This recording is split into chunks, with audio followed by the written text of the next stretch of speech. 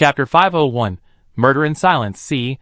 At this time, Yuli relied on her superb martial arts to easily sneak into the execution room. There were so many guards standing outside the door, but no one noticed that a female warrior had sneaked into the execution room. This is the torture chamber where Yu Han-song specializes in punishing escaped slaves. It is also the place where he finds excitement when he is bored. Sometimes life is too comfortable, and I just want to see some bloody scenes and hear some screams. So this torture chamber was built underground, and you couldn't hear the sounds below even if you were standing on the ground. But those maids and servants, as well as the women occupied by Yu Han-song, all know this torture room, and many people were kept obedient here.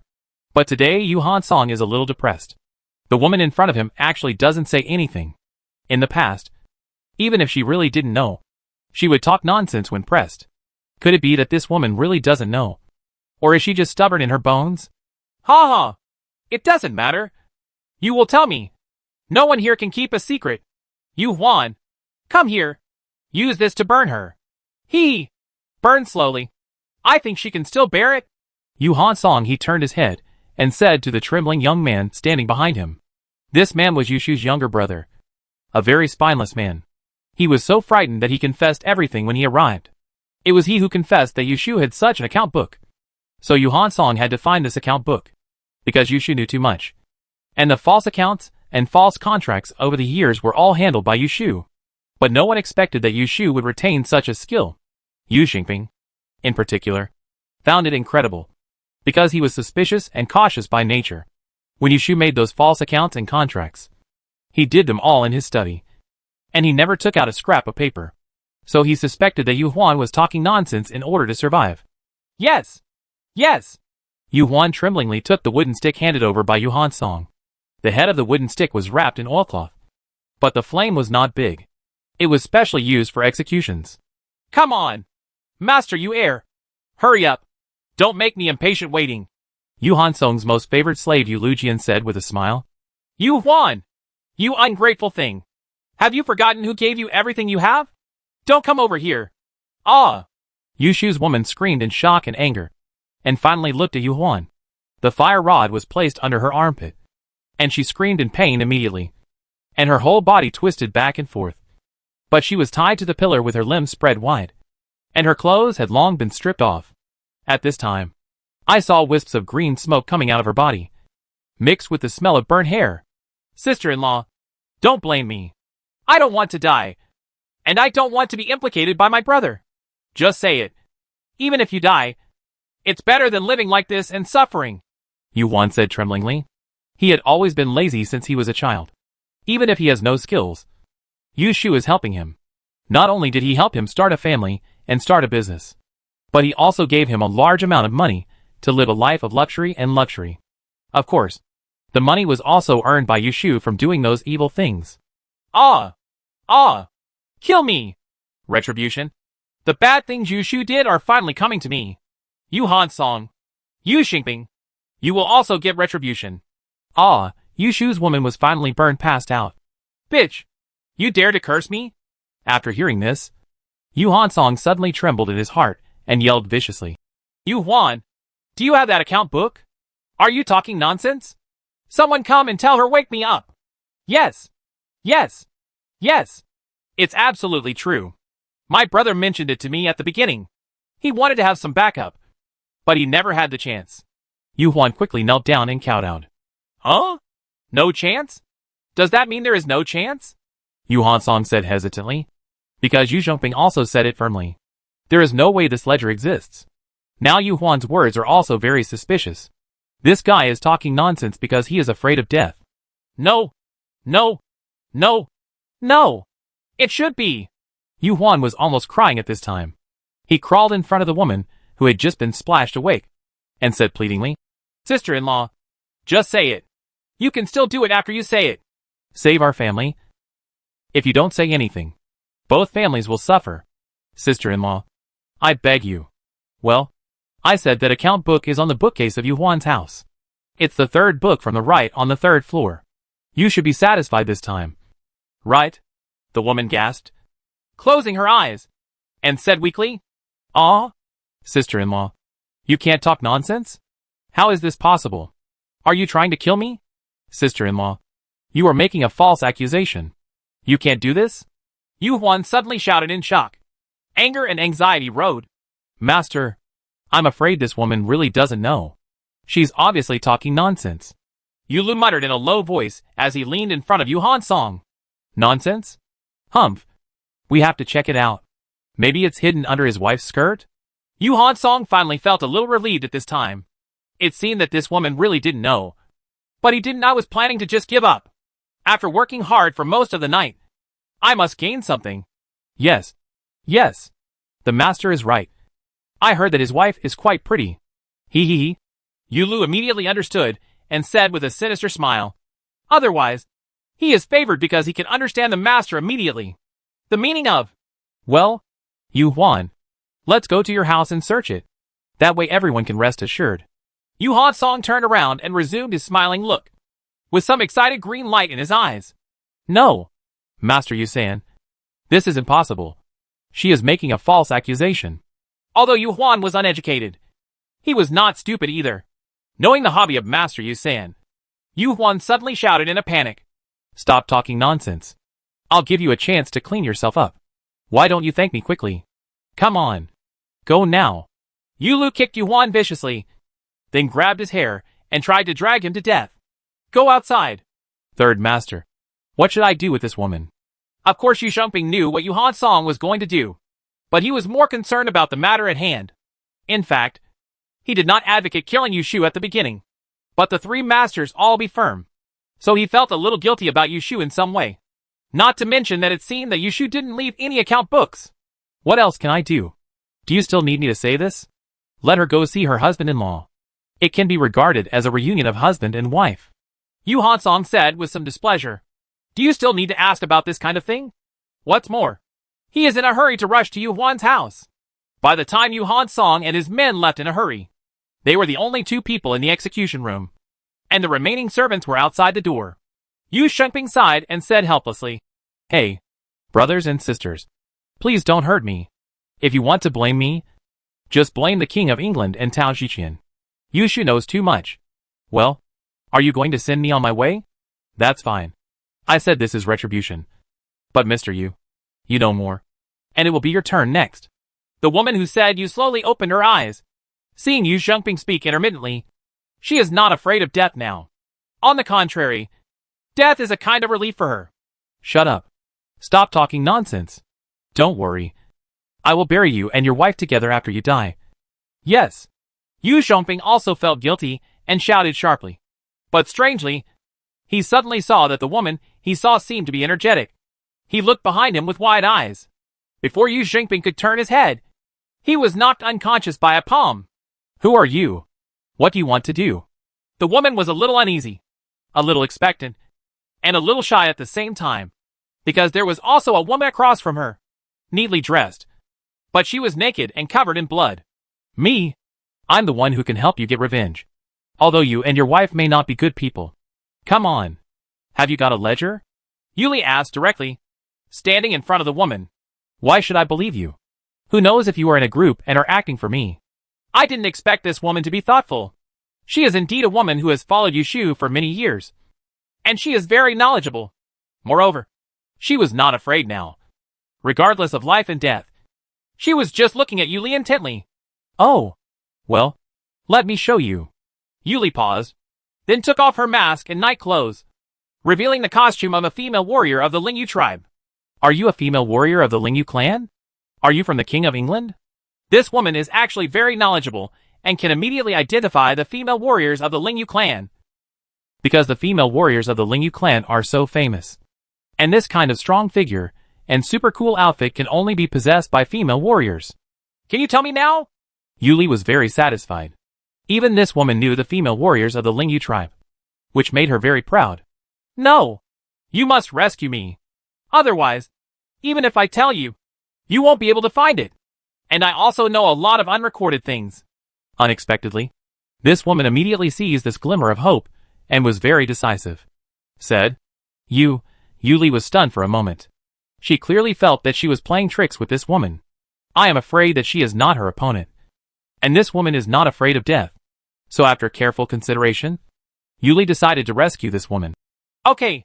Is it easy for you to move now? Well, I haven't hurt any muscles or bones. I should be able to hold on for a while. Help me find some clothes. The woman suddenly saw hope. And even her upper body didn't feel too painful. Yuli easily took off Yu Zhongping's coat. Then let the woman go, letting her tidy up a little. And then took her out. Before leaving, he wanted to kill Yu Zhongping. But he was stopped by this woman. Don't kill him yet. If you kill him, you won't be able to get the account book. Yuli looked at this woman a little doubtfully. And then realized that this woman had tidied herself up a little. She was still quite fair.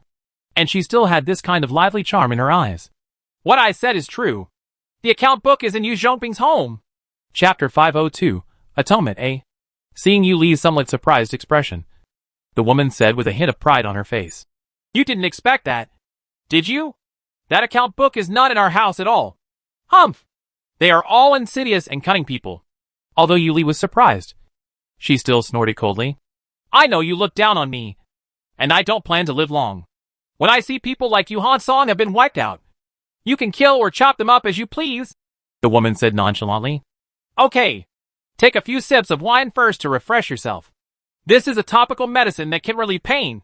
Then follow me. I will take you out, Yuli said a little helplessly. Meeting such a scheming woman, she could only take her back and leave it to Tao Ziqian to deal with her. After leaving the execution room, I didn't expect that after Yu Han Song left, there were only a few servants left outside. It was not difficult at all. Yuli had killed them all without even using any force, and he didn't even have time to make a sound.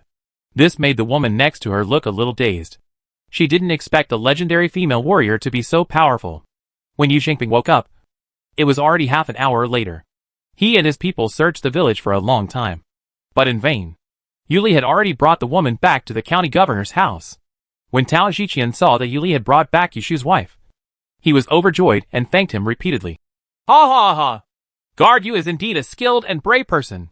Not only was he able to find out the news, but he also brought a living person back. Tao Mao admires it. Now that Tao Ziqian has mastered Yuli's temper, he has to support her so that he can maximize Yuli's super abilities. Humph! A mere Han Song villa is useless. It's not difficult at all. Yuli hummed very conceitedly, but she was very happy in her heart. Hee. Madam of the Yu family, don't worry. I will make sure you are fine when you get here. The things I mentioned have nothing to do with you. When this matter is over, I promise to put aside the past and arrange a safe place for you. Oh, by the way, what's your name? Tao Ziqian said to this woman with a smile. This guy is much more confident in dealing with this kind of woman. And he made a big promise as soon as he opened his mouth. Thank you, Master Tao. Sinful woman. The sinful woman's name is Qi Xiang. Yushu's wife, Qi Xiang, immediately prostrated herself and said, Everyone has feelings. When she saw Tao Ziqian, Qi Xiang didn't dare to play any tricks. Because she could feel that although the county guard was smiling, he was very shrewd. Okay. You go take care of the injury first. And then take a good rest. Come. Take her to heal. And find her some sets of clothes. Tao Ziqian said in a pleasant manner, without even rushing to ask for the bill. It's Ben's business. After Qi Xiang was taken out by the female guards, Yuli immediately asked dissatisfiedly, Old Tao, what do you mean? Instead of asking about the whereabouts of the account book, I first healed her injuries, changed clothes, and made peace with Yenyu. Sexy! Why have you never been so kind to me? Are you attracted to this woman? Ouch! My aunt, where did you think? Am I this kind of person? This woman has just experienced life and death, and now she has doubts. So she must comfort her with words. How can I have any other ideas? I will try my best to serve King Chitos again, Tao Ziqian explained in a dumbfounded way. Humph. It's hard to tell. I think you are this kind of person.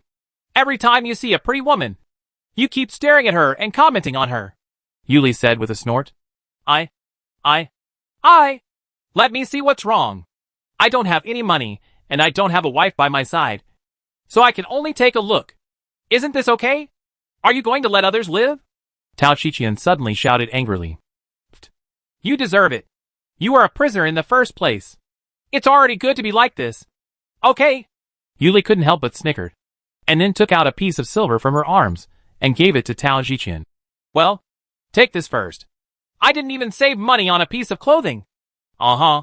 I'm so touched. Do you have any more? I also want to wear a pair of fast boots. Leather ones. Die. I won't give you this ingot either. Although Yuli brought back such a big surprise, Tao Shiqian was actually very calm.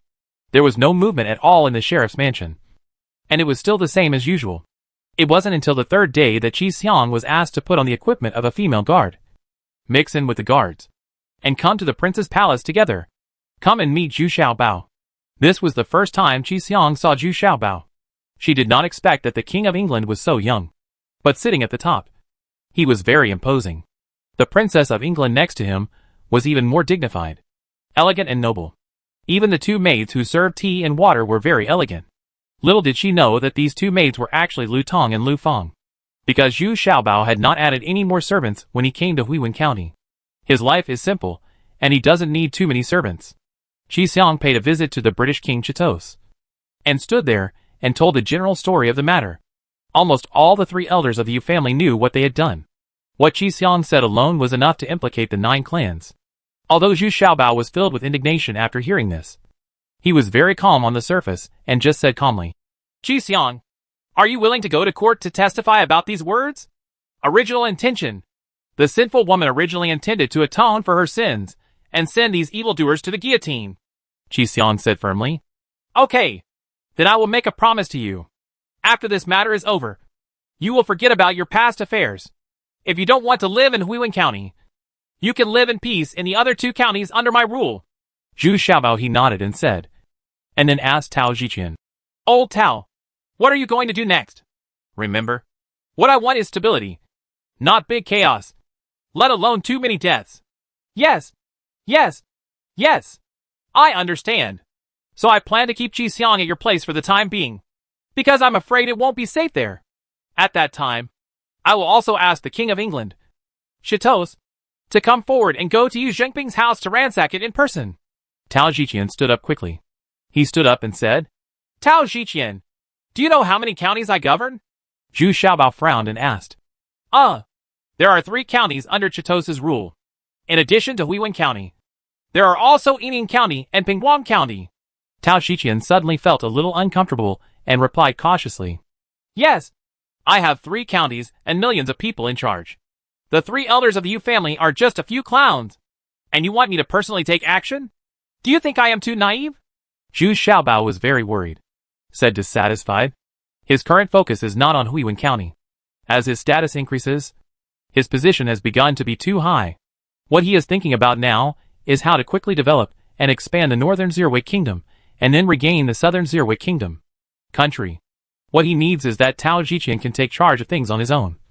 Not that he has to step in for everything. Yes, I understand. But Chitos also said just now that we should try to be as smooth as possible. So I have the courage to ask Chitos to take action. Because Yu Zhengping's home is in Yu Hanbai's village. I'm afraid that unnecessary things will happen then. Conflict. Yu Hanbai is a simple and rude man with extremely high cultivation. And there are many masters under his command. Of course, if someone comes hard, his subordinates will not be afraid. They are just afraid that they will not be able to defeat him and embarrass Chitos. Tao Zhiqian is a cunning old man after all. Although he pretended to be embarrassed, his words also had a rogue tone. That means if you don't go, if something goes wrong, don't blame me. Old Tao, you must be the thickest-skinned county guard in the world. Well, then I'll personally go out and help you calm down the situation. Zhu Xiaobao couldn't help but laugh.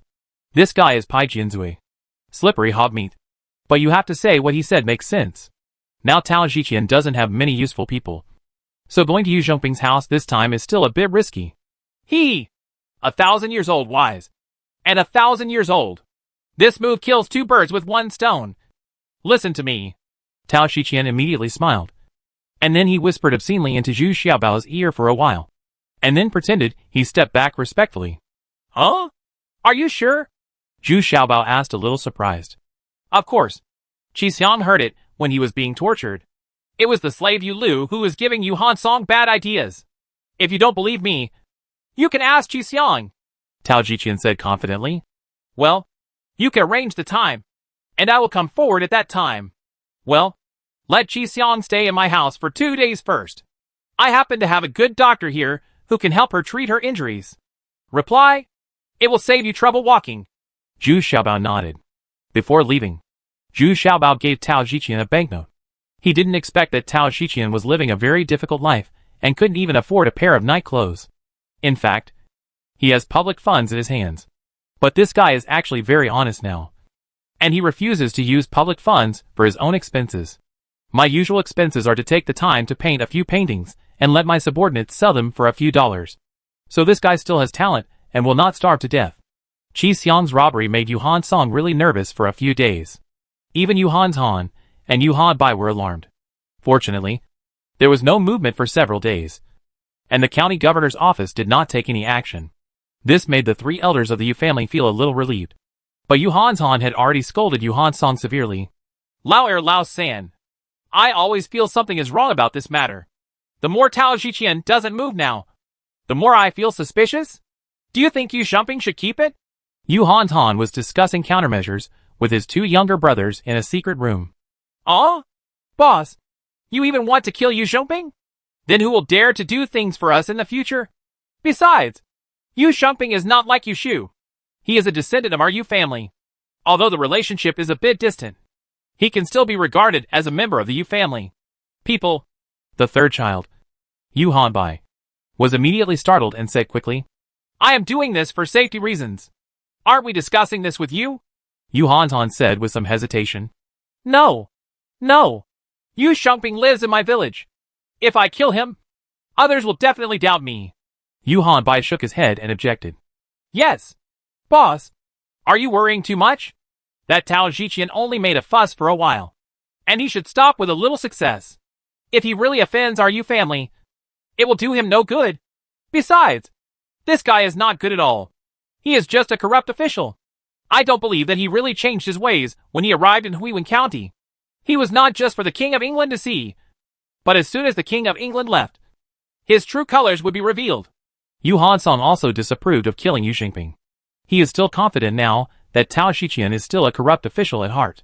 Coming out of the boss's village, Yu Hansong was a little listless. He had been a little depressed these past few days. He was scolded by the boss several times. Now he feels boring in everything he does. Master, I have made arrangements. I will wait for you to have some fun tomorrow. Huh? Really? Chapter 503, Atonement, B. Tao Zhiqian listened to the report from his servants in the governor's house and counted on his fingers. Let me calculate. It takes 2 cups of tea from Yu Hansong Shuangzi to Shindali's house. From here, we go to Yu Shengping's house. At home, it takes time for a cup of tea, and Yu Hansong also needs time to do that. So even if he takes a long time, half a stick of incense. It's almost time to ask Prince Chitos to come out. What are you thinking about? You are talking about this and that. One look at your side look on your face. And I know you have bad intentions. Yuli asked impatiently from the sidelines. Tao Zhiqian said something that she couldn't understand. No. I have an upright and kind heart. I save people from fire and water. Alas, it's a pity for Shindali's wife. There's nothing I can do about it. I can't bear to let my wife trap a gangster. Tao Zhiqian said a little regretfully. Yuli couldn't understand even more. After receiving Tao Zhiqian's request, Zhu Xiaobao immediately took 1,000 female soldiers and set off fully armed. This time, even Zhu Xiaobao was dressed in military uniform. Isn't this for the convenience of movement? When they arrived at Yuhan Bai's Shuangzi, sure enough, Manji didn't buy Tao Zhiqian's account at all, and they didn't let Tao Zhiqian in. The King of England has arrived at his 1000th birthday. Following the singing, Zhu Xiaobao's battle array arrived in front of the door of Yusanbai village. At this time, several guards who came over were not so polite. Isn't Yusanbai here? Why? Why don't you come out to pick up the driver? The King of England is 1,000 years old. Go and report it now. No matter how arrogant the house slave at the door was, he did not dare to offend a prince. So he hurried in to report it. Soon, Yu Hanbai brought a group of people to visit Zhu Xiaobao. Although he was full of dissatisfaction, Zhu Xiaobao's identity was here. As a saint, he had to greet him in a polite manner. Excuse me. I am passing by here and just happened to come to see Zhuangzi, who is outside Yu Yuan.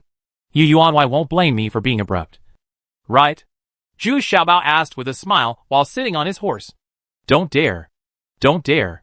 I'm deeply honored that the prince, Chitos, has come to visit my humble residence. How can I say it abruptly? Chitos. Please. Madam Princess. Please.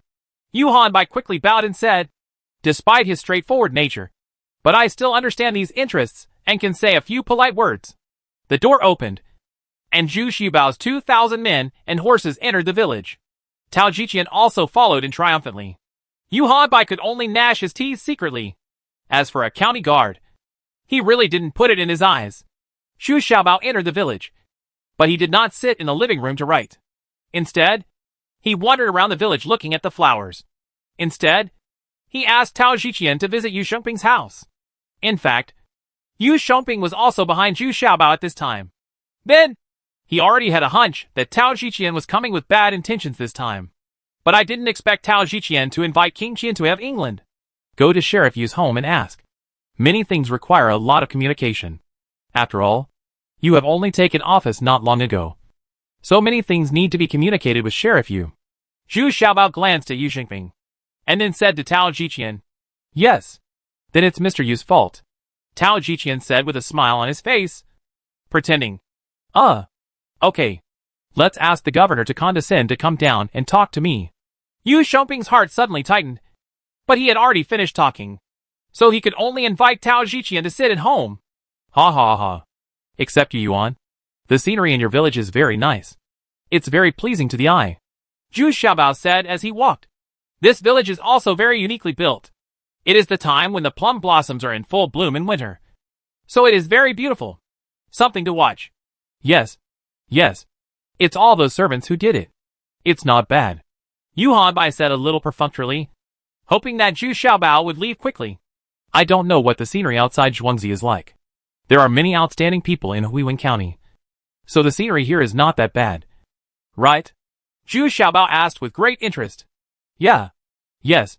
Although Huiwen County is not big. The scenery everywhere is unique. Many literati come here to recite poems, compose poems, and enjoy the flowers. Yu Hanbai nodded, although he did not understand Zhu Xiaobao. But it's all the truth.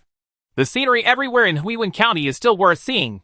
I want to take a look outside Zhuangzi. I wonder if Yu Yuanwei would like to accompany me to have a look. After all, I am new to Huiwen County, and I am not familiar with the place. It is convenient to have an acquaintance to lead the way. Zhu Xiaobao asked very politely. This, of course, it is an honor for me to serve the prince. Someone, bring my horse over. Although Yu Hanbai was full of reluctance, since the prince said so, he could only accompany him. Go out for a walk. But he was a little confused as to what Zhu Xiaobao wanted to do. Did he really want to be on good terms with the Yu family? But except for Zhuangzi, Yu Hanbai felt something was wrong. None of the places with unique scenery he recommended were interested in Xiaobao. And they kept walking westward. The direction seems to be very clear. Your Majesty Chitos, don't you want to enjoy the scenery? If you go further west, there will only be farmland. Yu Hanbai couldn't help but remind him. Oh, that's fine. I just want to see the local farmers and understand their lives. I'm sure Yu Yuanwei won't object. Right? Zhu Xiaobao still said with a smile, as if he insisted on pulling him. Let's go together with Yu Hanbai. But the further he walked, the more Yu Hanbai became a little uneasy. All the fields in front of him were Yu Lao's fields. And of course some of them were also the common people's fields. What are you doing here? Zhu Xiaobao? At this moment, a horse ran from the front and ran up to Zhu Xiaobao, shouting in panic. Your Majesty, it's bad. Something happened up front. Master Yu Heir was beaten. Master Yu Heir? Isn't that your brother? Yu Yuan. We have to go and have a look. It's not bad. After you dared to hurt the saint in broad daylight. Is there any way to do it? Zhu Xiaobao suddenly he shouted a little dissatisfied. Who is so brave and dares to beat my brother? Yu Hanbai also yelled a little frightened and angry. He was so anxious that he didn't have time to think carefully and immediately hit the horse with a whip. He even ran in front of Zhu Xiaobao. Zhu Xiaobao and Zhu Rong looked at each other and smiled, and immediately chased after them. We walked to a farmhouse, which was Shindali's home. Shindali was not there at this time, but Mr. Yu Heir was really there, and Mr. Yu Heir was in such a miserable state now. She was naked, wrapped in a quilt. And there was a woman still crying on the bed. She was really Shandali's wife. Tong Ernyang. There are 8 female warriors in the room, and one of them is stepping on Yu Han Song with her foot. Yu Han Song was stunned and couldn't move. It was a cold day, and he was shivering and crying, begging the other party to spare him. How dare you treat my second brother like this? Yu Han Bai couldn't help shouting angrily, and pulled out the knife from his waist. Because he was traveling with King Chitos of England, he didn't bring any heavy weapons. Humph. We are the guards of Governor Tao. This man is raping a girl here. Do you think he should be killed? Beating him now is considered light. Several female guards replied without showing any signs of weakness. Ah, isn't this Mr. Yu Han Song, the Queen of Saints? Do you still have this kind of hobby? I really can't tell. Zhu Xiaobao also got off the horse and said exaggeratedly, and picked up Yu Han Song's body with his riding crop. Wrapping up the quilt, Yu Han Song suddenly turned red and wrapped the quilt tighter around him. Second brother, what's going on? Why are you here? Yu Han Bai asked angrily. He didn't know that his second brother had this unique hobby and had many wives and concubines at home. But he likes to hack other people's wives. If they are ordinary unmarried women, he would still look down upon them. Alas, do you even need to ask? Someone has plotted against me. I even invited the King of England and you here. Tao Shiqian. It's really a good trick. Yu Han Song said harshly. No. My second brother never does such dirty things. He has a lot of wives and concubines at home. What kind of woman would do such a thing if she doesn't have any? Chitos, please be more careful. Yu Han Bai could only say at this time. Chang argued. You still dare to quibble. The stolen goods are gathered here. These 2 evil slaves are still helping. They were also captured. The other 2 female guards said immediately. Only then did Zhu Xiaobao realize that there were 2 slaves kneeling in a corner of the room. These 2 slaves were also disheveled and seemed to be preparing to drink some leftovers. If you follow the master out, you will get some benefits every time. No. No. No. Prince Chitos. She volunteered. And we paid? If you don't believe it, asked Shandali. Our master gave him 2 taels of silver back then. You also saw this at the time. That was the deposit. Ah! I didn't expect that Jiyu Lu was really cunning. And he could even make up such a reason at this time. Yes. Yes. She volunteered. Yu Han Song seemed to have grasped a life-saving straw at this time. Nodding repeatedly. Voluntary? Just 2 taels of silver? And then she invited you here? And sent Shandali away? Zhu Xiaobao stretched out 2 fingers and asked with a smile. Then suddenly remembered something. Shook his head and said, No. You gave me a tael of silver at the beginning. I can see clearly. I can't remember clearly. My slave came back and said that. So I was confused for a moment. Old Yu Han Song said with a red face. But now that's the only way to say it. It's the light of sin. Yes. Yes. 1 tael of silver was also paid. It can't be considered rape. Yu Lu was still quibbling. Well, how many wives and concubines do Mr. You have in total? Zhu Xiaobao asked, feeling annoyed in his heart, but still calm on the surface. A total of 117 people. Yu Han Song remembered this very clearly. Not confused at all. Oh, that's okay. I'll pay you 120 taels of silver and let your wives and concubines be sold to my male soldiers overnight. The extra 3 taels of silver will be considered a reward. Ah? How can this be done? Chapter 504, Atonement C. Everyone looked at Zhu Xiaobao a little blankly. As a prince, he was quite a rogue. Little did they know that Zhu Xiaobao would play rogue more violently than anyone else. How can that be done? They are all untouchables. And my master's women are all nobles. Yu Lu stood aside and quickly spoke for his master. This guy is really a loyal slave. Ha ha! You are really good at talking. Come! Come! Come closer! Let me see! Zhu Xiaobao said with a smile, and waved to Yu Lu. My lord! What are your orders? Although Yu Lu was a little hesitant, he did not dare to disobey, and cautiously approached Zhu Xiaobao. Crack! Zhu Xiaobao suddenly stopped smiling, took out the short knife from his waist, and cut off the remaining head with 1 blow. At the same time, he kicked Yu Lu's body onto Yu Han Song's body, saving his life. Splattered blood on himself. Ah! Everyone was shocked. They didn't expect Zhu Xiaobao to be so straightforward and kill Yu Lu with just 1 knife. Humph! Such an evil slave only retains Master Fang. Yu Han Song, am I right? Zhu Xiaobao asked calmly. Yes, yes. This is all instigated by this evil slave. I would never do such a ridiculous thing. Yu Han Song nodded repeatedly. Now that this is the case, what are you going to do? Zhu Xiaobao asked, looking at the embarrassed Yu Han Song. I was confused for a moment and was bewitched by these evil slaves. So I did this ridiculous thing. Please give me a lighter sentence in the name of my ancestors. Yu Han Song knelt there wrapped in a quilt and said angrily. Okay. You should compensate Shindali's woman 500 taels of silver. Come here. Beat these evil slaves to death with sticks. Yu Han Song. After thinking that he is a saint and still a lot of age. He is so careless. Let's take responsibility for 40. Zhu Xiaobao thought for a while and said, Ah, Your Majesty, my second brother may not be able to withstand such a heavy punishment. Please show mercy. Your Majesty. Yu Hanbai, who was next to him, suddenly exclaimed, 40 punishments. How about beating him to death? Well, since it was you who spoke out, I will be exempted from half of it and take 20 of the blame. Zhu Xiaobao looked at Yu Hanbai, as if he was giving him a lot of face, and then reluctantly agreed. Yu Hanbai wanted to say something else, but Zhu Xiaobao had already darkened his face and stopped paying attention to him. Immediately, there were howlings like slaughtering pigs outside the house. Those evil slaves were really beaten to death. But Yu Han Song was very well controlled. The early Angming female guards, who carried out the execution, were all they were female warriors. They knew what they were capable of. They could not beat people to death. But they also wanted to keep Yu Han Song in bed for 3 months. Seeing Yu Han Song crying and howling on the ground, Yu Hanbai was really worried. But there was nothing he could do. In the end, he had to take out 500 taels of silver and leave it to Shindali's woman. Of course, King Chitos is no longer interested in admiring the scenery. Yu Hanbai was angry and annoyed and sent someone to carry Yu Han Song away. He hurriedly carried Yu Han Song to Han Song Manor. Unexpectedly, the boss Yu Han Han had already arrived.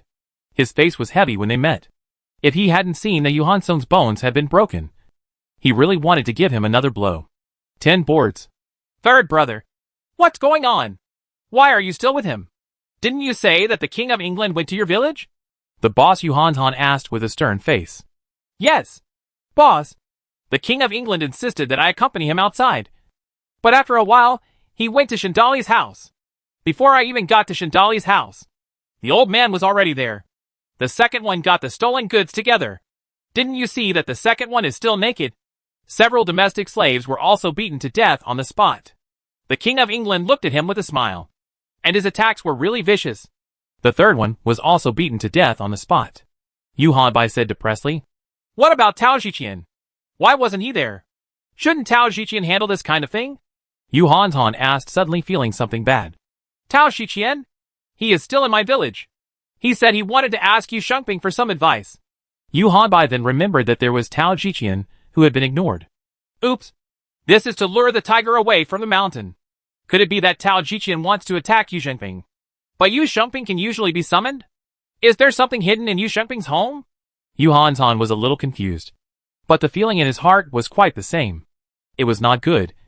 So he quickly said, Lao San, go back quickly and see what tricks Tao Zhiqian is playing. But when Yu Hanbai hurried back to Zhuangzi, Yu Shengping had already been taken away by Tao Zhiqian. Those servants also saw Tao Zhiqian taking an account book from Yu Shengping's residence.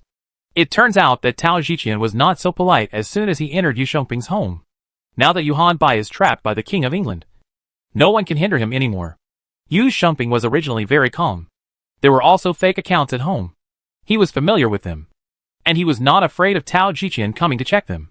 But as soon as he entered the house, a female guard next to Tao Zhiqian took off her helmet, which made Yu Shengping feel half-hearted. Isn't this Yu Shu's woman Qi Xiang? She was the woman who was rescued after she was knocked unconscious.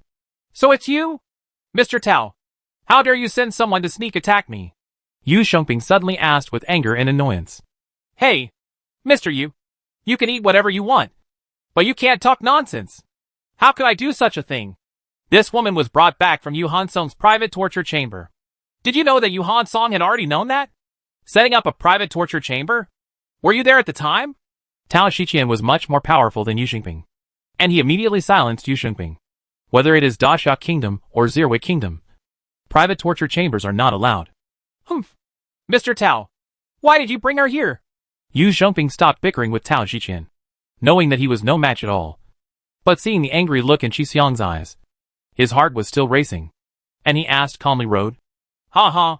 Aren't you looking for that account book? I'm here to help. If you find it, how about we discuss it together?"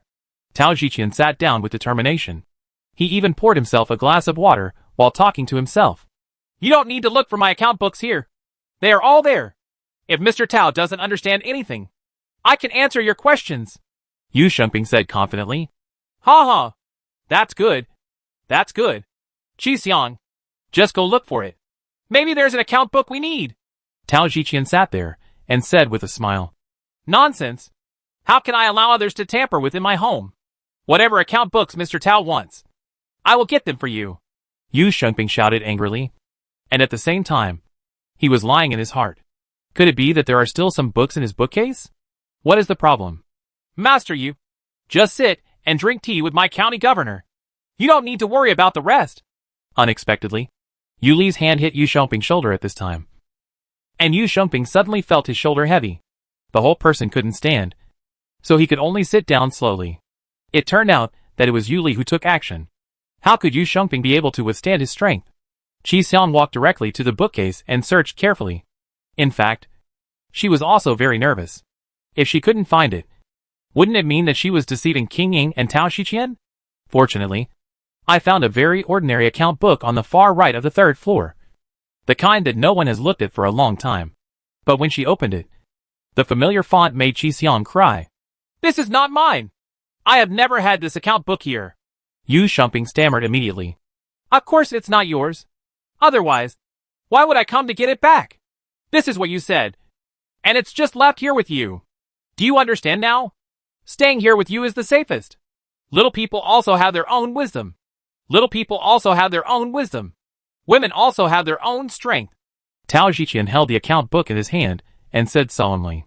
The first sentence was about Yushu, and the latter sentence was to praise Qi Xiong. That's right. Yushu is indeed very smart and has deceived all of us. Alas, I knew this day would happen a long time ago. I didn't expect it to come so soon, let alone that you would be the one to deal with us. The King of England's employment is really impressive. I admire you. Yu Xiongping said with emotion at this time. Ha ha. That's Tao's good fortune. To meet the Lord of the Ming Dynasty.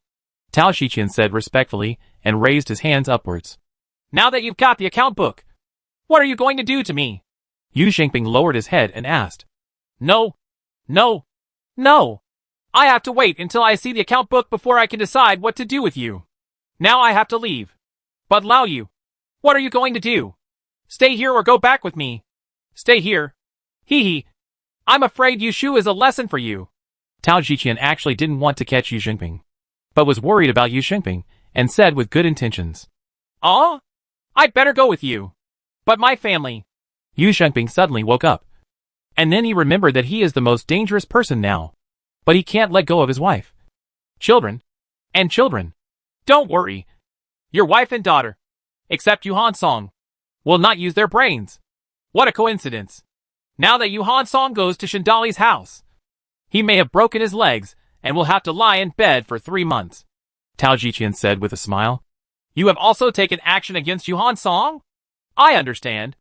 In the whole world, this King of England is much more tyrannical than His Majesty. It's ridiculous. Yuhan Song still wants to compete with the King of England. It's really ridiculous. Yu Xiongping suddenly said with a sad smile. It turns out that they can call upon the wind and rain because Yu Qianru does not have the strength to frighten these families. So she can only tolerate it. Now that the Northern Purple Royal Kingdom is growing in strength, it can no longer tolerate these families being so presumptuous. All of this only happened after the fifth prince returned. In Prince Ying's mansion, Xu Xiaobao and the others were all having dinner. Today's affairs were done very beautifully. Everyone was very happy that Xu Xiaobao had killed that evil slave Yu Lu. What was even more painful was beating Yuhan Song until he was bedridden. In fact, everyone hated this old pervert the most. Ha ha! Now that the road has been paid for Tao Xiqian, it's all up to him to handle the rest. Well, there's one more thing. I have to help him secretly. Oh, the apprentice, please work hard tonight. Around the sheriff's mansion, keep an eye on me. I guess Yu Han should be anxious too. A killer of Wuzun level should also show up. Zhu Xiaobao said with a smile. But this was not what he thought of. But Zhu Rong's careful thinking. And he would give it to him as soon as he came back. Zhu Xiaobao made this suggestion. Well, Master, do you want to die or live? Huh?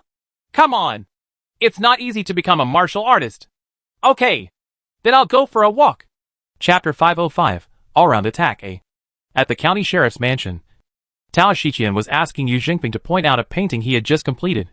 The painting turned out to be Yu Wenchang, the ancestor of the Yu family. In Huiyuan County, many families with the surname Yu were dedicated to the ancestors of the Yu family. So Tao Shiqian could also he drew it from memory. But his painting still shows his profound skills. Tao Shiqian's residence is indeed simple enough. Apart from a bed and a desk, the rest is just a few simple pieces of furniture. Xinqi's room is quite large, so it seems empty, and his words are echoed. But Tao Shiqian didn't care and still lived happily. I didn't expect Master Tao's artistic attainments to be so profound. But what was your purpose in painting this painting? Did you want to use this painting to exchange for money? Although Yu Shengping was a little listless, he was still a little curious.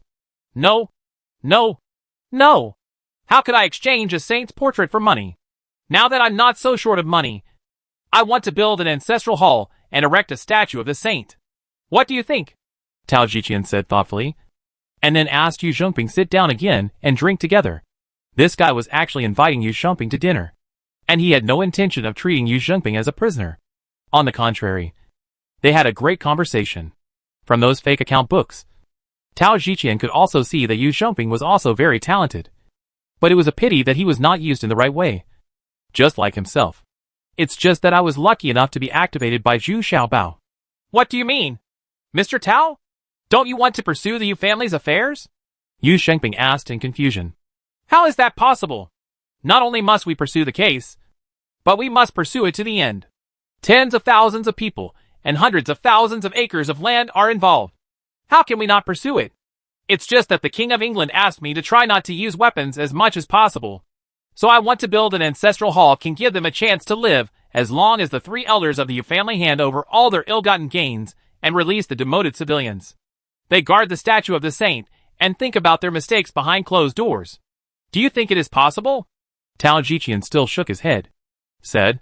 He was so proud of his idea. This idea will definitely be appreciated by Zhu Xiaobao.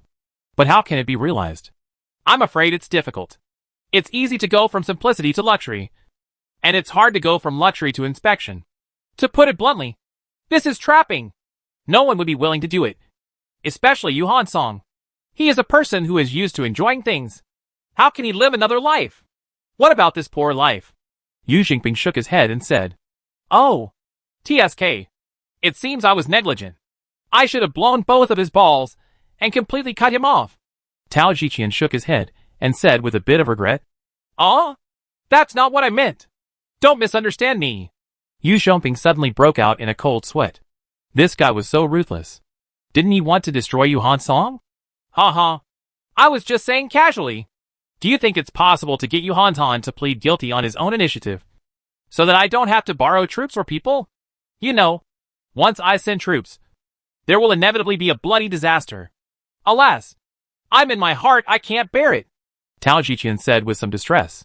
At this moment, two figures broke in through the window, with the same black gauze covering their faces, aiming directly at Yu Shengping. Lao Yu, run quickly and get under the bed with me. This guy was a great martial artist. He wanted to get under the bed as soon as he opened his mouth. Yu Shengping was a little dumbfounded when he heard this. But now I didn't care so much, and subconsciously followed Tao Shiqian under the bed. Bold! You actually came to the governor's mansion to assassinate me? I've been waiting for you for a long time. At this time, another figure jumped in.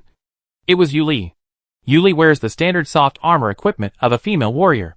This kind of clothing is most suitable for close combat. The double swords in her hands are flying like snowflakes. Her fighting style is even more radical than Yu Shuang and Yu Shui. She is completely fighting at close quarters with all her strength. And he was fighting it all on his own. But Yu Li immediately realized that something was wrong. The two people on the other side were all martial masters. This was completely beyond her expectation. She thought it would be great to have a martial master, but she didn't expect it. Two came out at the same time. One of the other party entangled Yuli, and the other went straight to the bed. But the two hid under the bed, and the assassin had no choice but to bend down and shoot more than a dozen hidden weapons. But I didn't expect that an iron umbrella would be opened under the bed. I was surprised to find these hidden weapons in the first place. It turned out that Tao Jiqian had hidden his weapons under the bed a long time ago. He also expected that someone would come to assassinate him. At this time, Yu Shumping was dumbfounded. Master Tao actually had this hand. Not only did he have an iron umbrella in his hand, but he also had two 3-shot sleeve crossbows next to him. Yu Shumping immediately picked up the sleeve crossbow with understanding and fired it outside. After firing, he immediately threw it aside and took the other sleeve crossbow in his hand. The martial lord next to the bed was suddenly shocked and angry. He didn't expect these two people to be so difficult to deal with, and almost ejaculated on him. So he was so fierce that he cut the bed in half with one strike.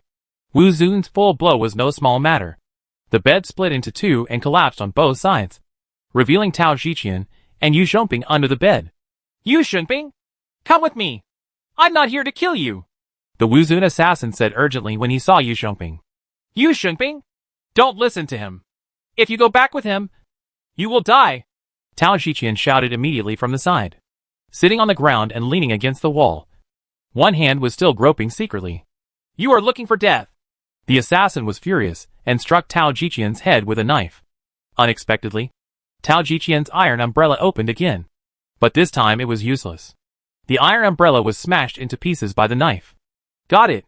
But Tao Jiqian under the umbrella has disappeared. There is a secret door on the wall. Tao Jiqian has pulled Yu Shumping out of the secret door. Yu Shumping was a little stunned. This room was newly renovated. Yu Shumping did not have a dedicated bedroom in the sheriff's mansion. If he was tired, he would just take a short rest in his study. Unexpectedly, Tao Jiqian chose another bedroom as a bedroom and built such a secret door. It seems that this guy has been prepared for such a day. Yu Shumping was actually very conflicted in his heart. He could already identify these two assassins as the two martial masters with the highest cultivation level around Yuan's Han. He had seen them on a regular basis. But these two people rarely spoke. Even when he saw Yu Shumping, he looked arrogant, disdainful. Wu Zun. Of course, he doesn't pay attention to ordinary people at all. But the other party said they wanted to take him away. And Yu Shumping felt very conflicted. In fact, he knew that even if he was rescued, it would be enough for Tao Jiqian to get an account book. The only way is to die without any evidence. So Yu Shumping still dare not go back with them. And he is already frustrated and does not want to resist anymore. Yuli was also anxious and angry this year. Although the opponent couldn't beat her, Yuli couldn't kill him in a short time. But this man was able to entangle Yuli, which made Yuli very depressed. Watching Tao Jiqian break through the wall and come out, Yuli was anxious. So she hurriedly struck 3 times in succession, and even threw out a knife, forcing the Wu Zun assassin back. And she also escaped from the secret door. At this time, Tao Jiqian and Yu Shumping were already in a state of embarrassment. If the other party hadn't wanted to kill Yu Shumping, Tao Jiqian would have been killed long ago with his martial arts skills. But now Tao Jiqian is relying on the sleeve crossbow in Yu Shumping's hand to resist. Guard you! Come and save me! If you don't save old Tao, he will die. And the money he owes you will not be repaid. Tao Jiqian shouted shamelessly when he saw Yuli running out of the secret door. Yuli was angry and happy, so she had to quickly take over the offensive of the Wu Zun assassin. And at the same time, the other Wu Zun behind him also caught up. The two of them took action at the same time to kill Yuli quickly. Yuli was in danger this time. Tao Jiqian was actually quite loyal. He wanted to rush over to help Yuli, but Yuli kicked him away. She wanted Tao Jiqian to take Yu Shumping and run away. But with this kick, Yuli showed a flaw, and a warrior in front of her raised his hand and cut off her leg. Yuli felt desperate after seeing this. She couldn't avoid this knife no matter what. When? There was a crisp sound, and sparks burst out from the knife. But Yuli's leg was fine. The martial artist was also shocked. And then he realized that there was a chubby old man standing in front of him, holding a knife in his hand. Kitchen knife, she said with a smile. Oh, Yuli, your kung fu is still a bit lacking. Yuli was immediately ashamed. Her kung fu had indeed not returned to its strongest state. Wasn't he forcibly harvested by Jijishi? The loss was considerable, and he has not fully recovered yet. You are the great martial lord. How can you meddle in worldly affairs? The martial lord assassin shouted in horror. He had already sensed that the opponent's cultivation level was far above his own with just one move. And he even came close to him. I didn't even notice it. What could this be if it wasn't the great martial lord? Yes. Yes. We can't interfere in secular affairs.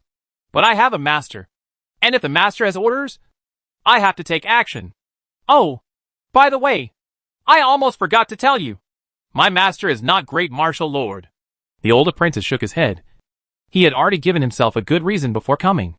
The two assassins looked at each other, and then wanted to escape at the same time, facing the great martial lord. What a slap in the face. It's good if one can escape. Don't run. If you run away, where will my great martial master's face go? Stop right here. I'll chop. I'll chop. I'll chop. Chop. Chop. The old apprentice started to go berserk again. He surrounded the two great martial masters and refused to let them escape. He slashed at them randomly, leaving the two of them in a panic. The old apprentice didn't have any moves. He just kept attacking as he pleased. But these two Wuzun assassins were just too tired to parry, and couldn't tell which moves they were at all. I could see the shadow of kitchen knives all over my body. What's even worse is that the two warriors found that the masks and clothes on their bodies were falling off piece by piece. After a while, the two of them were already bare-chested and fighting with their old apprentice. No, it should be said that it was a subconscious response. In the end, the two Wuzun assassins stood back to back. The swords in their hands were only the handle and hilt. In the end, the two stood there without daring to move anymore. Chapter 506, All-Round Attack B. The two warriors stood there, naked from the waist up, and felt chilly in the breeze. With their cultivation at that time, they were not afraid of the cold wind. This is so embarrassing. But think about it. It's better to be embarrassed than to lose your life. So I could only stand there honestly. I'm telling you, don't move. My master said that it's not easy to become a martial artist. He told me not to hurt anyone. But if you don't obey me, don't blame me for being rude. I'll cut off every foot you step. Which leg should I break? The old apprentice stuck the kitchen knife on his waist and said warningly, without even looking at the two men. But these two martial masters did not dare to run away. At this time, Tao Jiqian came back with a high air, and boldly touched the naked upper body of the two warriors. TSK! TSK! How do you maintain such thin skin and tender flesh? This is my first time as a warrior-level assassin.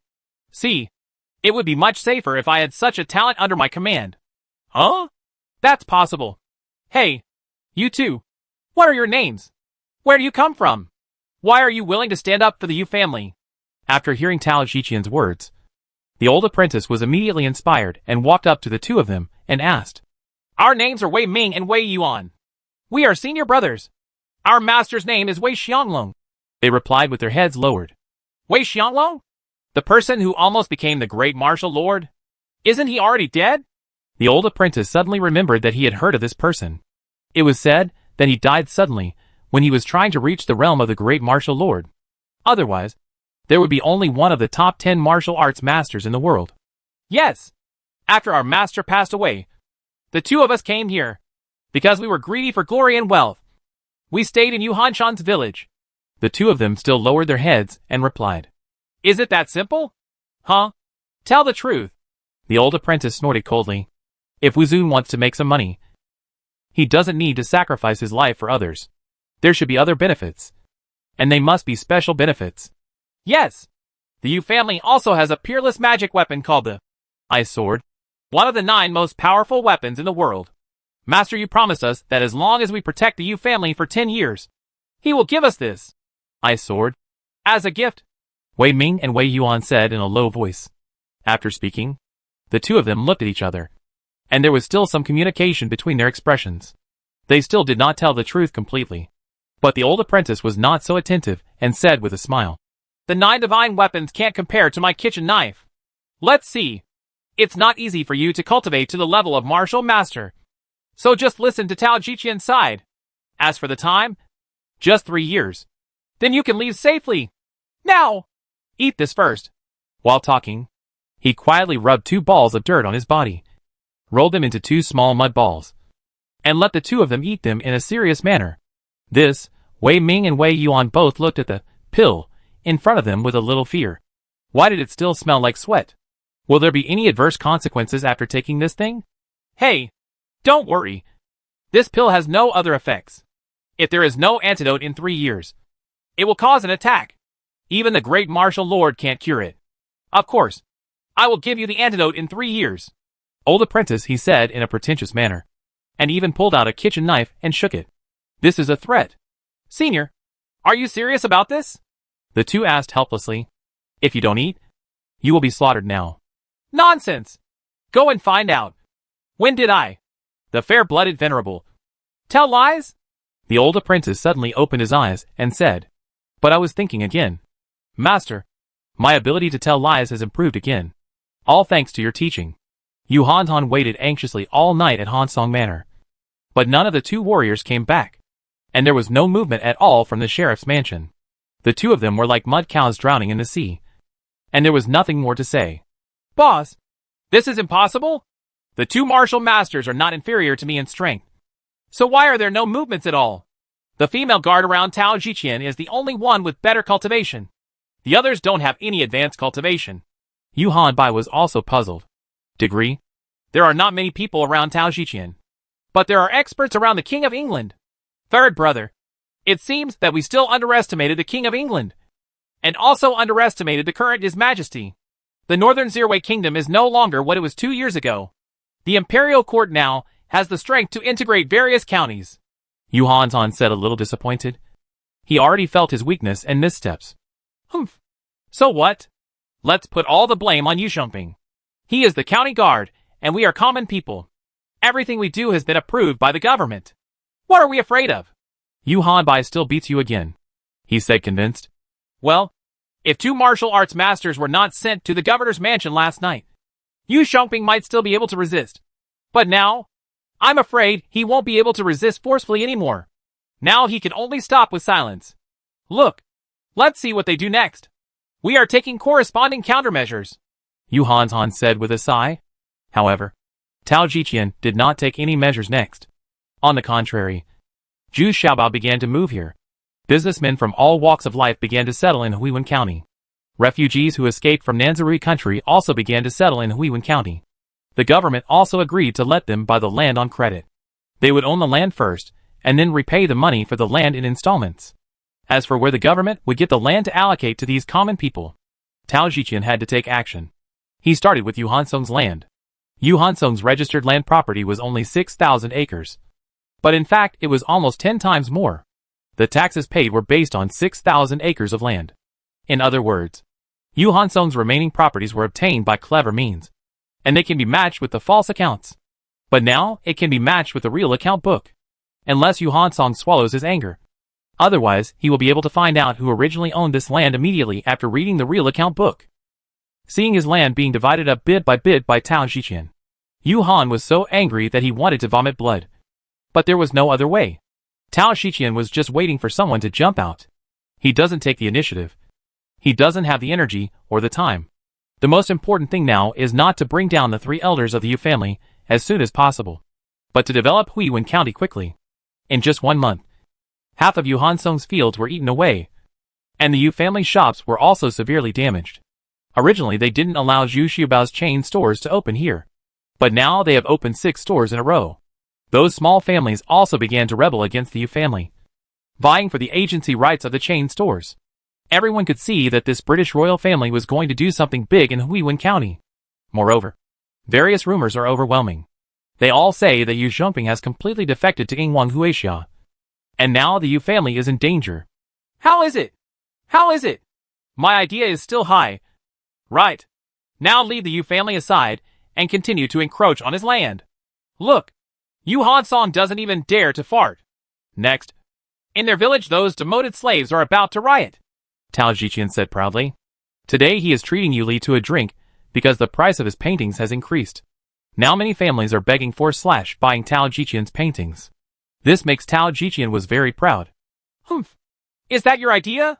Don't flatter yourself. It's not all Xiaobao's idea. Besides, those shops and supply sources are not Xiaobao's connections and resources. You are just sitting back and enjoying the benefits. Okay.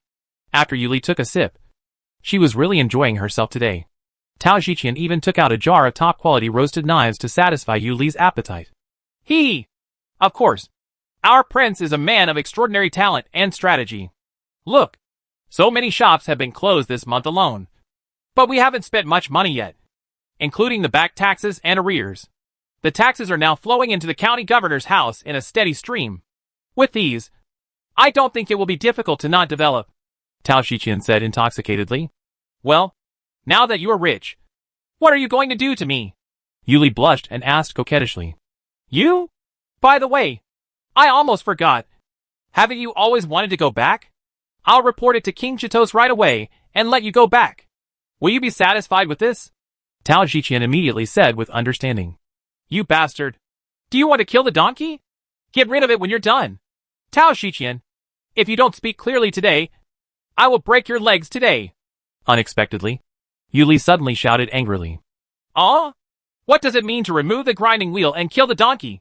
What does it mean to throw it away after use? Where does this go? Tao Shiqian is also a little confused. Without this woman, he is getting more and more confused. Could he really be wrong? Do you like it? Humph. Don't think I don't know. You secretly went to a brothel last night and spent 50 taels of silver. Yuli shouted even more angrily. Yeah. So what? I do things secretly so that no one sees me. After all, I am also a county guard. Besides, my wife is not around. So where can I go if I don't go to a brothel? Tao Shiqian said a little embarrassed, but felt I didn't make any big mistakes myself. 50 taels of silver can also be spent on paintings. No public funds were used. You're really mad at me.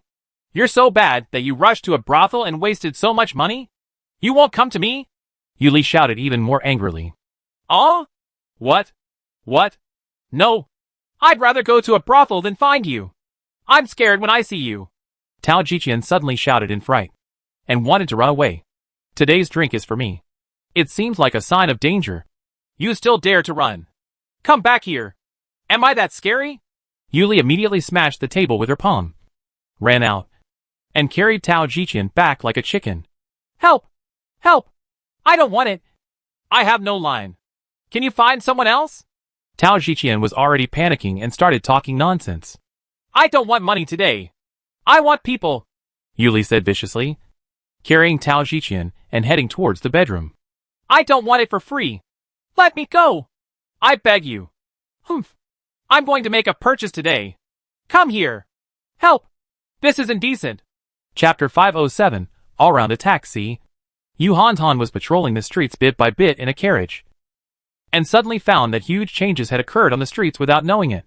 His own shops were almost all deserted, but the newly opened shops were springing up like mushrooms after a spring rain. Both sides of the street were covered, and people were flowing in and out, and business was booming. He also saw many young ladies from small families going out of this house and into that house excitedly. Very busy. Lao Jin, how is our business lately? Is it still not improving? Yu Hantan asked dully, and there was his steward accompanying her in the carriage to patrol. Master, almost all of them are at a loss. Now there are so many shops all of a sudden. They all came here from Nanzarui Kingdom to open shops. They are all extraordinary in strength. Some of them are from Princess Island or Shijue. They are all here. It's a new thing that you don't usually see, especially recently. The tobacco and smoking utensils have become the hottest items in Huiwen County. Look, everyone has a tobacco rod. Alas, I heard that these are it's for the King of England's sake. Lao Jin, the man in charge, sighed. The Lu family, the Hu family, the Lu family and other small families are now unwilling to accept credit. Yu Hantan asked with a stern face. Yes, they said that money is tight now, and they no longer take credit. If you want to purchase goods, you have to pay at least 50% in cash. And I heard. Lao Jin hesitated and hesitated to speak. You can just say it. You're not an outsider. Yu Hantan urged dissatisfiedly. I heard that some of these families have quietly gone to Tao Shiqian's place to hand over all their excess land and pay it back. Lao Jin still hesitated to say clearly. Huh? You said this was all instigated by my Yu family. Right. Huh. I know the nature of these people when they are pushed down by the wall. It's hard to be a great person. Yu Hantan snorted and made Lao Jin's words straightforward. Speak up. Not only that, those slaves who were released not only regained their civilian status, but also received compensation from these families. And the government also exempted them from tax for 1 year. So these poor guys are now buying this on the street as if it is a holiday. By that, the people in the government say this is called revitalizing the economy. But I don't understand. But if this happens, all the slaves in our village are starting to get excited. And I'm afraid they won't be able to hold it back, Jean said worriedly. Alas, this King of England is so powerful. This is killing with a soft knife. Without even a single soldier. We have already fallen into trouble. Yu Hantan said a little frustrated. Depressed. Yu Hantan also lit a pot of cigarettes. This stuff is really good. Especially suitable for taking a few puffs when you are depressed. The 3 elders of the Yu family are now addicted to smoking. They have no choice but to feel upset. Especially Yu Hansong. Lying on the bed, could not do anything but smoke to relieve his boredom. When we walked to the newly opened chain store, we bought tofu soup and fried stinky tofu. Yu Hantan also got off the carriage and ordered 10,000 tofu soup and a plate of fried stinky tofu. But everyone was queuing up. He is the only one who can enjoy it while sitting down. It seems that the owner of this chain store is still a little afraid of Yu Hantan. But Yu Hantan didn't feel comfortable sitting there. Those in line looked at him coldly. Especially the common people, who looked at the saint in front of them with hostility. It has to be said that Zhu Xiaobao's strategy is very successful. Not only are there high-end products, but there are also products that benefit the public. This kind of tofu soup is not only beautiful, but also not expensive, and can be enjoyed and afforded by ordinary people.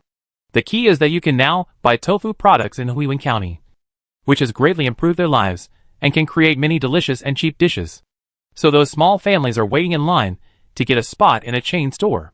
The common people were very supportive of the King of England. So much so that they even offered small treasures to him. But Yu Hantan couldn't even finish enjoying such a small amount of entertainment. At this time, a family member came in a hurry and said a few words in his ear. Yu Hantan was so shocked that he couldn't sit still. And he quickly got up and went out. He got on the carriage and hurried towards the village where the 3rd brother Yu Hanbai lived. It turns out that Yu Xiongping voluntarily pleaded guilty. And now Tao Zhiqian is leading people to ransack the house. Didn't Yu Xiongping live in Yu Hanbai's village? So there was a conflict between the 2 parties. When Yu Hantan arrived, Tao Zhiqian was shaking his head and talking to Yu Hanbai. Hey, Mr. Yu San, please be careful. This Xuanzi belongs to you. And this Sikoyuan belongs to Yu Xiongping. If there is anything in it, it belongs to you. It's already there. Please point it out to me. We won't take it. I just confiscated Yu Xiongping's property. And by the way, brought his family to the county governor's mansion as well. Tao Zhiqian, don't bully me too much. Don't think that I don't know what you did to your 2nd brother Yu Hansong. You have already eaten up all his property. Yu Hanbai said angrily and annoyed. Behind him also following were a large number of guards, all armed with weapons and ready to make a move. Insolent. Yu Hanbai. This county magistrate is acting in accordance with the law. Do you still dare to openly resist the law? Yu Hansong's land has been encroached on. So why hasn't anyone come to complain? And the recorded land under Yu Hansong's name is only 6,000 acres. Can you tell me what's going on? Tao Zhiqian immediately replied with a stern face. You and me. Yu Hanbai was not good at arguing in the first place. And now he was even more at a loss for words. 3rd brother. Come back. Let them copy it. Yu Hantan had arrived at this time, and immediately called Yu Hanbai back. It could be seen that Tao Zhiqian came well prepared, holding in his hand Yu Xiongping's confession. The list is so densely written. Although Xuanzi belongs to Yu Hanbai, there are really quite a lot of properties in it, all of which Yu Xiongping has accumulated over the years. There are many rare treasures, including several jades and antiques. Yu Hantan is a bit stupefied when he sees them. What a priceless thing! 9 carriages were loaded one after another, not including the clothes, bedding and other daily necessities of the family members. Adding these and hundreds of family members, more than a dozen carriages were loaded.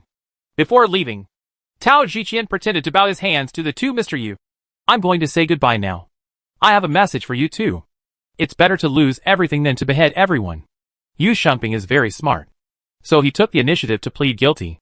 King Chitos is busy with other things now, and can't take care of some small things. But when Chitos is finished, many things should be settled. So there is not much time. After a conversation, both Mr. Yu's faces turned pale, and they didn't even return the favor to Tao Zhiqian. Wait until Tao Zhiqian's men and horses return with full load. Yu Hanbai then said angrily, I didn't expect that boy Yu Jumping would actually voluntarily plead guilty. I should have listened to my elder brother and killed him earlier. Alas, maybe not killing him is the best result. Otherwise the consequences will be more serious. Yu Han suddenly seemed to have aged a lot, shaking his head and saying dejectedly, Brother, are you really just giving up? Tao Shiqian was clamoring just now that he would open a processing workshop on the land in Shitong in a few days. That is my property.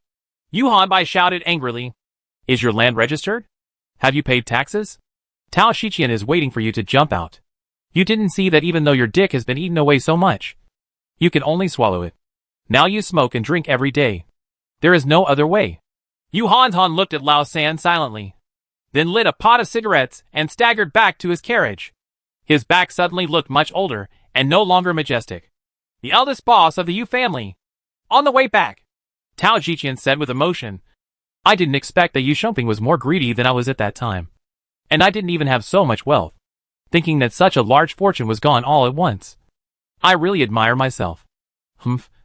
Don't tell me that you saved this dog's life and became the county guard again. Don't be dissatisfied. I'm warning you. Don't think about these assets. Yuli warned seriously on the side. Road. Yes. Yes. Yes. I don't need to use these brains. It's enough for you to pay me every time. Let's figure it out. This has been done more than 10 times. Every time I get a half discount. It should be about the same. 2,000 taels of silver. Right? Tao Jiqian came up to Yuli and whispered, smiling extremely obscenely. Go away. You have taken advantage, and you still want to behave? You have a personal guard and a woman by your side. What else do you want? Yuli suddenly whispered in annoyance. Now the relationship between the two has become very ambiguous. Tao Jiqian is no longer afraid of Yuli. Isn't this already done? But when the two of them were passing by on the street, Tao Jiqian suddenly screamed because he saw Zhu Xiaobao asking the price of a painting, and finally bought it for 100 taels of silver. Tao Jiqian suddenly felt dizzy. That was his masterpiece. Chitos. Tao Jiqian would like to say low to Chitos. What's the use of this painting you bought? If you need me to draw you one, why don't you just do it? Tao Jiqian hurried to Zhu Xiaobao, grinning, said, What are you doing? You came just in time. You dare to sell this shabby painting for 100 taels. Are they buying your painting or your reputation as a county governor? Zhu Xiaobao was getting angry, and Tao Jiqian came over just in time. Zhu Xiaobao rolled the words in his hands into a roll and slapped Tao Jiqian on the head repeatedly. Crack, crack, crack, crack. Tao Jiqian cowered there and didn't dare to move, letting Zhu Xiaobao slap him in the face in the street. The people nearby were shocked when they realized that this young man in casual clothes was actually the King of England. And Governor Tao, who was usually high-spirited, was now shrinking his neck and pressing hard against him. I know my mistake, but I didn't let this slave sell for such a high price. Tao Jiqian said with a sad face. Stop hitting him. What he said is true. His paintings are only sold for 5 taels of silver. Yuli hurriedly walked up at this time, stopped Zhu Xiaobao, and carefully helped Tao Jiqian straighten his clothes. There was even a look of heartache. Huh? What the hell is this? Chapter 508 Conflict Escalation. Zhu Xiaobao was also here now. One look at Yuli's expression, and he knew that the two of them had gotten together. Besides, female warriors are inherently bold and have no scruples. I just didn't expect to get Tao Jiqian's advantage. This guy is already in his 40s, and Yuli is less than 30. So don't look at Tao Jiqian, who is pretending to be gloomy. But he knows it in his heart, logically. You have to call Yuli second sister. At least we can be regarded as half-brother-in-laws. So it's just a show, and you won't do anything to yourself. But this matter was indeed a bit unfair to Tao Jiqian. The boy came to sell the painting for 5 taels of silver. But now Tao Jiqian is a popular figure in Huiwen County, and he is also the county guard. So there will be competition soon. If there is money to buy, there will be a price increase. So the price of this painting has climbed all the way to 100 taels of silver. The governor's painting is hung in the hall. Isn't this a good deterrent? Humph. You are so good at this. You can't even think of this? Take back all the original paintings from me immediately. Well, from today on, your salary will be restored. Save me the shame of selling on the street again. Zhu Xiaobao said angrily at this time. Thank you, Chitos. I've all heard it too. Anyone who bought my paintings in the past sent me back. and I paid twice the original price to take it back. Tao Jiqian immediately regained his air of dignity and shouted to everyone. You're not clamoring to come back now, are you? Zhu Xiaobao ignored Tao Jiqian and asked Yuli. Well, there's no war now. Why should I come back in such a hurry? Yuli's face turned red, and she found a very reluctant reason to say. Okay. Then you can stay at the sheriff's mansion with peace of mind. Ha ha. The male and female partners are not tired of working together. Zhu Xiaobao also said to the two of them a little obscenely at this time. Thank you, Chitos, for your advice. Unexpectedly, Tao Jiqian thanked him loudly with a thick-skinned face. I'm just giving you a lesson. Zhu Xiaobao rolled his eyes at him, turned around, and left with his hands behind his back. He was also patrolling the street. TSK. 1,000 years old is 1,000 years old. It can be summed up in one sentence. Male and female partners are not tired of working together. How good it is to say that the vulgarity is the elegance. Tao is so impressed. Tao Jiqian looked at Zhu Xiaobao's back, sighed sincerely. Hey! It's time to go. What else are you looking at? Didn't Xiaobao say that the male and female partners won't be tired from working together? Yuli urged impatiently from the side. Yeah. What's wrong? That's right. It's time to get back to work. Don't be lazy all day long. Huh? Chitos, there's something wrong with what you say. It's very tiring to work as a man and woman together. Stop talking nonsense and leave quickly. Zhu Xiaobao's family looked over one by one, feeling quite excited. Unexpectedly, it had already started to show results in less than 3 months. The key thing is that the shops owned by the 3 elders of the Yu family have also begun to be transferred and closed. This shows that the 3 elders of the Yu family have begun to shrink back. Looking at the newly opened shops, he knew many of the stewards. It was obvious that they were all ordered by Murong Feng to send the most capable stewards to Huiwen County. In fact, Zhu Xiaobao also knew that Murong Feng still put in a lot of effort behind the scenes. Although he didn't care about it on the surface, he was actually taking action secretly. Returning to Prince Ying's mansion, he did not expect to see Murong Feng right away, which made Zhu Xiaobao overjoyed. After all, the two of them haven't seen each other for more than 2 months. Murong Feng saw that Zhu Xiaobao was also a little sluggish. Unexpectedly, in just 2 months, Zhu Xiaobao had grown taller. The key is that Zhu Xiaobao's aura was more powerful than before. But then, Murong Feng was left in a state of embarrassment. Zhu Xiaobao actually gave her a bear hug and said shamelessly, My military advisors are here.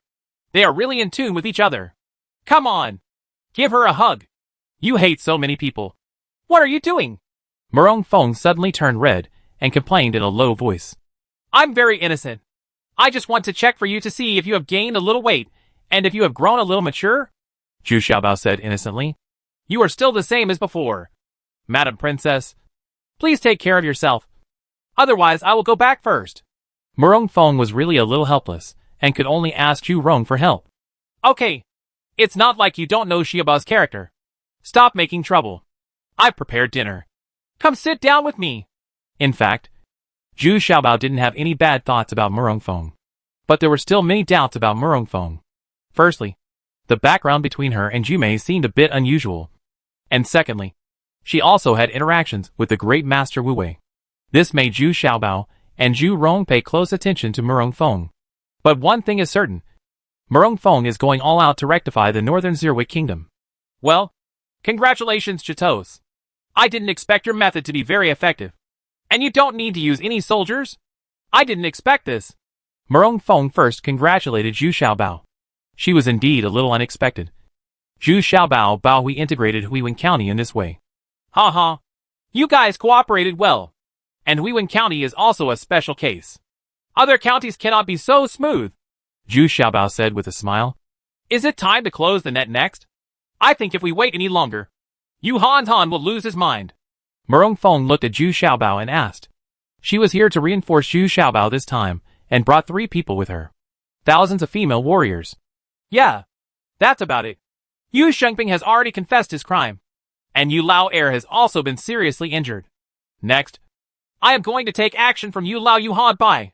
Zhu Xiaobao nodded and had to admit that Murong Feng judged it was so accurate that they even brought 3,000 female warriors. Not to start a war, but to shock the Yu family. Sure enough, just as Tao Jiqian said, only 3 days had passed. Tao Ziqian led his people to start construction on the Shitan land. He really wanted to build a processing workshop. They also drove away all the domestic slaves who managed this field. Yu Hanbai was so angry that he immediately came to argue with others. But before Yu Hanbai arrived at the scene, a shocking news came back. The quarry had been blocked by the King of England with his troops and horses. And all the hard laborers inside had been taken away. And the servants guarding the quarry were still there. All the foremen were arrested. Okay. They finally took action against my Yu family. I will fight them to the death today. Yu Hanbai's cultivation as a martial lord has always been a hot temper. But now he has lost his mind. Without consulting the boss, he rushed out with 2,000 servants. Tao Ziqian is actively organizing manpower to enclose and excavate the land. He is very busy. A large tobacco processing workshop will be built here. Tao Ziqian is quite positive. Once this thing is not produced, it will be a huge profit. Now Tao Ziqian also likes this fashionable thing like smoking, which has just become popular. Moreover, Yuli bought him a sterling silver cigarette rod. And Qi Xiang embroidered a purse for him. Tao Ziqian is really not tired from working now. Tao Ziqian, you villain! I will destroy you today! Yu Hanbai took the lead and rushed over. Tao Ziqian only had 500 guards here. But Yuli didn't care and had already taken action with both swords, ready to fight the enemy. At this moment, a large group of female warriors, numbering 4,000 to 5,000, came from the direction of the quarry in the south. With extraordinary momentum and flags waving, these female warriors are all tall and murderous. The leaders are none other than the British King Zhu Xiaobao and the British Princess. When Tao Ziqian saw Zhu Xiaobao's large group of people, he immediately led his own people to get closer. Zhu Xiaobao, facing Yu Hanbai, stopped his horse and looked at Yu Hanbai calmly. Even though Yu Hanbai was a martial arts master, under the gaze of Zhu Xiaobao, he was still a little nervous and guilty. He was considering whether to dismount and salute. Yu Hanbai, this is evidence of your years of plundering, misappropriating land, and forcing people into slavery. Why don't you get off your horse and plead guilty? Not to mention anything else. Just this field under your feet killed more than 20 people. There are nearly 200 people who were demoted to slavery by you. And even the old and weak ones were sent to the quarry by you. And now less than half of them are alive. Tao Ziqian shouted loudly while holding a piece of paper. Nonsense! These are all done by the government. We don't know. We have a contract with the government seal on it. If you want to raise an army to prosecute, go to Yu Xingping. Now get out of my territory. Yu Hanbai was furious, shouted, and there was no time to think about it. In fact, these were all confirmed by Yu Xingping. Otherwise, how could Tao Ziqian be so sure? Bold! Yu Hanbai, do you want to rebel? Why don't you get off your horse and ask for forgiveness this time? Tao Ziqian also shouted angrily. He waved his hand to signal the guards around him to step forward and take down Yu Hanbai. Yes! Zhu Xiaobao waved his hand, and the guards all stopped and looked at King Qintui. Zhu Xiaobao moved his mount, walked slowly to Yu Hanbai, and looked at Yu Hanbai calmly. Although Yu Hanbai was taller than Zhu Xiaobao, he did feel a huge pressure, which made him a little frightened. Put down your weapons and kneel down, Zhu Xiaobao said calmly on the horse. You acted unfairly and targeted my Yu family. I'm sorry for being rude. Yu Hanbai shouted in a panic. He could no longer bear the pressure. Kneel down, Zhu Xiaobao shouted. The sound is not loud, but it is shocking. I will fight with you. Yu Hanbai finally went crazy and rushed towards Zhu Xiaobao with a double-edged halberd in his hand. At this time, the two groups of people who came from a distance were stunned. Unexpectedly, Yu Hanbai went crazy and dared to attack King Qiantai. Of these two teams, one was Yu Hanzhan, and beside him was Yu Xingping. It turned out that Yu Xingping brought Tao Ziqian's letter to persuade Yu Hanzhan to plead guilty. The other team, Murong Feng, led Qi Xiang and the guards, directly captured the second grandfather Yu Hansong. Yu Hansong was thrown into a carriage without even a bedding. He was already beaten to pieces, but he was shocked when he saw Yu Hanbai's actions. This was a serious crime that wanted to destroy the 9 tribes. Yuli, who was behind Zhu Xiaobao, had already rushed out. But before she could rush to Zhu Xiaobao, she was shocked by a strong aura from Zhu Xiaobao's body. Looking at Zhu Xiaobao, he looked calm and showed no signs of taking action. However, his aura suddenly doubled, and a lifelike white tiger form was condensed behind Zhu Xiaobao. The white tiger roared at Yu Hanbai. Chapter 509, Shut up and think about your mistakes. Yu Hanbai was stunned for a moment, and he did not dare to thrust out the double-edged halberd in his hand. The warhorse under his crotch was frightened by the king of beasts in front of him, and it made a long hiss and stood up, abruptly stopped the momentum. But Zhu Xiaobao still sat upright and motionless on the horse. Even though Zhu Xiaobao's white tiger appearance was only 2 people tall, the power of the divine beast had already made the horse tremble with fear and did not dare to move. With one paw of the white tiger, the warhorse was slapped and fell to the ground. Yu Hanbai on the horse also fell to the ground. In fact, Yu Hanbai's absolute cultivation level could prevent him from falling to the ground. But he was already stunned. He sat up from the ground, just knelt down and stared blankly at Zhu Xiaobao and the white tiger Dharma behind him. Is it really the divine beast? Is it more solid than the late emperors? Are you really the descendant of the divine beast? Yu Hanbai murmured in his mouth. When he and his 2 brothers were young, they were lucky enough to see the white tiger Dharma performed by the late emperor Yu Wanqiang once, when Yu Wenchang was still the imperial master. It was at that time that Yu Hanbai changed his original intention and switched to martial arts, and he achieved today's martial arts cultivation. At this time, Yu Hantan also got off his horse, rolled and crawled to Yu Hanbai's side, knelt down and kowtowed. The sinner Yu Hantan and all the disciples are willing to plead guilty, and I ask the King of England to show mercy. Originally, Yu Hantan wanted to make a final struggle, but now that he has seen the white tiger appearance, he has completely given up. This is the white tiger appearance that is more solid and domineering than the late emperor, and he can vaguely see it. This white tiger has a king tiger pattern on its forehead. Even Yu Hantan, who was lying on the frame, climbed down from the frame and confessed in fear. Only then did Yu Hanbai come back to his senses. He knelt down after Yu Hantan and began to kowtow repeatedly. He was the most nervous in his heart. He had just thought about taking action. That is a grave crime to destroy the 9 clans. At this time, all the soldiers present and the civilians around them were also surrendered. They knelt down and worshipped in unison. The King of England is mighty, and the King of England is 1,000 years old. Get up. Being able to plead guilty and submit to the law can be regarded as self-rescue. Yu Shumping must have made it clear to you. And have you read Tao Xiqian's letters? Zhu Xiaobao was warm in his heart, but his expression was still very calm on the surface. Yes. I originally wanted to sit in front of the statue of my ancestors, think about my mistakes behind closed doors, and change my past mistakes. I would like to thank the King of England for not killing me for 1,000 years. Yu Hantan said with tears in his eyes.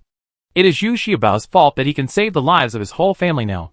The ancestor Yu Wenchang did not want to kill everyone for his sake, so Yu Hantan was very grateful for this relatively gentle punishment method. At the same time, the reputation of the ancestors was preserved. Okay. Now follow Tao Xiqian to the county governor's mansion and wait for your fate. Tao Xiqian, you immediately arrange for manpower to bring back all the demoted slaves and privately produce slaves from the manor of the 3 brothers of Yu family, and arrange them properly. All the land that was stolen and robbed will be returned to them in full. Zhu Xiaobao immediately confiscated all the property of the 3 elders of the Yu family. This is the biggest gain. Suddenly his financial pressure has been relieved a lot. Of course, the rest of the matter is completely left to Tao Xiqian to handle. He, the prince, does not need to take action personally. He only needs to see the detailed list of bodyguards and accounts.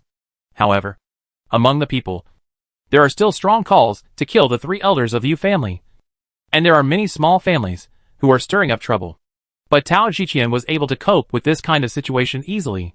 He posted notices one by one to calm the people, and then arrested a few families who were trying to stir up trouble.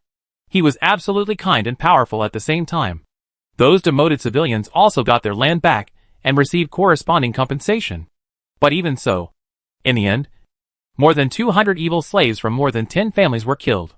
Not killing them would not be enough for the people to be angry. After a month of sorting out, all the property and personnel of the Yu family were sorted out. Unexpectedly, there were as many as 60,000 unregistered slaves. These slaves were re-registered, and they were considered to have official identities. Originally, Zhu Xiaobao wanted to restore them all to normalcy, but he encountered opposition from everyone, not to mention the local slave owners. And even the large and small families in other counties in the northern Zirwei kingdom strongly opposed it. Even Yu Qianrou sent Zhu Xiaobao into the palace and scolded him. If we really do this, the world won't be in chaos?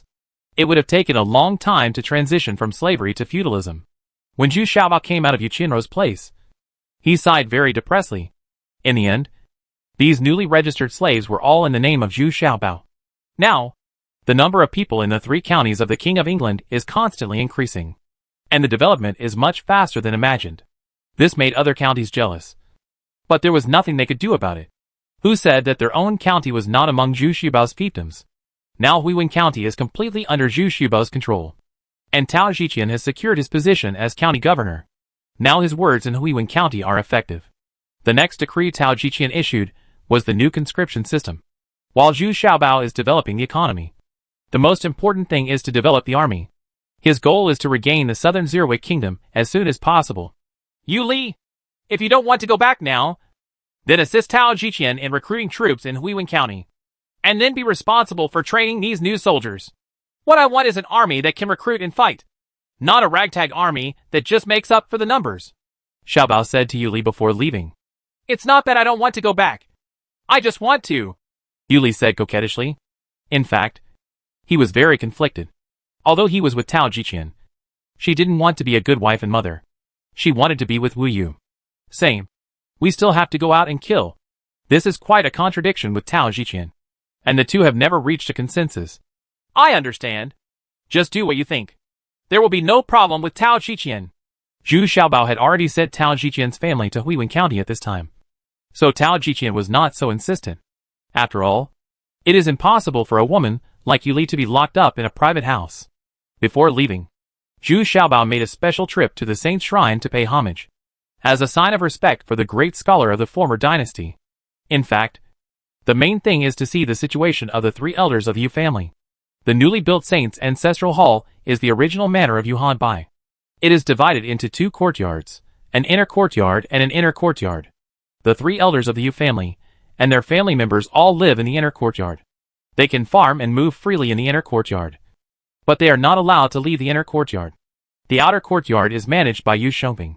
Yu Shengping is now considered a member of the government, and Tao Zhiqian plans to let him manage here for a few years and then reactivate it. Unexpectedly, the 3 elders of the Yu family are in a good mood now.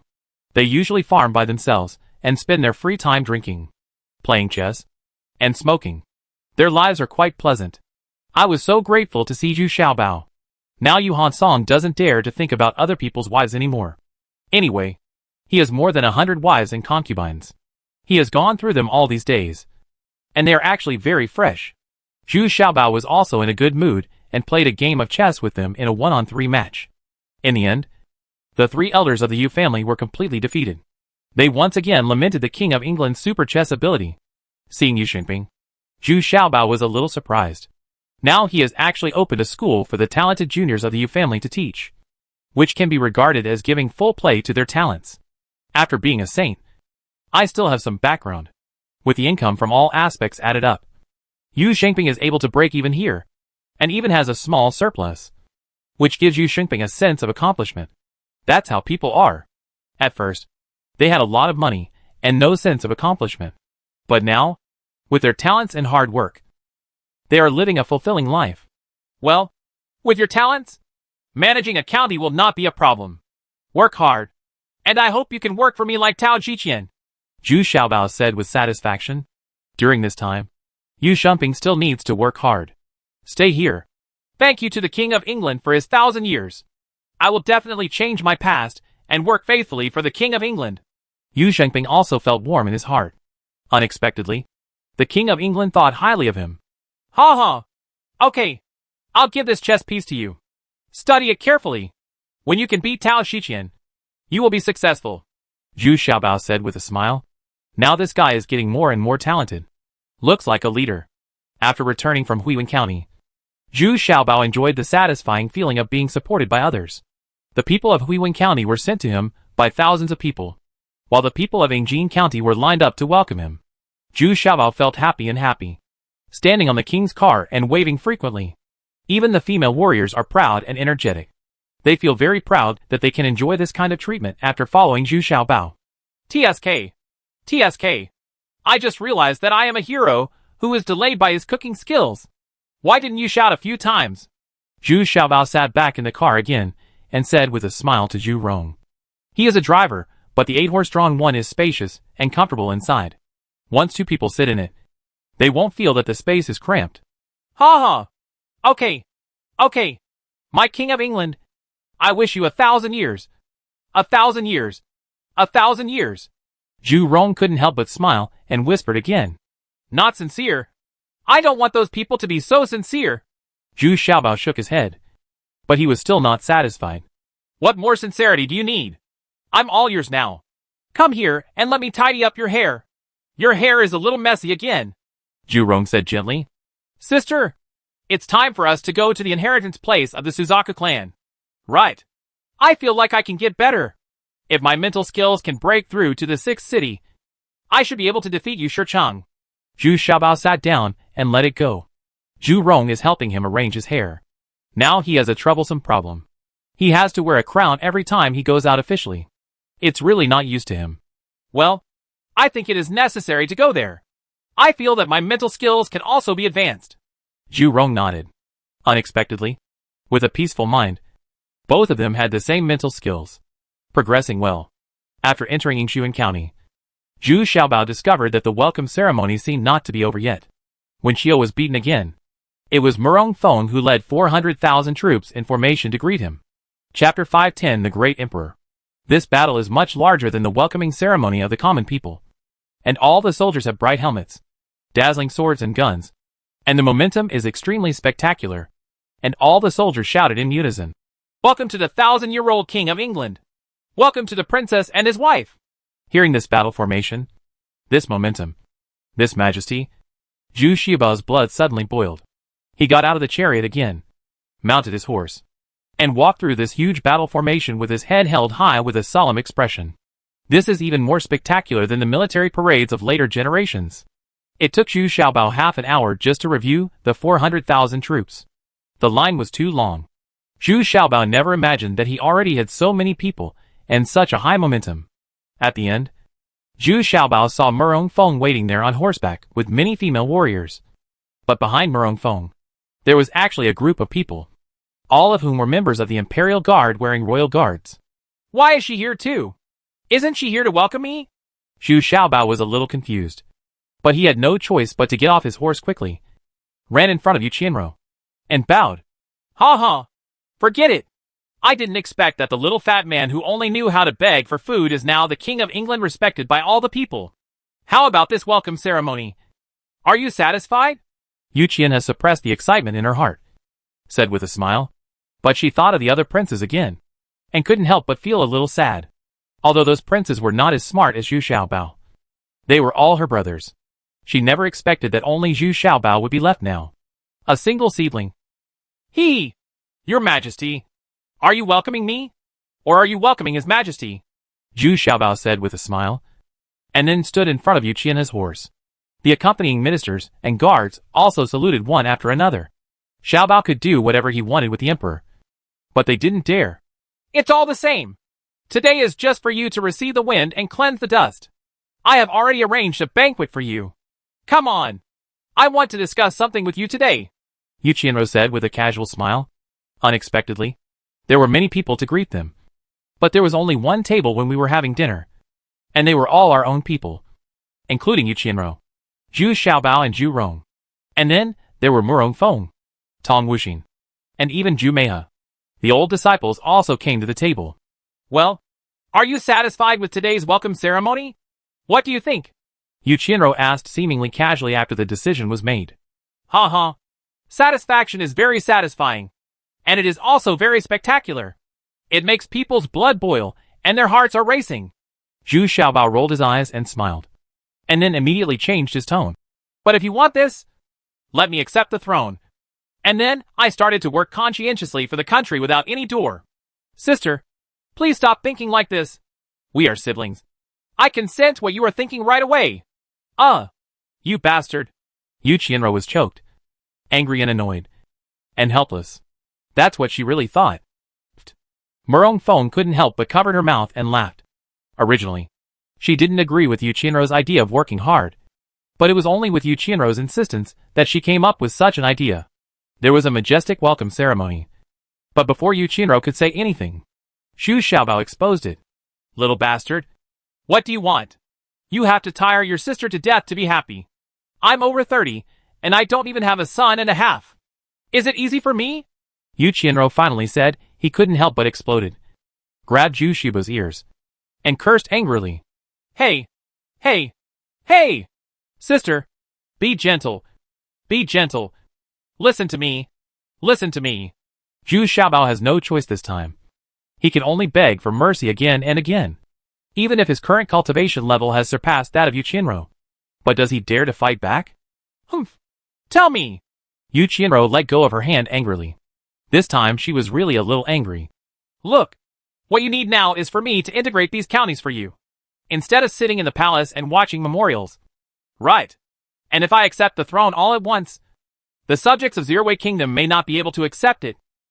She loves their queen very much. While analyzing, Zhu Xiaobao did not forget to flatter Yu Qianru. Now he is very good at coaxing his sister. Stop flattering and be more serious. Yu Qianru snorted in relief, and her expression softened a lot. Now I have designated a piece of land for the 19th princess, so that they can grow tobacco here, and they can also recuperate and develop further. Zhu Xiaobao mentioned the 19th princess again. Yes.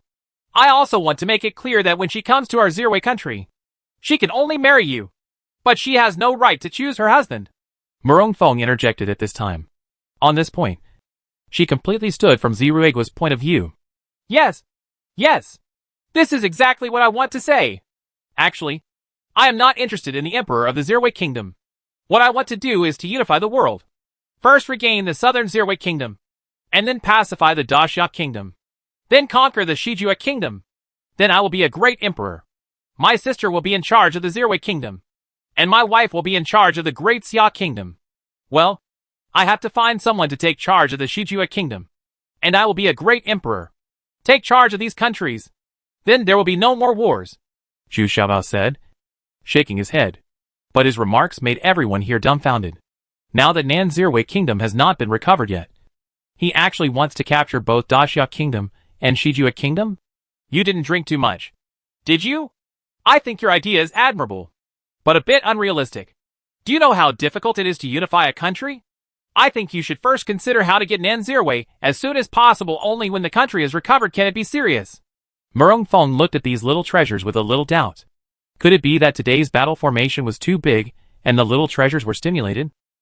Why doesn't anyone believe me when I tell the truth? By the way, it would be most appropriate for you to take charge of the Shijua Kingdom at that time. You have lived there.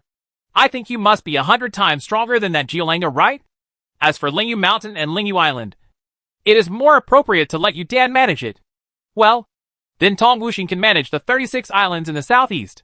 Look, my plan is so perfect. It is mine everywhere, woman. Zhu Xiaobao said intoxicatedly with his eyes closed, still intoxicated in his ideals. Get out, you little pervert. Murong Feng and Tong Wuxing both blushed and scolded in a low voice. They had never thought about committing themselves to Zhu Xiaobao. At this moment, the female warrior outside the door suddenly ran in and handed Murong Feng an urgent letter. When he opened it, Murong Feng's expression suddenly changed, because Lingyu Mountain had already started fighting with Kingswood Jiulanga. As soon as Zhu Xiubao's beautiful plan was revealed, his Lingyu Mountain was in danger. Chapter 511, Locking the City with 1,000 Poisons. Although everyone was amused by Zhu Xiubao's embarrassed expression, but then everyone acted very solemnly, because Lingyu Mountain is the foundation of Zhu Xiaobao and the foundation of those female warriors. Now that Lingyu Mountain is threatened, Zhu Xiaobao will definitely not be able to sit still. Duanmuki's letter was very detailed, and he even wrote 3 pages to explain the whole matter clearly. It turned out that Kingswood Jiulanga had acquired several counties and 2 iron ore mines from King Ming. But then he became a little more confident. She actually took her troops to test the Great Khan of the Royal Court. The Royal Court of the Shijua Kingdom is located in the far west, and has always been the most powerful and intimidating presence in the Western Zhu Kingdom. However, in recent years, as the old Khan has aged, the deterrent power of the Royal Court has gradually dissipated. Got it. The Shijua Kingdom was composed of thousands of nomadic tribes, so its management was very loose. In these years, King Zhou and King Yu were mainly in charge of their own affairs. They paid tribute to the royal court on time every year. At the same time, the day of tribute was also a big day for the monarch and his ministers to discuss state affairs. Everything has been going smoothly all these years. But as King Zhou and King Yu grew stronger, they began to have their own ideas. Everyone wants to settle in the royal court and become the new great Khan. It's just that Wang Ting's strength is very mysterious, and they don't dare to act rashly. However, they have already begun to make tentative moves. Last year, they did not pay tribute on time, nor did they go to the royal court to meet the great Khan. However, Wang Ting did not express any response to their actions and actually remained silent. This made King Zhou Jialanga more and more certain that Wang Ting did not have very strong strength now. King Zhou Jialanga wanted to take advantage of the opportunity to join forces with the eldest prince to seize the opportunity and control the royal court, and then take action against King Yu. Because in terms of strength, King Yu is much stronger than her. So King Zhou Jialanga made a test first. She ordered several tribes under her control to move closer to the royal pavilion. It seemed like a normal nomadic life, but they were slowly approaching the periphery of the royal pavilion. However, the tribes of Jialanga tried for a long time, but the royal court did not respond. It seemed that they were allowed to graze and station, and even the interfering men and horses did not appear. This trial lasted for more than a year, but there was no response. Moreover, Jialanga also did not pay tribute this year. People sent to the royal court to inquire about the news also reported back one after another. The royal court was very peaceful, but the palace was heavily guarded. No one knows what's going on inside. Moreover, the old Khan has not shown his face for more than 2 years, and he always conveys his holy wishes through imperial edicts. This made King Zhou Jialanga believe more and more that the old Khan might no longer be able to do it. She hasn't been in any danger here this year, but there have indeed been several battles with King Yu's sandstorm troops in other places. But what dismays King Zhou Jialanga is that she actually won less and lost more. King Yu Sandstorm's troops are more powerful and fierce, and King Yu Sandstorm's men control more tribes, so their strength is much higher than hers. So King Zhou Jialanga decided to infiltrate towards the royal court again. As long as he reached a certain distance and range, he could join forces with the eldest prince and strike with thunder. Even if he couldn't take over, he could still control the old Khan. At that time, I can conquer King Yu Sandstorm in the name of Shijue Khan. In fact, it is equivalent to holding the emperor hostage to order the princes. But what Zhou Jialanga did not expect was that as he penetrated further west, the cattle, sheep and horses of those tribes began to die in large numbers. At first, they thought it was disease or poisoning, but after a few months are still the same. As long as a certain boundary is exceeded, cattle and sheep will die in large numbers. But as long as the boundary is not crossed, the cattle, sheep and horses of those tribes will be fine. This frightened King Zhou Jialanga. In the past few months, he had lost millions of cattle and sheep, as well as 200,000 horses, and hundreds of thousands of people died. What's even more terrifying is that the dead cattle and sheep cannot be used, and their fur is black and rotten. They have no use value at all. Instead, they have to be dug and buried deeply. The tribes that suffered heavy losses also had deep resentment towards Jialanga, and 2 tribes directly defected to King Yu Sandstorm. What was even more unexpected was that just when he was in a state of panic, King Yu Shaobao led an army of millions to attack King Zhou Jialanga. His slogan is very clear, which is to defend the royal court and eradicate rebellion.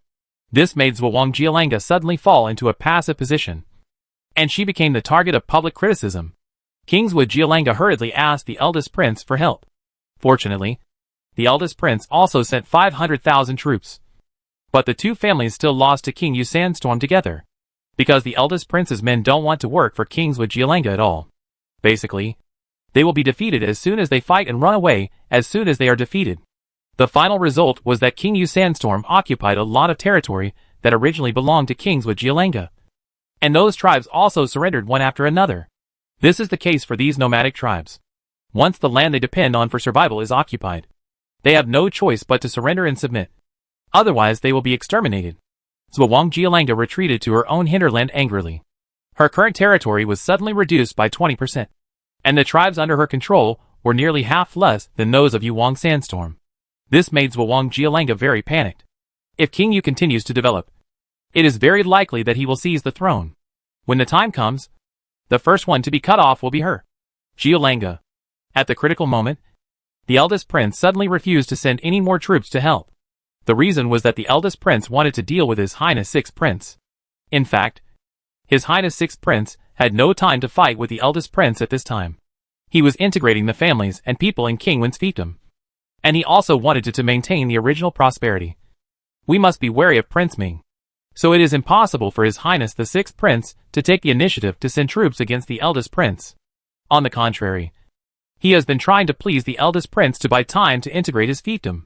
Kings Jialenga and the eldest prince met several times, but they broke up on bad terms. In the end, the eldest prince forcibly took back the counties given to Jialenga. These counties were originally in the eldest prince's fiefdom, and it would be easy to take them back. Besides, the residents here are also from the Great Xia Kingdom. If he hadn't been afraid of the millions of troops behind King Jialenga, the eldest prince would have detained Jialenga. So King Jialenga was angry and anxious, and also very panicked, even though he still had hundreds of tribes and could gather millions of people. These troops were all based on tribes. When they gain power, they are very fierce at times. But once they are passive, everyone will be in danger, and the morale of the army will be unstable. Only now did King Jialenga remember the warning from his half-sister Murong Feng, not to get too close to the eldest prince, and not to trust the eldest prince too much. I originally thought I could control this situation, but now it seems that I am still a little behind. The eldest prince may seem rude, but he is also very calculating. At least he has capable people around him to give him advice. In desperation, King Jialenga had to turn to King Ming for cooperation. This situation is very common in the battle between various forces. Today's enemy may be tomorrow's friend. Prince Ming was very passive to begin with, but now he wants nothing more than he wants. But after all, King Ming's situation is many times better than that of King Jialenga. Therefore, King Ming also made very harsh conditions. First, return the 2 iron ore mines. And second, ask King Jialenga to marry his daughter to King Ming. To put it bluntly, he would be used as a hostage. The third is to let King Jialenga capture Lingyu Mountain. In this way, they will have no worries. Although Lingyu Mountain is not big, it is nailed to the rear, making both families very uncomfortable. After capturing Lingyu Mountain, both families will have a more stable rear area.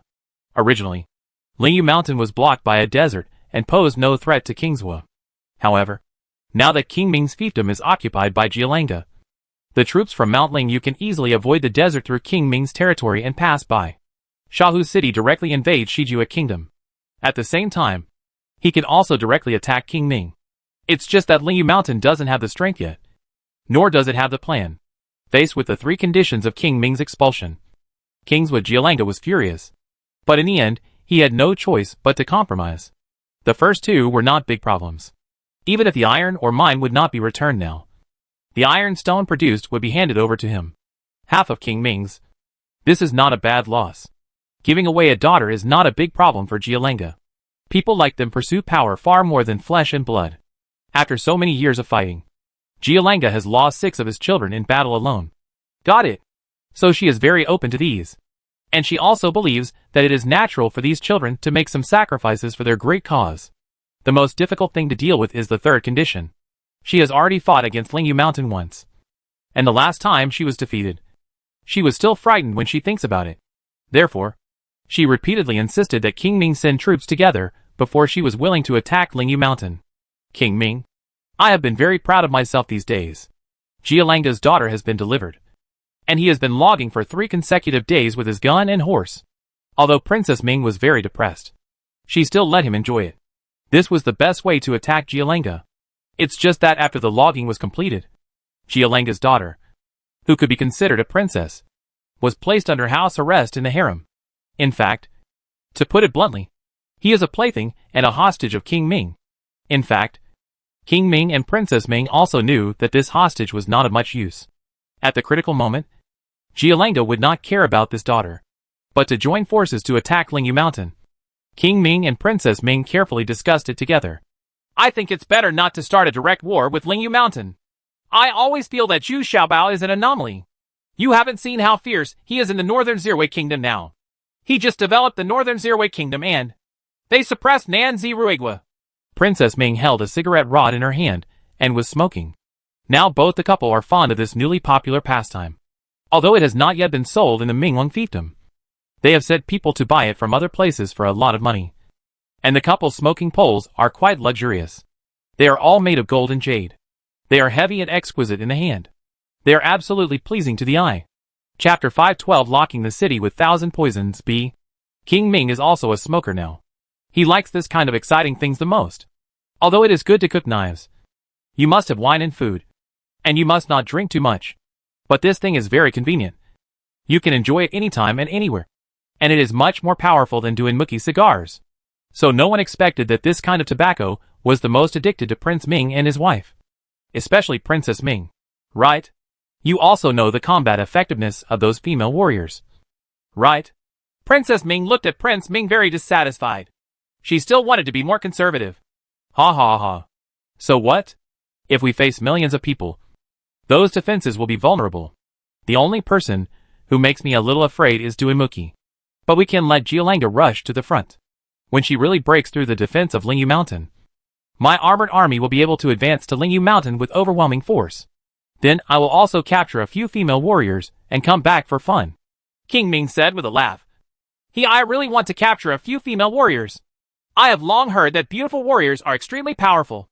And they are very vigorous even when they do that. Make King Ming want to go there very much. But when they discussed it again with Jialanga, it didn't go well. Kingswood Jialanga was not a fool. If his own troops went first, wouldn't that be the same as attacking Lingyu Mountain by himself? So the two sides were at a stalemate over this matter. In the end, King Ming had no choice but to promise to send 600,000 troops, plus 100,000 armored troops, cooperate with Jialanga to attack Lingyu Mountain. 200,000. I want 200,000 armored troops. Don't think I don't know. You claim to have 200,000 armored troops. But in fact it's far more than that. You really don't have 400,000 armored troops. Jialanga still has the same attitude, he said forcefully. What? I said 200,000 armored troops? Doesn't that mean I said 800,000 troops? Isn't this too much? King Ming suddenly shouted in shock and anger. Humph. I said 1.5 million troops, which is almost twice as many as yours. Isn't that enough? Kingswood Jialanga snorted coldly. In fact, she really wanted to take down Lingyu Mountain in one fell swoop this time. Well, let's do it. We agree with your plan for the time being.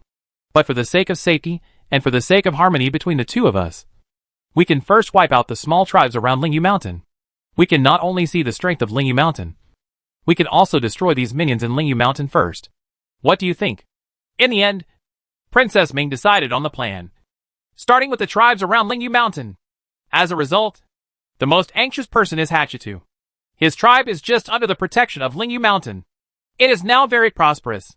Many babies have been born in the past 2 years, and the quality of life has improved significantly. Improved. The number of cattle, sheep and horses doubled. But now he is facing another bloody disaster. Can Hatchitu not be anxious? So this time, not only did Duanmuki's letter arrive quickly, but Hatchitu arrived in Angjin County 2 days later. At this time, Hatchitu's face no longer had the lively look before, replaced by frown. As soon as Hatchitu arrived in Angjin County, he hurriedly came to Zhu Xiaobao with generous gifts. The only person who could make him feel at ease was Zhu Xiaobao. Even Duanmuchita was not at ease. Old Ha? What are you doing? Isn't this gift too heavy? Zhu Xiaobao also attached great importance to this old friend and made a special trip to pick him up. But when he saw these gifts from Hatchitu, Zhu Xiaobao asked in embarrassment. It turned out that there were 20 beautiful women from the West, and Princess Zhu Rong of England was following behind. This made Zhu Xiaobao very embarrassed. It feels a bit unclear. Come here. Receive all the gifts and register them. No one can touch them without my permission. Zhu Rong handled this kind of thing very calmly, and resolved Zhu Xiaobao's embarrassment with one sentence. But it also stopped Zhu Xiaobao's thoughts. When Zhu Xiaobao saw these beautiful women from the West just now, he couldn't help but look at them a few more times. Thank you, Madam Princess. Hatchitu finally breathed a sigh of relief. As long as he accepted the gift, he would be able to speak later. Come on. Come on. Lao Ha. Please drink tea. This is the spring tea I just picked. They are all the tenderest tea tips. They have a refreshing fragrance and a long aftertaste. Zhu Xiaobao said very proudly. Alas, brother, even if you give me dragon liver and phoenix marrow, I can't eat it. Our tribe is about to be exterminated. You should know why I'm here. Right? Hatchitu took a casual sip and said anxiously, he said hurriedly. No way. My brother-in-law. That is Duanmuchi. Is there. This old man's ability is that one person can equal an army of 100,000. Zhu Xiaobao said, a little surprised. Although he was also a little worried. But he was just worried about how many female soldiers would be injured or killed. He was still very confident about the defenses of Lingyu Mountain. Alas. Alas. So what if it's equal to an army of 100,000? But this time it's an army of 2 million. Even if they drove past our tribe. They have already flattened my tribe. Hatcheta added. He lamented with a sad face. Even if the tribe is developing well, it will take 10 years to increase the population significantly. 2 million? The old man didn't say that in the letter? Why is there only so much? Does Jialanga have so many people? Besides, she doesn't want her old nest anymore. How dare she use so many people? Zhu Xiaobao and Zhu Rong also interacted with each other. After looking at it, he asked nervously. Hey, I'm afraid Duanmuki doesn't know. I spent a lot of money to find out the information. It's absolutely reliable. Jialanga sent 1.5 million troops, and King Ming sent 800,000 troops. Do the math. This is far more than 2 million. Hatcheta shouted loudly and urgently. Okay. We are also discussing this matter. How about you eat something first? Then take a rest? Zhu Xiaobao asked with some sympathy. Hatcheta looked haggard now. He had been rushing for several days in a row. It took a long time to get here. And the food and tea were not fragrant along the way. And I couldn't sleep. Because he knew Jialanga's methods. And he was always cruel and ruthless in his actions. Trying to kill them all. Don't eat. Brother. My tribe is attached to your Lingyu Mountain. I pay tribute to so many war horses, and a large number of cattle, and sheep every year. I just hope to get your protection. You can't just die without saving me.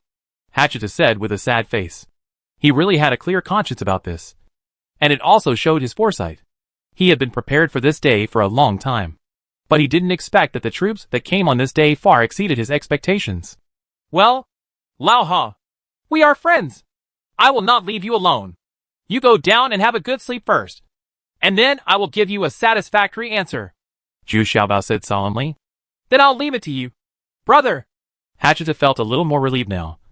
Because Zhu Xiaobao had nothing else to say, and he meant what he said. I don't agree. If you don't want a small place like Lingyu Mountain, then don't do it. Is there any need to mobilize so many troops? Let them move to me, and I will designate a county for them, which is several times larger than Lingyu Mountain. Enough for them to develop and grow. The first one to speak was Yuchinro.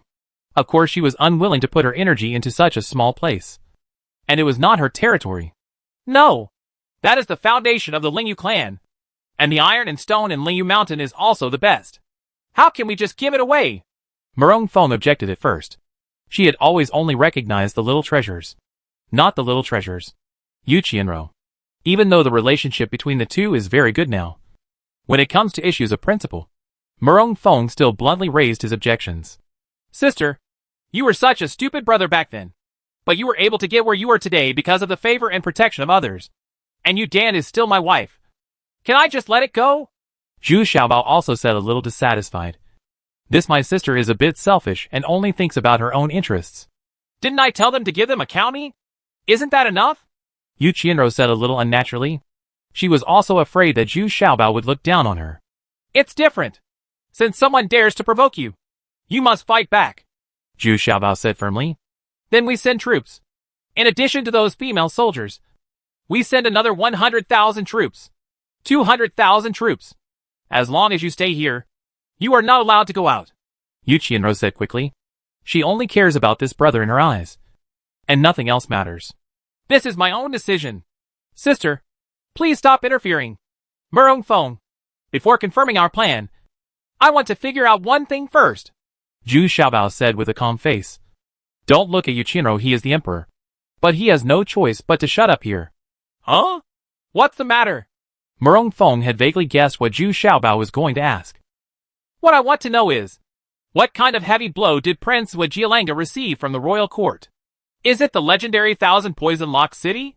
Zhu Xiaobao asked seriously. I'm not sure about this either. Murong Feng shook his head. Not sure? That's right. It's the Thousand Poison Lock City. Of 4,000 poisons. Unexpectedly, Venerable Wu Wei's voice came through very clearly at this time. Immediately, the great Venerable Wu Wei appeared in front of everyone, followed by the great Venerable Ice and Fire and his old disciple. Chapter 513 Locking the City with Thousand Poisons C. The appearance of these three great sages surprised everyone. Even Yuchinro stood up and nodded. When facing a great venerable, even the emperor must show enough respect. No one wants to offend a great venerable. Three great lords, please sit down. Yuchinro immediately ordered someone to bring the teacup. Oh, by the way, there are also ashtrays. Now the great master Wu-wei and his old disciple always have a cigarette stick pinned to them, and smoke a bag of cigarettes from time to time. Smoke suddenly rose in the meeting hall, causing Zhu Xiaobao to frown. Is this considered a cocoon? I don't like the new stuff I made myself. In fact, none of the women here like this taste very much. Even the great Lord Ice and Fire was a little depressed. She didn't like this taste either. But the green tea served this time made her eyes shine. Not only was it fragrant and mellow, and it is very pleasing to the eye. It seems that Zhu Xiaobao's tea-making technology has improved a lot. Can you also ask the Great Venerable to introduce to us the situation of Venerable Thousand Poisons? Zhu Xiaobao asked, cupping his hands. In fact, Great Venerable Wu-wei has been staying in Yingshuan County since he returned from Princess Island, seeming to be instructing Murong Feng and Zhu Mei on their cultivation. The whereabouts of the Great Lord Ice and Fire are uncertain. She has been running between Yingshuan County and Princess Island. I don't know what she is busy with. Anyway, Wu Yu's cultivation and martial arts have been improving rapidly. But Princess 19's cultivation has also been improving rapidly. The great master Wu-wei took a sip of tea and looked at Zhu Xiaobao in surprise. It turned out that he also felt that the taste of spring tea this time was very fresh, pure and fragrant, leaving a lingering fragrance in his mouth. Then Venerable Wu-wei said, Actually, I don't know much about Venerable Thousand Poisons. When I went to Shijua Kingdom, it was to restrain Venerable Man Wang. At that time, Venerable Man Wang was brutal, killing innocent people indiscriminately. I went to find Venerable Wilderness. Unexpectedly, I met Venerable Thousand Poisons. To be precise, I accidentally stepped into Venerable Thousand Poisons' forbidden area. This forbidden area is located in the northernmost part of the royal court of Shijua Kingdom. There is a Turtle Snake Mountain. It looks like a turtle L from a distance, but it is full of poisonous snakes. The Lord Thousand Poisons lives in seclusion on Turtle Snake Mountain, and unlike other great sages, he is the only one who has heirs and servants. At this time, Zhu Xiaobao couldn't help but ask, Then you defeated the Thousand Poison Venerable? Are you ranked first among the 9 Great Venerables? Great Venerable Wu-wei took a sip of tea and then slowly shook his head. I can't say I defeated him, because there was no close combat at all. I just popped out a flying sword, which was blocked by the spiritual snake beside him. This spiritual snake has been cultivated to perfection and is invulnerable. Moreover, it tightly wraps the Thousand Poison Venerable in the middle. In fact, I didn't even see the Thousand Poison Venerable's face clearly.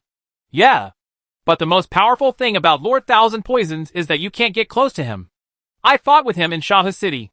Although my flame palm can restrain those poisons, the closer I get, the more poisonous gas fills the air.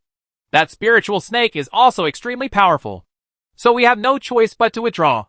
The great Lord Ice and Fire said with lingering fear. Ha ha! Yes. Speaking of it, Venerable Thousand Poisons keeps to himself and only stays in his own Turtle Snake Mountain. But if you casually step into the forbidden area he set, that is how many people will die. This is how Thousand Poisons locks the city. Yes. A tribe did not listen to the warning and entered a forbidden area of Qiandu Venerable. As a result, all the people of this tribe and the cattle, sheep and horses died. Just like what happened to Kingswood Jialanga.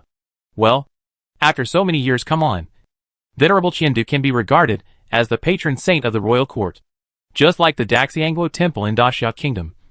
Although he does not intervene in the battles for the succession of the princes, he always protects the imperial city of Daxia Kingdom.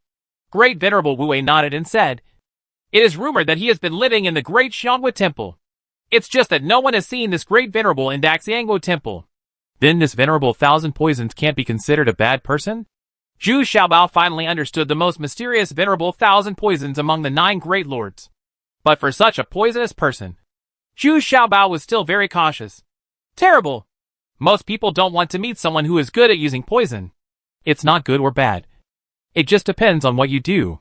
Jialanga was a little bold this time and wanted to test Wang Ting's attitude, so he paid a heavy price. But Prince Yu Xiaobao was very cautious and did not dare to go to Wang Ting's test. Moreover, after Jialanga was severely injured, Xiaobao also took the initiative to pay the tribute. Haha. This shows that Xiaobao is much more powerful than Jialanga. The great Master Wu Wei said with a smile. Oh, got it. We know what to do. Thank you, Great Master. Murong Feng bowed deeply and respectfully. Although Great Master Wu Wei taught her a lot, he did not recognize Murong Feng as his disciple. Feng always calls him Senior or Great Master. This time it's a very important matter. I discussed it with the military advisor. I'm afraid it's not enough to send troops here. Princess 19 also needs to send 200,000 horses. We also send 200,000 horses. Tong Wuxin said at this time. He said, after those female warriors, Tong Wuxin is now in charge and training of the other armies in the British King's fiefdom. So she can be regarded as a female marshal now. So many? How many troop transports and warships are there? Zhu Xiaobao was a little confused and couldn't help but ask. This large-scale offensive and defensive battle has exceeded any previous one. Zhu Xiaobao has no experience in this area yet. Well, if you need so many, 2 million people to attack, your red cannons and fortifications will not be enough. That kind of scene is just fighting for the number of people. Not counting these, you have to let the dozen or so tribes also send troops together so that we can have a chance of winning.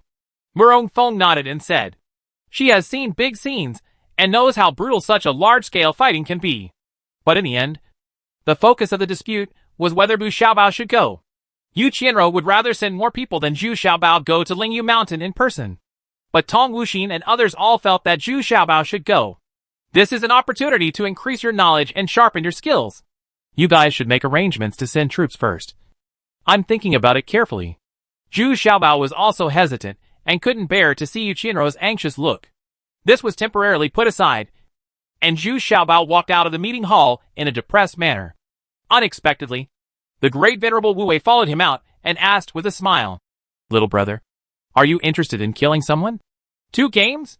My chess skills have improved greatly recently, and Lao Jiu is no longer my opponent. You fart. Yesterday you lost 2 games to me. The old apprentice shouted angrily from the side. Ha ha. How many games have I won? Master Wu Wei asked with a calm smile. It's about 5 games. No more than 6 at most. The last game was a trick on your part to prevent me from regretting my move. Well, the old apprentice was so anxious that he spilled the beans about how he wanted to regret his move. Face full of embarrassment. Okay. I just want to relax. Zhu Xiaobao's heart moved, and then he smiled happily. When we arrived at the hunting pavilion, the old apprentice was very attentive and helped to arrange the chessboard pieces. He wanted to see how the master defeated the great Master Wu Wei by killing him. Sure enough, although Master Wu Wei's chess skills have improved, it is still a bit too early to challenge Zhu Xiaobao. Even in these 3 games, he was defeated with a lot of kills, which made the old apprentice dance with joy. Ha ha ha! At this level, if you hesitate, you will lose, and if you act impulsively, you will be in vain. No matter what, you will lose. The old apprentice was so happy that he almost rolled on the ground. But the great Master Wu Wei was very calm, carefully considering every step, and was not upset because of the failure. On the contrary, he smiled pointedly and said, yes, life is like this chess game. Just a veteran can't do it. You have to rely on chariots, horses, artillery, and soldiers and elephants to achieve anything. Hey, old man, you asked me to play chess. Do you have something you want to say to me? You can say it now. Zhu Xiaobao jumped on the horse to eat the last night. Then he stopped playing and asked with a smile. Yeah. What I want to say is that you must go to Lingyu Mountain this time. You can't open the inheritance place just by practicing alone with the blood of the divine beast in your body. And it's best to bring Jumei with you. The great venerable Wu Wei nodded, and firmly packed himself a bag of cigarettes, and started smoking leisurely. Jumei? Her fighting power is very strong. But in such a big scene this time, there seems to be no need for her to charge into battle. Right? Zhu Xiaobao asked a little doubtfully. Ha ha. What I want to say is that this silly girl Jumei is not an ordinary person. She is really destined to be yours. If you take her there this time, maybe you can have some opportunities. The great Master Wu Wei Lao Shenzaizai said. What? The person who is destined to be me? Don't joke about this. How could this silly girl be my person? Oh no. She is my person. But it doesn't mean that. Do you understand? Zhu Xiao at the end of Bao's speech. Even the Japanese words came out. Because the old man's words were a bit too shocking. And Zhu Xiaobao was a little confused. Ha ha ha. You can get great beauty. That's your blessing. Besides, have you ever thought about why great beauty appears next to you? Ha ha. Everything is determined. Great Venerable Wu Wei looked up to the sky and laughed said. But I'm leaving. Taking Jumei with me. I'm afraid it's not safe here. Will you want Feng and you Shichan take advantage of it? What Zhu Xiaobao is most worried about is that there is no one around Murong Feng. Humph. Don't worry. With me here, nothing will happen. Besides, Nan Zerwei Kingdom has too much to take care of itself now. Great Venerable Wu Wei snorted proudly. Brother, what about me? I should also go with Master. Right. The old apprentice asked in confusion. Of course. You go too? Now Zhu Xiaobao's strength is still too weak. But more and more people are plotting against him. Master Wu Wei said with certainty. At this moment, Yu Qianrou and Yuli came to Zhu Xiaobao at the same time. And then Jumei also came with a golden armor hammer and a turtle-back shield. Chapter 514, Self-Reliance A. Of course Zhu Xiaobao knew the purpose of Yu Qianrou, Yuli, and Jumei coming. He is now very worried about this sister. He simply holds her in his hand and refuses to let go, for fear that she will run away. In fact, from Yu Qianrou's perspective, it can be understood that after so many years of ups and downs and hardships, she has always had a very difficult life. Since Zhu Xiaobao returned, her situation has changed significantly. So she just wants to keep this hard-won stability and does not want to take risks anymore, let alone meddle in other people's affairs. If it weren't for the place of inheritance, Yu Qianrou wouldn't even want to take back the southern Zerwei Kingdom. Huh? It's really hard for a woman to take on such a big responsibility. You'll destroy him by crying like this. The great Master Wu Wei also walked away a little unhappy. But I only have one younger brother. He is my only support. Yu Qianrou also stood there with her face flushed, murmuring. What are you doing here? Zhu Xiaobao asked Yuli with a frown. I want to follow you to Lingyu Mountain. This is my best chance to atone for my sins. Yuli lowered her head and said. But her decision cannot be changed. She is very determined. Well, sure. Then you go back and prepare. And then talk to Tao Zhiqian. Zhu Xiaobao nodded. This is indeed Yuli's best opportunity. Her return has never been accepted by the female warriors. So this time is also the best opportunity to re-establish your prestige. What about you? Zhu Xiaobao looked at Jumei again, and couldn't help but tremble in his heart. What did Master Wu Wei say just now? The person who is destined to be me? It must be the one who protects me. And there is no other meaning. Zhu Xiaobao quickly comforted himself, seeing that Jumei was a head taller than him, and weighed more than 200 kilograms. Zhu Xiaobao felt very small. My senior sister asked me to come. She said that I will always be yours. Hee hee. I want to follow you too. The old man also said. Jumei still said with a silly smile. Stop. Stop. Stop. Stop. I know you are mine. Please stay with me. First, help the old apprentice get some dried chicken. You will need it on the road. Zhu Xiaobao hurriedly called. After stopping Jumei's words, I was angry with her for saying some embarrassing words again. This silly girl dares to say anything. Xiaobao, did I do something wrong? I'm really scared. Whoa. At this time, Yu Qianrou looked at Zhu Xiaobao pitifully and cried. Her guards were all in the Huxin Pavilion. Outside, there is no one around now. But after being scolded by the great Master Wu Wei, Yu Qianrou was really confused. Yeah. Sister, I'll take you back to the palace. Let's have a good talk. There are some things that we really should have a good talk about. Zhu Xiaobao helped Yu Qianrou and got into the carriage together. Not far away, the great Venerable Wu Wei and the great Venerable Ice and Fire stood together. The great Venerable Ice and Fire asked in a low voice. Senior, can you really find the inheritance place of the black tortoise this time? Well, not necessarily. I just let this little guy go out to exercise. I guess the inheritance place of the Xuanwu turtle may have something to do with 1,000 poisons. But I don't know the details. Wu Wei the Venerable shook his head and sighed. Over the years, he has been secretly searching for the inheritance places of the 4 great beasts.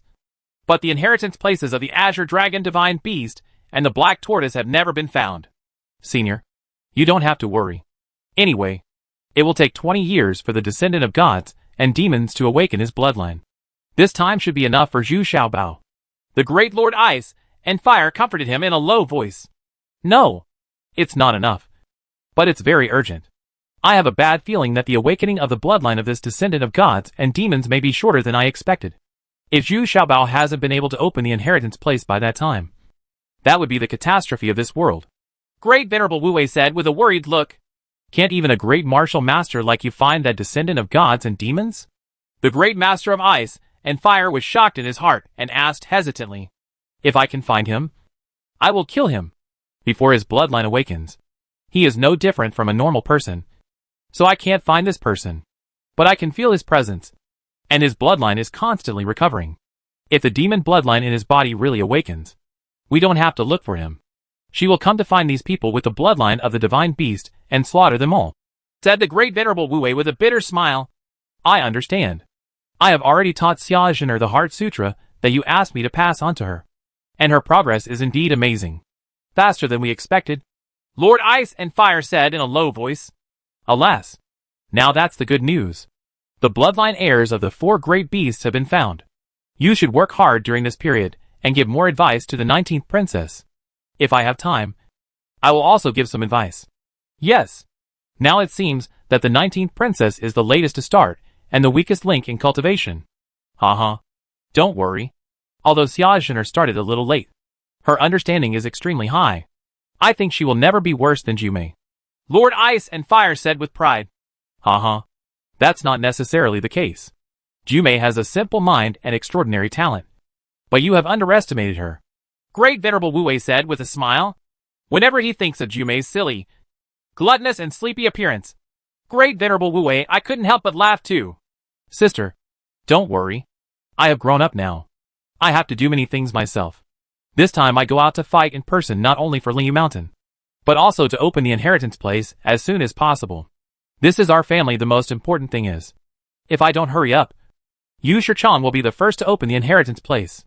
Zhu Xiaobao talked to Yu Qianrou for a long time in the palace, and finally talked it through to Yu Qianrou. In fact, Yu Qianrou knew in her heart that what Zhu Xiaobao said was right. But she just couldn't let go of this knot. Okay.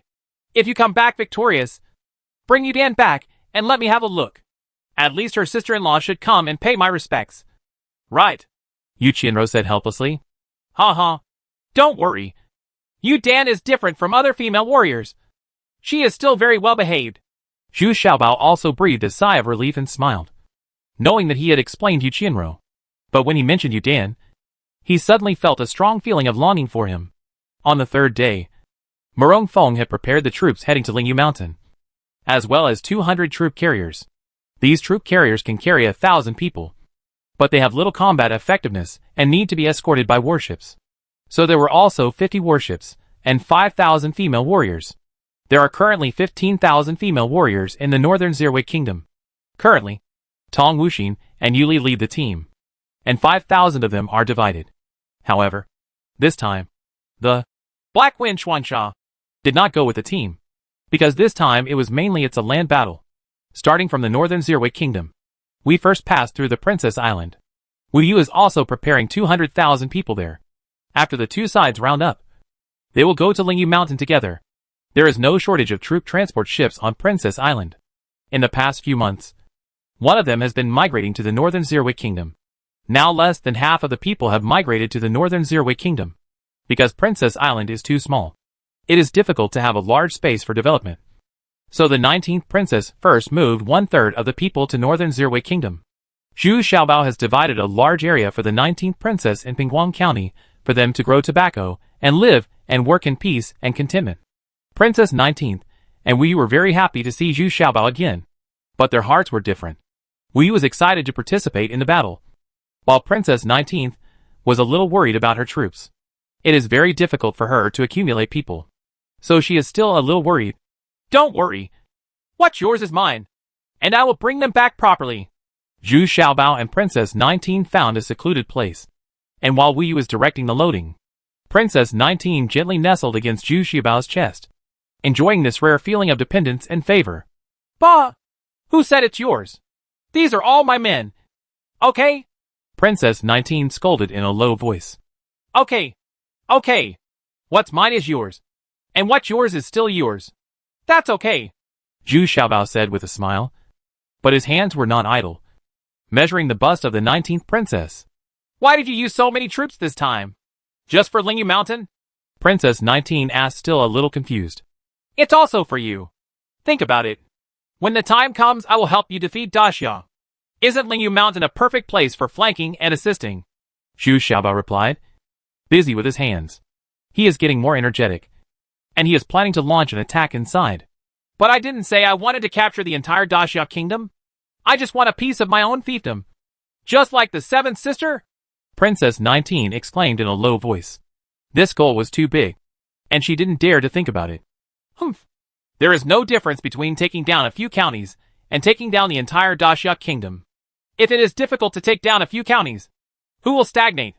Why don't we all work together to eliminate all threats? Zhu Xiaobao was very happy. He hummed domineeringly, and with a strong effort, the cloth button on Princess 19's chest was broken. The pink bellyband underneath is exposed. Oh? You're going to die. Someone sees you. Wait, what did you say? It's really true that you can do it all in one go. Otherwise, if you think of seventh sister like this, life will be difficult now. Princess 19 screamed and jumped away quickly. Here, although it is relatively hidden, the guards can see it. But Princess 19 suddenly felt that what Zhu Xiaobao said was right. Only by eliminating all threats can peace and stability be achieved. Isn't it just to take over the entire Daxia kingdom? Yes. My grand goal is to make all these countries my vassal states. Each vassal state will be ruled by my wife. Zhu Xiaobao excitedly thought about his grand plan again. Great Emperor? You? Can I trust you? Yes. Of course I can. Now, if the Great Emperor wants to see the beauty inside you, please untie it. Right. Roll. Chapter 515, Self-Reliance B. The 19th princess is a little embarrassed now. She can't fasten the button that Zhu Xiaobao pulled off, so she has to hold it down with one hand. Otherwise, it's really a bit indecent. The big red bellyband inside is too eye-catching. Don't come over. Wu Yu and the others will come back at any time. What did you just say? Great Emperor? Do you really think so? Princess 19 said, a little panicked. But what surprised her even more was that the little what Bao said seemed very novel to her, and a little unrealistic. But the 19th princess really hoped so. Ha ha! Yes, this is my grand plan. Of course, to realize this grand plan, we need your cooperation. Zhu Xiaobao said, still full of hope. Yes, it's very good, but it's impossible. You know that my father fought for more than 10 years in the battle to seize the throne. And then the great Xia kingdom rested for more than 10 years. So your idea is a bit unrealistic. 10. Although the 9th princess is also very yearning. She is very sensible. No. No. No. No. If I say it can be done, it will be done. Because I am Zhu Xiaobao.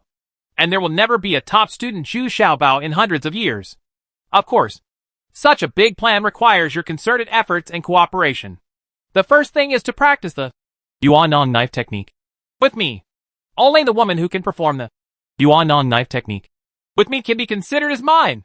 Zhu Xiaobao said, as he made a wrong step, and stepped in front of the 19th princess. But what I didn't expect was that the 19th princess also made the same mistake and dodged out again. Her movement was exactly the same as Zhu Xiaobao's. Then she stopped, quickly pressed the skirt of her clothes on her chest, and smiled. Said, I have already learned this sword technique. Will you taught it to me? How about that? That's just one of the steps. To really use the Yuanong sword, you need to practice with me. Come on. Let's try it. I promise not to move. Zhu Xiaobao said. It's more like a big bad wolf deceiving a little sheep. Next time. It's inconvenient now. You broke all my buttons. Princess 19 still shook her head. She was still very concerned about her image. After all, there were many female guards around. And we all come over anytime. Anywhere. Sure enough, before Zhu Xiaobao could think of another way to seduce the 19th princess, Wu Yu and Zhu Mei had already rushed over happily. And they were actually so busy that they were sweating all over. But they are all very excited. Zhu Mei is here to meet the 19th princess. She originally came from the 19th princess. So she has always been thinking about the 19th princess. Seeing that Zhu Mei was about to kneel down and salute, Princess 19 quickly stopped her and said, Zhu Mei, there is no need to kneel down in the future. We will treat each other as sisters. You will be a person with unlimited achievements in the future. Well, I'm already very powerful. Sister Wuxin and Sister Wuyue couldn't beat me just now, Jumei said honestly, thinking that the princess was talking about her martial arts. It turned out that they were not only helping to load the ship, but the three of them also had a discussion. Unexpectedly, Wuyu and Tong Wuxin couldn't defeat Jumei even if they joined forces. Wuyu said a little embarrassed. Actually, it's just a spar, not a real fight. Hey, princess, what's wrong with your chest? It's nothing. I accidentally broke the button. It's okay. I'll just go back and change some clothes. Unexpectedly, Princess 19 was even more embarrassed than Wuyu. So she explained hurriedly. Then he fled back to the princess mansion in a panic. Alas, we still haven't succeeded. There is still a long way to go, Zhu Xiaobao said a little regretfully. But with Wuyu by his side, he was not very disappointed. He stretched out his arms to hug Wuyu. This was very natural. Even if it's Jumei who is right next to you. Wuyu also looked calm and didn't regard Jumei as an outsider at all. She always thought that Jumei was still a stupid girl who didn't understand anything. Xiao Zhu, why do you put your hands on Sister Wuyu's waist? Can't she walk on her own? Unexpectedly, Jumei asked seriously this time. That's it. As the saying goes, men and women are not tired when they work together. I saw that you were working hard loading the ship. So I put my hand on her waist so that she would not be tired. Zhu Xiaobao was a little dumbfounded. Fortunately, he reacts quickly and can make up some lies right away. Oh, then put your hands on me. I just loaded more ships than they did. And I'm a little tired, Jumei said happily after hearing this. Ah? Well, you are really sincere. Zhu Xiaobao was stunned for a moment, and then said he could only reach Jumei's but at the same height. He had to raise his hand a foot higher to hold her waist. But this it feels like hooking someone's shoulder, because Jumei is so tall. Hey, it's a little itchy. But it seems I'm not tired anymore, Jumei said with a silly smile. Unexpectedly, as soon as the ship was loaded, Tong Wuxin was ready to set off. Time was tight, and the war in Lingyu Mountain was about to break out. So there was no delay. The 19th princess let all the soldiers have dinner and set off overnight. Before leaving, Zhu Xiaobao did not forget to take advantage of him. Wait until I come back. Practice the Yuanong sword with me. I still have a special move that I have never taught anyone else. Well, then find a place where no one is around, and I will practice with you, Princess 19 said in a low voice, a little embarrassed. Fortunately, Wuyu and the others are not around now. It was finally time to set off. Princess 19 was a little reluctant to leave, while Wuyu was very excited. In contrast, Zhu Xiaobao's mood was very complicated. These 200,000 horses are half of the 19th princess's property. I wonder how many can be brought back. Although his plan is grand, it is unknown how many lives it will take. Suddenly, Zhu Xiaobao felt a little heavy. This time Zhu Rong did not come with her. Her status as a princess was a bit embarrassing in Lingyu Mountain. Besides, Zhu Rong happened to have reached a critical stage in her mental training. She needed time to break through to the 6th level. So Zhu Xiaobao brought Lu Tong and Lu Fang with him. Ying Xiuxiu was ordered by him to stay at home and use this time to lose weight, because Ying Xiuxiu is too fat now. Standing at the bow of the boat, Zhu Xiaobao was concentrating on his thoughts, while Jumei stood behind him so that he could lean on him at any time. If they were sitting on the ground, Jumei would sit back to back, because Zhu Xiaobao liked to use Jumei's back as a chair, which was very comfortable. Now I seem to have regained the feeling I had in Shiyuan City Domtian Paradise. It's just that Zhu Xiaobao now feels that he is burdened with more and more things, and he has unknowingly become the most critical person in many things. But he is not as carefree as before. Zhu Xiaobao is now worried about Lingyu Mountain. The troop transport ship is really moving very slowly. So when Hatchet set off, he did not follow the troop transport ship, but rushed back first with 10 small warships. Yes, he is more anxious than Zhu Xiaobao. His tribe is on the outskirts of Lingyu Mountain.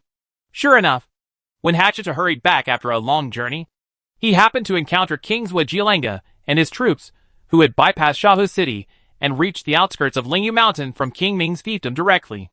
However, there are only 150,000 vanguard troops. It is not easy for her to gather 1.5 million horses. All tribes must be notified and then rush to the gathering place. Shijua's troops have always been relatively loose, So there is no strict military discipline like Daxia Kingdom. And Jialanga also needs to prepare sufficient dry food. They always rely on fighting to support fighting and plundering. But once they are defeated, there will be no gain. So we still need to prepare necessary dry food. Of course, King Ming also provided a lot of support this time. After all, we are fighting together. But this time King Ming's performance still made Jialanga very dissatisfied. So King Ming dispatched 50,000 troops. The meaning is obvious. That is, they have to wait until Jialanga's large troops arrive before they are willing to send out heavy troops. Now it's just to show your attitude. Hatchitu arrived just in time for the meeting. He led his people through the hinterland of Lingyu Mountain and made a special trip to meet Duinmuki, and then hurriedly rushed to his Hacha tribe. Now there are 100,000 warriors from the Hacha tribe who are waiting in full formation. Seeing that my warriors are all in high spirits, they are willing to fight to the death for their tribe. Hatchitu felt some comfort in his heart. With such a tribe, even if he died in battle, his opponent would pay a heavy price. Just one day after returning, Hatchitu washed and changed clothes and felt much refreshed. He also changed into a suit of leather armor and a sweaty horse. At the critical moment, even a rich man like him would fight for the tribe to kill the enemy. But after meeting Duinmuki, Hatchitu felt much calmer. At least Lingyu Mountain has not given up on these tribes. On the contrary, it has helped set up a lot of agencies and defenses. Finally, Kingswood Jialanga appeared, not with a large force, but with only 2,000 people. She was polite first, and then sent troops, hoping to make the Hacha tribe surrender. This time, Hatchitu also came forward with 2,000 warriors. When they met, Hatchitu first saluted with his right hand on his chest. The other party was Kingswa, so he couldn't be less polite. Kingswa is 1,000 years old. What do you mean by coming here? This is not your jurisdiction. Range. Right. Humph. Hatchitu, you have been doing better and better in the past few years. Even your tribe has become stronger. Do you have the guts to oppose me? Kingswood Jialanga said with a sneer. The last time you were here, you were a loser. The defeat of the general allowed the Hacha tribe to gain a lot of advantages and gain some fame. What's even more disgusting is that several small tribes have also migrated here. So Kingswood Jialanga wants to conquer these tribes first. These dozen tribes can also provide him with 200,000 to 300,000 men and horses. Dears Wang Qiantai, I don't quite understand what you mean. Our Hacha tribe has always been the most loyal people of the Shijua kingdom. Hatchitu said still respectfully. Humph. Stop beating around the bush. My intention here is very clear. I want you to submit to me. Kingswa. There is no other choice. Jialanga said impatiently. Dear Kingswa Qiantos, isn't this right? The Hacha tribe has never participated in the battle between you and King Yu. It was the same in Shahu City back then. Hatchitu's heart sank. Sure enough, Jialanga brought 2,000 men with her this time. It was a courtesy first, and then an army. It would be best if she could conquer these tribes. She could not conquer and then annihilate these small tribes who dared to go against her wishes. That was before. You relied on Yushu City. It's different now. King Yu and I have started a war. Every tribe has to make a choice. Either submit to me or King Yu. I think you will do it. A wise choice. Right. Kingswood Jialanga said very domineeringly. Now there is no choice at all. King Yu Shabao is not nearby. So he is forcing Hatchitu to submit. Chapter 516. Self-Reliance C. Hatchitu shook his head slowly and said calmly. The Hacha tribe is only loyal to the royal court and does not participate in other disputes. Please forgive me, Qiantos. Does that mean you refuse to surrender? Hatchitu, I know you have made some money in recent years, and your tribe has grown a lot. But don't be fooled by this achievement.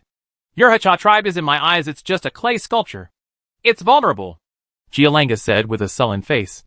Although it was expected, Hatchitu's refusal still made her very angry. I develop our tribe through business. Now the royal court, King Yu, and even you all have my products in circulation. And I have the royal court's decree to allow our tribe to do business for generations without participating in any disputes. Only loyal to the royal court. You should know this, Hatchitu said with a little pride. Humph. Then let me tell you. Now that King Yu Shabao wants to usurp the throne of Khan, I am escorted by King Qin.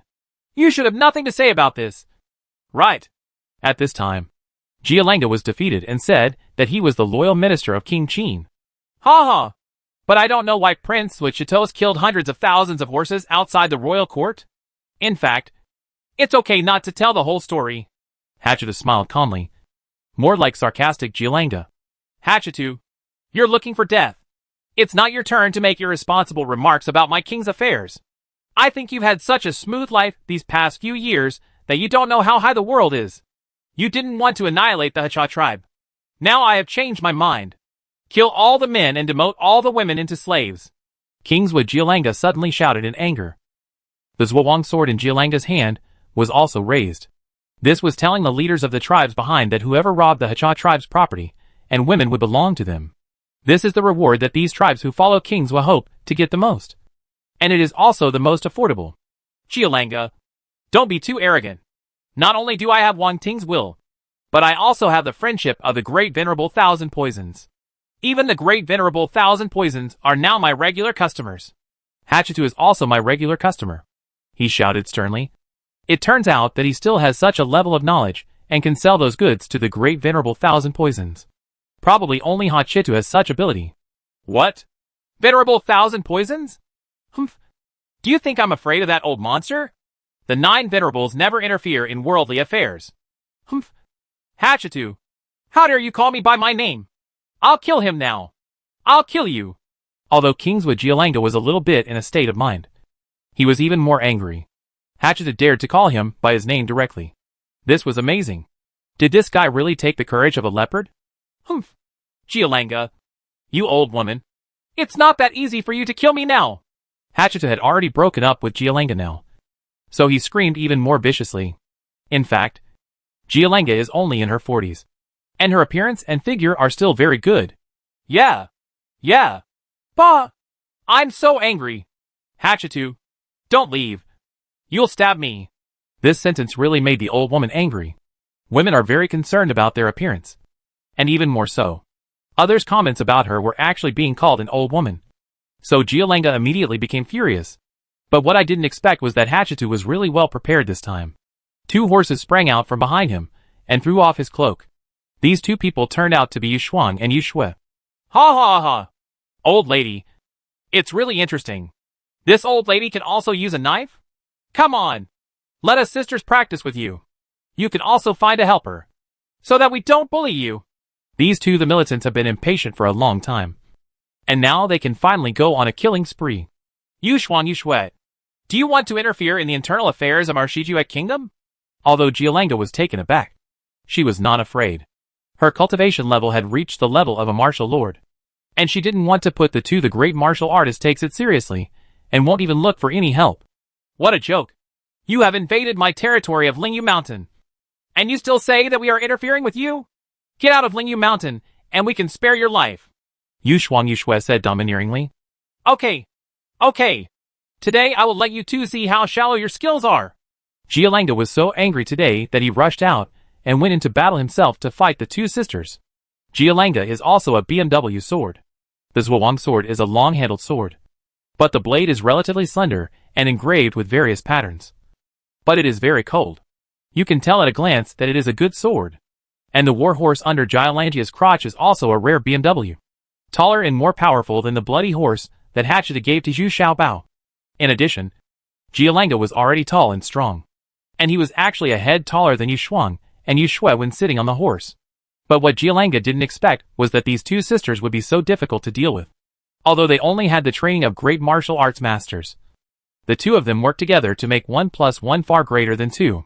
They cooperated tacitly, with long whips and short swords, and gentleness. Hard. Both soft and hard. It is really difficult to deal with. It seems that the legendary martial lord has no rivals. And it is not just a rumor. These 2 sisters are really capable, coupled with the strong physique of the female warriors of the Lingyu tribe. The 2 of them are not inferior to Giolanga in terms of strength. The fight lasted for more than half an hour, and both sides were evenly matched. Giolanga was extremely depressed. He didn't expect that he couldn't even defeat 2 great martial arts masters. He was really embarrassed.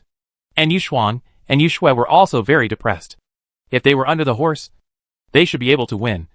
But Giolanga was tall and fast, which made the 2 sisters very uncomfortable. There is no way. The opponent's war horse is really awesome, and it cooperates with its owner tacitly, knowing how to move after every move. This is the unique spirituality of BMW. Okay. Have fun. Giolanga, I didn't expect that your martial arts can be as good as my second sister. You are awesome. If you don't fight today, your horse will not be tired. But my horse is almost exhausted.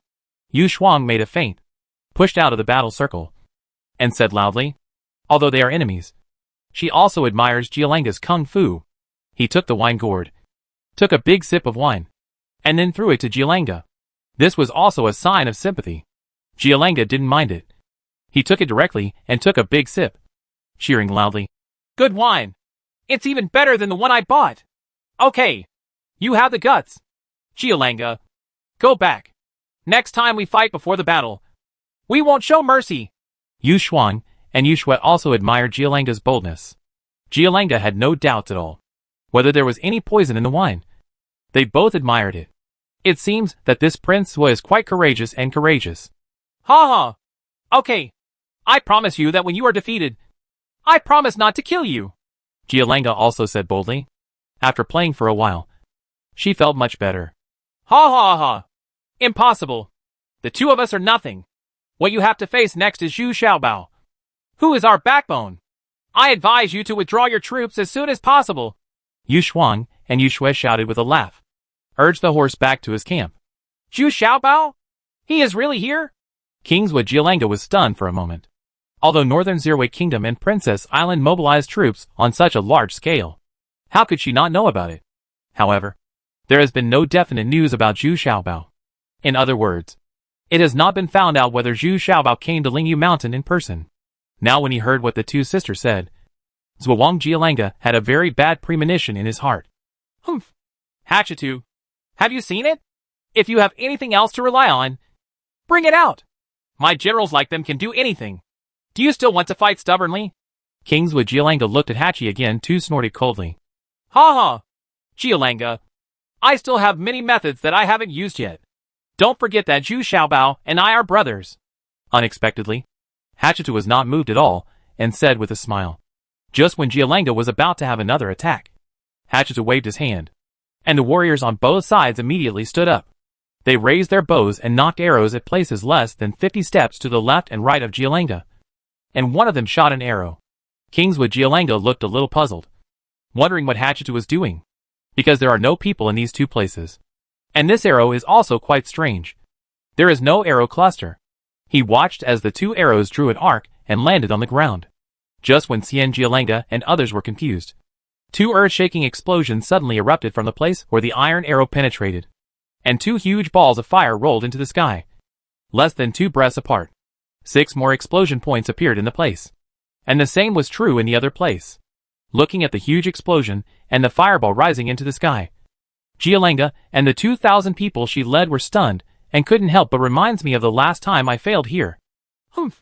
Giolanga, did you see it? This is a cluster bomb. If you detonate one bomb, the other 6 will also explode. I don't have many buried here. Only a few hundred bombs. If you can, just release them. Come here, Hatchetu said proudly. And the warriors behind him were also full of pride. The surprises brought by the richest man in the tribe to the Hacha tribe are always so exciting. The most important thing is that he and Zhu Xiaobao are still brothers. Hatchetu, I admit that you really surprised me. But facing an army of 2 million, how many missiles like this do you have? Let me tell you, in the face of real human sea tactics, these things of yours are just a drop in the bucket. Kingswood Giolanga calmed down and said with a gloomy face, then turned his horse's head and said to his men, Let's go! Although she had retrieved a few words for the scene, Giolanga also knew that Hatchetu won this time, because her subordinates had been frightened. These people were almost all leaders of various tribes. The impact of these 2 bombs, the detonation has left a huge shadow in their hearts. Chapter 517, Different Ideas. When Kingswood Giolanga returned to the camp, all these tribal leaders, large and small, came to discuss matters. That is, to hold a meeting. In the huge tent, a fire was set up. Beef and mutton were roasting, and a group of people were drinking and eating meat in a chaotic manner. This was also a unique feature of the Western Zhu Kingdom's coalition forces. But now there is one more thing. That is, cigarette rods and tobacco shreds. Almost everyone has a cigarette rod and a purse hanging on it. Even in front of Giolanga's table there were wine bottles and wine glasses. a tray with barbecued meats, and a silver cigarette rod. She also fell in love with these things, and she would take a few puffs when she had nothing to do. So the whole tent seemed to be filled with smoke, mixed with the green smoke from the barbecue. In the end, I had no choice but to open the tent door to let fresh air flow in. Only then could I breathe smoothly. It can be seen how big Hatcheta's business is, not to mention Kingswa. The same is true now at King Yushabao. It's just that this time the opinions on the matter were quite different. Most of the tribes did not agree to immediately send troops to encircle and suppress the Hacha tribe. Many people have some friendship with Hatchetu. We came all the way here, not for a small Hacha tribe. What we want is Lingyu Mountain. Mr. Zwa, please don't forget that we agreed at the beginning that the female warriors of Lingyu Mountain will be snatched away. It belongs to whoever arrives. The loudest shouters were the tall man with a beard. His name is Chitong, the leader of the Chihu tribe. The Chihu tribe is also one of the largest tribes in the Shijua kingdom. So Chitong has always been very arrogant. Moreover, Red Copper is also very lustful and likes strong women. He has long coveted the female warriors of the Lingyu tribe. It's a pity that one of them failed to capture a female warrior. Humph. I think you are scared.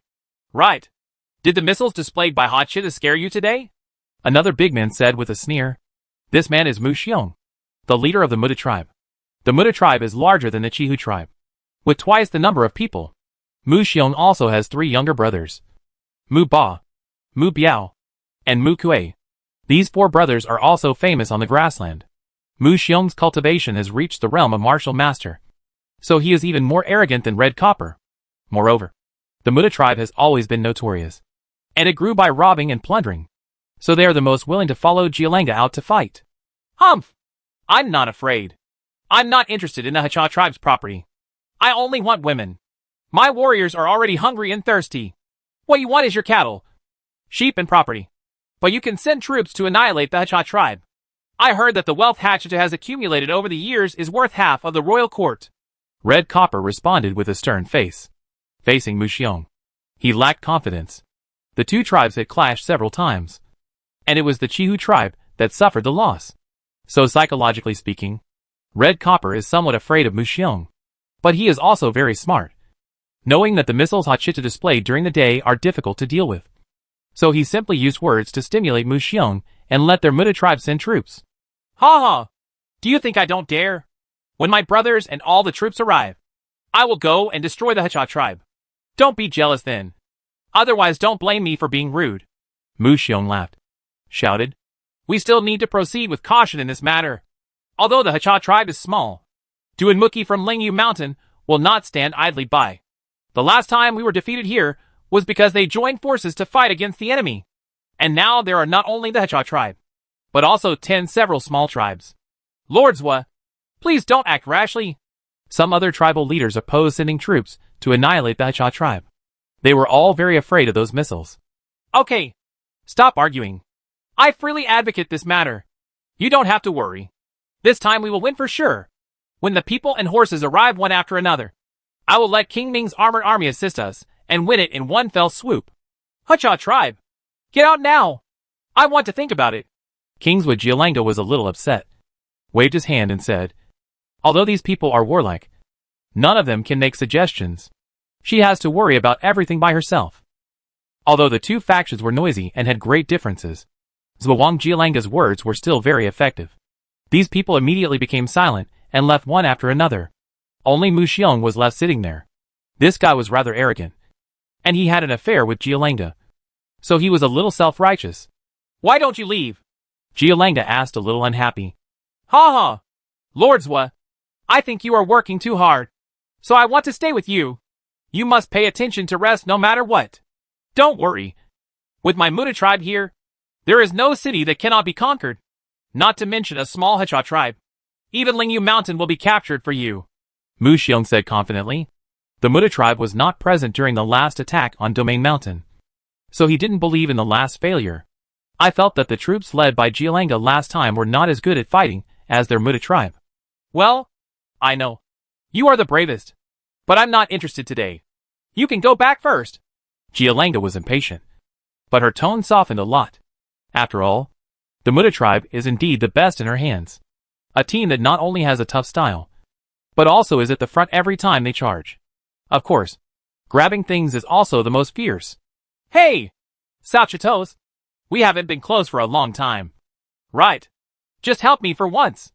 Mushiong walked behind Zhuo Jialanga a little unwillingly, and his two hands had already reached Jialanga's waist. Superior. That's enough. I told you I'm not interested today. Jialanga frowned and pushed Mushiong away. But after thinking about it for a moment, he said to the two maids behind him, You two go and help Master Mushiong sleep. In addition, bring 2 kilograms of shredded tobacco to Mr. Mushiong. The reason why Jialanga did this was because she didn't want Mushiong to be dissatisfied. She still wanted to rely on the Mu-Tu tribe to reuse it. The men on the grassland could not be disappointed in this regard. So Jialanga sent 2 personal maids over, which was considered a favor to Mushiong. Ha ha! In this case, thank you, Lord Zwa. Although Mushiong failed to do so, he was still satisfied with this. The appearance of the 2 maids was not bad, so they could meet his requirements. King Zwa Jialanga returned to his sleeping tent from the tent where the discussion was held. Then he lit a bag of cigarettes a little tiredly, took a few puffs, and then ordered, Come here. Call Fongbin Nu. Slave Fongbin pays his respects to King Zwa Qiantai. Meet the master.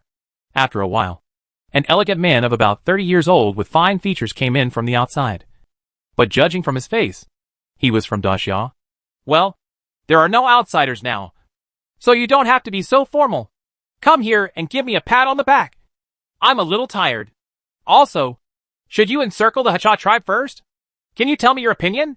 Jialanga, he put down his cigarette rod and laid down on the bed casually, waiting for Fongbin Nu to take care of him. This man is really a slave, and he voluntarily worked as a slave for Jialanga. It turned out that Fongbin was the eldest son of the Fong family, the 2 largest families in Shiyuan City. Their Fong family also had property in King Wen's fiefdom. Moreover, one of the daughters of the Fong family was a concubine of King Wen Qianhui. At that time, the Fong family was very prosperous, and Fongbin was also very loyal to King Wen.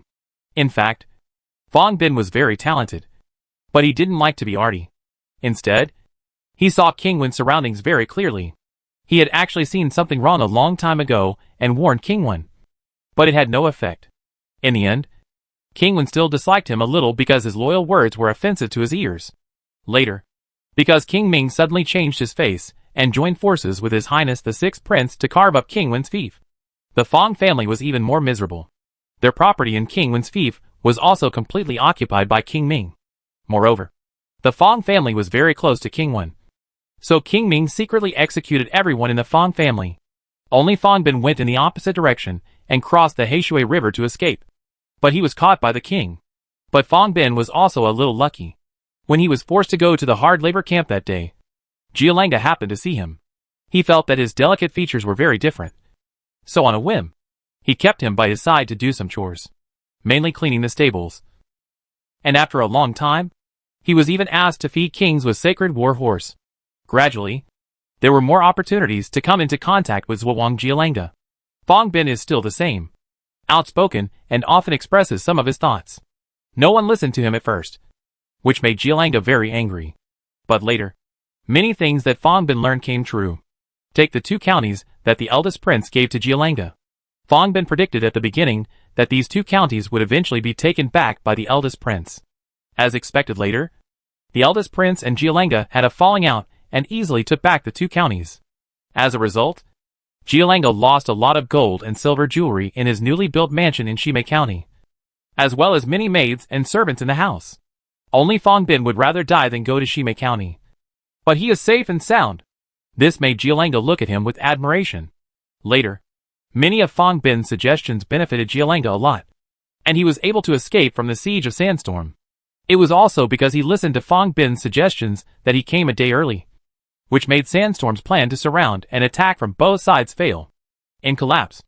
I thought that Fongbin wanted glory and wealth, but I didn't expect that Fongbin's goal was very clear. He wanted to avenge the Fong family and King Wen, so he didn't want any reward.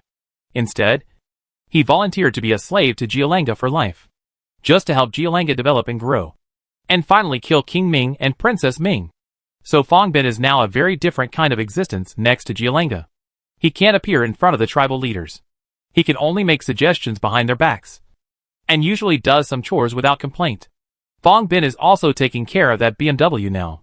Now Jialanga wants to ask Fong Bin for advice again.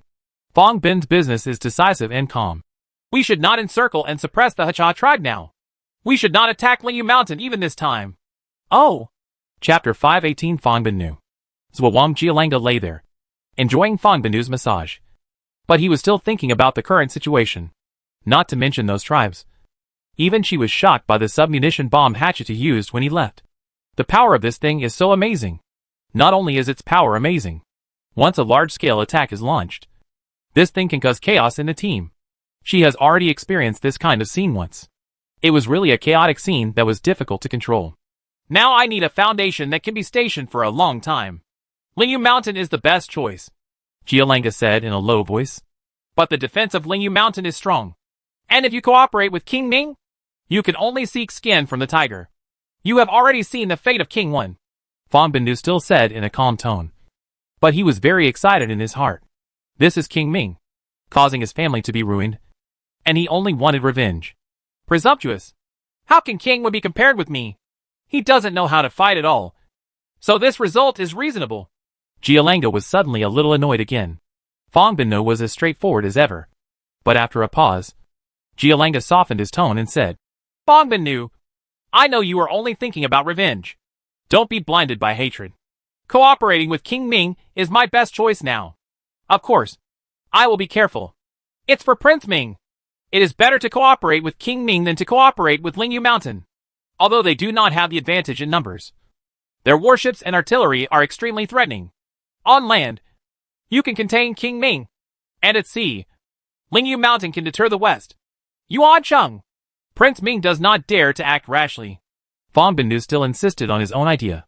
In fact, his idea was the most correct. Alas! How is that possible?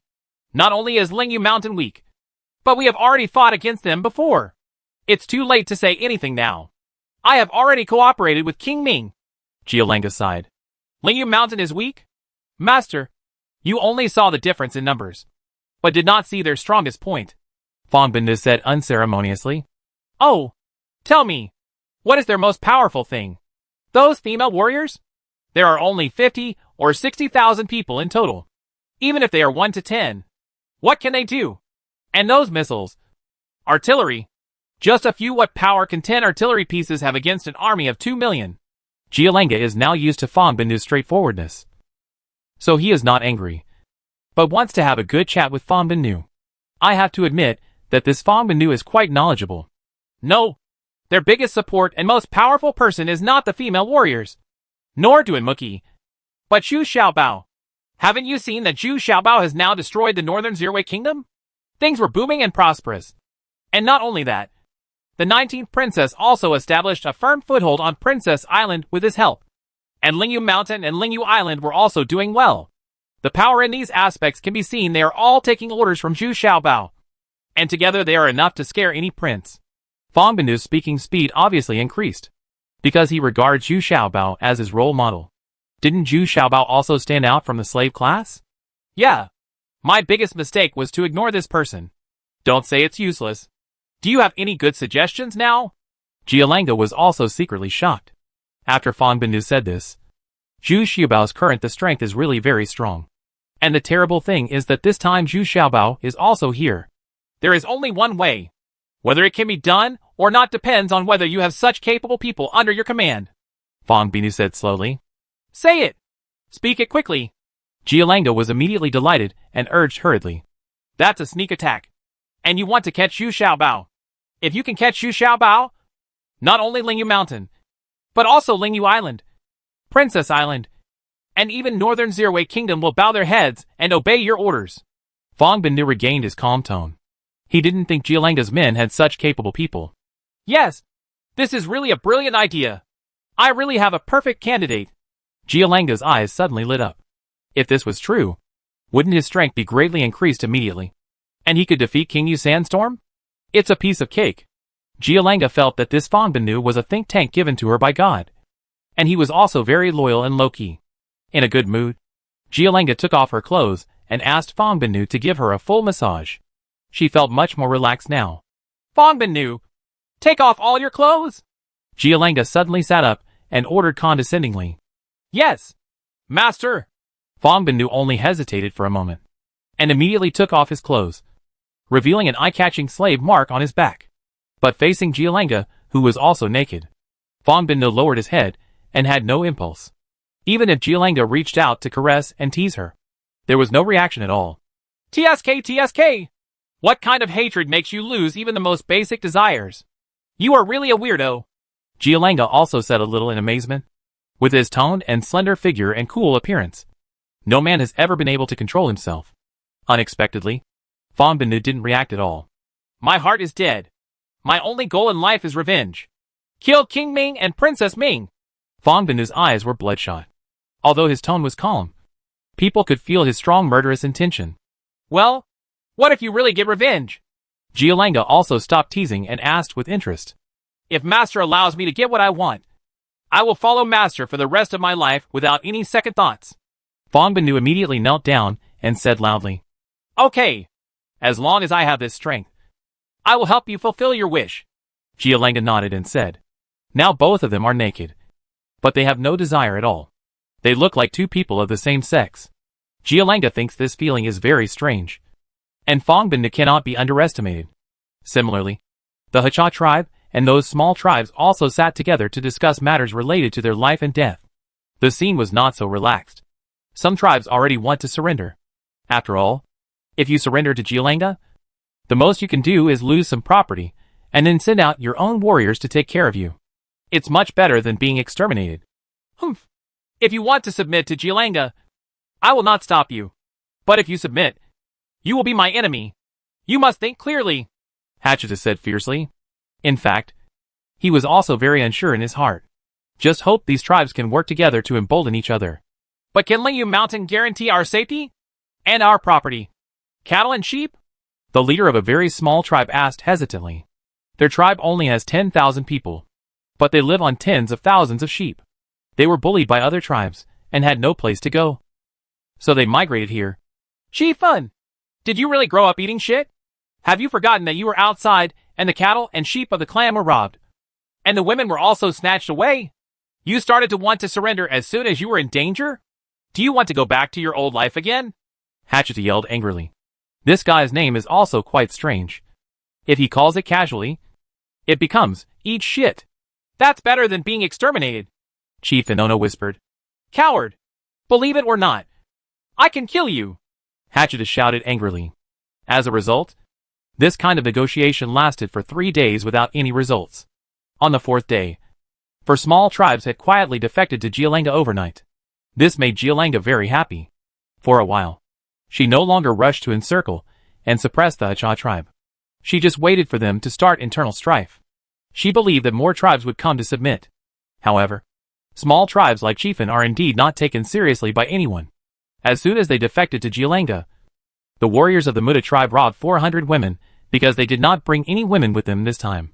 Now it's time to use these women to vent your anger. Fortunately, Kingswood Gialenga found out in time, called Mu Xiong over, scolded them, and finally let those women go. But there are still many women who have been raped. Gialenga came to Mu Xiong mainly for his fourth brother Mukue, because Mukue is the most famous assassin in the Shijuek kingdom. Mu Xiong, is your brother Mukue back? Gialenga asked, sitting on Mu Xiong's tiger skin cushion and lighting a pack of cigarettes. Mu Xiong's slaves immediately served the kumis. After all, he was King Sachitos, and he was respected everywhere. Ha ha! Not yet. Didn't you ask him to investigate the last poisoning incident?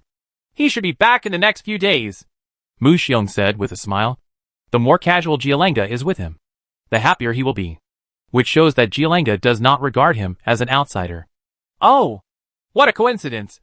I have something urgent to do now, and I need him to take action, Gialenga said with a slight frown. No, it's a coincidence. I'm back. It's just that you didn't notice it. Unexpectedly, a cold voice came from outside the tent. But before the words could be heard, a figure was already standing in the tent. It's Mukue. Blackthorn Mukue is one of the 3 most famous killers in the Shijuek kingdom. Although he is only at the peak level of a great martial artist, he is better at concealment and assassination. And he also has a unique skill that can increase his combat power in a short time. The internal volume surged 3 times. So he once killed 2 warriors with martial master cultivation level and became famous. Mukue? It's great that you're back. Come with me. I have something for you to do. Gialangia suddenly shouted in surprise. Although Mukue's voice was cold, Gialangia has long been used to it. Don't take it seriously. On the contrary, among the 4 Mu brothers, the one she admires the most is Mukue. Yes.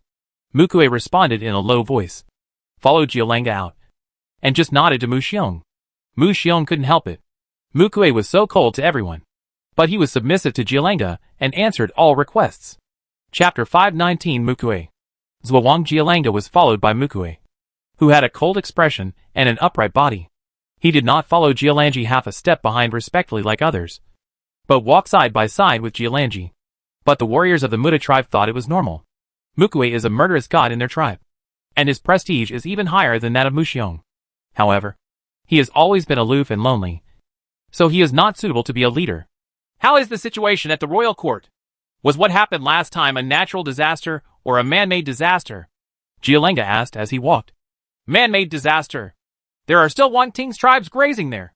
And no cattle, sheep or people have been poisoned or died. Mukue said calmly. Oh, I didn't expect that 1,000 poisons locking city is really so terrible. Forget it. I was too hasty about this matter. So what's going on inside the royal court now? Is the old Khan really seriously ill? Gialanga said with a little regret.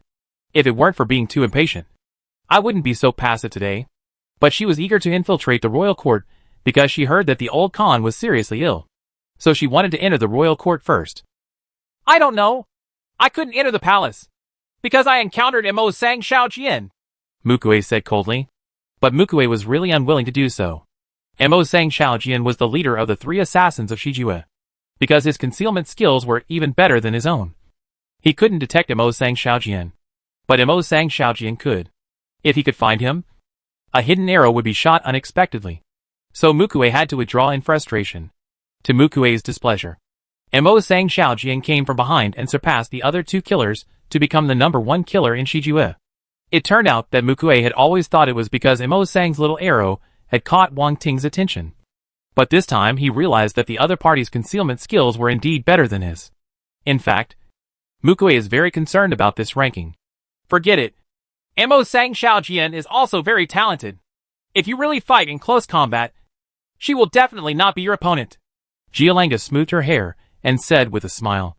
In fact, Gialanga was trying to comfort Mukue. The killers competed on concealment and tracking, as well as the unexpected one-hit kill. It's not an above-board contest. Well, why is Chito so anxious to find me? Mukue felt a little better. After all, what he was most proud of was the 9 critical strikes, which can quickly increase 3 times the combat power in 2 minutes. It's just this skill. There is also a big drawback, which will cause the body to take a month to recover after an extremely overloaded outbreak. So Mukue thought that if he faced Mo Sang Shaojian head-on, he would be able to kill her. Ha ha! There is no one around now, so you don't need to be so restrained. You can just call me Sister Lan like before, Gialanga said with some resentment, and glanced at Mukue charmingly. Psychologically speaking, Gialanga has had many men, but only Mukue has some affection for him. But it's just a little bit of a good impression. Her pursuit and desire for power made her ruthless, and even her own children became her tools. As long as the need arises, you can sacrifice yourself. It's just that her dedication is not to please, but more like a favor. Isn't that what Mu Xiong is? Yes, Sister Lan. Mukue felt excited in his heart. He had been infatuated with this Sister Lan since he was a boy. But later, he suppressed this desire because he didn't want to lose his cool because of it. A killer can't do that. Emotional and caring. I want you to capture someone alive. This person's name is Zhu Xiaobao. It may be very difficult, Gialanga said with a chuckle. More like a provocation method. Is it him? Huh? In my eyes, there are only dead and living people. Either he dies or I die. It's not difficult, Mukue said coldly. No. What I want is alive. I'll try my best. The men and horses led by Zhu Xiaobao finally arrived at Lingyu Mountain. They had been on the boat for so long, which made Zhu Xiaobao very bored. He couldn't even find anyone who could play chess. The old apprentice's stinky chest basket made Zhu Xiaobao feel like he hated iron. How could he teach such a stupid apprentice? It's really shameless. After getting off the boat, Zhu Xiaobao saw Duanmuqi standing on the shore to greet him. Brother-in-law. Brother-in-law. Old man Duanmu. Now that I have seen you, I miss you so much. As soon as they met, they gave me a very warm bear hug. Not at all like a British king. This made Duanmuqi a little bit overwhelmed. This kind of etiquette was so enthusiastic. Okay. I know you miss me. So there's no need to be so exaggerated. You'd better use this trick on the people behind me, Duanmuqi said with an embarrassed smile. Only then did Zhu Xiaobao realize that behind Duanmuqi, there was actually Yu Dan standing with a resentful face. He immediately threw Duanmuqi away excitedly and hugged Yu Dan. Uh-huh. Wife, I miss you so much. Did you miss me? Come on. Let me kiss you. Go away. You still know that you have been away for 2 years since you came back. Don't be so presumptuous. There are many people watching. Yu Dan wanted to scold Zhu Xiaobao as soon as he opened his mouth, but was hugged tightly by Zhu Xiaobao. And he immediately, I feel like I'm going to melt. Who dares to peek? Watch openly and openly. We old husband and wife want to have some intimacy. Watch carefully. Anyone who doesn't watch will be assigned to military law. Zhu Xiaobao immediately turned his head and shouted loudly. You little bastard. You're still the same scoundrel as before. Yu Qianhe, who was standing behind, couldn't help but say with a smile. Uh-huh. Mother-in-law. I miss you so much. Come here. Zhu Xiaobao opened his arms again, trying to exaggerate for a bear hug. Yu Xuan Yu Shui. Get this guy for me. Yu Qianhe was not so panicked, and immediately ordered with a wave of his hand. Okay. Go back first. I'm ready for the feast. Yu Hui, who was still steady at this time, said with a smile. Yes. Go back first. You haven't seen my daughter yet, have you? Duanmuqi said excitedly. Although giving birth to a daughter made him a little disappointed, it did not affect his love at all. A woman's heart. I am disappointed because my daughter will definitely become a female warrior in the future. This is the tradition of the Lingyu people. The atmosphere at the scene was lively, and there was no tension at all before the war. It felt more like Zhu Xiaobao was returning home in triumph. But looking at the 400,000 horses behind them was enough to make Hachitu and others breathe a sigh of relief. But in this situation, Hachitu was somewhat ignored. Zhu Xiaobao just said hello to him and hurried to see his little niece. In fact, this can't be blamed on Zhu Xiaobao. Ever since Yu Dan saw Zhu Xiaobao, he held one of his arms with one hand, as if he was afraid that he would run away. Coupled with the fact that there are so many familiar people in Lingyu Mountain, Zhu Xiaobao simply cannot greet them. On the way back, Zhu Xiaobao discovered that Lingyu Mountain has changed a lot now. Not only has the population increased a lot, but the cultivated fields have also increased, and roads running through various towns have also been built. It is a prosperous place. It must be said that Duanmuqi worked very hard on managing Lingyu Mountain, and the effect was remarkable. Of course, the previous article on the reception banquet was full of joy, and the atmosphere was warm. So needless to say, when the banquet was over, Yu Hui took her children and went home. Yu Qianhe also drank a little too much, so she forced Yu Li to go back and live with her. This time, the mother and daughter finally solved the knot in their hearts and planned to express their true feelings. Even Yu Xuan and Yu Shui were called together by Yu Qianhe. It was the happiest thing for her that the sisters could reconcile again. Of course, Yu Dan couldn't follow him back. Yu Dan had gone back to his bedroom early to make arrangements. A long separation was better than a wedding. Speaking of which, Yu Dan was still very excited and even a little nervous. Only Duanmuqi did not leave and returned to the study with Zhu Xiaobao. Zhu Xiaobao also knew that if Duanmuqi refused to leave, there was something important to discuss with him. This is exactly what Zhu Xiaobao wants to do most. Back in the study, Lu Tong and Lu Fang immediately served new tea, which made Duanmuqi amazed again. This Zhu Xiaobao always comes up with something new. He didn't expect that today's green tea can be processed to be so fragrant. And what depresses Duanmuqi the most is that Zhu Xiaobao's new tobacco sticks have begun to replace his cigars, because they are more powerful. Although Duanmuqi has always tried his best to deny it, shredded tobacco sticks have irresistibly become popular in the Shijua area, and even some female warriors like it very much. Tell me, how do you plan to deal with Jialanga's 2 million army? After sitting down, Duanmuqi lit a cigar and gave one to Zhu Xiaobao, all of which he handmade. In terms of taste, it is already quite mellow and slightly bitter, with a rich aroma. Duan Muqi was very happy that Zhu Xiaobao only smoked a cigar occasionally. But he didn't like smoking. Well, aren't you here about the war? You still ask me? I'm just here to witness the large-scale war scene. Zhu Xiaobao tasted Duan Muqi's cigar carefully and nodded repeatedly. The old man also, the cigar has really been made to a very high level. The taste is already quite good, and you can feel Duan Muqi's unique craftsmanship as soon as you smoke it. Ha ha. I'm not sure.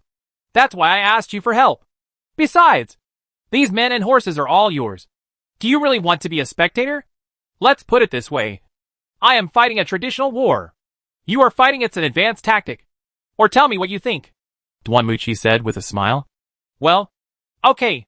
I plan to start from 3 aspects. The first is to use firearms as much as possible to reduce our casualties. The second is to make full use of the men and horses of the dozen or so tribes outside. The third is, I let the old disciple go back to Shiyuan City first. Zhu Xiaobao has already thought about it on the boat these days. So there is nothing dull about it. But it is eloquent. Go back to Shiyuan City? Duan Muqi was stunned for a moment, then suddenly realized and shouted, Wonderful! I have ignored our greatest advantage. Hush. It's being kept secret for the time being. Don't tell anyone. The operation of this matter depends on the specific situation of Shiyuan City. Who knows what the situation is in Shiyuan City now? Zhu Xiaobao said in a low voice. I understand. I understand. It's just that the second point you mentioned may be a bit difficult. Now those tribes are very divided, and Hatcheta can't control it anymore. And I also doubt whether those tribes can sincerely protect us. Duan Muqi said, a little worried. This is easy. We are not relying on them to protect ourselves, but giving them a chance. It depends on whether they can make the right choice. Zhu Xiaobao shook his head confidently. Zhu Xiaobao really didn't take it seriously with 200,000 troops. Ha ha. Listening to what you said, it seems that you have a plan in mind? Even I feel a lot more relaxed. Duan Muqi smiled happily. Of course. He was relieved that 400,000 people came all of a sudden. Can we win? What counts as winning? I can't say that. But one thing is for sure. We are at least invincible. Even if Jialanga, joins forces with King Ming. Even if they work together. But my Lingyu Mountain is more than enough to protect myself. I am sure Xianquan now. And they are just chariots and artillery. They can't win even if they are exhausted. Zhu Xiaobao said with confidence, using terms from chess. This made Duan Muqi even more pleasantly surprised. He wished he could play 2 games with Zhu Xiaobao as soon as possible. But it definitely won't work today. Yu Dan has been waiting eagerly for a long time. Before Zhu Xiaobao returned to the palace, he called his old apprentice over and gave a few instructions quietly. Finally, he said nervously, Remember, there is also aged wine that I have stored for 5 years. Tens of millions of dollars. Don't let others find out. These 5-year-olds are more valuable than the 50,000 soldiers and horses in Shiyuan City. I know. Don't worry. I'm the only one who can go up to the cave heaven paradise. I will definitely get things done. The old apprentice said while swallowing his saliva. He was also very greedy for the fine wines that had been stored for 5 years. Back in the bedroom, Zhu Xiaobao and Yu Dan finally rolled together. In the past 2 years, Yu Dan has become more mature and brighter. And she still has the aura of a queen. Isn't he the new island owner of Lingyu Island? In the past 2 years, with the help of Duan Muqi, Yu Dan has been able to convince the public. She is much tougher than her eldest sister Yu Hui. And she is also very smart and good at changing strategies according to the development of the situation. So gradually she has won the trust of the female warriors. But now in front of Zhu Xiaobao, Yu Dan has returned to the shyness of a girl. Moreover, facing the drastically changed editor Erju, Yu Dan can't believe that this former little fat man has now turned into a young man with a slender figure and strong muscles. And although he looks very ordinary, his confidence and domineering attitude from the inside out makes Yu Dan very heartbroken. Zhu Xiaobao was also a little surprised. Yu Dan's figure was getting better and better, and her martial arts were also improving. What surprised Zhu Xiaobao even more was that her muscles had become as strong as the female warriors. It looks very textured. This made Zhu Xiaobao impatient and rushed forward. At 3 o'clock in the morning the next day, Zhu Xiaobao walked out of the palace refreshed. He was so powerful last night. Zhu Xiaobao himself didn't expect that he was so strong. And he felt a little proud. because Yu Dan was still lying on the bed recovering his strength. When we came to the meeting hall, this was the first time that everyone had a heated discussion and discussed the strategy against the enemy. But the first thing Zhu Xiaobao did was to merge the map he brought with the map Duan Muki had re-edited and proofread in the past 2 years. What he wanted to see now was a big map of the entire continent and sea area, wrapped in purple maps of Rui Kingdom, Dasha Kingdom, Princess Island, Southeast 36 Islands, and Lingyu Island, etc. Because the idea in his mind is so grand. How's it going? When will the fight start? Yu Shuang, Yu Shui, and Wu Yu couldn't help but ask eagerly. In their eyes, with so many troops, not pulling them out to fight a large-scale battle would be a pity in life. Although Yuli didn't speak on the side, it could be seen from her eyes that she had the same idea as these militants. Humph. What kind of fight? People will die in war. You know? You women know how to fight and kill all day long. What does it look like? Zhu Xiaobao rolled his eyes and scolded. Ha ha. Don't be impatient. Xiaobao means to wait until victory is in hand before we defeat Jialanga in one fell swoop. We must not let them have a chance to breathe. Taking the initiative now is not good for us. They have a barrier and can attack if they advance. We can defend if we retreat, and there are still a large number of catapults to support us. So we definitely can't take the initiative now. The gains outweigh the losses, Duan Muqi said with a smile. Humph. If we don't fight, all the tribes in the periphery will defect to Jialanga. For tribes have slipped away quietly in the past few days. Oh, no. Another tribe also slipped away yesterday. If it hadn't been for Mr. Duanmu, if you stop them, I will lead people to hunt them down. Yu Shuang Yu Shui shouted a little angrily. In fact, Yu Shuang, Yu Shui, and the others had discovered the surrendered tribes long ago. But Duan Muqi did not kill them all. Since you want to leave, there is no point in forcing you to stay. But he sent people here to chase and kill. And Jialanga would definitely send troops to protect him. So Duan Muqi did not ask them to send troops to chase and kill. Ha ha! This is not a big deal. But speaking of this, I have to go to Laoha's place to see him first. He has been a bit neglected these days, Zhu Xiaobao said with a smile. After coming out of the meeting hall, Zhu Xiaobao took Jumei directly to the Hacha tribe on the outskirts of Lingyu Mountain. Although they only brought 2,000 female warriors, it was enough for such a close distance. The old apprentice is not here today. He was sent to Shiyuan City and has other tasks. Therefore, just in case, Zhu Xiaobao is also wearing soft armor and has a short knife in his waist. But sitting on that bloody horse is still very conspicuous. This horse was originally a BMW horse, but the Jumei next to her still likes to walk, carrying a golden armor hammer and a turtleback shield. And following the horse is not slow at all, and it seems very relaxed. As they were about to approach the Hacha tribe, Hachito had already excitedly led his people out to greet him. Unexpectedly, Jumei suddenly jumped up and pressed Zhu Xiaobao under him. At the same time, the turtleback shield that Jumei was carrying had been hit by 2 black arrows. Jumei stood up, picked up the bow and arrow, turned around and fired an arrow. She just relied on feeling to shoot an earth-shattering arrow in one go. Chapter 520. Let's set the fire first, eh? Mukue was shocked at this time. He didn't expect that this iron tower-like woman could be so powerful. He could save people, turn around, draw his bow and draw an arrow all at once. And it was all coming straight to him. It is not difficult to shoot accurately within 50 steps. But the difficulty is that Jumei did not find the target, but shot the arrow based on intuition. But it almost hit Mukue. The iron arrow hit him less than 2 inches away. Jumei still stood there concentrating on sensing. Opposite was a large bush. Mukue quietly shot another arrow. Unexpectedly, as soon as the arrow was shot, Jumei reacted immediately and turned around with a half-crouch. The arrow still hit the turtle shield she was carrying behind her. Immediately, Jumei's counterattack this time was even sharper. When he turned around, he also shot an arrow. This time Mukue had to dodge, because this arrow was more accurate than the previous one. So he had to dodge. As soon as Mukue moved here, Jumei's second arrow followed, forcing Mukue to retreat further to the outside until he was 60 steps away and was hidden again. At this time, Jumei couldn't sense him and could only know his approximate location. After repeating it several times, Mukue finally figured out that only at a distance of 60 steps, Jumei couldn't feel him. But once the arrow was fired, Jumei immediately found the direction and rushed over again. The two fought overtly and covertly for several rounds. And Mukue didn't take any advantage in the end. Mukue was extremely surprised. This woman was incredible.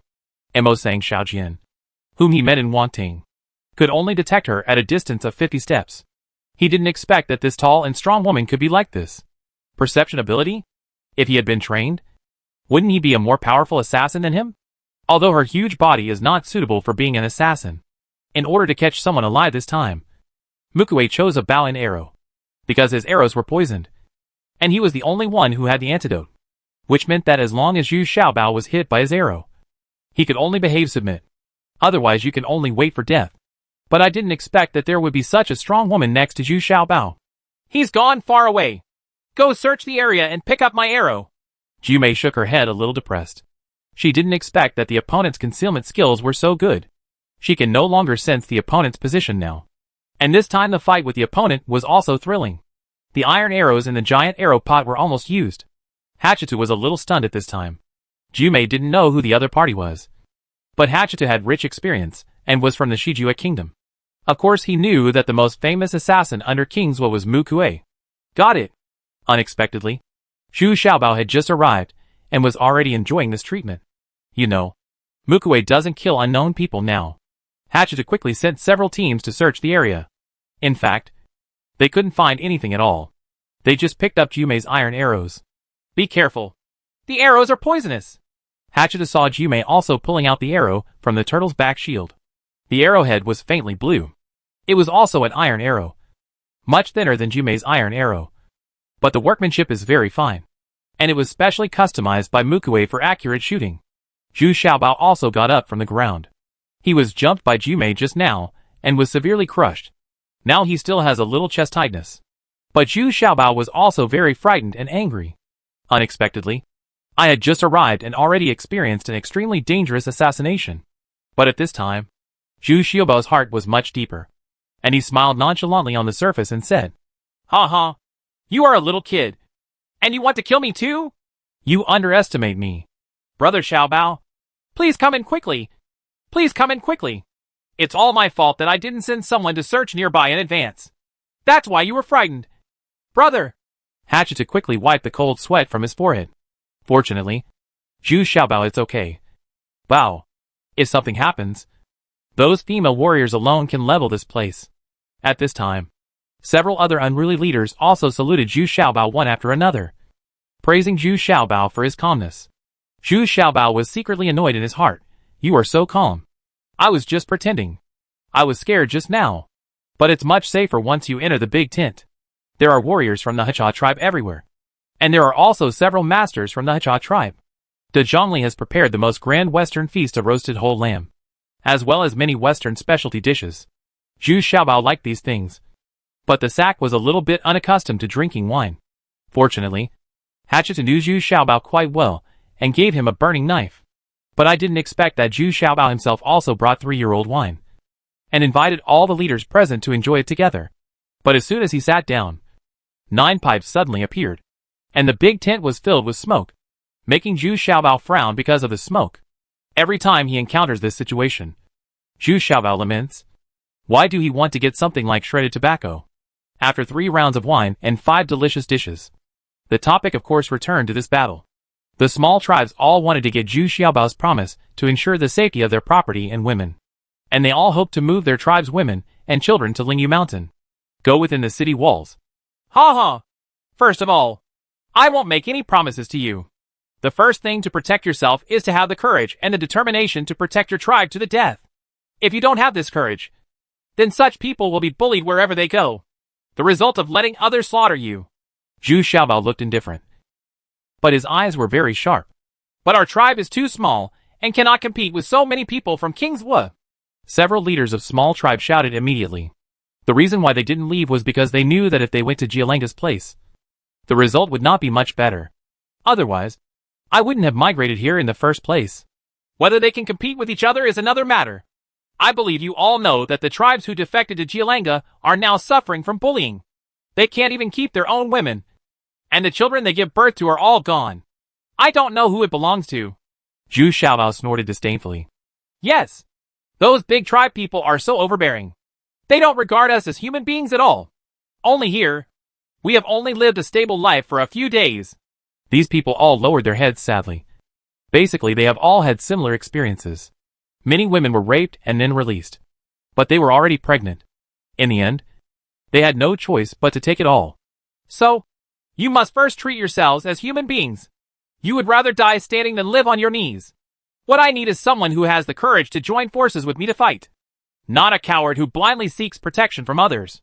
Zhu Xiaobao said this, then he nodded and said, As long as you don't give up on us, we are willing to fight with Jialenga to the last man.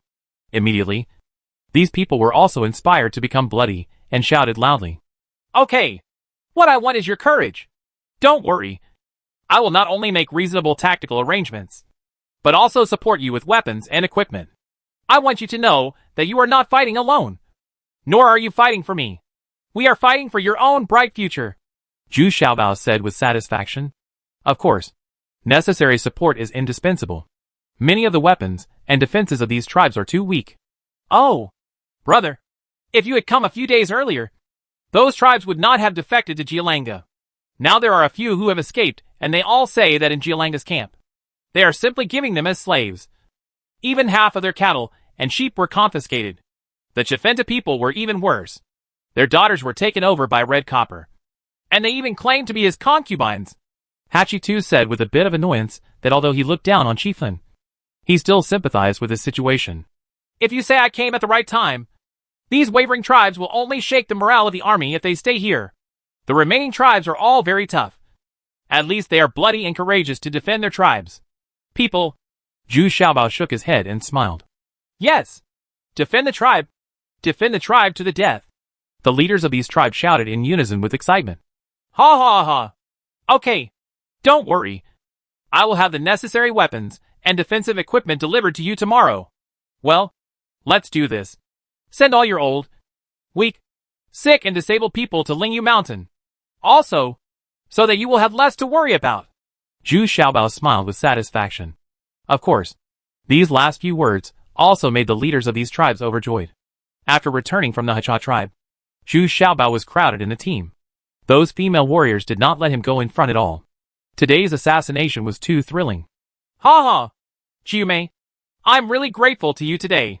I didn't expect you to be so powerful now. Even I didn't notice the other party's existence. Zhu Xiaobao was very lucky this time.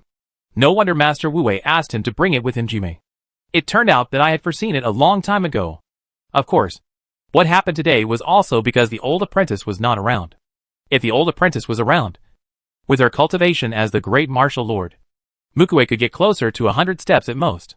If he got any closer, he would be discovered. After all, Da Zun has only 9 people in total. Back at Dalingyu Mountain, Duanmuki was very surprised and frightened when he heard about this. If it weren't for Jumei, Zhu Xiaobao might have been shot this time. If there is no antidote, wouldn't it be very passive? I didn't expect that just after you arrived. Jialenga sent Mukue. Xiaobao, now you know how important you are. Right. Duanmuki said in shock, and his hand holding the tea bowl was still trembling a little. Do you know this assassin? Zhu Xiaobao asked in surprise. Of course I know. Among the 3 great assassins of Shijua Kingdom, Mukue ranks second. What are you going to do next? Humph. It's not polite to reciprocate. Since Jialenga has already taken action, I should respond a little bit. Well, let's set her on fire first. What? Chapter 521. Let's set the fire first, B. Zhu Xiaobao and Duanmuqi looked at each other, both very interested in each other's topics. But Zhu Xiaobao was more anxious. Tell me first. You have known about these assassins for a long time. Why didn't you tell me? They are better than the third brother Zhao Shenbao. How? Hey! I was negligent. I thought there would be no danger with the venerable master by your side. But I didn't expect that this time the venerable master was not here. So alas, if Zhao Shenbao is compared to these 3 assassins, then that's a little far behind. A few years ago, Zhao Shenbao met Sha Yin in Shijua, who was the younger brother of King Yu Shabao and the 3rd-ranked assassin in Shijua Kingdom. But Zhao Shenbao was no match at all and was chased by him. Fortunately, Zhao Shenlong and Zhao Shen who came to the rescue and rescued Zhao Shenbao. Duanmuqi shook his head and said, in fact, what Zhao Shenbao lacked was his lack of cultivation. He has only just entered the 1st level. the realm of a martial artist. And the cultivation of these 3 assassins has reached the realm of great martial arts masters. Yeah. Kill one person in 10 steps. And leave no trace for 1,000 miles. When it's over, go away and hide your identity and name. Assassins are very mysterious. How is third brother now? Zhu Xiaobao read softly, and then remembered Zhao Shabao. In fact, he has always liked Zhao Shabao very much. But Zhao Shabao does not like to live such an easy life. Ha ha. The third son likes these lines of poetry the most. And he also likes this kind of killer's life the most. Well, he is in Yong'an County now. I asked him to find out the information about the eldest prince. The eldest prince is a bit mysterious now, and there are many people gathered around him. The strange people and strangers have been there for several months. Duan Muqi said in a low voice. This is the great thing about Duan Muqi. He must have a clear understanding of all potential opponents in order to make a comprehensive analysis and make the best decision. Accurate judgment. Okay, I know you also have a lot of questions. Why don't you ask? Zhu Xiaobao picked up the cigar on the table, then took out a small wooden stick from nowhere, and casually scratched his body, and it caught fire, and then lighted the cigar leisurely. What is this? And why is it so convenient? Duan Muqi was a little dumbfounded. These little treasures were still so magical, and there were always some secrets he didn't know about. This thing is much easier to use than Huozizi. Hey, this is called a match, which is similar to the fire sticks you use. Zhu Xiaobao said in an understatement. Can this thing be processed and manufactured? I'm sure this must be a very popular thing. Duan Muqi is now sick. He wants to mass-produce everything and make huge profits. Well, these kind of matches are not safe. And if they are collected by people with ulterior motives, they are likely to cause huge damage. I have no intention of promoting them. I just use them for my own use. In fact, the fire breakers you are using now are very convenient. Zhu Xiaobao shook his head and said, What about me? You are using such a convenient thing. And I still use this old fire folding bag? Are we still brothers-in-law? Unexpectedly, Duan Muqi said angrily, craning his neck. Ah, brother-in-law. Brother, you have gone too far. Everything is on the line. Come on. I'll give you this package. Don't scratch it randomly. It will catch fire. Zhu Xiaobao was a little surprised. Looking at Duan Muqi, he had no choice but to give Duan Muqi a small bag of more than 30 sticks that he carried. Stab it. Before Zhu Xiaobao could finish his words, Duan Muqi had already scratched one on Zhu Xiaobao's body, and immediately shouted with a smile on his face. Okay. Very good. It's really useful. Holy shit. You can't scratch yourself? Why are you scratching me? Zhu Xiaobao was startled and shouted angrily. It works on me. Then I'll try it again. Duan Muqi shouted more carefully, and with a stab sound, another one was wasted. Humph. You can also put a famous name on your daughter's forehead. Zhu Xiaobao shouted angrily. That's really unsafe. Duan Muqi immediately nervously put the pack of matches into his arms, then remembered the topic and asked, By the way, if I get disturbed by this thing like you, I almost forgot. What did you just say? Set a fire first? Where to set it? How to set it? Well, I was planning to give Jialanga some color. By the way, it's been a few days since I sent the flying pigeon out to pass the message. Why hasn't there been any reply from my sister Qi Hong? Zhu Xiaobao sat down again and said nothing. To answer Duan Muqi's question, he first asked about Yi Qi Hong. Maybe it's inconvenient for her now. Since Kingswood Jialanga's troops started stationed, Yi Qi Hong has not shown up again, and there has been no business recently. I am also worried about her. Duan Muqi said a little worriedly. Yi Qi Hong is now equivalent to a spirit. People from Yu Mountain have always had close contact with Ling Yu Mountain. And the saltpeter used by Zhu Xiaobao now was provided by Yi Qi Hong. Oh, then this matter is a bit troublesome. What I mean by setting fire is to burn down Jialanga's granary. But there must be suitable candidates and a familiar environment. Zhu Xiaobao said with a frown. Oh, so this is what you were talking about. Burning down the enemy's granaries is indeed a good idea. But very few can succeed. The granaries of any army are in the rear and are heavily guarded. Sometimes they are divided into several groups, to avoid burning down all the granaries at once. Don't think about it yet, Duan Muqi said with great disappointment. He originally thought that Zhu Xiaobao had some fantastic ideas. But it turned out to be this idea. He had already done these things. Thought about it. Hey, if you can't do it, It doesn't necessarily mean that I can't do it. It's useless to talk now. I'll go out for a walk first. It's best to find my sister Chi Hong. Zhu Xiaobao had his hands behind his back. His clothes were inscrutable, with a huge beautiful, directly out of Lingyu Mountain. Bring more people. Be careful with Mukue. Duen Muki shouted quickly behind him. I know. I went to a place close to King Ming's fiefdom. There is no problem. Zhu Xiaobao waved his hand and said without looking back. Now that he has developed the habit of being arbitrary and telling the truth, no one can control him anymore. Although he brought 500 female warriors, Zhu Xiaobao is still far away from them because this is the place he and Yi Qihong agreed to meet. After not coming for 2 years, Zhu Xiaobao still wants to try his luck here. Little pig, you stand in front of me, so that even if someone plots against you, you won't be hurt? Jumei took the initiative to let Zhu Xiaobao lean on her this time. She was very vigilant in her heart. The last time Mukue made her a little afraid. This guy's concealment skills were so good that Jumei couldn't catch him at all. But it's impossible to hurt Jumei. No need. I'm very annoyed now. Just stand aside. Zhu Xiaobao had been waiting for more than an hour and was very disappointed. So he said a little impatiently to Jumei. No. I am Xiaozhu's. Sister Murong said that if you die, I will die with you.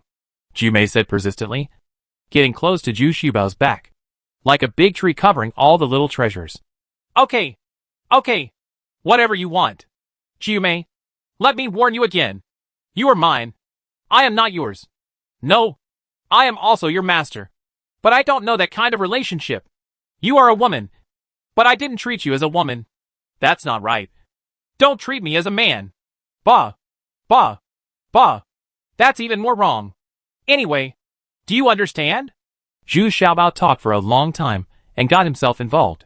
No. You are not a man. Then what are you? Why am I getting more and more confused the more I hear this? Jumei became even more confused and asked in confusion. Oh. Shut up. If you keep talking, I will enforce the family law. Zhu Xiaobao sighed and said, It's just a spanking. It's not like I've never been spanked before. So I'm not afraid. Jumei said easily. At this moment, Jumei suddenly picked up the bow, drew out the iron arrow, and was about to shoot. A person ran quickly from a distance. Although her face was dusty, Jumei recognized her at a glance. Then she put down the gold and stone bow in her hand and said, Little pig, the person you are waiting for is here. Already. Jumei and Yi Qihong have met several times. This silly girl has an excellent memory and recognized Yi Qihong at a glance. Zhu Xiaobao immediately rushed over. Regardless of the dirt on Yi Qihong's body, he still did the same thing when he rushed forward. A big bear hug. Xiaobao, it's really you. Death. Please let go. Don't give me an advantage. I don't know your tricks. Yi Qihong was surprised at first. She had to confirm this person through the telescope for a long time. It belongs to Zhu Xiaobao, because they haven't seen each other for 2 years. Zhu Xiaobao has changed a lot. Then she threw Zhu Xiaobao away, laughed and cursed. She would not be panicked by Zhu Xiaobao's tricks. But Yi Qihong didn't expect that Zhu Xiaobao, who used to be able to get rid of him with a slight effort, was now hugging him tightly and couldn't break away. Only then did he realize that the smell of alcohol in this guy had exceeded his own.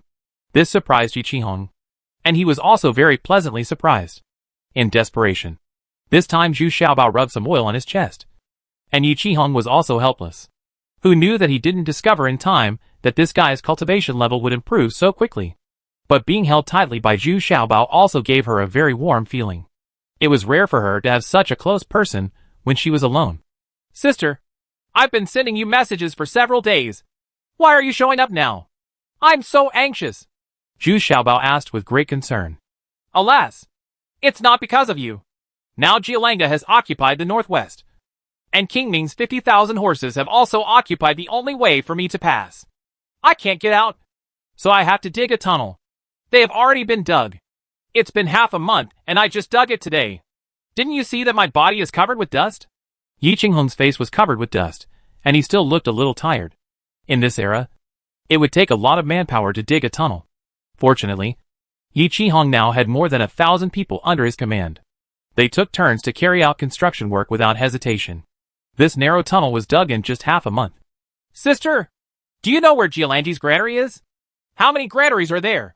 Zhu Xiaobao asked again after listening to Yu Qinghong's story. I know. But it's very difficult to get close. The surroundings are heavily guarded. What do you want to do? Yi Qinghong said a little surprised. I want to set a fire. Chapter 522. Let's set the fire first, see? Seeing Yi Qinghong's thin and tired face, Zhu Xiaobao quickly took out his sweat towel and helped her wipe the dust off her face, which made Yi Qinghong feel a little embarrassed. Sister, let's find a place to have a good chat. You see you have lost weight now. Why don't you come live with me? Zhu Xiaobao said with great distress. He had known this sister since he arrived in Shiyuan City, and she had provided him with considerable help. Moreover, Yi Qinghong has been unwilling to leave his chain whole, largely because of Zhu Xiaobao's saltpeter. She knew that Zhu Xiaobao needed these saltpeters very much. Well, let's go! I know a very hidden place that few people know about. Yi Qinghong knows the conditions here very well, and Zhu Xiaobao also gave her a telescope. So Yi Qinghong's current living environment is very difficult, but he can survive tenaciously. She, the female bandit leader, is an important person wanted by various forces. But Yi Qinghong was deeply loved by the slaves, especially those slaves who could not bear the abuse by their masters and escaped. The first thing they thought of was to defect to Yi Qinghong, so that they could have a way out. Followed Yi Qinghong to a cave covered by shrubs. No wonder Yi Qinghong said it was very safe. If Yi Qinghong hadn't removed 2 fake shrubs, he wouldn't have known there was a cave inside. When we got inside, the place was actually quite big. It was more than enough for 500 female soldiers to enter, with Yuli and others on guard outside. There should be no problem. Yuli doesn't have any troops under her command now, so she is specifically responsible for Zhu Xiaobao's safety.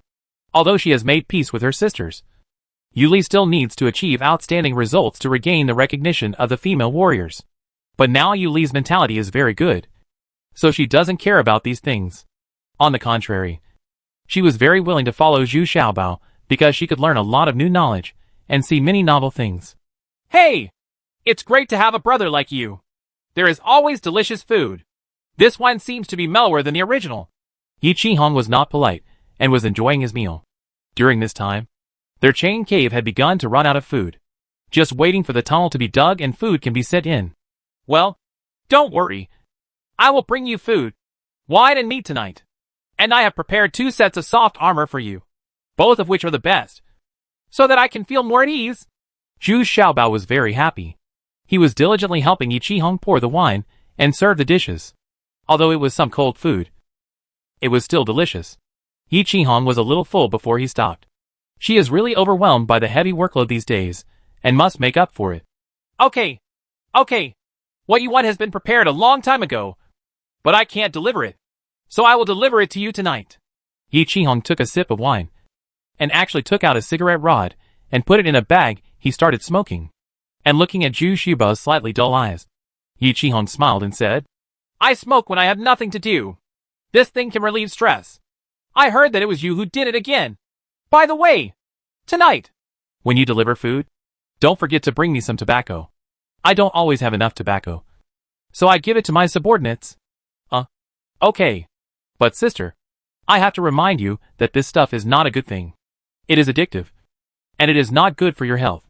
You should try to smoke less. Zhu Xiaobao said a little embarrassed. Hee. I know.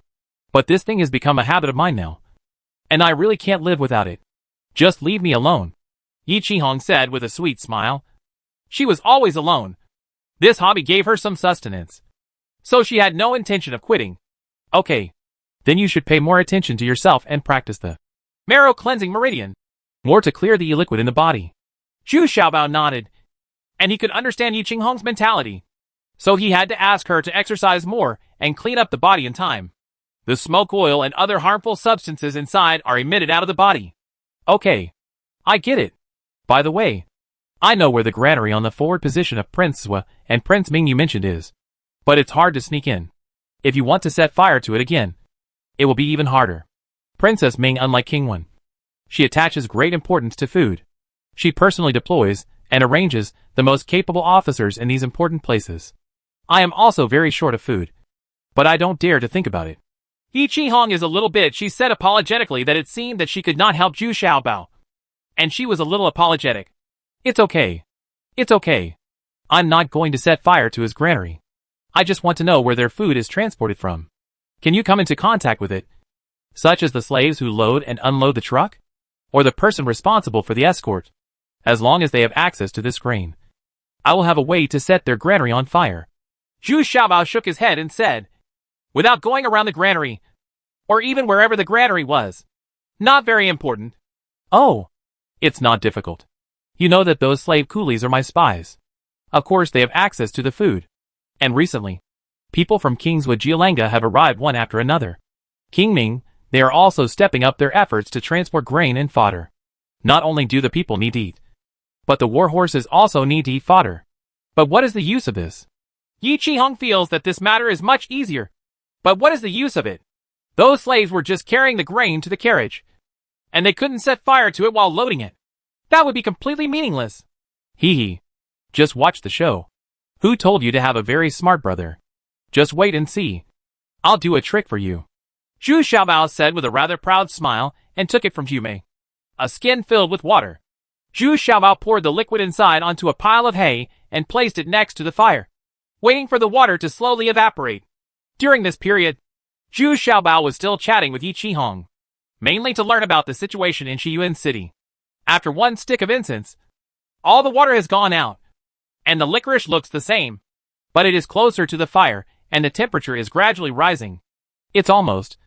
It should be natural when it exceeds 40 degrees. Zhu Xiaobao was mumbling something while his eyes were staring at the pile of hay. Yi Qihong couldn't understand what Zhu Xiaobao was talking about. It looks very strange. Looking at this pair of hay, they seem to be waiting for something to happen. Suddenly, the pair of hay started to emit white smoke. After a while, it actually started to burn. After a while, the pair of hay was completely burned. Not only Yi Qihong, but also Jumei and the female warriors on the side were stunned. The pair of hay were some distance away from the fire. They couldn't have been ignited by the fire, but they burned themselves. How did you do this? How amazing! Yi Qihong asked with his eyes wide open, still looking at the ashes left after the pile of hay was burned with some disbelief. Hee hee.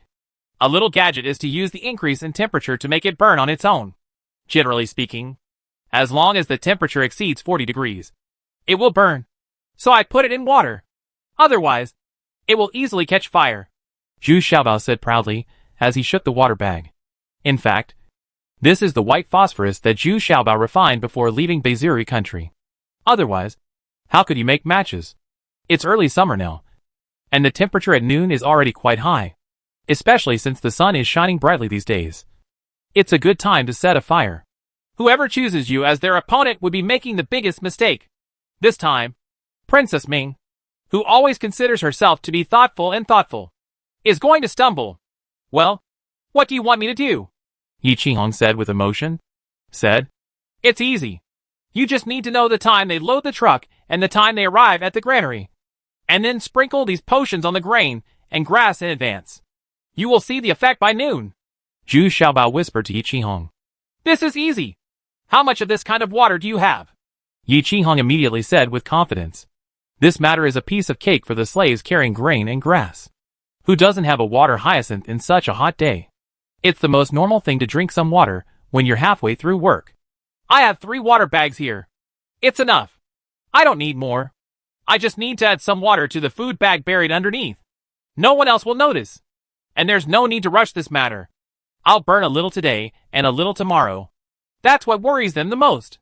Zhu Xiaobao handed Yi Qihong 2 more water bags and whispered. Oh, it's such a pity that so much food and grass have to be burned down again. You are just a god of destruction. Then I'll leave first. Don't forget to bring me the food and tobacco when you send me the food tomorrow. I want the best.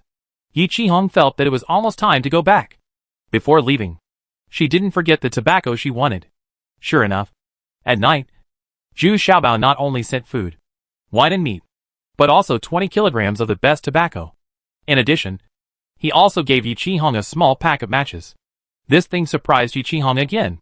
It was so convenient, especially for someone like her who often lives in the wild. This match is a treasure. Yi Qihong now carries 3 treasures with him: binoculars, matches, and a single knife made by Zhu Xiaobao himself, which can cut iron like clay. With this knife, Yi Qihong has already killed 3 evenly matched opponents. The next day, Wanmuchi played 3 games of chess with Zhu Xiaobao. but lost all 3 games.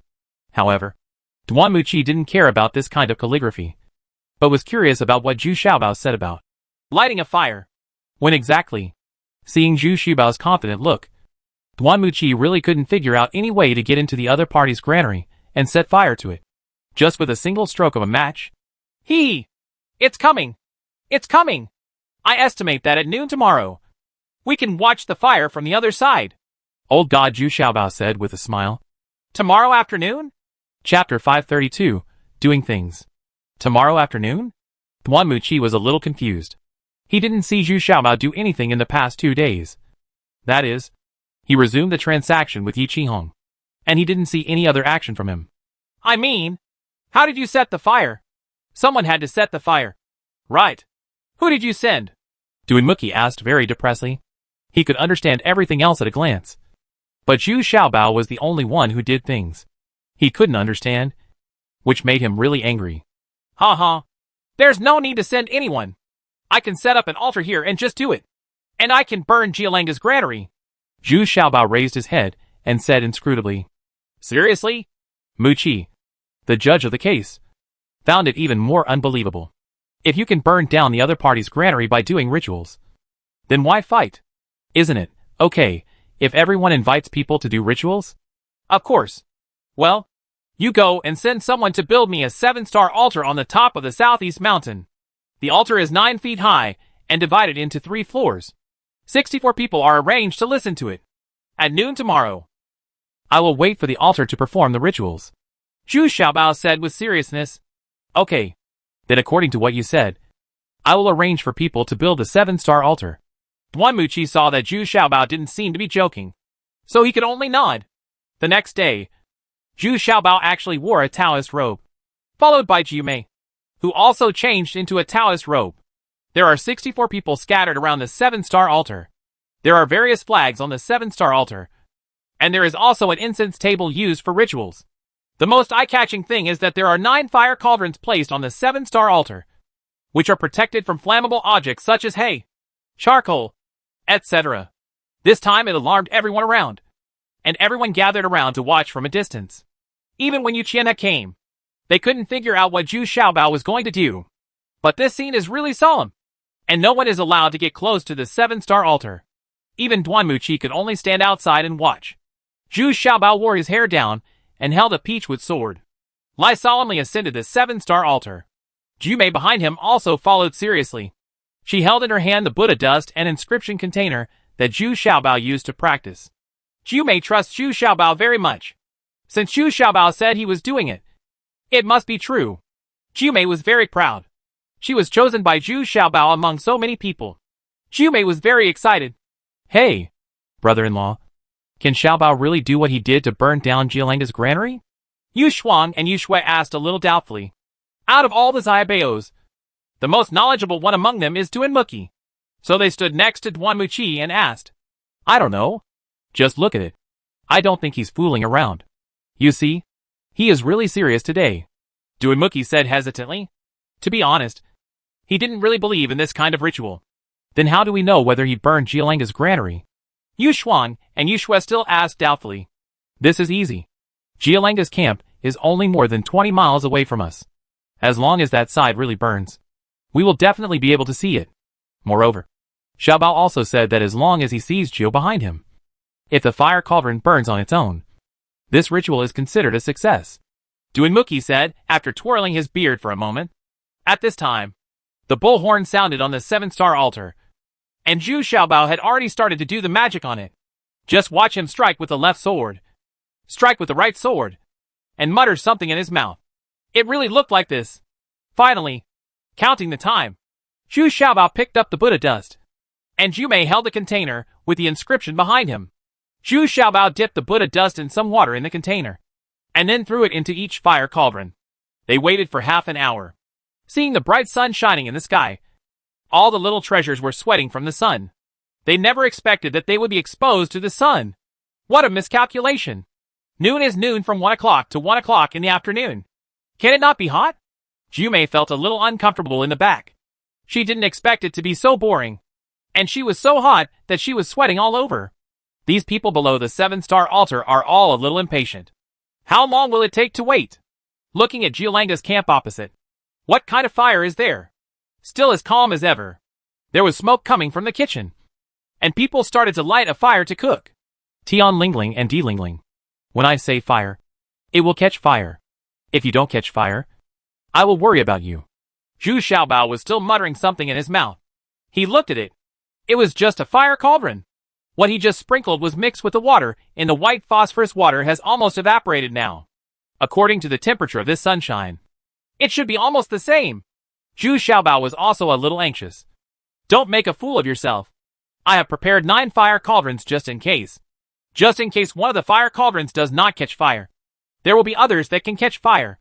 Anyway, as long as one can be lit, it is considered a success. At this time, the horns were no longer blown. The little treasures could no longer dance. And they no longer played with the mahogany sword. They just sat there cross-legged, closing their eyes and waiting. Let Jume pay attention. The 7-star altar was quiet except for the sound of the flags whistling in the wind. Everyone also became quiet and looked at Zhu Xiaobao a little blankly, because the atmosphere at the scene became very solemn. But there was a sense of silence. It's a very mysterious feeling. And it feels like it's a sign of something big happening. Suddenly, a fire cauldron behind him emitted white smoke. And then a small flame slowly rose. Finally, the fire became bigger and bigger. And the entire fire cauldron was ablaze. The other fire cauldrons also started to burn. Suddenly, everyone in the Qixing stage began to exclaim and discuss. Zhu Xiaobao sat there motionless. How did the fire start? Even Duanmuqi was dumbfounded when he saw this. This guy was really a bit evil. He made the cauldron burn. At this time, sisters Yushuang and Yushue also started to scream. Look! There's a fire behind Gialanga's camp. There's so much smoke. Is the granary really on fire? Let me see. Duanmuqi didn't care about his grace. He grabbed the telescope and looked at it carefully for a while, before nodding his head in surprise. This should be what Zhu Xiaobao said was for Gialanga's granary. Fire! This guy really did it. But how is it done? At this time, Zhu Xiaobao also became excited. He jumped up, jumped and screamed, and was still singing. You are like a fire in the winter. The raging fire warms my heart. Every time you approach me quietly, the fire light illuminates me. You are like that fire. The blazing fire warms me. You are like that fire. The blazing fire illuminates me. Although I am happy, but didn't tell you. I know you too. You really like me. Good guy. A fire in winter has come out. Jume asked in confusion. Little pig. It's not winter now. You sang it wrong. Shut up. It doesn't matter winter or summer. As long as it burns. Let the world burn. Zhu Xiaobao opened his arms and shouted loudly. Gialanga was in a good mood today. Her men and horses arrived one after another. And the food and grass promised by King Ming were also delivered. It seems that the cooperation between the two parties is quite pleasant. Now in front of Gialanga is kneeling the leader of a small tribe. It is Qi Fin. He is crying to Gialanga that the Muda tribe and the Qihu tribe have robbed hundreds of women from their tribe. And they also thousands of cattle and sheep were robbed. Oh! Didn't you return the woman you took away? Why did you take it away again? Don't worry. I will handle this matter. Those cattle and sheep, even if they were requisitioned by me, I will double the compensation when the war is over. It's for you. Mu Xiong. Red Copper. You guys, please discipline your tribesmen well. And if I find out that you are misbehaving, I won't be polite. Gialanga was eating with the leaders of the tribes at this time. Meat and wine. Although he said so, everyone could tell that Gialanga didn't care much about Qi Fin. It's just talk. Originally, they didn't think highly of this kind of tribe that turned against them in battle. Ha ha ha. Qi Fin, do you want to be more liberal? It's not a big deal. At the worst, you can come to my place after drinking. And you can enjoy the women in my place as you like. How about it? Ha ha ha. Red Copper drank a little happily. Loudly as smile. You are the one who took my daughter by force. You? Qi Fin pointed at Red Copper angrily and said. Fart. I took her as my concubine and already elevated her. Don't you know how to flatter her? Red Copper immediately broke the wine bowl and cursed loudly. Well, you are so presumptuous. How can you be so presumptuous in my big tent? Immediately return the woman you snatched today to me. Qi Fin, you should also retreat when the Hacha tribe is destroyed. The captured some women will be assigned to your tribe as compensation. You can go down too. Jialanga said a little disappointed. Chiefin quickly bowed and bowed his head before exiting. Although he was also a tribal leader, he was not even qualified to drink together here. Besides, he didn't have the shame to drink in front of these people. In the eyes of these people, he was just a coward and a joke. Although some small tribes are small in number, they have strong personalities and dare to risk their lives for their own tribe. Such tribes are very respected by others. There are several such small tribes here, and Jialanga respects them very much. In fact, Chiefin still regrets it a little now. He might as well stay in Lingy Mountain. At least he can live with some self-respect there. Well, come here. Give Chiefin 500 dan of the food delivered today. Then give him some good wine and tobacco. And say it was rewarded by me. Jialanga saw Chiefin feeling aggrieved. I also want to appease him. So I give him a reward. Come. Drink. Today is really fun. That little treasure. I heard that they were building some kind of 7-star altar yesterday. And they were going to burn our granary. This is making me laugh to death. No wonder his name is thinking like this now. It turns out that he is such grandstanding. Ha ha ha. Mu Xiong picked up the wine bowl and said loudly at this time. Ha ha ha. That's right. I'm almost worried to death after hearing this. What if he wants to sleep with my woman all the way across the country? Red Copper also laughed exaggeratedly. It turns out that there are also undercover agents of Jialanga in Lingy Mountain. They started building the 7-star altar yesterday afternoon. And they had already received the news by evening. So now I use it as a joke. Ha ha. I have sent more manpower near the granary. It seems that it is unnecessary. Jialanga also couldn't help laughing, feeling that he was too cautious. At this moment, suddenly there was a chaotic sound outside, and someone was shouting in panic. Oh no! The granary is on fire! Chapter 524, Self-Replenishing the Brain A.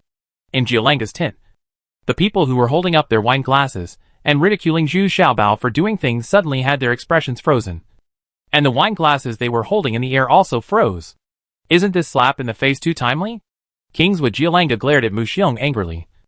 And before she could get angry, she jumped up and rushed out. Food was the most important strategic material, and she suddenly felt anxious. Without caring about his demeanor, he immediately got on his horse and rushed towards the granary. The leaders of the tribes behind them also hurriedly followed. When we arrived at the granary, it turned out that there was no time to put out the raging fire. Besides, there was no water source nearby, and the nearest creek was 3 miles away. Fortunately, only 2 of the 4 granaries were burned, and the grain in the remaining 2 granaries was being transferred in a hurry. Among them, the biggest fire was the hay that was used to feed the war horses. They were piled together, and the fire was soaring into the sky. You could feel the hot atmosphere from a distance. Quick! Quick! Quick! Put out the fire! You idiots! Don't let the burning hay fly everywhere! Jialanga shouted angrily. Fortunately, Jialanga sent more manpower to the granary, so that the grain from the other 2 granaries could be transported away in time.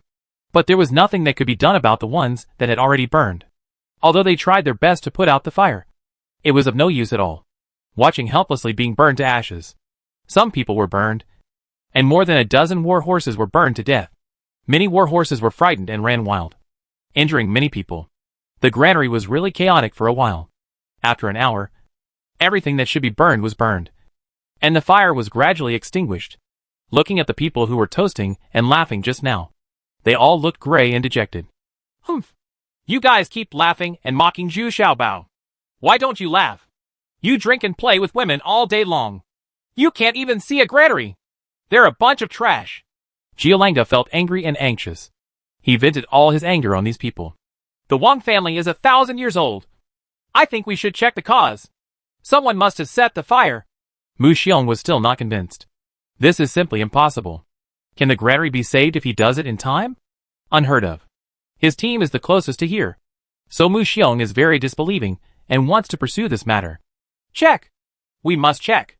Who set the fire? How did you get in? Check the people guarding the granary one by one. Jialanga also said harshly. From the bottom of her heart, she did not believe that this was what Zhu Xiaobao did. The effect of things. If this is the case, it would be terrible. Do you still dare to start a war with Zhu Xiaobao? After searching for a day and a night, no clues could be found. The troops guarding the granary were all the troops that Jialenga relied on most. And they did not slack off at all. During the guarding process, they did not even dare to take a sip of wine. In the end, Jialenga suspected that several soldiers were smoking and caused the fire, and finally killed several soldiers who were smoking while on duty. At the same time, it is also stipulated that no one is allowed to smoke when guarding the granary, and no one is allowed to carry fire starters with them. Jialenga still hoped in her heart that this was just an accident, and in Lingyu Mountain, Duimuki was determined to follow Zhu Xiaobao, and he would follow him wherever he went. He was so curious that he had to find out the whole story. Otherwise, he wouldn't be able to sleep. Brother-in-law, didn't I tell you? This is really a miraculous effect on my rituals. You have also seen it. After I finished my rituals, their granary caught fire. Zhu Xiaobao said very distressedly. This old man is really persistent. He has been following me for most of the day. And now he even eats dinner here, just to figure out the secret. Stop talking nonsense to me. Others believe it, but I don't believe it. When I saw the 9 fire cauldrons burning by themselves, I knew it was you. You must tell me. Otherwise, I won't be able to sleep. Both of us, or are you not your brother-in-law? Why don't you tell me this little thing? Duanmuchi insisted very persistently. Hee hee. You can think for yourself. Many things are only fun in the process of research. To put it bluntly, they are boring. Zhu Xiaobao said with a smile. Don't fool me.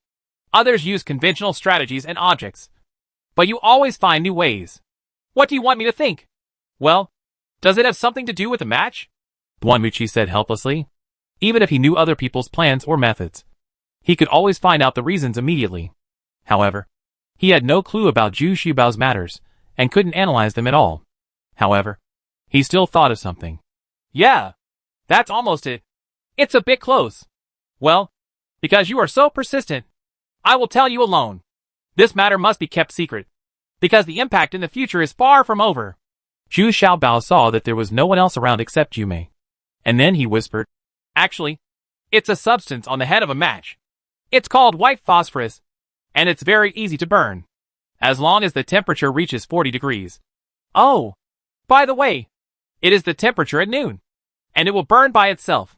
I usually dissolve it in water, so it is safe. I use Buddha dust to dip it in water and sprinkle it into the 9 fire cauldrons, just to wait for the water. The remaining white phosphorus evaporated, and the temperature of the remaining white phosphorus rose sharply under the scorching sun, and it burned. The same is true for Jialenga's granary. Oh, I understand. You asked Yi Qihong to send people to pour this water into the grain when loading the truck? So, no matter how tight their defense is, it will not help. Then why do you want to do something like this? Where is the end of the matter? Duanmuchi was really smart, and knew the whole process right away. Hey! I'm trying to hit them psychologically and make them panic. Think about it. If you can burn their granaries dozens of miles away, how can they not panic? I know they have undercover agents in Lingyu Mountain. So just let them know in a big way that I am going to do something and burn their granaries. Zhu Xiaobao said with some pride. This is the most brilliant idea he has come up with so far. Wonderful. I admire you so much. Let me add something to you. I will immediately let people spread the news. There are 9 fire cauldrons on the altar, which means that they will be burned 9 times. Let them not dare to slack off at all and go about their work. Duanmuchi was really powerful, and immediately followed up with a more ruthless strategy. Yes, that's a good idea.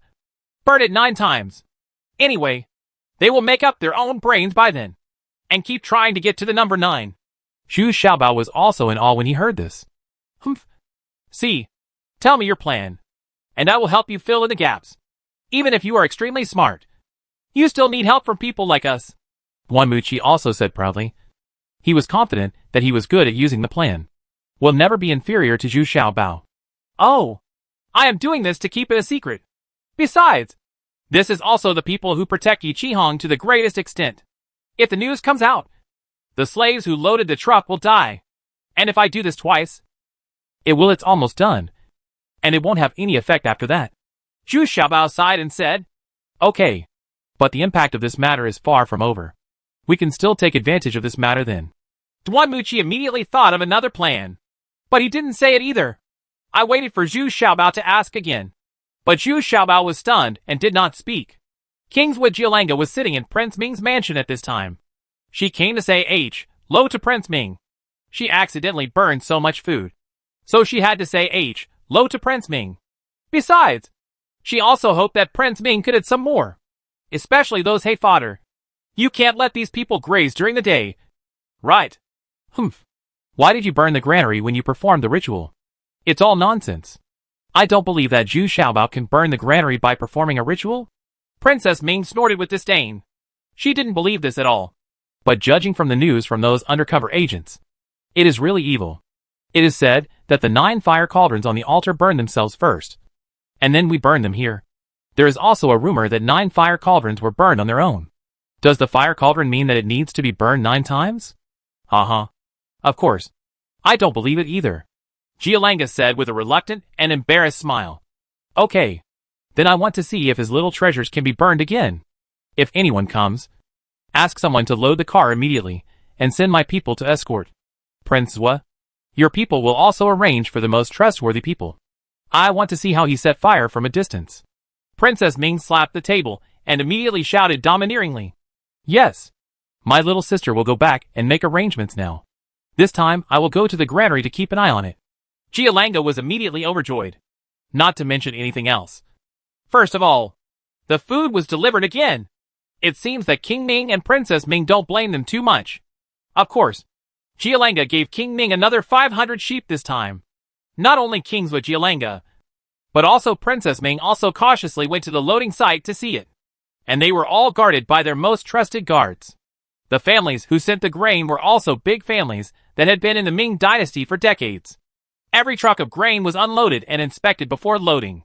Princess Ming would rather have some trouble, but she must first make sure everything is foolproof for herself. In the end, Princess Ming was still worried, and she personally followed the food team to Jialanga's camp. She wanted to see if the problem lay with Jialanga. Kingswood Jialanga didn't expect that Princess Ming would come in person, but her inspection here was also quite strict. This time, the truck was unloaded before the food was put into the warehouse. Then her guards personally moved into the newly built granary. It turned out that Jialanga had moved to another place just to be on the safe side. Kingswood Jialanga and Princess Ming saw that they attached so much importance to each other, and nodded to each other. This response should be foolproof. This food plus the original unburned food is enough for these people and horses to eat for half a month. And we should be able to capture Liu Mountain in this half month. Before leaving, Princess Ming left a team of guards to assist Jialanga in guarding the granary, and secretly sent several groups of spies to conduct covert searches around the area. Even if someone wants to sneak in secretly, it is impossible. The entrance to the granary was heavily guarded. When we returned to Prince Ming's mansion, it was already dawn. But Princess Ming was still a little uneasy and couldn't even sleep because she was tossing and turning. Prince Ming still feels sorry for this wife. Even though Prince Ming usually likes to find young and beautiful girls for excitement, he really cares about this wife because Princess Ming is his think tank. So he held a banquet at the highest point on the 2nd floor of Prince Ming's mansion to drink and relax with Princess Ming. He also diligently handed Princess Ming a lit cigarette pot. Haha. Madam, don't worry. This time it is absolutely foolproof. If it can still burn like this, it means that Zhu Xiaobao really has unpredictable skills. I will withdraw my troops immediately, King Ming said with a smile. He thinks Princess Ming is a little too careful. Humph. What do you know? You only know how to drink, smoke, and play with women. You haven't seen that these things from Zhu Xiaobao have penetrated into our lives, including soap, burning knives, tobacco pipes, and toilet paper. What's even more terrifying are his firearms. It's not easy for a person to specialize in one thing in his life, but he has all kinds of tricks, and everything is unexpected. Don't you think it's scary? Princess Ming did not take the cigarette rod, although she usually likes to take a few puffs, especially when thinking about problems. Princess Ming is now standing in front of the window with her hands behind her back. In the distance is the Liuhe Pagoda, which symbolizes Prince Ming's fiefdom. There is a couplet on it. One palm holds the sky. 5 fingers are 3 long and 2 short. Liuhe inserted into the ground on the 7th floor in all directions. At first, it was said that the 19th princess came up with this second line, but the rumor was that it was Zhu Xiaobao's suggestion. Every time I see this couplet, I feel so domineering. But now Princess Ming feels that it is not Prince Ming who is so domineering. But Xu Xiaobao. Ha ha. Madam, what are you looking at? Don't worry. If the Liuhe Tower doesn't fall, the world will eventually belong to me. Xia Ziming, now that we have killed the third child, our strength and territory have greatly increased. Prince Ming also followed to the window. He took a puff of smoke and said proudly. So what?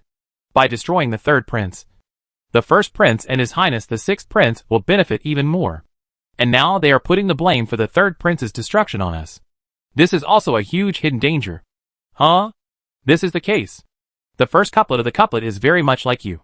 But the second couplet is not you. Princess Ming rolled her eyes at Prince Ming. Not as optimistic as him.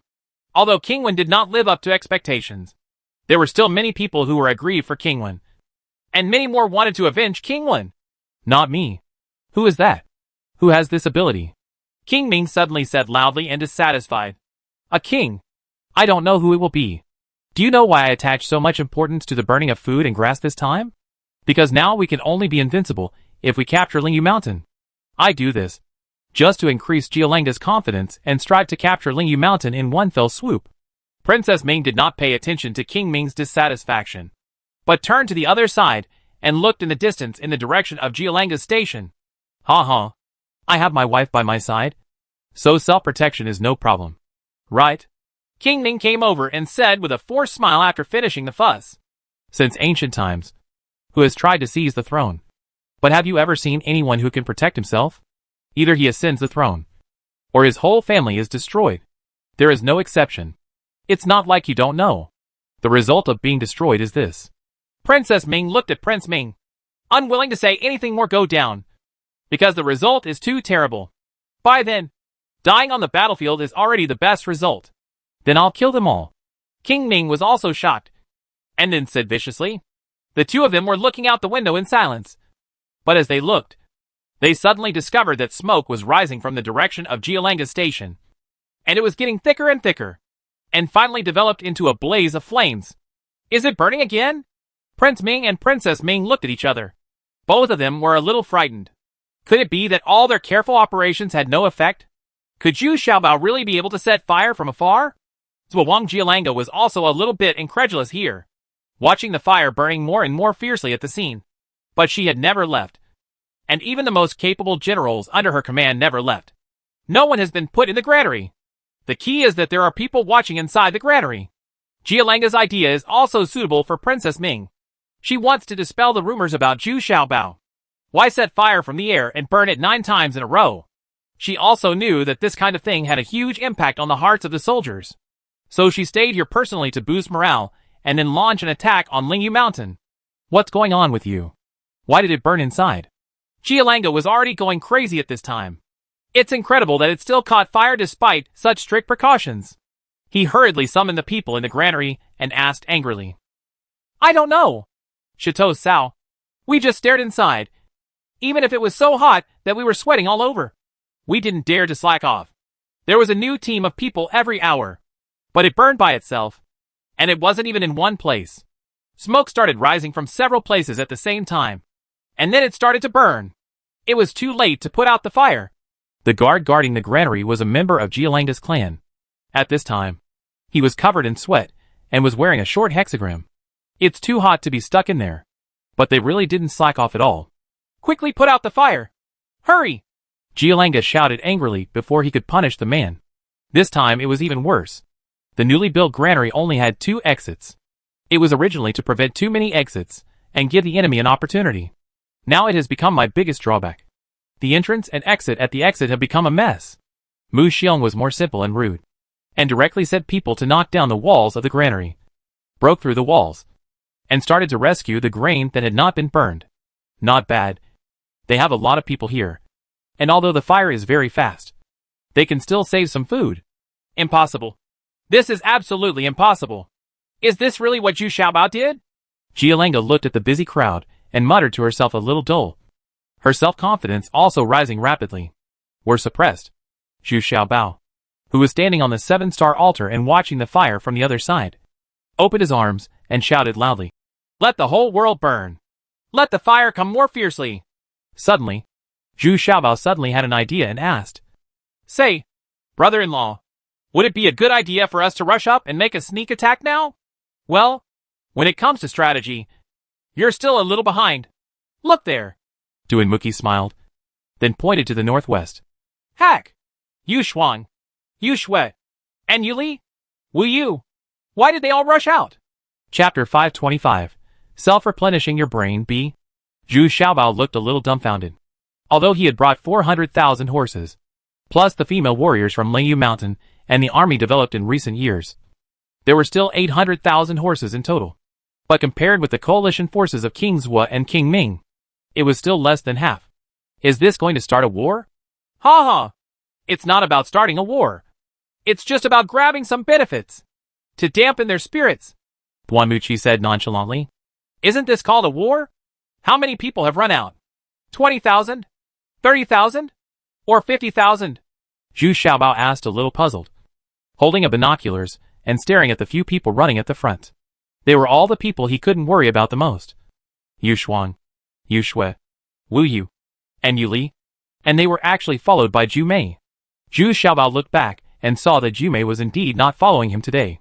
He thought she was practicing, but he didn't expect that she was following him out to fight. What's that look in your eyes? There are only 10,000 elites. Duinmuki grinned and said, this guy has a bad sense of numbers. How could you tell that 50,000 people were here? I looked with a telescope, so I didn't see that comprehensively, Zhu Xiaobao said perfunctorily. In fact, it was because he had too little actual combat experience that he had no specific concept of the number of people. But at this time, Zhu Xiaobao was too lazy to ask any more questions. He had been staring at the female generals flying on the battlefield, and he must not let anything happen. But Zhu Xiaobao's worries were unnecessary. These 10,000 female warriors were all absolute elites. Not only were they highly skilled in riding, but they also acted in unison and maintained a good distance. Moreover, their horses are all the best, and they can cover more than 10 miles in a blink of an eye. Those tribes guarding the periphery of Jialanga camp are the least popular small tribes. These tribes are also divided into distant and distant tribes. For example, the Muda tribe is stationed in the center of the camp. There is basically no danger. They usually check the posts at night and send some soldiers to patrol between the camps. But these peripheral tribes must be very cautious and take precautions no matter day or night. If anything unusual happens, they will be the first to fight. But this time it was a bit chaotic, and their horses were all scattered and grazing. The fodder that was delivered was burned. So these tribes were not assigned to it, and had to figure out their own solutions. What else can they do? They can only let their horses out to graze. Of course, this is also a helpless move.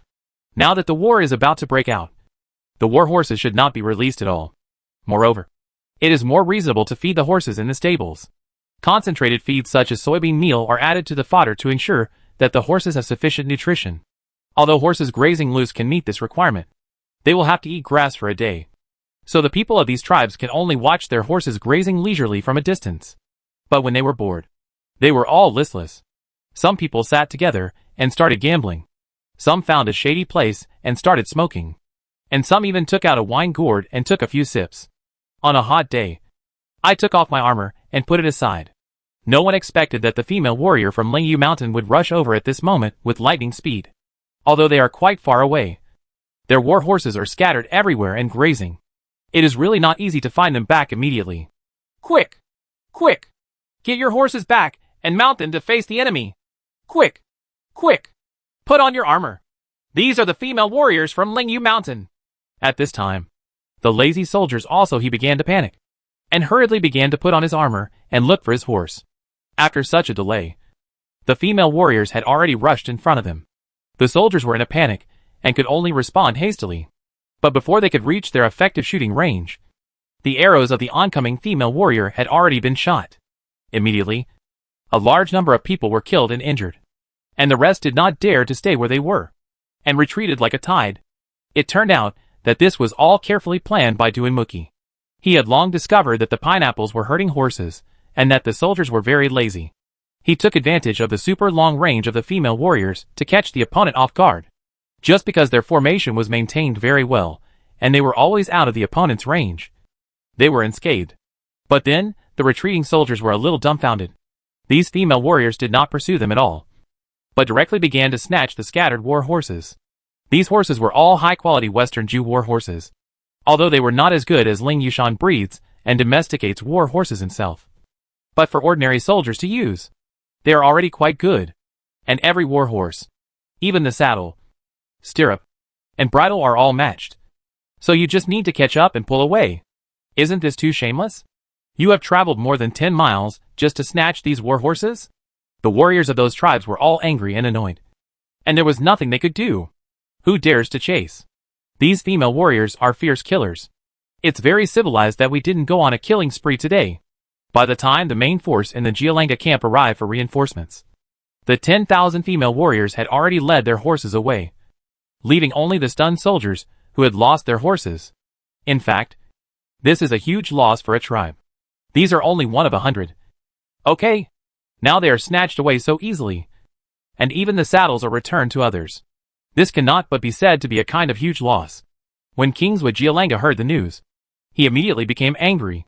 This was simply a provocation. She really wanted to kill these soldiers who had lost their horses. But in this case, there would not be many people left in this tribe who could fight. Besides, the cause of the matter was because the forage was burned. So they let the horses go to Nanshan and let the war horses eat grass on their own. At this time, the fire in the granary was still burning, and less than 1/3 of the food was snatched out with all their might, and the rest could only be watched as it was burned to ashes. Jialanga was shaking with anger. She really wanted to send troops to fight now to vent her anger. But when she saw the disgraced soldiers, she rationally gave up the plan. Now she was just angry, while the soldiers were a little panicked and had no fighting spirit at all. What the hell is going on? Madam Princess, your people are also present, but they all saw it. We didn't bring anything here, but the granary still burned. Jialanga had no choice but to come to Prince Ming's mansion again, and was very worried depressedly thinking about Princess Ming's complaint. All we have to do is say directly that there is something wrong with these grains. I already know. I also suspect that someone made a mistake in the food, but I can't see any clues. Let's do this. I will give you another 10,000 Dan. I will guarantee you 2 days of supplies first. This will be considered as burning again. Get up. You won't lose much, Princess Ming said gloomily. Princess Ming is also a little confused now. This kind of confusion is the most troublesome, and she doesn't know where to start to solve it. The key is that various rumors have begun to appear. Some say that Zhu Xiaobao can call the wind and rain, and set fire from a distance. And others say that the 9 fire cauldrons on the 7 stars platform were a sign that they would be burned 9 times. There are even rumors that the next time Zhu Xiaobao does something, he will kill people from afar. Now the method adopted by Princess Ming is the most secure and prudent. And Jialanga has also adopted the method of directly assigning them to various tribes, instead of piling them up in the granary. It is equivalent to spreading and transferring the risks. But on the second day, something unfortunate still happened. The warehouses where several tribes stored food burned down, which made these tribes very busy. They were also very worried that if their food was burned, Jialanga Chitos would I won't compensate myself. There was great joy on the Lingyu mountainside. Those female warriors went out with 10,000 people and brought back almost 20,000 war horses. Some people can lead 3 or 4 war horses alone, and Jume is even more familiar with it. She is originally a herder of cattle and horses, so she came back with a group of war horses. I don't know how she did it. Anyway, those disobedient horses were killed by her on the spot. Little pig, I have brought back 100 war horses. Is there any reward of good wine and meat? Jume shouted to Zhu Xiaobao as soon as she came back. She still wanted to show off in front of Zhu Xiaobao. A reward? It's good if you don't have a family to take care of you. Who asked you to run out? You should be by my side to protect me. Okay. And you, like a madman, ran out to grab the war horse. If the opponent throws a stone, what should we do if there are casualties when the car is launched? Zhu Xiaobao said a little annoyed. His idea was to minimize unnecessary casualties. Humph. There are no immortals in a war. We are not doing this just to increase the strength of Lingyu Mountain. Wu Yu pouted a little unconvinced. Are you taking such a risk? When the time comes, my red-clothed cannon and my brother-in-law. Come here. Zhu Xiaobao wanted to teach Wu Yu another lesson, but suddenly thought of something. He called Duanmuqi aside and asked in a low voice, he said, how many artillery LS and mines are there in Lingyu Mountain's inventory? Is it not enough? Well, you just remembered it. Since you left, The only one who made those things is you and Mu Junyi. Of course, no one can make them anymore. And all the saltpeter Yi Qihong said has been sent to you. So now there are not many in stock. Less than 600 artillery LS. And those mines are even less. I gave Hachitu and the others 100. And there are still 300 left. Duinmuki nodded and whispered. Said, well, I didn't expect this. It seems that this time we really have to fight with cold weapons. But why didn't you say that in the letter? Zhu Xiaobao was also a little dumbfounded. Why did he ignore it? What about this problem? Ha ha. I told you that you didn't have time to make it. And I want you to participate in these traditional battles more and increase your experience. Look, Jialenga is also in a mess now. You can't rely too much on this thing. After all, fighting now still depends on men and horses. Duinmuki said with a smile. Okay. Even so, I have another way to defeat Kalanga. Well, that's right. Chapter 526, Self-Replenishing the Brain C. It turned out that Duinmuki had also seen this level a long time ago. Although Zhu Xiaobao's things were extremely lethal, they also had great limitations. For example, those red cannons are relatively bulky, and those mines and missiles also have great limitations. They are good for defense, but they don't have much advantage when it comes to offense. The most worrying thing is that imitations of these things have begun to appear, although the missiles produced by Parrot Gate are still very low level. Others are constantly imitating them and making progress. Once both sides have these powerful weapons in the future, the final victory will still be determined by the fighting of the soldiers, because Zhu Xiaobao will eventually switch from defense to offense. This is what Duinmuki secretly looks forward to. That's fine. Let's try something new this time to make them hard to guard against and make them suspicious. Aren't they already so excited that they begin to doubt life? Then we will continue to undermine their confidence. Zhu Xiaobao is still very optimistic. Yes, I immediately regained my confident demeanor. Zhu Xiaobao once met Yi Qihong, but Zhu Xiaobao admired this sister very much. Without her, he would not have been able to do this. Sister, I have convinced you. How did you do it? Now Jialenga has been burned to the point of panic. Even the resourceful Princess Ming is helpless.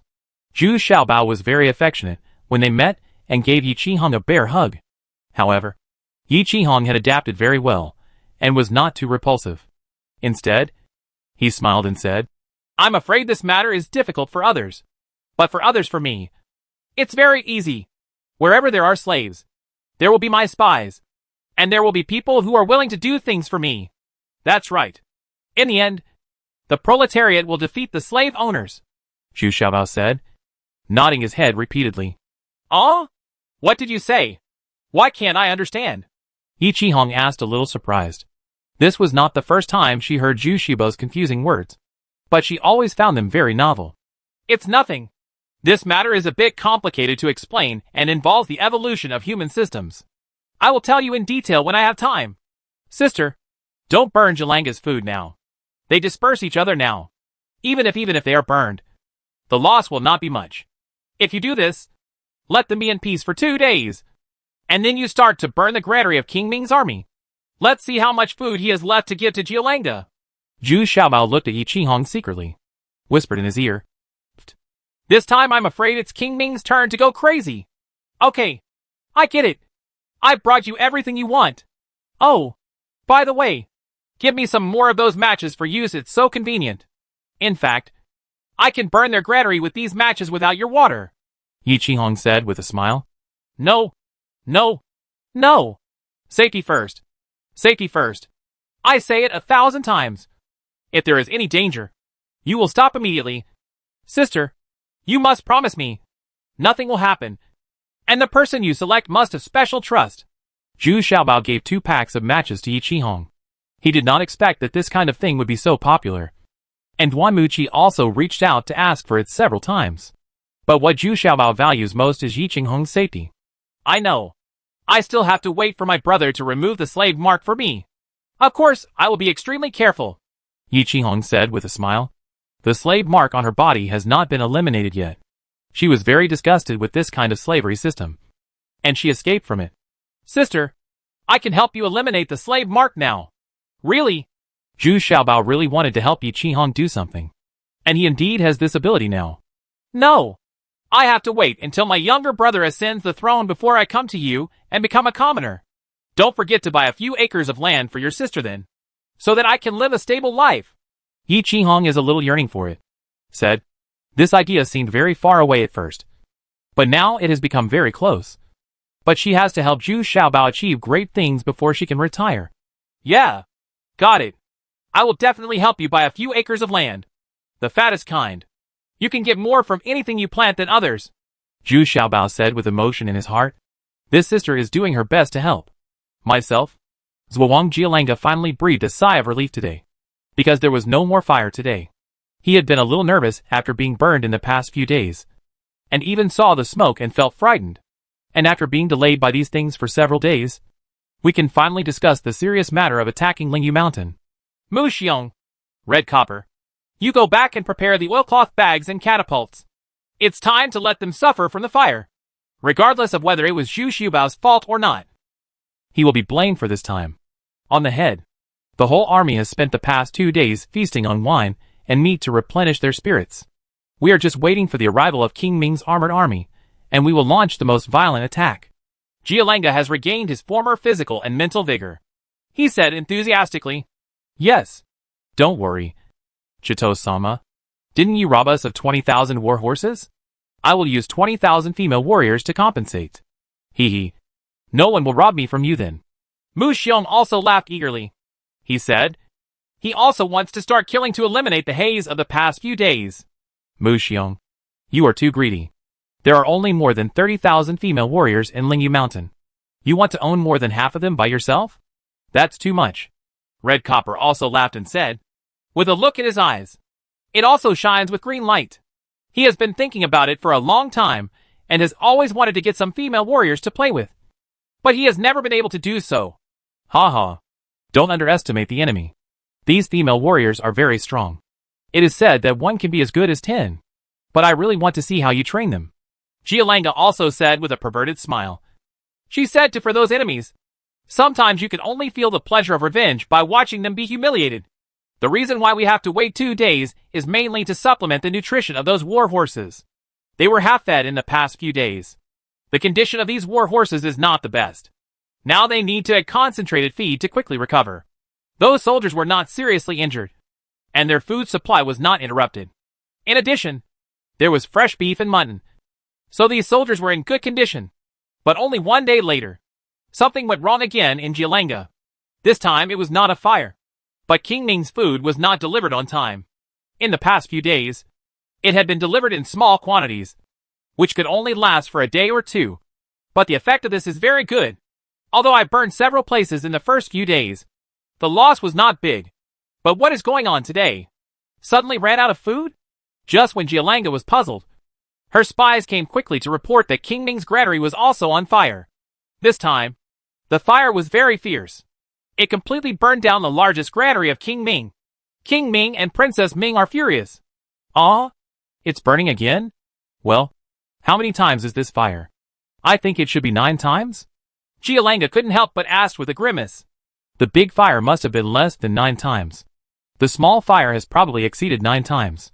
The man under him also said a little hesitantly. Is this attack going to be postponed again?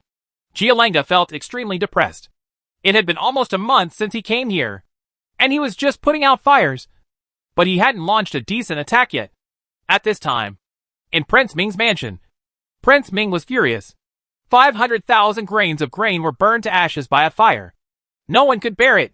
Now Liuhe County is running out of food, so it can only be transferred from other counties immediately. Who? Who is it? Is it over yet? Is it the person Zhu Xiaobao sent to do it? King Ming smashed several teapots and teacups in succession. Not satisfied with this, he kicked another to death. The maid who came to pick up the pieces shouted angrily. It should be Zhu Xiaobao's fault. But I still can't figure out how he did it. It's useless for you to get angry now. I told you not to be an enemy of Zhu Xiaobao. Now I can only the allocated food should be placed separately, so as to avoid greater losses. Princess Ming's face was also ashen, and she seemed to have aged 10 years. She never expected that she was already in a state of distress before the war even started. Come here. Call up the troops on the campus. I'm going to destroy Lingyu Mountain now.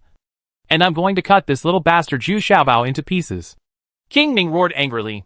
My lord, if you send out troops now, you don't even have enough food and grass. It's better to wait until the allocated food arrives before sending out troops. Calm down first. The most taboo thing now is impulsiveness, Princess Ming quickly advised. And now Prince Ming was angry. She was a little bit irrational. But Princess Ming was still very calm. Even if they wanted to fight, Jialanga's men would be the first to charge forward, after providing her with so much food and supplies. There should be something in return. All said and done, in the end it was Princess Ming who accompanied King Ming and drank 2 jars of Xiaodaozi, making King Ming drunk. And then he finally calmed down. But the nightmare was not over. The food that the other 2 counties were rushing to deliver was still catching fire, although they were separated from each other. This fire, and that fire made Princess Ming even panic. The most terrible thing is that we still can't find the cause of the fire. Finally, some exciting good news came from Jialanga. There was a tribe whose food was stored in a cave, and it was safe. Later, other grains were also moved to the cave, and none of them were burned again. Princess Ming immediately ordered people to transport all the food to the temporarily found cave. And sure enough, there was no more fire. At this time, Princess Ming finally understood that as long as she was not exposed to the scorching sun, it would not catch fire. Looking back now, the burning granaries were all exposed to the sun, and the time of fire was almost noon or afternoon, which is the hottest time of the day. Princess Ming suddenly regained some confidence in her heart and muttered in her heart, "Little bastard, let me see if you have any other tricks this time." Chapter 527, 1 Offense and 1 Defense A. Zhu Xiaobao and Duan Muqi were sitting on the pavilion in the backyard, enjoying tea leisurely. Of course, this was also the time when Duan Muqi enjoyed it the most, with a cigar in his hand and a chessboard on the table. But having lost 3 games in a row, Duan Muqi has lost his fighting spirit. So far, he has not defeated Zhu Xiaobao in 1 set, and his best record is 2 draws. Princess Ming has found the reason. Now their food is stored in the cave. It's better to put an end to your method. Duan Muqi took a sip of tea and turned the topic to the war. Although it was elegant and quiet here, my heart still cannot be truly pure. I know. I told Sister Qi Hong to stop a long time ago. I'm afraid the real battle will begin next. Zhu Xiaobao was holding fish food to feed the fish in the pond. This news was not surprising. In fact, the effect of burning the granary several times later was very limited. I have to admit that the method adopted by Princess Ming was still very effective. Then what are you going to do next? Duan Muqi asked. Hey! You are the military advisor. I should be the one to ask you these things. Right. What else? Then let's fight. I brought the troops here just to fight. Zhu Xiaobao curled his lips and said, Isn't that necessary? Brother-in-law, if you have any ideas, please let me know. At any rate, I can help you fill in the gaps and perfect your plan. Duan Muqi snorted with dissatisfaction. I don't have any plans. What do you mean? Zhu Xiaobao asked with his eyes widened in an exaggerated way. Brother-in-law, Zhu Xiaobao, the King of England is 1,000 years old. Your biggest flaw is that your eyes are too wide every time you tell a lie, which is not natural enough. Tell me clearly, what did the fair-blooded venerable do? Do you want to attack from both sides and take advantage of this? Isn't King Ming prepared to attack Shiyuan City by water? Duan Muqi said angrily. Did you see it? You didn't tell anyone else. Right. Hee hee. I actually didn't want to hide it from you. I was waiting for my old apprentice to come back and know the specific situation of Shiyuan City before discussing it with you. I'm afraid of this plan. It may not be true. How did you know? Zhu Xiaobao said, a little surprised. Unexpectedly, Duan Muqi had already guessed his plan. This old man is really powerful. I thought it would be a surprise. But no thinking about it, someone still saw through it. Humph. What's so difficult about this? My old apprentice only met you in Shiyuan City, and you are relatively familiar with Shiyuan City. My old apprentice helps you with things. Where else can you go if you don't go to Shiyuan City? Well, your idea is actually a good one. I have thought of it too. But I guess Princess Ming will also take precautions. So I say, if you have any ideas, you should communicate with me in time and strive to achieve perfection. Our plan is done, the more perfect it is, the fewer people will die. Duan Muqi still complained. But in my heart, I am very happy with Zhu Xiaobao's progress. After all, this hands-off shopkeeper has started to think carefully and pay attention. Okay, then tell me what to do. If Princess Ming takes precautions, should we still implement this plan?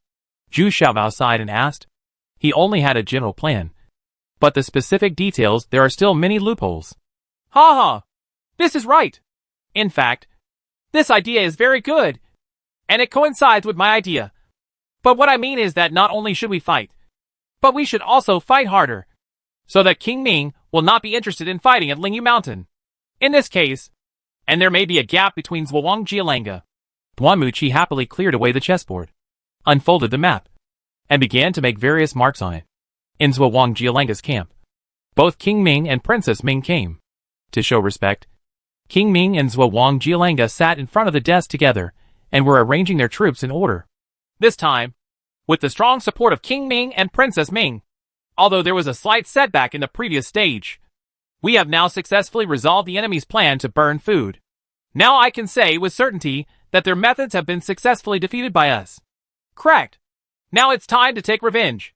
Jialanga was considered a pre-war mobilization, but it was still very effective. At least her men couldn't help but want to burn, kill and loot. Hee. I am deeply honored to join forces with Kingswood to destroy the enemy this time. As long as we occupy Lingyu Mountain. Not only you, but also this king will have no worries. So this time I hope that everyone can work together to defeat the enemy in one fell swoop. Annihilate the spirit and cross the mountain. King Ming was also determined to win at this time. And sitting with Jialanga, he felt a little excited. Prince Ming's old habit has happened again. Seeing this fit woman, I started to have wild thoughts. Only Princess Ming was a little worried on the side. The defense of Lingyu Mountain was strong, and the morale was high. It was not that easy to fight. Originally, I wanted Jialanga to rush to the front. But I didn't expect that King Ming was now thin and irritated. He was a little angry after being set on fire by Zhu Xiaobao. So he actually mobilized an army. 500,000 horses, and horses were already in place. And there were 3 more. 100,000 are gathering. This is already the strongest lineup that can be used to deal with Lingyu Mountain. Prince Ming still has to be wary of the first prince and His Highness the 6th prince in the northeast. So Princess Ming is a little worried about this action. What makes her even more uneasy is that the defense of Shiyuan City is weak. And Prince Ming doesn't have any decent naval forces at all. If Duanmuqi divides his troops to make a sneak attack, it will be very difficult. But Prince Ming didn't take it seriously. So what if they can break into Shiyuan City? Our navy is not good. But when it comes to Shiyuan City, my strength will still be dominant. Right. Besides, even if I give Shiyuan City to He, can they hold on? Now everyone in Shiyuan City is almost gone. But if this happens, the morale of the army will definitely be in chaos. Princess Ming is also very confused. At this time, she could only take down Lingyu Mountain in one fell swoop. Moreover, after Princess Ming captured Lingyu Mountain, her only request was that half of the warships in Lingyu Mountain and the 3 auspicious treasures should be owned by Prince Ming. Princess Ming could only comfort herself now. Maybe she was overthinking. After all, there were only so many people in Lingyu Mountain. It was still very difficult to divide the troops to attack Shiyuan City. The day finally came for the launch of the offensive. Standing on the city wall, Zhu Xiaobao was a little frightened when he saw the overwhelming number of people advancing. This was also the largest lineup he had ever seen. There were over 1 million people and horses. Even with a telescope, you couldn't even see the rear of the team clearly. It was estimated to be more than 10 miles away. All kinds of huge siege equipment were also sandwiched in the team and marched slowly. The leader was Jialanga's 50,000 iron cavalry, followed closely by King Ming's 100,000 armored army. Zhu Xiaobao couldn't understand why King Ming and Jialanga were so powerful. So they couldn't defeat King Yu and the eldest prince. Ha ha! That's because King Yu Xiaobao and the first prince are stronger than them. Don't worry. Although they are powerful on the surface, they are fighting together after all. And there may not be any good results. Humph! Fighting together. When the time comes, they all want to protect themselves. As long as it drags on for a few days, there will be problems soon. Duanmuqi said calmly. He had seen this kind of scene more and didn't care much, because he has confidence in his heart. Unexpectedly, this time King Ming was so arrogant that he ran to the front of the formation first. He was also a very brave man, so he brought 2 guards with him. It's just that these 2 guards are both at the martial master level. King Ming asked Zhu Xiaobao to come out and answer the question by name. He was extremely angry and wanted to settle the score with Zhu Xiaobao first. Zhu Xiaobao was not afraid and rushed to the front of the battle with Yu Li and Zhu Mei. because usually there would not be a fight in such an occasion. Instead, the chief generals of both sides would communicate with each other first, some to persuade them to surrender, and some to reminisce about old times. And more importantly, they have been admiring each other for a long time. So let's get to know each other first. But Prince Ming was none of these things. He wanted to find out how Zhu Xiaobao set the fire. Of course, it would be best if we could persuade him to surrender. Zhu Xiaobao.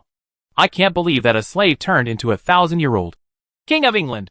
There are not many people in the Zirwei Kingdom. Are you going to be promoted? You little bastard. King Ming said as soon as he opened his mouth. This made Zhu Xiaobao very unhappy. He has always regarded Zhu Xiaobao as a slave. And even now he still doesn't think highly of him. Looking very dismissive. Huh? Who are you scolding? Little bastard? Zhu Xiaobao asked lazily, rolling his eyelids. You little bastard scolded you. Prince Ming suddenly shouted loudly. Even Princess Ming, who was dozens of steps behind him, could hear it clearly. She was furious in her heart. This Prince Ming really couldn't speak at all. Even if you can't persuade them to surrender, there's no need to offend them. And as soon as Princess Ming heard this, she knew that Prince Ming had already succeeded. Yes. The little brat is scolding me. No. It's an old brat scolding me. Zhu Xiaobao actually nodded seriously. The two Wuzun guards who were following King Ming almost burst into laughter. This was too damaging. Yuli and Zhu Mei, who were following Zhu Xiaobao, couldn't help but laugh out loud. Even Zhu Mei understood the mystery behind this. You little bastard. Zhu Xiaobao. Let me ask you. Did you burn my grain? How did you burn it? King Ming suddenly became furious and wanted to take action. But seeing the huge beauty behind Zhu Xiaobao, Prince Ming felt a little guilty. This woman's strength is obvious to all. A few days ago, this woman snatched 100 war horses by herself, which was seen by many people. Those disobedient horses were beaten to death by her.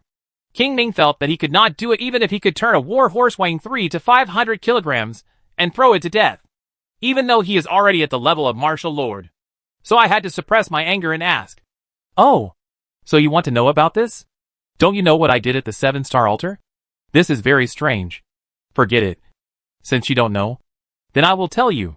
Yes, I was the one who burned those fires. Zhu Xiaobao said in surprise. Fart.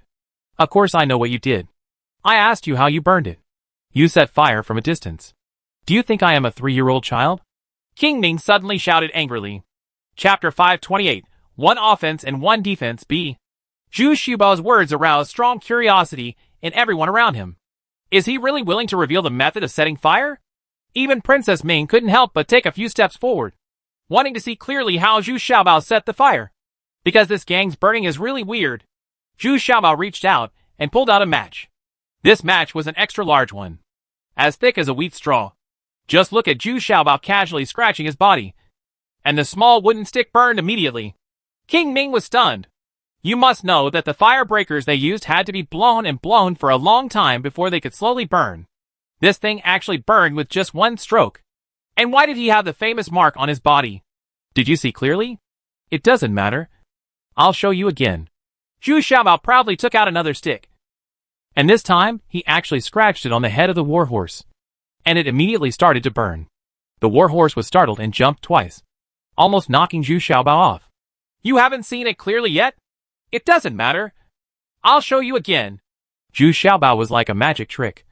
The matches in his hands kept coming out one after another. One on the left and one on the right. This time, he drew a stroke on Zhu Mei's shoulder. Also caught. Next, he scratched his buttocks with both hands, and it was burned. Anyway, if he scratched it anywhere, it would burn. King Ming looked a little stupid. Even Princess Ming in the back stretched her neck and looked a little unbelievably. She couldn't help but almost walk to the center of the battlefield. Have you seen enough? With this thing. You don't need me to teach you how to set fire. Right. It's time for you to withdraw your troops and go back. Right. Zhu Xiaobao finally finished his performance, and then asked with some anticipation. Withdraw troops? What a joke. I'm here to destroy Lingyu Mountain. Unless you dismount and surrender now. Kowtow and beg for mercy. I can still save you from death. But you must hand over all your new gadgets to me. King Ming only returned at this time. When God came, he immediately became aggressive again. As for how he set off the fire, he still couldn't figure out. You're not leaving? My people have already gone to attack Shiyuan City? Are you not in a hurry? Zhu Xiaobao asked in surprise. Oh? Ha ha ha. Xiaobao, you made a miscalculation this time. What is true is false, and what is false is true. If you say this, you are bluffing. Besides, if there is anything in Shiyuan City, even if it is given to you, what's the use? King Ming was secretly surprised at first, and then laughed loudly. Alas, why doesn't anyone believe me when I tell the truth? I don't need it. But the seventh princess needs it very much. You have received such great benefits from King Wen's fiefdom. So it makes sense to give up Shiyuan City to her. Since if you don't want to withdraw, then fight. Zhu Xiaobao sighed and said, picking up the reins, turning around and walking away. Prince Ming suddenly froze in the middle of his laughter. He didn't expect the seventh princess to show up as well. If this were true, it would be really troublesome. But Zhu Xiaobao's mean smile made Prince Ming unable to believe it. This guy didn't look like a person who told the truth. Returning to the camp a little depressed, King Ming asked in a low voice, Madam, do you understand? How did he set the fire? What is that thing? And why is it so easy to use? I don't know. What I'm worried about now is Shiyuan City. Princess Ming said angrily. She was most worried about Shiyuan City. But Zhu Xiaobao just mentioned Shiyuan City. But for the seventh princess, she still didn't believe it when she got involved. Humph. Damn it. It's not easy to figure it out. Prince Wichitos, let's start the attack. Prince Ming was annoyed and shouted angrily. Red Copper, I order you to start advancing slowly now. When my crossbow and King Ming's catapult are launched, you will charge me. Jialanga nodded and immediately issued the order. The catapult had to close the distance to about 300 steps before it could reach the shooting range. But before it could reach 500 steps, the opponent's red cannon had already begun to show its power, firing directly into the crowd. In particular, King Ming's armored army was the first choice target of the red cannon. Don't panic. Keep your distance. They don't have many firearms and their missiles are limited. This was also expected. So Jialanga did not panic, but directed the battle in an orderly manner. Thousands of people and horses were killed or injured. And it was nothing. As long as we approached the opponent quickly, we could launch a full-scale offensive. But King Ming's situation is not so easy here. His armored army was built with a lot of money. And now the formation was in chaos due to the bombing, with countless casualties. What's even more terrible is that these armored soldiers wearing heavy armor are running rampant among the crowd, which is also a huge harm to their own soldiers. Princess Ming watched from behind and shook her head secretly. This time, Prince Ming was a little impulsive. She originally wanted Jialanga's troops to rush forward and then use the armored army. Now the damage is in vain. Not only that, many of the catapults that followed quickly were also damaged. These armored war horses were specially bred and domesticated. They were 1 head taller and half a meter longer than ordinary horses. Their body shape and weight were huge, with the heavy armor and knights all over the body. An armored army weighs nearly half a ton. But as we moved forward, something even more terrifying happened. The landmines started to explode again. This time, the red copper cavalry could no longer hold on. Many of the war horses were frightened and began to run wildly, while others began to run back. Red Copper was not present when he attacked Lingyu Mountain last time, so he always thought that the men led by Jialanga were not strong enough. Now he has tasted this terrifying feeling. You are not allowed to retreat. Please rush forward. It will be safe after passing this area. Jialanga shouted angrily. Shitos, look, even King Ming and the others have retreated. Now let's go forward and die. The guards around him were surrounding Jialanga at this time, and some of them were reminding Jialanga. Looking back, isn't it? Princess Ming and her people evacuated quickly, while Prince Ming was cleaning up his armored troops. He felt sorry for his armored troops. In fact, Jialanga's idea is correct. Those mines and artillery SHLs have almost been used up. If you look carefully, you can see that there are basically no mines on the ground. However, in this chaotic situation, no one paid attention. Arrive. Everyone is scrambling to escape. At this time, Duanmuki gave an order, and the troops from Lingyu Mountain began to charge. At the head are 10,000 female warriors, followed by 200,000 ordinary soldiers, including infantry and cavalry. Hatches also lost no time in launching a charge. They are now on the same camp as Lingyu Mountain. If they want to live with dignity, they must show their strength. Of course, there were also accidental injuries. The few landmines that had not yet detonated were stepped on by our own people and injured many people. However, this did not affect the high momentum of the soldiers. They all rushed forward desperately and wanted to stealing heads to achieve military exploits. 50 heads can be used to escape slavery. The hearts of these soldiers are burning. However, judging from the battle process, the actual combat capabilities of these soldiers were still not as good as those of King Ming and Jialanga's troops. They were too inexperienced. Even with such an advantage, there were still many casualties. This is also the reason why Duimuki launched the attack, which was to let them gain experience in actual combat. These soldiers only pursued for 5 miles before they were shot back by the heavy crossbow from behind King Ming. But it's already a victory. They killed more than 30,000 enemies and captured 10,000 war horses. However, Hachitu and those small tribes were really very powerful in fighting. And of course they were also very strong in robbing things. These small tribes were all smiling. This time the battle has been fruitful. Alas! Have you seen it? Our troops are still too weak. Even with such an advantage, we still suffered 5,000 casualties. Look at those female warriors, who suffered very few casualties, but killed the most enemies. These soldiers need to be trained more. Chain!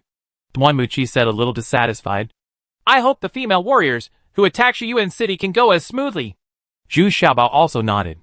He was more worried about the female warriors who went to Shiyuan City to attack. Ha.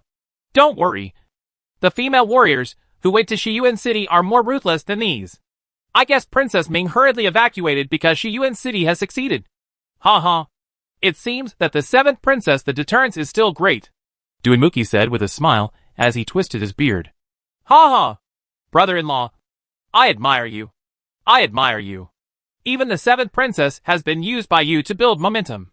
Princess Ming, can you not be anxious? Zhu Xiaobao also cupped his hands and said with a smile. Only then did he realize that his tricks were similar to those of Duanmuchi. It's still a lot worse than that. After retreating 50 miles, Jialanga set up camp again and came to King Ming angrily to argue. This time, it was entirely due to Princess Ming's influence that his troops began to panic. Jialanga wants an explanation. Alas! It wasn't that the princess did this intentionally. She was forced to do it. I didn't expect that Zhu Xiaobao actually sent people to attack Shiyuan City. And it is said that the 7th princess's warship appeared on the sea. What do you think of the princess? Can you sit still? King Ming also said, a little tired and helplessly. He regrets it now. He should have listened to Princess Ming's advice and strengthened prevention and manpower in Shiyuan City. When Princess Ming hurried back to Shiyuan City with 50,000 cavalry, she found that the city was deserted. The soldiers guarding here had been scattered, and now they are returning one after another. Shiyuan City originally had 150,000 troops, but didn't expect it to be defeated so quickly. The granaries of the garrison were also robbed, and the barracks were almost burned. What a tragedy. What made Princess Ming even more sad and angry was that there was a human head hanging on the wall, which turned out to be the head of her nephew Ma Songju. How many people are here? Who is the leader? How many troops are there?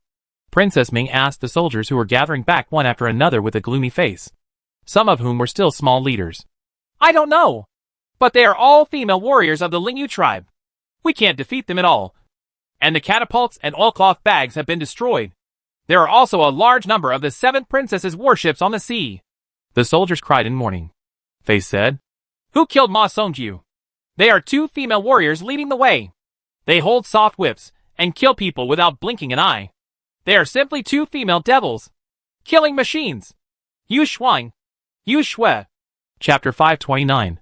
1 Offense and 1 Defense. C. Princess Ming patrolled Shiyuan City for a long time, and then she realized that she was in big trouble. All the food was taken away, and all the barracks were burned down. Shiyuan City was originally in decline after the 19th princess left, and now it is even more desolate and barren, with dilapidated houses everywhere. The streets and alleys that had been somewhat improved are now deserted, and those shops have long been closed.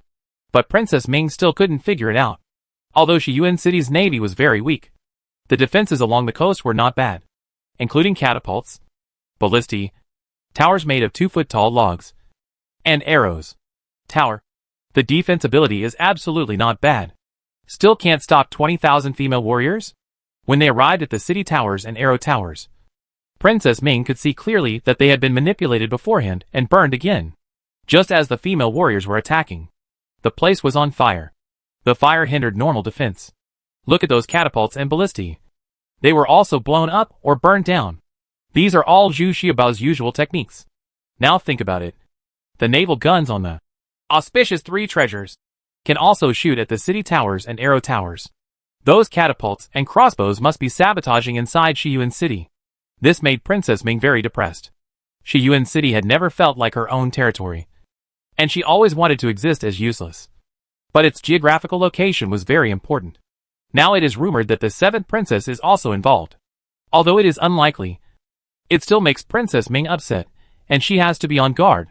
She really regrets now that she shouldn't have cooperated with Zhuang Jialanga. This is tantamount to taking the initiative to provoke Zhu Xiaobao, which is indeed a very unwise move. Of the 150,000 soldiers, 60,000 were killed by Yu Shuang, Yu Shui and the others.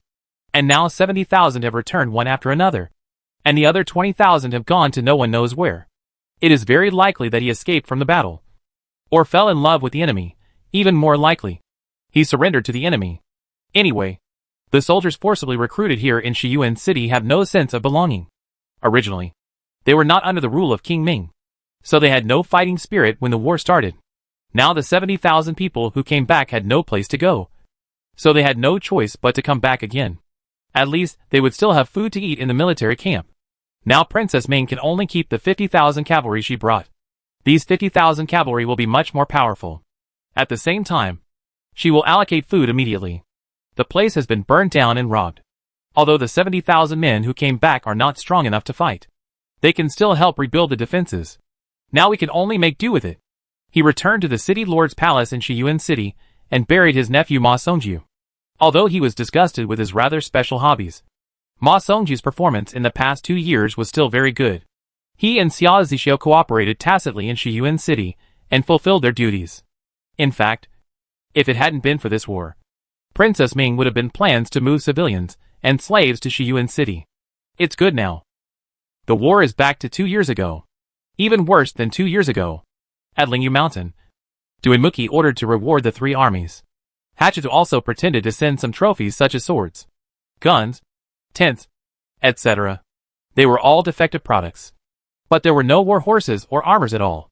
Duinmuki also smiled and waved his hand back to Hachitu, knowing that Hachitu was just pretending. He didn't expose him. After all, Hachitu and the small tribes performed very well this time. At least they were firmly on this side of Lingyu Mountain. Zhu Xiaobao did not care about many matters after the war. He was anxious to see the results of Yu Shuang, Yu Shui and the others, as well as the casualties. Because Yu Shuang, Yu Shui, and the others also returned with a great victory. When Zhu Xiaobao and Duinmuki rushed to the 3 auspicious treasures, Yu Shuang, Yu Shui, and Wu Yu were both there. Fortunately, the number of casualties among the female warriors this time was lower than Zhu Xiaobao expected. 600 people died, and almost 2,000 to 3,000 were injured. Not only did they bring back all the warships of King Ming, but they also brought back 20,000 days of food, 300 horses, and countless various swords, guns, and armors. Basically, they went to Shiyuan City and plundered a lot. This time Zhu Xiaobao praised Yu Shuang and Yu Shui solidly. These 2 militants finally showed their powerful lethality. Zhu Xiaobao has also noticed a long time ago that the combat effectiveness of the female warriors who follow Yu Shuang and Yu Shui will be greatly improved. Because the sisters are very life-threatening and can easily infect other people. Zhu Xiaobao still shamelessly gave the 2 of them a big bear hug, even though they were extremely fierce on the battlefield. Facing Zhu Xiaobao's unique move, they could only scream and dodge. The other female warriors laughed loudly when they saw it. While the atmosphere was cheerful and lively, Wu Yu unexpectedly brought someone up, tied behind his back, with a look of frustration and despair. If it weren't for the 2 female warriors holding him up, this man would have collapsed on the ground. Xia Zixio? Are you Xia Zixio? Wu Yu, why did you capture him? Zhu Xiaobao shouted in surprise. Although 3 years have passed, Xia Zixio has not changed much, and he is still so handsome and elegant. It's just that I'm a little embarrassed now.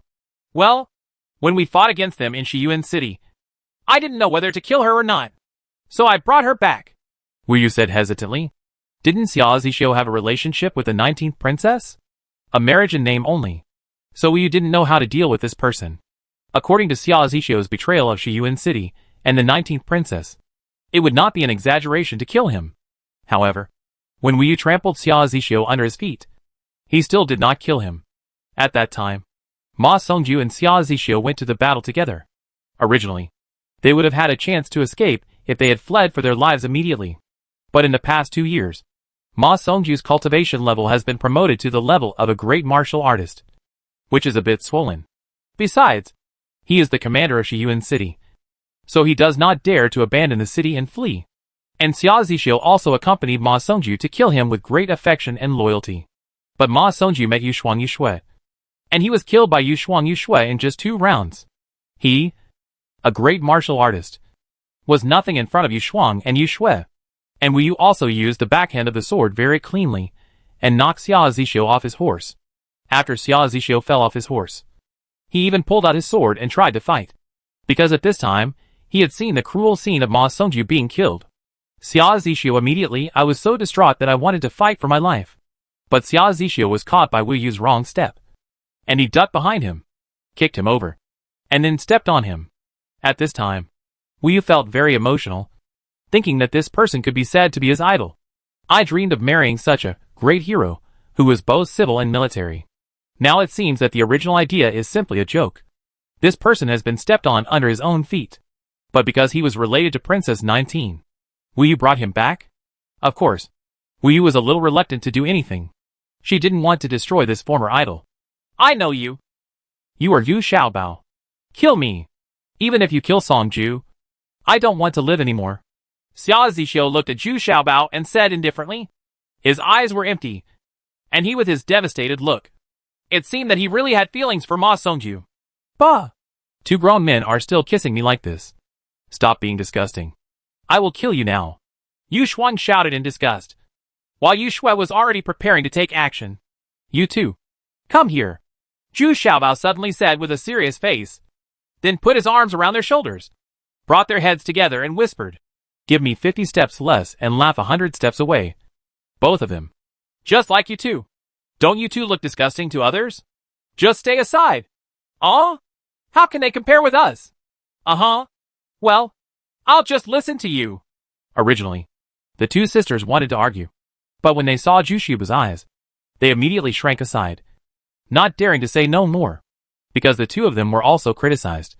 But as time went by, everyone already recognized it. Hey, brother-in-law, come here and let us talk. Duanmuki pulled Zhu Xiaobao aside at this time and asked in a low voice, brother-in-law, do you really want to marry the 19th princess? Yes. This has been my ambition since childhood.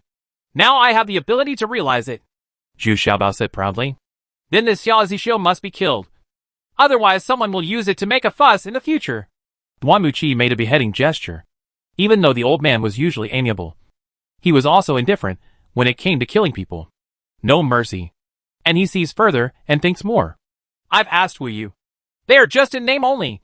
There's no need to do this. Right. People in the province will say that I'm petty and jealous of this Xia Zixio. I want to keep him alive to see how much better I am than him times. Zhu Xiaobao shook his head unhappily.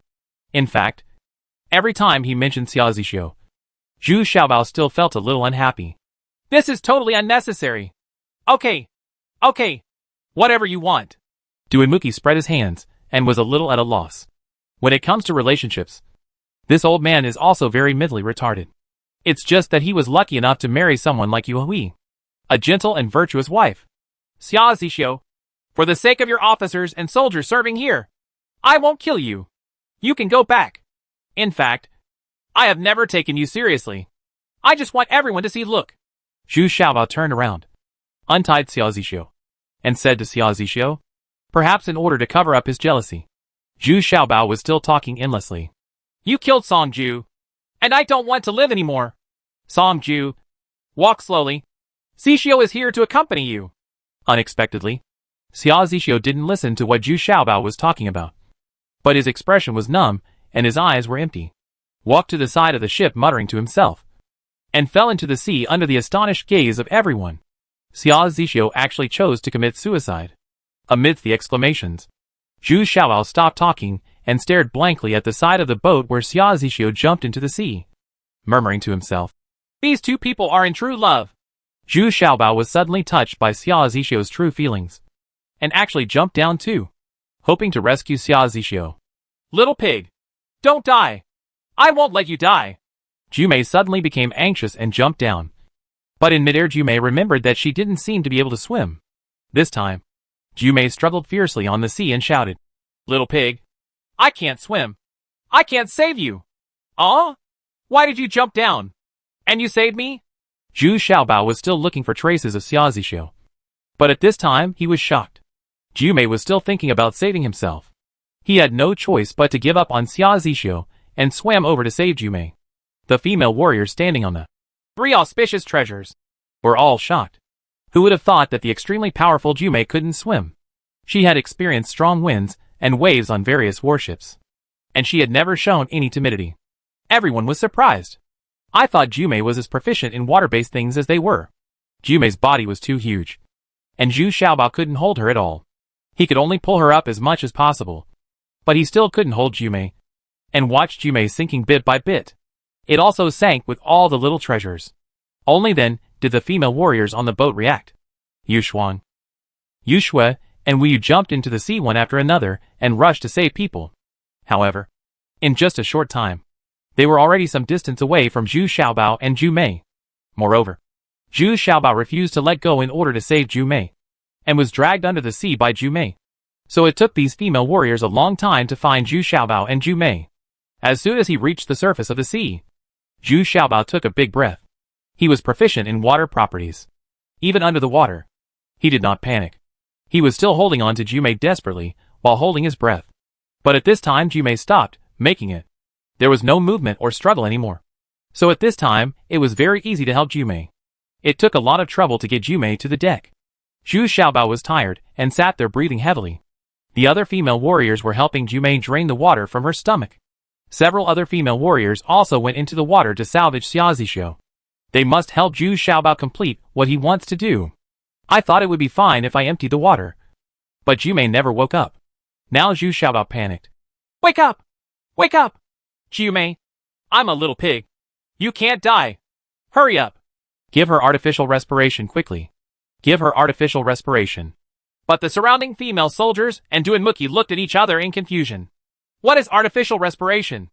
No one can understand it. Zhu Xiaobao couldn't take care of that much anymore, so he had to do it by himself. He started blowing into Jumei's big mouth, and then pressed down hard on Jumei's chest. These were all correct first aid measures. It's just that Jumei's breasts are too broad and soft, and Zhu Xiaobao feels a little unable to use them. Let's do it. We can do this. Yu Shuang and Yu Shui stood up and said at this time. Sure enough, the two of them pressed their 4 hands on Jumei's chest at the same time. These two sisters were much more powerful. Within a few moments, a fountain spurted out from Jumei's mouth. It was spraying on Zhu Xiaobao's face. Zhu Xiaobao wiped it on without caring at all, and then continued to give artificial respiration to Jumei. Okay. My chest is rising and falling. I should be here soon. But why haven't I woke up yet? Zhu Xiaobao said a little confused and continued artificial respiration. At this time, he didn't know what to do. This kind of first aid, this is also the first time he has practiced this measure. Huh? Why are you pretending to be awake? Yu Shui was more careful and saw the movement of her beautiful eyelashes. Yu Shuang was even more decisive and stepped directly on Jumei's belly. Jumei immediately sat up reflexively and looked at Zhu Xiaobao blankly. You've woken up a long time ago? Why don't you get up? Zhu Xiaobao asked in surprise. I felt so good and comfortable just now. I just want to wait a little longer. Jumei said in a very straightforward manner. Zhu Xiaobao stretched out his hand and gave her a slap in the mouth, and cursed angrily. I'm worried about you. And you're still messing around with me here? Do you know how worried and anxious I am? Kneel down on the bow of the boat. Go! Even though Zhu Xiaobao was so angry, those female warriors were really moved. I didn't expect Zhu Xiaobao to care so much about Jumei. The anxiety just now was definitely an expression of true feelings. Jumei was also frightened and obediently went to the bow of the boat and knelt down. But my mouth is still savoring the strange feeling just now. It turns out that I am so ecstatic to have a man's mouth to mouth like this. And the palms pressing on my chest also make people feel numb. It's a pity that Yu Shuang and Yu Shui don't have that wonderful feeling at all. The hands of these two sisters are raw and hard, without any emotion at all. It's really annoying. At this time, the female warriors also fished out Xia Zixio, who was already out of breath. He didn't want to live at all, so he kept sinking when he got into the water. If the boat hadn't stopped on the shore, Xia Zixio's body would never have been found. Take care of his remains, put on new clothes, and bury him in a thick coffin. Well, let's send someone back to Shiyuan City, and let him and Ma Songju be together. It can be regarded as fulfilling his wish. Zhu Xiao said Baoside and said, I didn't expect Xia Zixio and Ma Songju to have such a deep relationship, although many of Xia Zixio's things are despicable. This one is quite touching. Zhu Xiaobao felt that he could no longer hate Xia Zixio. Among the people who came from Princess Island this time, there were many people who had worked with Xia Zixio in the past, so they praised Zhu Xiaobao's approach. Of course, there were also some who were not afraid of death and wanted to escort Xia Zixio's coffin to Shiyuan City, including General Cheng. He has been following the Xia family since Xia Zixio's father, so this time he volunteered to escort Xia Zixio back to Shiyuan City. Princess Ming had not left at this time, but she would not embarrass people like General Cheng. She thanked them politely, and then sent someone to bury Ma Songju and Xia Zixio together. After these things passed, we faced the opponent's second large-scale attack, but there were very few artillery LS and mines left in Lingyu Mountain. I'm afraid there will really be a large-scale bloody battle next. Duanmuki's expression also became a little solemn. No. There's no need. I still have a lot of ideas. Look at me. I'll let you know what it means to be full of tricks. What it means to be in a hurry. Unexpectedly, Zhu Xiaobao shook his head and said, Oh, brother-in-law, please enlighten me. Chapter 530, Lots of Strategies, eh? Duanmuki cupped his hands and said with a smile, The King of England is 1,000 years old. Brother-in-law, please enlighten me. At this time, Duanmuki was half teasing and half serious. He now found that Zhu Xiaobao seemed to be enlightened and could often come up with some clever ideas. And it can be heard from the names of the female warriors that they are now more willing to call Zhu Xiaobao King of England. Although this is only the king of the northern Zirwick kingdom, they are still willing to follow a man who has begun to reveal his the king of fighting spirit. Duanmuchi even hopes that he can assist a real king. He is neither willing to assist Yu Qianrou nor the 19th princess. He has been insisting in his heart. He believes in his own vision. As long as Zhu Xiaobao grows up, he will be a king who can despise the world. I have already thought about it. Although there are not many bombs and mines, they can still be frightened. I will give you a rough outline, and you will arrange the specific details. Zhu Xiaobao said with a smile, which made Duanmuchi they all handed over their hands for advice. And Zhu Xiaobao still felt a little proud. But she also saw that although she had some tricks, Duanmuchi still had to handle many details. No problem. This is what I'm best at. As long as your idea has enough weight, I can help you carry it forward. Duanmuchi also sat down with a smile and unfolded the map on the table. Now talking on paper. Look, I have clearly memorized the coordinates on this map. I want Jialenga and King Ming's men to be frightened every step they take. I still can't relax here in Shiyuan City. I want King Ming to worry all the time. Their own rear. There is another main line, and that is food. Keep burning. Without food, they will be in chaos. No matter how smart Princess Ming is, she will never think that those slaves are the most lethal mainstay. Zhu Xiaobao he kept talking, and Duanmuki was a little applauded. Once this top student got the idea, it would be really scary. At night, the 3,000 female warriors all wore soft-armored quick boots and held engineering shovels in their hands. This was specially designed and built by Zhu Xiaobao. It is easy to carry and extremely efficient. Things are getting busy outside Lingyu Mountain. And there are another 1,000 female warriors who are responsible for detecting and killing the spies and elite soldiers around. The other party will not be so relaxed. And they are also monitoring every move of Lingyu Mountain all the time. So this kind of pursuit between spies is still very fierce. At this time, Princess Ming had returned to the camp and felt a little tired. Although she had left 50,000 troops in Shiyuan City, Princess Ming still felt uneasy. She also knew that Zhu Xiaobao would not give up the harassment of Shiyuan City easily. She just hoped that these 50,000 troops could hold on to Shiyuan City and buy them enough time. That's it. She knew that the other 70,000 troops had little fighting power, and they were just filling numbers and bluffing. Early the next morning, Jialenga and Prince Ming jointly raised their accounts. The two of them nodded in agreement. But Princess Ming looked a little disdainful. As soon as she came back, she knew that a few nights ago, King Ming and Jialenga had been drinking and having fun. King Ming also invited a group of people to play and sing. And Jialenga also asked those Western girls to perform erotic dances. Finally, Prince Ming was given 2 dancers with big breasts and fat buttocks. And quite the style of the Western regions. In fact, if King Ming hadn't been afraid that Princess Ming had spies everywhere, he would have wanted to keep Jialenga. But he didn't dare to do so. So now the 2 people seem to be communicating with each other in the eyes, which makes Princess Ming very unhappy. But in the face of a formidable enemy, she could only stop worrying about these trivial matters. But just after the promotion, the spies came to report that the outside of Lingyu Mountain was filled with wooden signs overnight, and the entire battlefield was covered with wooden signs. King Ming was a little confused when he heard it, and quickly took people to watch. When I got to the formation, I saw it. Wasn't it? There are wooden signs like this everywhere. Some say, "Beware of landmines." Some say, "It's safe here." And some are even more annoying.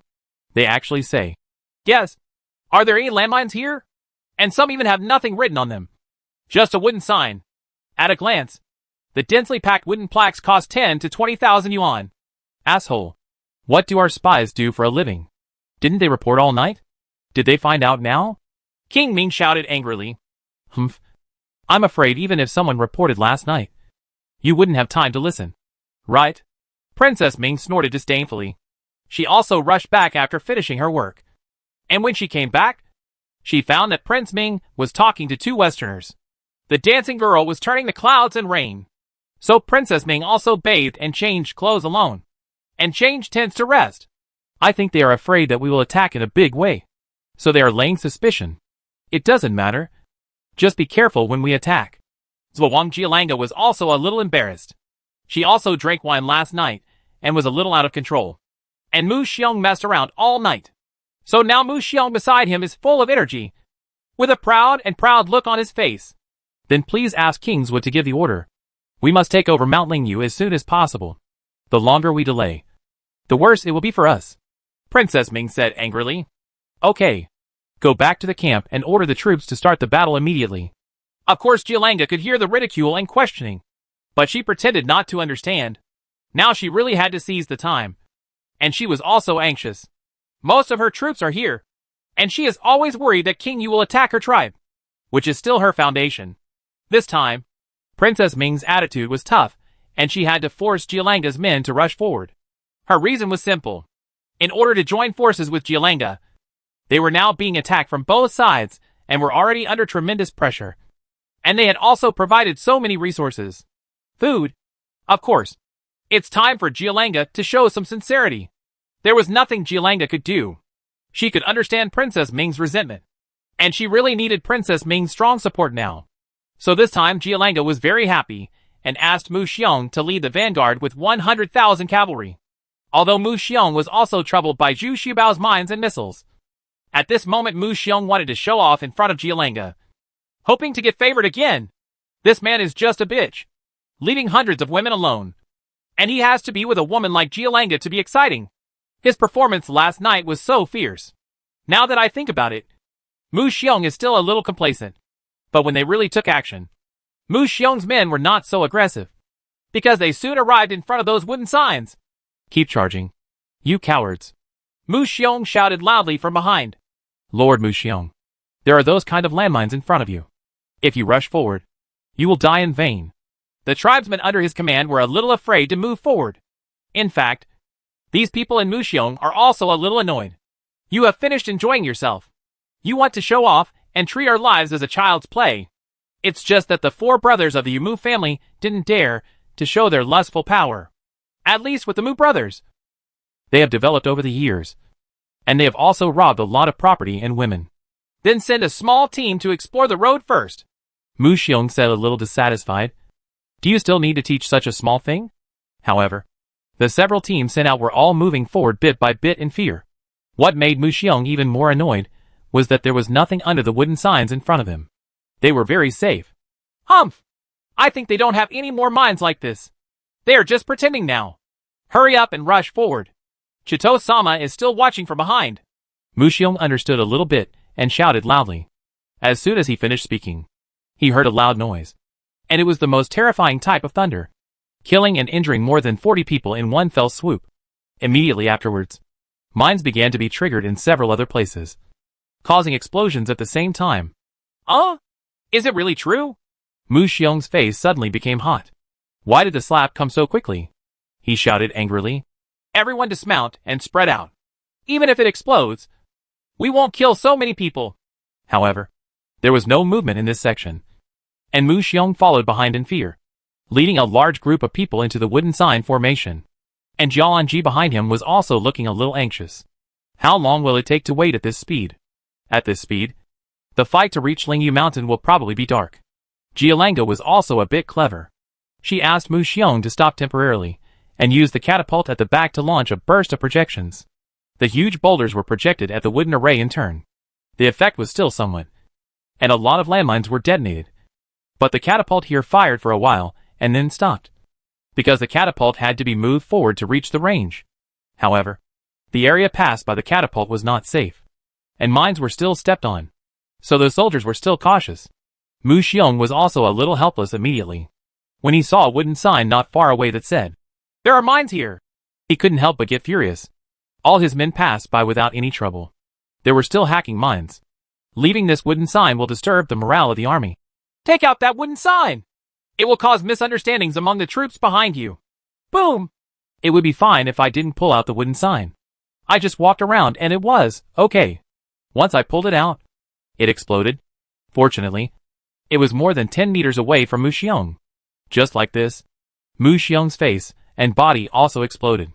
It was all covered in dust, and his left arm and horse were injured. Mu Xiong got up from the ground and screamed in anger. "You? Go over and pull out that wooden sign!" Mu Xiong shouted fiercely. The soldier walked over fearfully and saw the words, "There are no mines here." I finally felt a little relieved and carefully pulled out the wooden sign. Sure enough, nothing happened. On the other hand, behind the wooden sign, it said, "Have you replied to the letter this time?" "Sir, it turns out what is said here is true." The soldier shouted to Mu Xiong excitedly. "Take out all the wooden signs that don't have mines." Mu Xiong said a little doubtfully. His other task was to clean up all these wooden signs. Otherwise the main force that followed would not panic when they saw these wooden signs. But Zhu Xiaobao would definitely not be so kind. He inserted these wooden signs at will. Just after he pulled out a few wooden signs, there was an explosion. What's even more annoying is that in some places there are no wooden signs at all. But there are also mines, which makes Mu Xiong's men go crazy. Mu Xiong also gave up his old job and whipped a war horse hard, making it rush forward, which was equivalent to exploring the road. However, he saw the horse running farther and farther, and nothing happened at all. He ran to the opponent's camp. "Have you remembered the route of the horse just now? Just follow this road." Mu Xiong was a little dumbfounded. Could it be that there weren't many landmines along the way? But when the people walked over, something depressing happened, and the mines were detonated. Just like that, 100,000 men and horses were advancing at a turtle speed. Jialanga and King Ming behind were both anxious to see it. Their men and horses have already begun to bury pots and make rice. At the current speed, even if it gets dark, they will not be able to reach the city wall of Lingyu Mountain. Ha ha ha! Brother-in-law, what a wonderful idea! The other party also sent several war horses. Guanmuchi laughed heartily, while looking through the telescope on the city wall. Well, this is actually a kind of psychological warfare, which makes them fear in their hearts. In fact, if they spread out and charge together, the losses will not be great. But people are like this. The more this kind of reminder, the more cautious you are, the less you dare to take a chance. Zhu Xiaobao also said with a smile. In fact, there is still a place for speculation. The real minefield is much smaller than the scope of these wooden signs. Their mines have been used up. But this wooden sign array virtually doubled the minefield. Has Shiyuan City started taking action? Duimuki twisted his beard and said with a smile. Well, this time, thanks to the old apprentice, he is the only one who has the ability to easily climb to the cave heaven paradise. And the one who is more capable is my sister Qihong. Just wait and see the good show. Zhu Xiaobao nodded. There are not even people lined up here in Lingyu Mountain. Even Hatches was holding a telescope and watching the show with relish. He is here in the hardest hit area, and there are more mines laid than Zhu Xiaobao's place. so he doesn't know what to do. Don't worry either. Moreover, Zhu Xiaobao also rewarded him with a telescope. Hachi's image hung on his chest all day long like a treasure. It would definitely be a great favor for anyone to take a look. What was even more surprising was that as he watched, a war horse came running over. It turned out that Mu Xiong had already released several war horses. You see? You can gain something by just sitting here and not moving. My brother Xiaobao has unpredictable skills. Those tribes who rushed to join Jialanga are already full of regrets now. Right. Ha ha ha. Come and have a drink. I'm treating you today. Hachita shouted with a hearty laugh. This guy is still as generous as ever, setting up a banquet to treat the people of the small tribe to a feast. But while smiling, the expression on Hachita's face froze. I saw groups of fire bulls rushing into the wooden sign area, causing explosions continuously. It turned out that Princess Ming was not a vegetarian either. She saw this situation and came up with a countermeasure. But this time, the chieftain tribe was unlucky again. All their fire oxen were requisitioned, and hay was tied to the tails of the oxen. After being lit, the cows ran in panic and ran through the wooden sign area. The fire cow is a specialty of the Shijua region. Its most valuable part is the cowhide, which is one of the best materials for making leather armor. Chieftain's tribe relies on these fire cattle to make a living every year. Well now, all 20,000 cattle have been driven out. Chieftain was immediately heartbroken and collapsed to the ground. Hey! This is a good method. It seems that the other party still has capable people. But the cost is a bit high. Let the soldiers eat beef stew tonight. Zhu Xiaobao also saw it, and he smiled widely. This time, Mu Xiong and his troops were greatly boosted in morale, and were finally able to charge forward. Although there were still scattered mines that were detonated, they could no longer stop their attacking footwork. Charge! Kill! Whoever grabs the female warrior belongs to him. Mu Xiong shouted loudly, rushing to the front first. Those tribesmen also became excited and started the familiar rhythm again. After every such attack, they would get quite generous rewards. Not only gold and silver, but also women. Come on! Kill 3 for each of you. Otherwise don't come back. Here, Yu Shuang and Yu Shui also rushed out with the female warriors. Yu Li and Wu Yu also rushed out, as well as the female guards trained by Wu Yu himself. There were as many as 40,000 people in this cavalry. What's even more terrifying is that there is a huge beauty in the middle holding a golden hammer and a turtleback shield. It turned out that Mu Xiong and the others were too impatient and lost touch with the main force behind them. The reason why the main force behind them moved slowly was because they also saw those wooden signs and became cautious. However, someone still triggered the explosion, which made them even more worried. Be careful, Swaran Jialanga kept urging anxiously. But there was still no one who really dared to rush forward. The tribesmen were also worried about their own tribesmen. It was really not cost-effective to be killed in such an inexplicable explosion. What was even more unexpected was that the men and horses from Lingyu Mountain dared to rush out. And they did not fire first like before. In fact, it's not that I don't want to, but because there are not many LS left in the red cannon. Duan Muqi used his telescope to keenly observe that Mu Xiong was out of touch with the main force behind him. So he made a prompt decision and launched a charge. Duan Muqi's judgment on distance control was extremely accurate. This is a fighter opportunity. A moment of opportunity can make the opponent pay a heavy price. Even Hachitu and the others rushed out here, because Hachitu also saw the advantages. And more importantly, he took a fancy to those fire oxen. And his grasp of fighter planes was not as good as Duan Muqi's. But she had confidence in the female warriors. But he is very confident. All of a sudden, Mu Xiong's men and horses were attacked from the front and sides at the same time. Moreover, he finally understood the fighting power of these female warriors, and wanted to take them back for fun. Now it seems that they are all tigresses. You want to have fun, but she wants your life. Mu Xiong faced the two sisters Yu Shuang and Yu Shui head-on. With his martial arts cultivation, he would not have taken these two women seriously at first. But as soon as they met, Mu Xiong knew that he was completely wrong. This woman is simply a godlike existence. Extremely powerful. And she cooperates with her tacitly. And both sides fight from horse to horse. Mu Xiong actually felt a little overwhelmed. Chapter 531.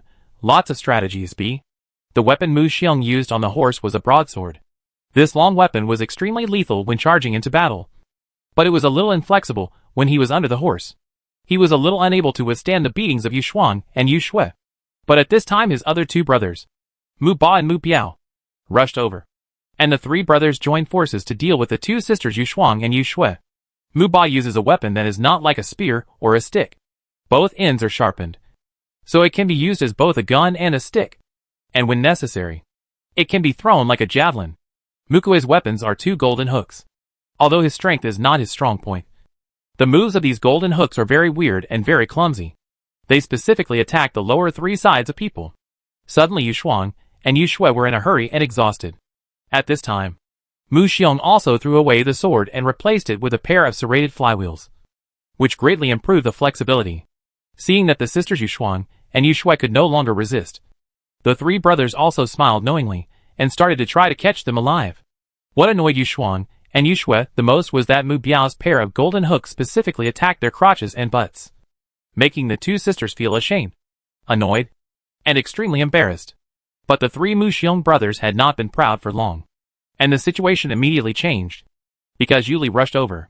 When she saw her two sisters being surrounded, she suddenly became anxious, and she knocked down three Shijua warriors in a row, and quickly coming to the rescue.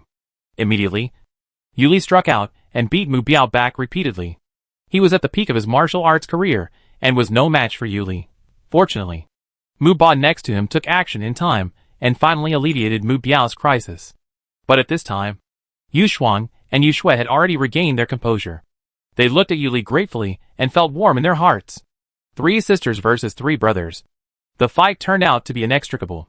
At this time, Jumei was like a bulldozer. Invincible. She had a turtleback shield in her left hand and a golden hammer in her right hand. She was basically unmatched. In the face of absolute power, any contact would break bones and tendons. Jumei rushed out of a bloody path all by herself, and the female warriors following her were also chopping melons and vegetables, killing the warriors of the Muda tribe and retreating one after another. Behind Jumei, there was actually a person following, wearing an armor and helmet, holding a tiger-headed gun in his hand, and he was also charging with him. It was actually Zhu Xiaobao. He needed this kind of practical combat experience very much. He just changed his armor, and no one recognized him.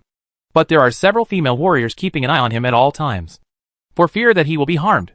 But when Jumei rushed forward, she actually met her opponent.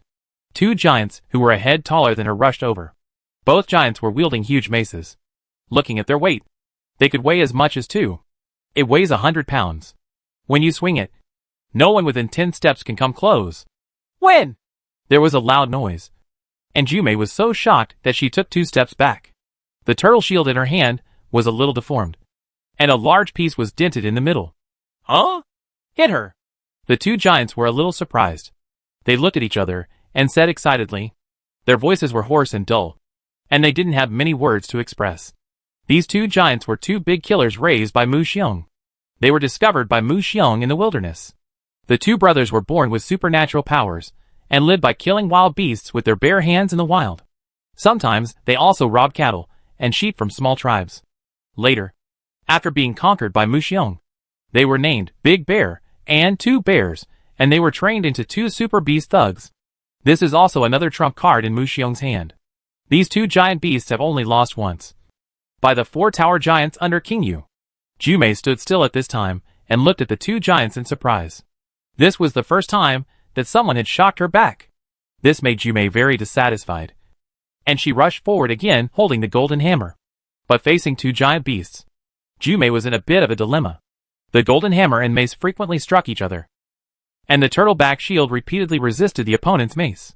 Both weapons were smashed and deformed. The golden hammer is no longer round, and the turtleback shield is even more twisted and out of shape. It seems that it can no longer be used. But Big Bear and Two Bears also had their arms numb from the shock, which was a bit too much to bear. But it also aroused their ferocity. The two of them actually cooperated and took turns hitting Jumei, which made Jumei a little bit overwhelmed. Jumei, come back! Zhu Xiaobao was a little dumbfounded behind him. This was the first time he saw such giant men. He actually had to look up to see their faces clearly. Seeing Jumei being passive, Zhu Xiaobao, you are really anxious. I didn't expect to encounter such a crisis here. Screw you! Jumei roared, and the golden hammer and turtle shield flew out one after the other. The big bear was hit in the chest by the flying golden hammer. He immediately took several steps back, then sat on the ground. with a mouthful of blood spurting out of his mouth. But the turtle shield flying towards Er Xiong was blocked by Er Xiong's mace. Seeing that the big bear was injured, the second bear also became angry and chased Yumei with long strides. At this time, Zhu Xiaobao happened to rush over, trying to save Yumei. Seeing the huge mace smashing down, Zhu Xiaobao felt a little frightened. But for Yumei's sake, Zhu Xiaobao still continued. He immediately jumped up, hugged Yumei, and then rolled on the spot, barely avoiding this fatal blow. But Zhu Xiaobao's BMW was not spared. It was smashed to death on the spot, and even the horse's head was smashed. Zhu Xiaobao was heartbroken when he saw it. These bloody BMWs have been with him for more than 2 years. They were given to him by Hachitu. But unexpectedly they died here. But the crisis is not over yet. Er Xiong once again uses his mace to chase after him. He is fierce and determined to avenge Big Bear. Roar! At the critical moment, Zhu Xiaobao threw away Yumei, let out a tiger roar, and a white tiger appeared behind him. It was so lifelike that it immediately shocked the two bears. The maze stopped in midair. Er Xiong looked at the white tiger in front of him blankly, feeling a sense of surrender and fear in his heart. But Zhu Xiaobao didn't care about this. The white tiger master rushed towards the two bears, and 2 tiger claws also slapped the 2 bears on the chest. Er Xiong roared, and fell to the ground after being beaten. A piece of dust was thrown up. Then he sat up and stared at Zhu Xiaobao blankly. At this time, the white tiger's appearance has dissipated, because this time it was a full blow. All the power of the divine beasts in Zhu Xiaobao's body was exhausted all at once, and his face became very pale. It seems that my cultivation is still too weak. However, it was this white tiger Dharma image that instantly changed the situation on the battlefield. The 2 giants were trembling, but Mu Xiong was also frightened and was a little distracted. He was whipped hard by Yu Shuang and Yu Shui. He screamed in pain and turned half a circle before stopping. Blood suddenly flowed from his face. Yu Li, who was fighting against Mu Ba and Mu Biao 1-on-2, took advantage of the situation and made a wrong move and dodged in front of Mu Biao. Mu Biao was immediately stunned. He was known for his swift movement. He didn't expect Yu Li to be able to dodge in front of him with such movement. But fortunately, he reacted quickly and moved quickly, and he was able to move back in time. However, Yu Li made a backhand move, and the tip of the knife still hit Mu Biao's crotch, causing Mu Biao to scream in pain, rolling back and forth on the ground. It turned out that Yu Li had turned him into a eunuch with a knife. Mu Xiong and Mu Ba rushed over to protect Mu Biao, confronting the 3 sisters fiercely. They are now at a disadvantage, but defeating them is not something that can be done in a short time. Mu Xiong is also at the level of Wu Zun. Yu Shui's ribs were also injured, scratched by Mu Xiong's sawtooth flywheel, and now they were bleeding profusely. But elsewhere on the battlefield, the female warriors have completely taken over.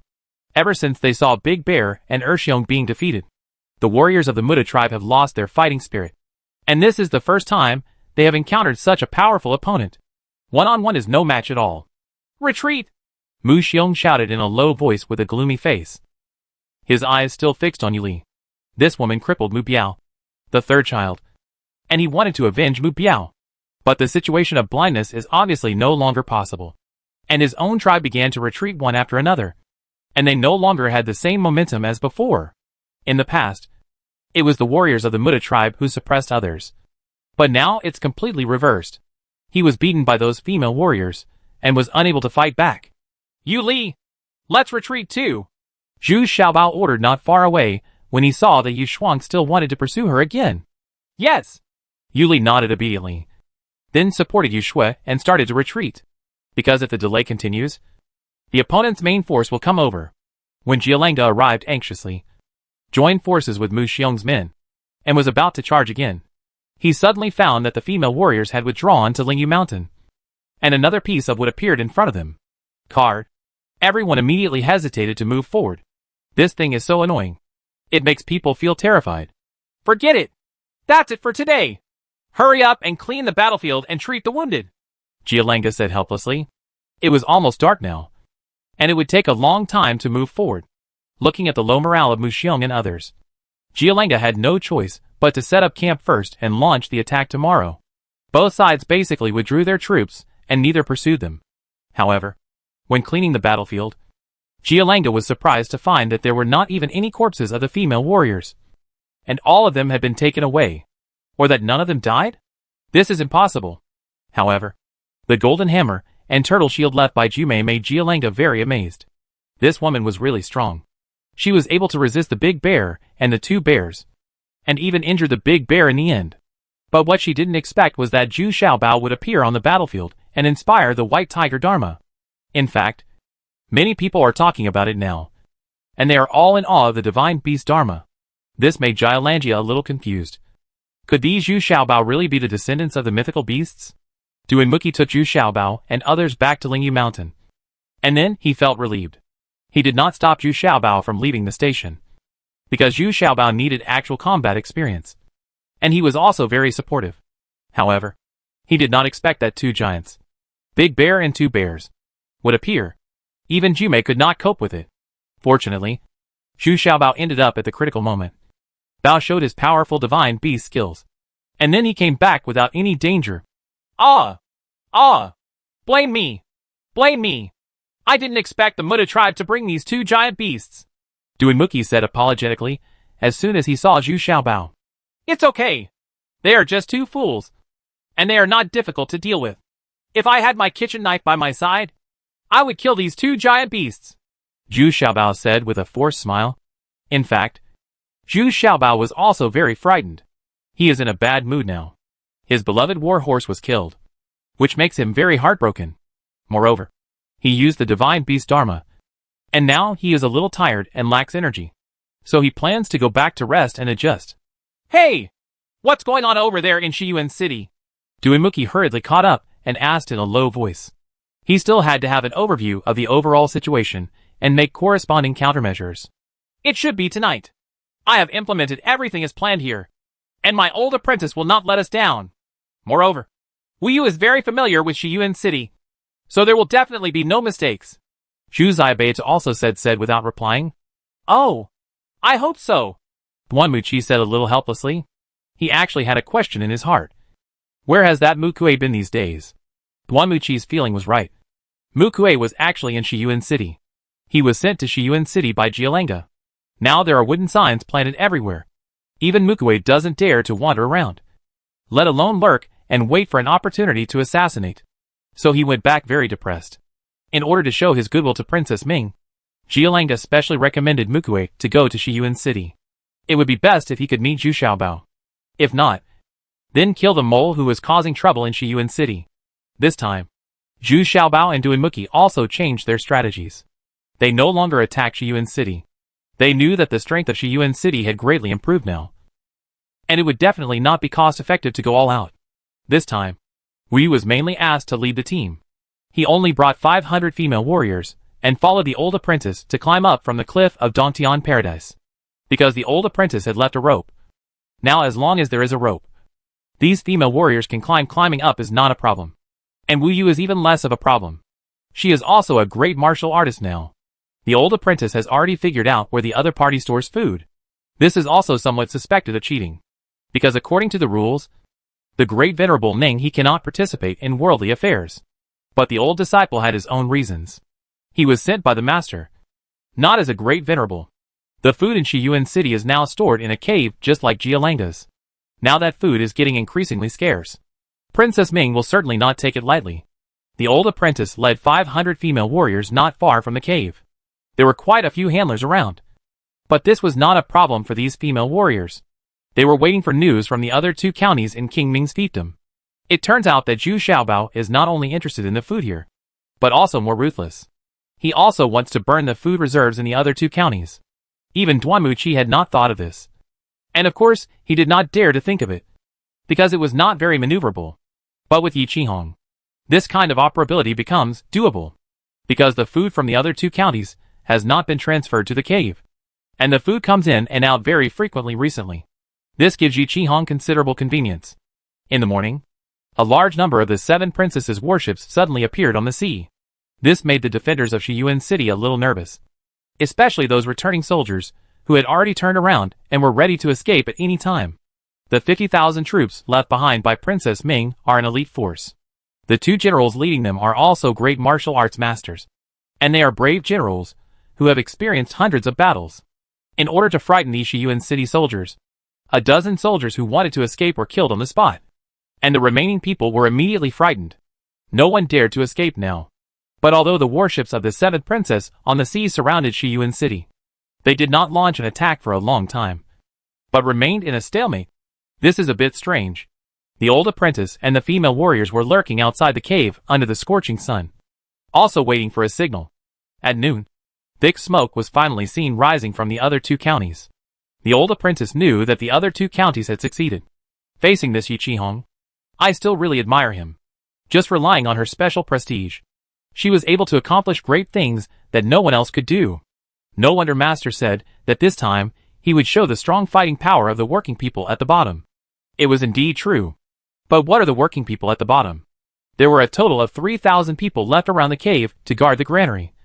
But only 1,000 were brought by Princess Ming. The rest were forcibly recruited from the locals.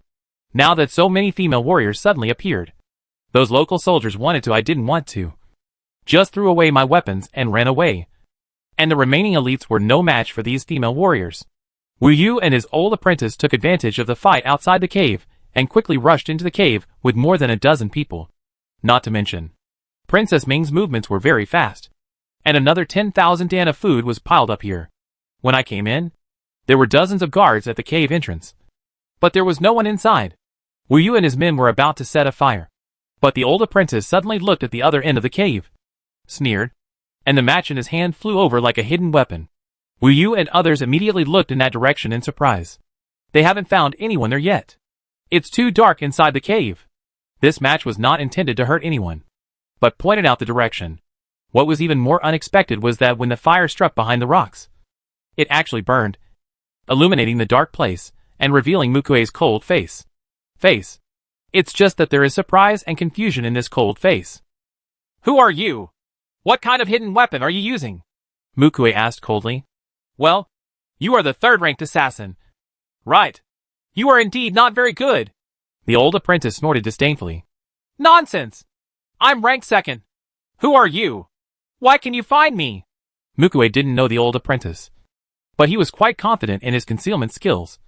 So he was still asking. But he was not idle, and disappeared in a flash. Wu Yu was a little frightened when he saw it. If he encountered such a killer, he might not be able to find it. It doesn't matter whether you are third or second. That's all it is. It will be easy to catch you. Keep it on.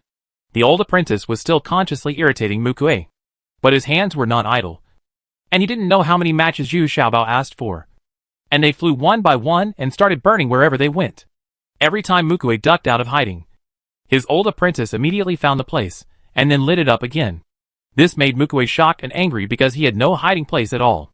What kind of hidden weapon is this? It actually lights up a fire with just a swipe. Chapter 532, Lots of Strategies. See. Mukue knew that he had met a master today. This chubby old man's cultivation level was much higher than his own. And now, he was completely passively dodging.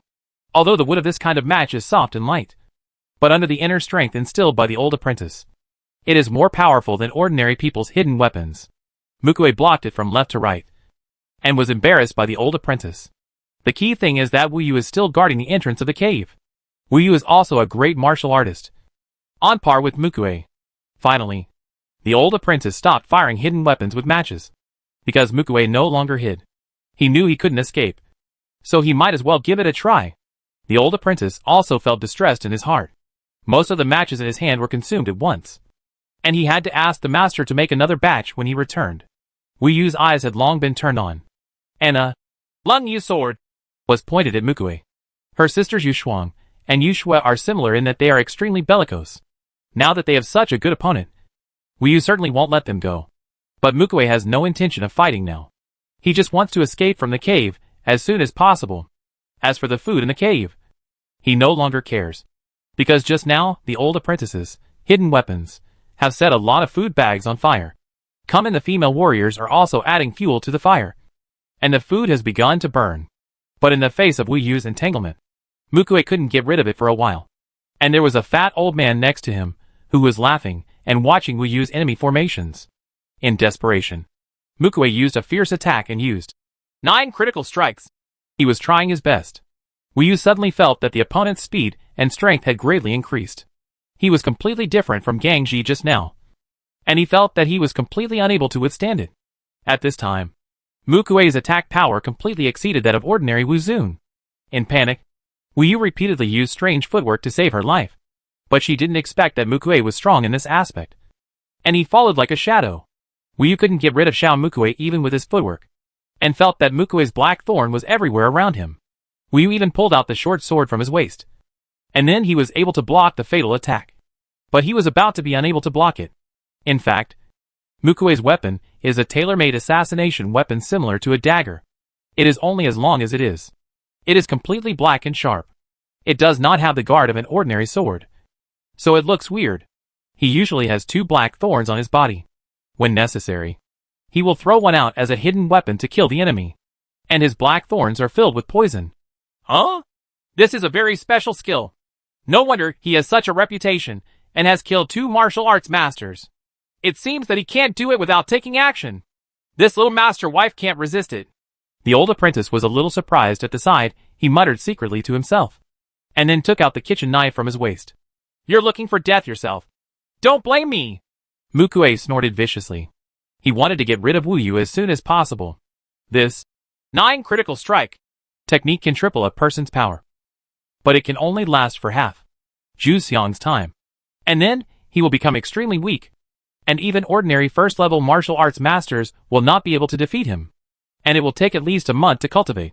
This kind of overloaded powerful burst will cause huge damage to the muscles and meridians. So Mukue is not willing to use this method unless it is absolutely necessary. You little bastard. How dare you be so arrogant? I'll chop. I'll chop. I'll chop. Chop. Chop. Unexpectedly, just when Mukue was about to kill him, the old apprentice rushed over with a kitchen knife. And he couldn't see any moves. I saw the shadows of kitchen knives filling the sky, much sharper than Mukue's black thorns. In less than half a stick of incense, Mukue stood there with a languid expression. The black thorns in his hands had been cut into several pieces, and the clothes on his body had become tattered. His hair was disheveled and his expression was dull. Humph. Seeing that it's not easy for you to practice this set of exercises, I won't kill you. Just go away. The old apprentice put the kitchen knife on his waist again. I still admire this Mukue in my heart. Under such a violent attack, he can still respond to several killing moves. It is indeed not easy. If it weren't for the huge gap in cultivation, Mukue would have been able to escape unscathed. The old apprentice doesn't want to kill him now.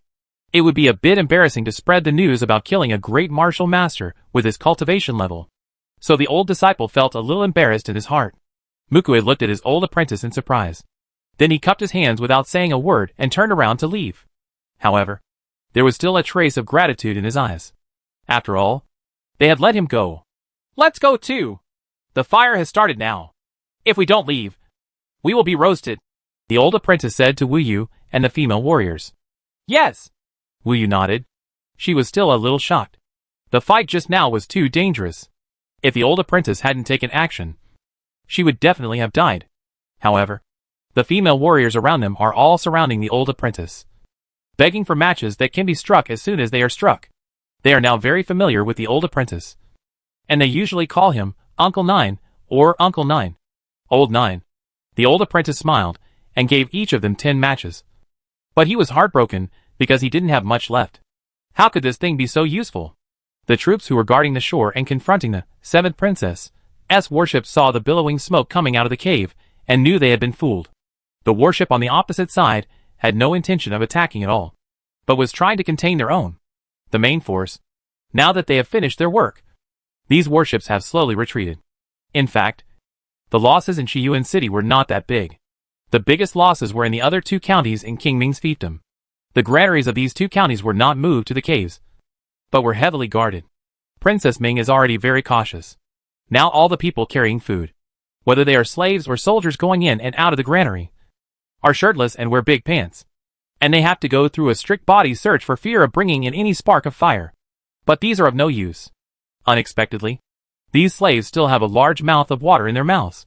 On such a hot day, drinking water is the most normal thing. Recently, the granary has been very busy with people coming in and out. New grain needs to be put into the warehouse, and the old grain must be replaced first. This is also a necessary step for storing food so that it can be stored for a longer period of time. Moreover, the front line has been constantly transferring grain recently. And these granaries are also very busy. If this continues, there will be no old grain, and almost half of it will be used. What I didn't expect was that despite such strict defense, I still couldn't prevent it. The granary still burned, and several granaries storing grain in the 2 counties caught fire at the same time. Except for the grain that had not had time to be transported to the granary. Everything else was burned. All the grain stores in the Ming Dynasty fiefdom saw prices skyrocketing at the same time that afternoon. And many grain stores stopped selling. Everyone has heard that now there is not much food left after being burned. And shrewd businessmen have begun to hesitate to sell. The smarter businesses have already started to move. When the time comes that King Ming will have no food, he will not be able to collect it by force. When Princess Ming got the message, she was dizzy, but she was still very calm on the surface. Prince Wikiantos, we still have to take down Lingyu Mountain as soon as possible. Otherwise, if we delay it any longer, it will be huge for all of us. Burden! Of course, Madam Princess. Don't worry. I will mobilize my troops right away and attack Lingyu Mountain with all my strength. I also asked Prince Ming's troops to work together and capture Lingyu Mountain as soon as possible. Jialenga nodded and said, in fact, she also felt that in her heart worry. Here we are attacking Lingyu Mountain. And on the other side, we have to beware of King Yu's sandstorm taking advantage of the opportunity. Princess Ming nodded, and then returned to her sleeping tent, citing physical discomfort. As soon as she entered the sleeping tent, Princess Ming fainted. She just held on and didn't want others to know about the burning of the granary, for fear of affect military morale. But now I can't bear it anymore. I didn't expect the Zhu Xiaobao to be so cruel and burned all the food in the other 2 counties. Now the food on the front line can only last for 3 days at most. If we can't take Lingyu Mountain by then, the consequences will be terrible. Therefore, Princess Ming couldn't hold on anymore. This made her more anxious than the defeat on the battlefield. Not only would it shake the morale of the military, but there would also be chaos within Prince Ming's fiefdom. All shops, civilians, and families of all sizes would be affected by the news. I'm afraid the situation will be difficult to control by then. What? It's all burned? The food of the other 2 armies is also burned? It's broken. It's broken. Princess Ming is going to fight hard this time. Originally they wouldn't work together, but now it's forcing them to work together. It's time to fight to the death. Duinmuki was surprised at first, but then said with a bit of annoyance that this kind of determination to fight to the last resort is very scary. Lingyu Mountain will usher in a crazy attack from the opponent. Brother-in-law, why don't you ask me if I have any other ideas? Zhu Xiaobao still asked with a smile. In fact, Zhu Xiaobao was also very surprised. He didn't expect that Yi Qinghong would do so cruelly this time and burn down all the granaries. This sister's magical power is so powerful. Of course, her huge influence is limited to the fiefdom of King Ming. If it radiates outward, her influence will not be so huge. What other clever ideas do you have? What will follow is a real offensive and defensive battle. I estimate that both sides will suffer at least 1 million casualties. Alas, I really don't want to see such a cruel and bloody scene again. I miss the time I had with Qi when the princess pacified Southeast County. 500,000 people died in one battle. It took a full month just to bury those corpses. Many places didn't have time to bury them in time. And they all stunk. It also caused a plague. Duanmuqi shook his head and said with lingering fear. Although he was the winner, this feeling was still unforgettable. I don't want to see it a second time. Are the fire bulls released by Jialenga and the others last time still there? Zhu Xiaobao suddenly asked. It was not to explore the road yesterday. Mu Xiong drove out all the fire bulls from Chiefin's tribe. They lit fire on the tails of the oxen. And these oxen went crazy to Lingyu Mountain. So Zhu Xiaobao is asking these fire oxen now. Yes. What do you want to do? Duinmuki asked a little puzzled, but suddenly felt a little inspired. What are you doing? Of course you are sending these fire cattle back. Well, 20,000 fire cattle are still not enough. Let Hachitu and the others contribute some. We also provide 10,000 here. Think about it. 40,000 fire cattle are not enough. The running fire ox will be such a spectacular scene. It shouldn't be a problem to overwhelm their 500,000 men. Right. Zhu Xiaobao said with great anticipation. Wonderful. Brother-in-law, are you really full of tricks? Can you think of this? When Duanmuqi heard this, he immediately clapped his hands and praised. Then he immediately added, Well, I will add sharp knives to the horns of the cows. And the impact will be even more terrifying. I will go to the craftsman's workshop and have them work overnight to make the sharp knives. Holy crap! You are even more ruthless than I thought. I just hit people. But you are killing people with cows? Zhu Xiaobao also exclaimed in amazement. The next day, the coalition forces of King Ming and Kings Wu began to dispatch early in the morning. They had already passed through a wooden sign area yesterday, and now there was another large wooden sign area in front of them. But this time it was much faster, because King Wu and King Ming both wanted to rush over at all costs. King Ming was also furious now. As soon as he heard that the granaries in the two counties were burned, he knew that the situation was serious. So he is now more active than Jialanga. Only by taking down Lingyu Mountain can all problems be solved. There is food in Lingyu Mountain. Despite the urging from behind, it still took a lot of time to pass through this wooden sign area. What is annoying is that there are only a few scattered landmines in this wooden sign area, which is not worth being so cautious. Immediately afterwards, the catapults and ballistae from both sides began to shoot at each other. Although Zhu Xiaobao still had some cannonballs in his hand, he was not willing to use them and kept them just in case. In addition, it also allows these soldiers, who have never experienced a war, to actually participate in a war. Although these catapults are not as powerful as red cannons, they can project a large number of them. The battlefield is full of flying rocks and burning oilcloth bags, as well as a steady stream of iron crossbow arrows. Some stones have already hit the city wall. Of course, the response from Lingyu Mountain was quite violent. Both sides began to suffer some casualties. There was no longer the problem of landmines, and no red cannons on the city walls were seen firing. Prince Ming and Prince Wu immediately felt more relieved and looked at each other with a smile. It seems that Zhu Xiaobao's SHLS and mines have been used up. Without these things, it means that he has an absolute advantage. King Ming even wants to have a drink with Jialanji now to celebrate his victory in advance. After the regular shooting, Mu Xiong and his two brothers began to charge wildly. They wanted to avenge the third child. Yesterday, the third child Mu Biao was stunned and his life was cut off by Yu Li.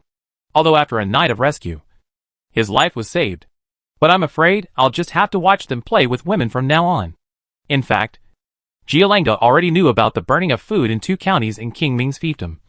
But he was also very dignified and did not show his face at all. She was also afraid of affecting morale. So her men and horses worked very hard today. And it was rare for Kingswood to urge her to attack like this. The formation has been opened under the city wall of Lingyu Mountain. The soldiers in front are holding shields in their hands and standing ready, as if they are waiting for a large-scale impact to arrive. According to the conventional routine, it is to start a life-and-death hand-to-hand fight. If you can defend it, it is best. If not, retreat to the city wall and start to defend to the death, while the attacking side starts to set up ladders to attack the city. Braving the constant rain of arrows, Mu Xiong and his men were finally close to rushing down the city wall. He had already taken off his sword and was ready to kill. The main force behind them also followed closely.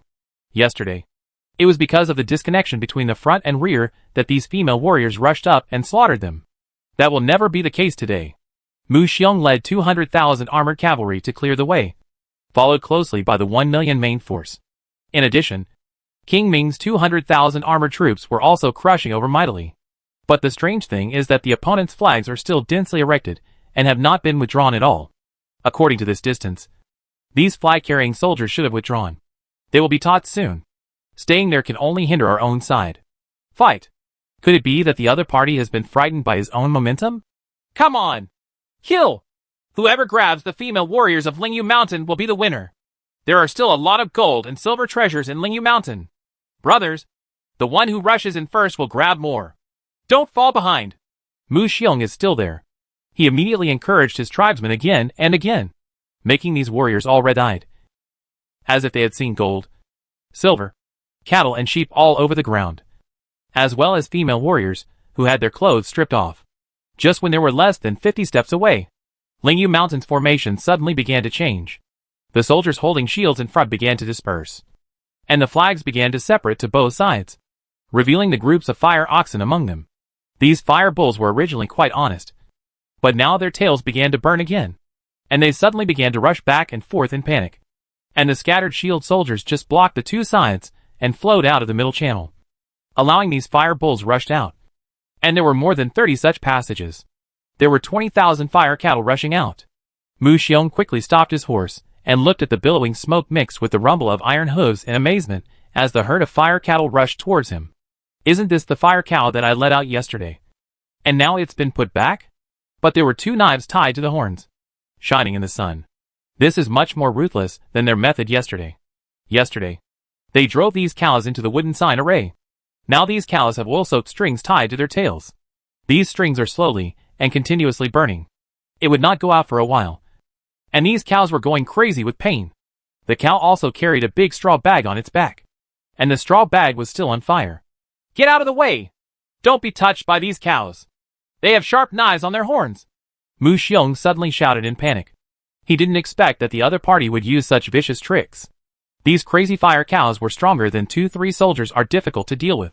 Not only are they extremely powerful, they are also not afraid of swords. One strike may not kill them. Where to hide? There are crazy fire cows everywhere, and they are rushing towards Mu Xiong and the others. This is the role of the burning straw bags on the backs of the cows. When these cows see that the backs of their companions are on fire, they will not run in either direction.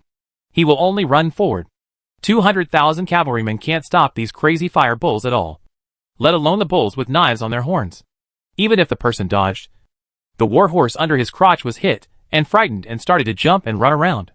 Chaos suddenly began on the battlefield. Chapter 533, Fire Bull Formation. Mu Xiong was a little depressed on the horse. He had rushed these cows to the wooden sign area to detect mines. Unexpectedly, the mines did not detect a few, but instead gave the opponent so many fire cows. Now these fire bulls are coming back with knives on their heads and fire on their bodies. When it came to the critical issue, most of the main forces following behind were infantry. Those following the team had no idea what was going on in front of them. They could only hear the commotion in front of them in a musical way. But they did not receive orders. So keep moving forward. Mu Xiong's 100,000 horse cavalry is relatively good.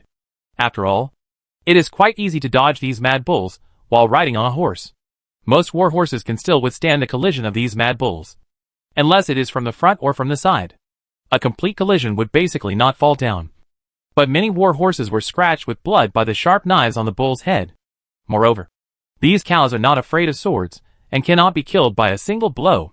After receiving a few arrows, their ferocity becomes even more fierce, making them even crazier than before. When Mu Xiong's cavalry evaded the impact of the fire bull in a panic, the tragedy of the main force behind them had just begun. Seeing that the cavalry in front were in chaos for a while, a large group of fire bulls with knives on their heads headed towards these main force.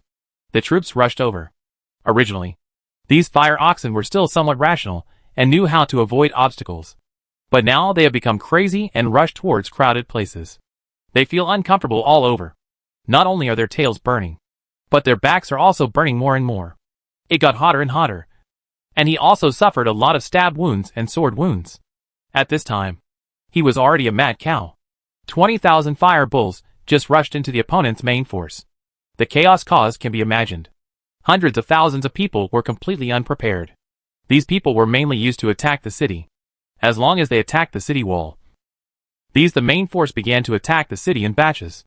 The city wall that stretched for more than 10 miles was fought for by the number of people.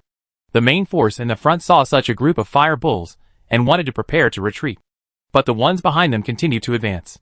The originally neat and orderly troops began to huddle together and were severely beaten by the fire bulls behind them. It hit the ground and suffered heavy losses immediately. At this time, as long as you are knocked down, you will basically have no chance to get up. Either you will be trampled to death by the cow, or you will be trampled to death by your own people. Jialenga and King Ming were both stunned. They were originally thinking of drinking to celebrate, but now they have become dumbfounded. Then he became angry again. This kind of nameless loss was really heartbreaking. Retreat! Retreat! Don't mess up! Zhuang Jialenga shouted anxiously, seeing her men and horses constantly trampling on each other. How could she not be impatient? But at this time, not many people could hear her voice at all. The screams and roars on the battlefield were too noisy. And there were also a few cow braying sounds mixed in. Iron armored army! Don't mess around! Hold on! Try not to let these cows get close to you. Stab these cows to death quickly. King Ming was standing behind the iron armored army at this time, which was always the safest place for him. At this time, many of those cows had begun to rush towards the armored army. The ability of these armored soldiers to withstand collisions was too strong. Their armored horses were not inferior to a cow in size and weight. They were also covered in heavy armor, and were beaten. These fire bulls only took a few steps back when they hit them. The special spears of the iron-armored army can already pierce these cattle. Their spears are very long, half longer than ordinary spears. Moreover, their formation is neat, and 3 or 4 people can poke a fire bull at the same time. Let this count never charge again.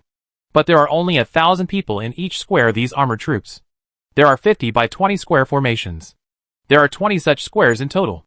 There are only 50 armored troops in the front row. Although they can withstand a few cattle, more fire bulls still rushed in. The sharp knives on their heads posed no threat to these armored soldiers. But the burning straw bags on these fire bulls began to show their power. It turns out that these straw bags were tied to the backs of cows. When the string on the cow's tail burned out, the strings on these straw bags burned out and fell to the ground. It doesn't matter if they fall, because everything inside is flammable. The igniting thing suddenly burst into flames.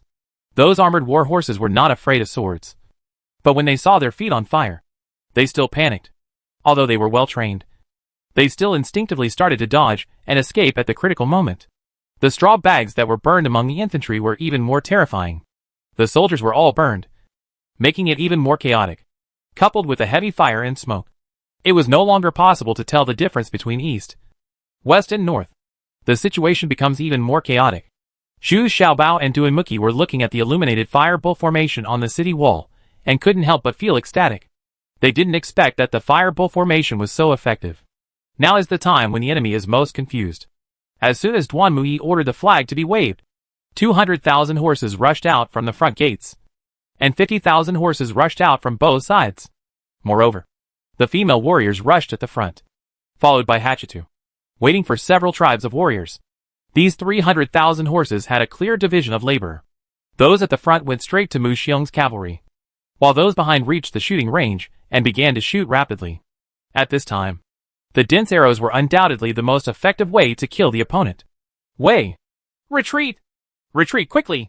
These female warriors are here again! Retreat quickly! Mu Xiong didn't even have the courage to face the enemy this time. Now his morale is simply low. These warriors under his command have no intention of fighting and want to retreat. Some people have even started running backwards. Kill them all! Steal their horses! I donated 5,000 cows! Hachita shouted from behind with his teeth and claws open, his eyes full of excitement and greed. Hachitu is in great trouble now. The leaders of several tribes follow his lead. Even though Hachitu is not the clan leader, he is equivalent to holding the emperor's hand to command the princes, because he deposed the leader of the Hacha tribe. The original leader always wanted to surrender because he was afraid of kings with strength. So he was deposed by Hachitu in an overnight coup. The newly elected patriarch is a woman, and she is Hachitu's lover. So this means that Hachitu is in control. So this time Duanmuki asked them to contribute 10,000 cattle. Hachitu agreed without thinking, and these tribes had no choice but to donate a lot of cattle. But they have tasted the sweetness. They have gained a lot from these battles, and their self-confidence has also been improved. The warriors under them have become more and more brave and good at fighting. It's you two again! I'll fight with you! Mu Xiong once again met sister Yu Shuang and Yu Shui. This sister was a little unconvinced last time, so she stared at Mu Xiong. I found Mu Xiong as soon as I came up. Humph! How is your third brother? Can he still be a man? Yu Shuang asked provocatively as soon as they met. She is bold by nature. She has no scruples at all and dares to say anything. Yu Shui next to her couldn't help laughing. She went into battle wearing a bandage, but she didn't care about this minor injury at all. You all deserve to die. Yeah. You're so angry with me. Mu Xiong immediately roared angrily. When he thought of Lao San's injury, he felt very heartbroken. Lao San may only be an eunuch in this life, but this time, they were only two brothers. As Yuli arrived, they could no longer resist. Mu Xiong and Mu Ba saw that they could no longer hold on. So they turned their horses and started to run away. Unexpectedly, at this moment, an iron arrow shot from behind, hitting Mu Ba's back. Although he heard the wind of the arrow, the speed of this arrow was too fast, and the power was too great. It shot directly from Mu Ba's back. He ejaculated inside, and came out from the chest again. Mu Ba yelled and fell under his horse. It turned out to be Jume. She didn't have the golden hammer and turtle shield. So today she brought a golden stone bow from behind to shoot at the enemy generals. From a distance, she saw those two silly guys, Big Bear and Urshiong. But Jume didn't want to shoot these two giants yet, so she didn't shoot them to death. She just shot 2 arrows and injured their thighs. The 2 giants looked at Jume in panic, then turned and ran away. These 2 guys are a little reluctant to fight this time, because they had a feeling of awe after seeing the white tiger Dharma last time. Only they know this feeling in their hearts. That is surrender. Surrender, as if you have found your true master. Now that Jume shot an arrow, Big Bear and Urshiong were so frightened that they didn't dare to rush forward, turn around and run. But those flaming bulls were no threat to these 2 big guys at all. When the huge mace was turned, it could kill a cow with 1 strike of the mace. Or you can throw a cow out with a flick of your hand. So they come and run away, and no one can stop them. Second brother! Mu Xiong suddenly shouted in shock and anger, trying to save Mu Ba. But unexpectedly it was already too late. Yu Shuang Yushua's 2 soft whips had already wrapped around Mu Ba's neck.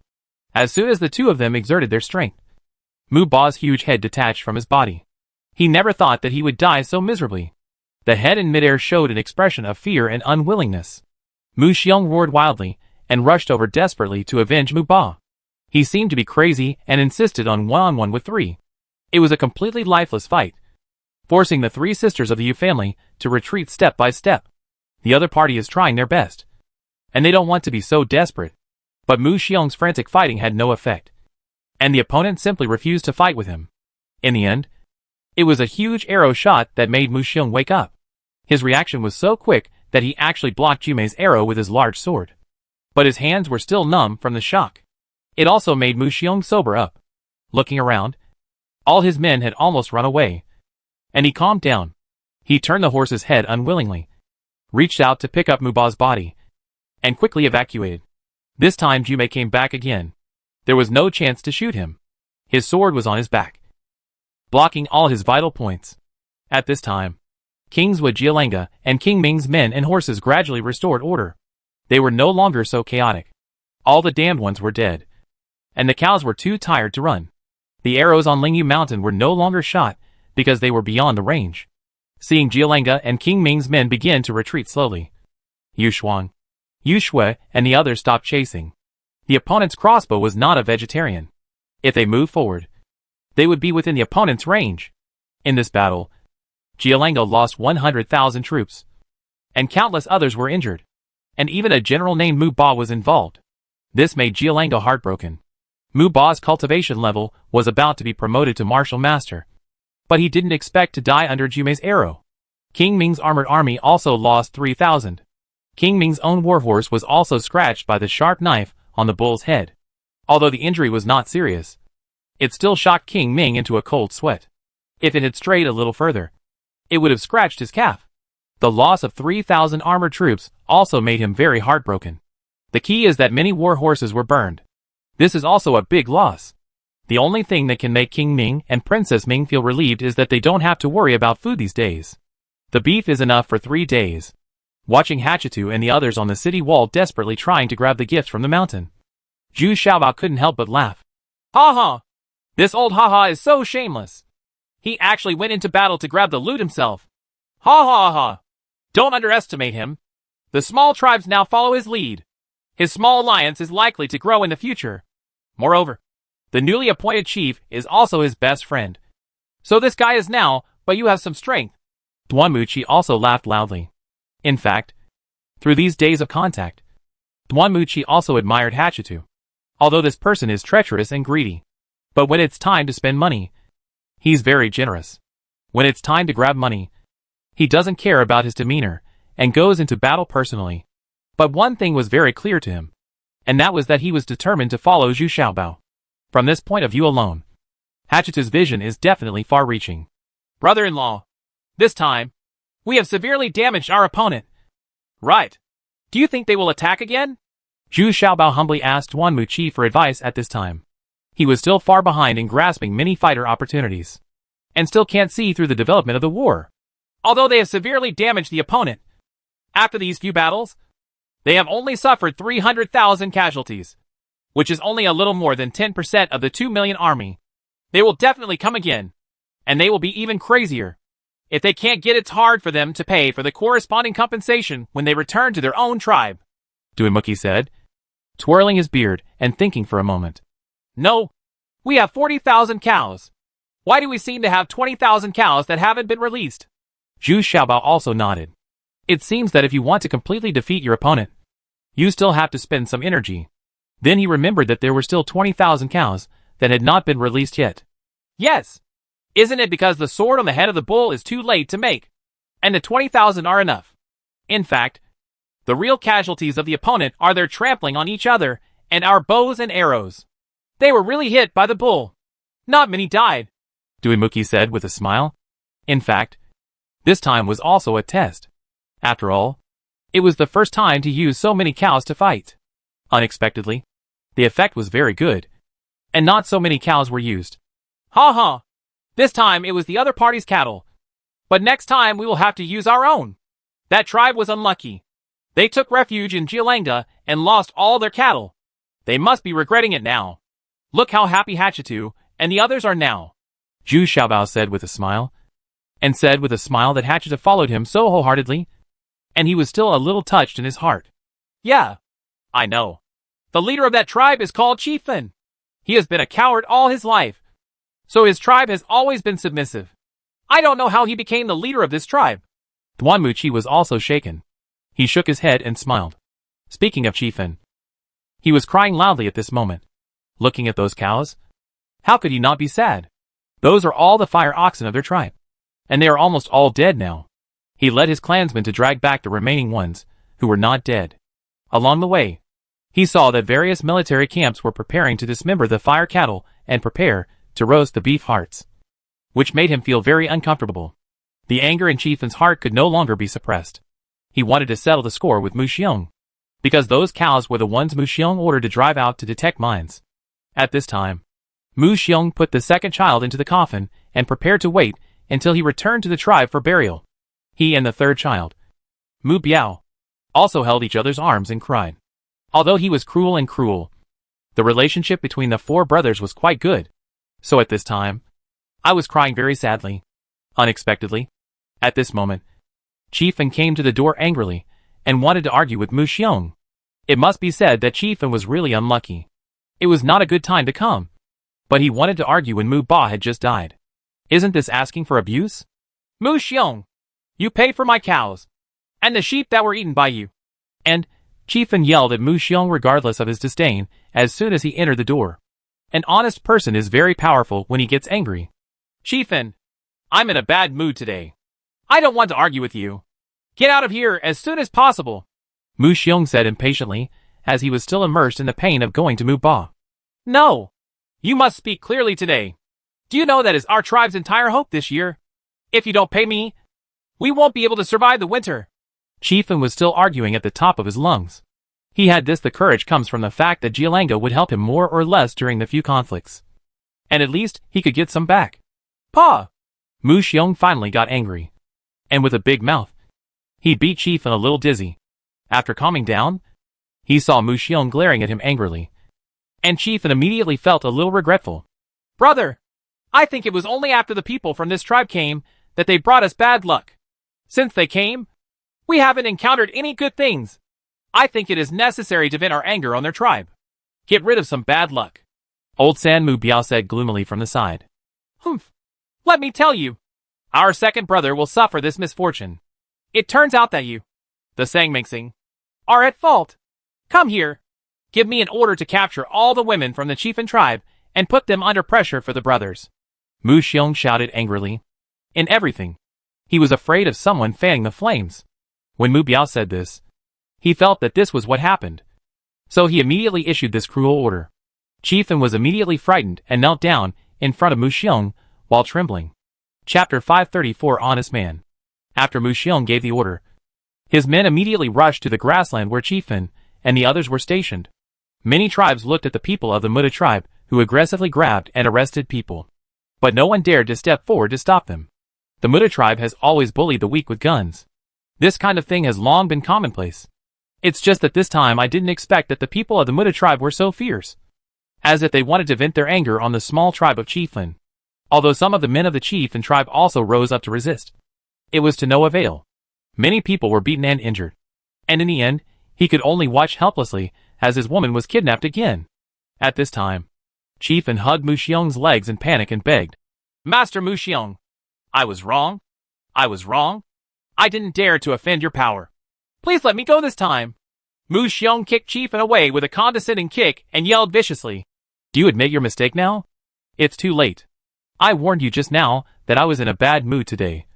But you didn't listen. Then you can only blame me. You're on your own. I will fight you. Chieftain roared a little desperately, and actually pulled out his machete, raised it towards Mu Xiong and slashed. Hey! You really don't know how to live or die. So I'll warm up first. Someone, bring Chieftain's 2 wives here. Mu Xiong was immediately angry, and then he gave birth to something even more vicious. Idea. As the leader of the clan, Chieftain still had some kung fu, but it was not enough in front of Mu Xiong, a martial master. The two started fighting in the tent, and Chieftain was kicked away by Mu Xiong after a few moves, followed by being punched and kicked several times in a row. Chieftain was beaten until he was unable to fight back.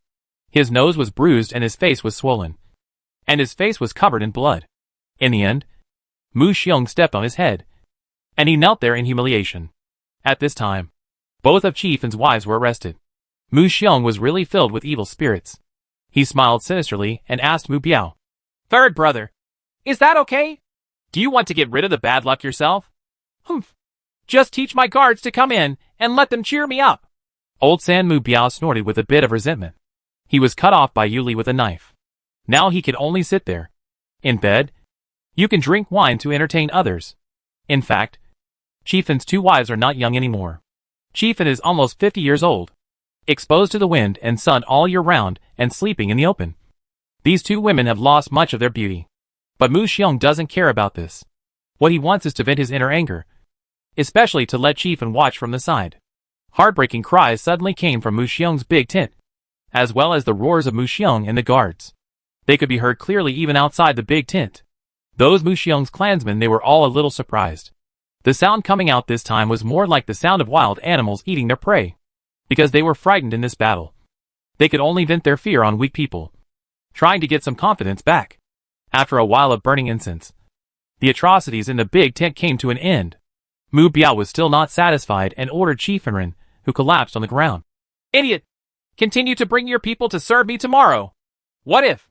If you don't come, I will send people to kill you directly. You Sangmixings? You have caused me to lose many of my troops. With so many clan members dead, it is really cheap for you to contribute a few women. Tomorrow, all the young and middle-aged men in your clan will follow me to attack Lingyu Mountain. Otherwise, if so, these women don't have to go back.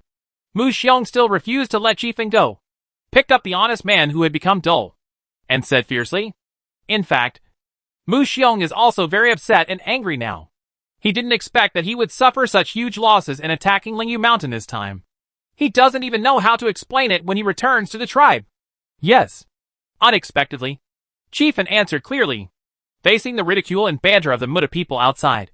He turned a deaf ear and just left silently with the 2 women.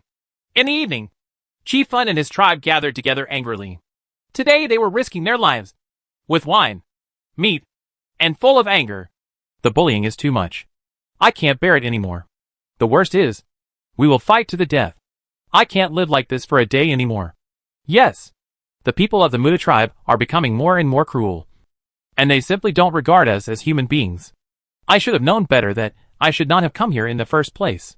I heard that Hatchitu and the others are living a comfortable life now. They have everything they want, and they dare to go to war with King Zhu's army. This is what we call living with dignity. Chief, if you just say a word, we can't stand it anymore. These usually submissive men finally couldn't help but burst out, and they all stared at Patriarch Chieftain. Even if they resist, they still need someone to take the lead. Chieftain is still very prestigious, but it can be seen that everyone has regretful looks in their eyes.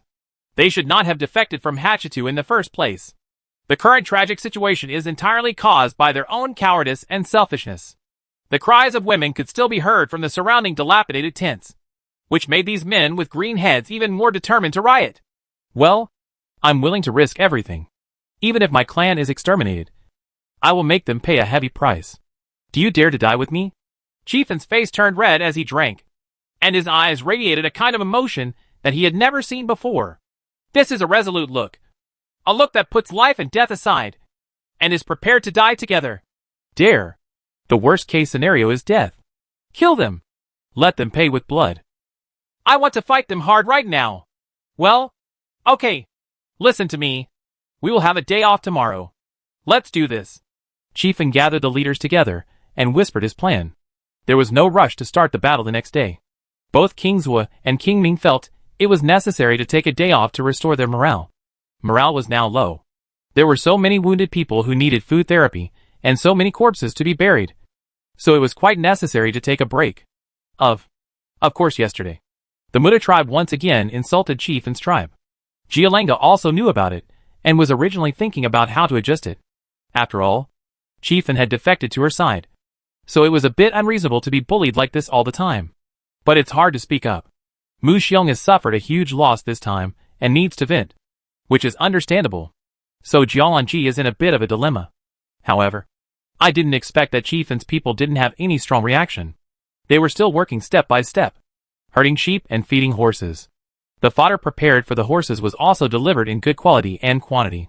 The food and fodder were burned last time. So now the work of preparing fodder is left to Chieftain's tribe. Even Jialenga felt that Chieftain was a bit too cowardly, and looked down upon her in her heart. She really couldn't understand how such a cowardly person could become the leader of the clan.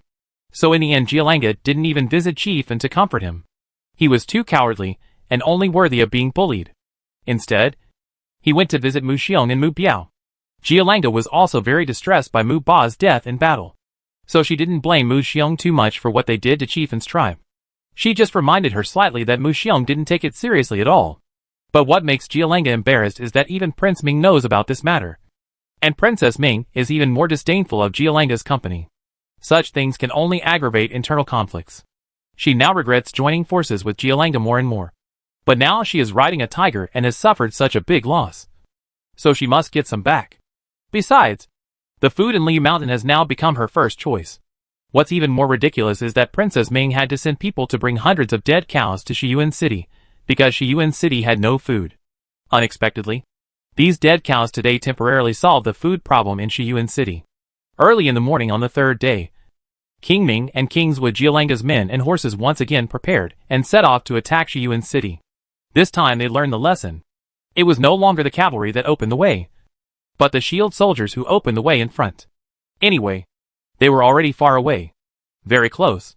Jialenga hopes to start a siege battle so that his numerical advantage can be revealed.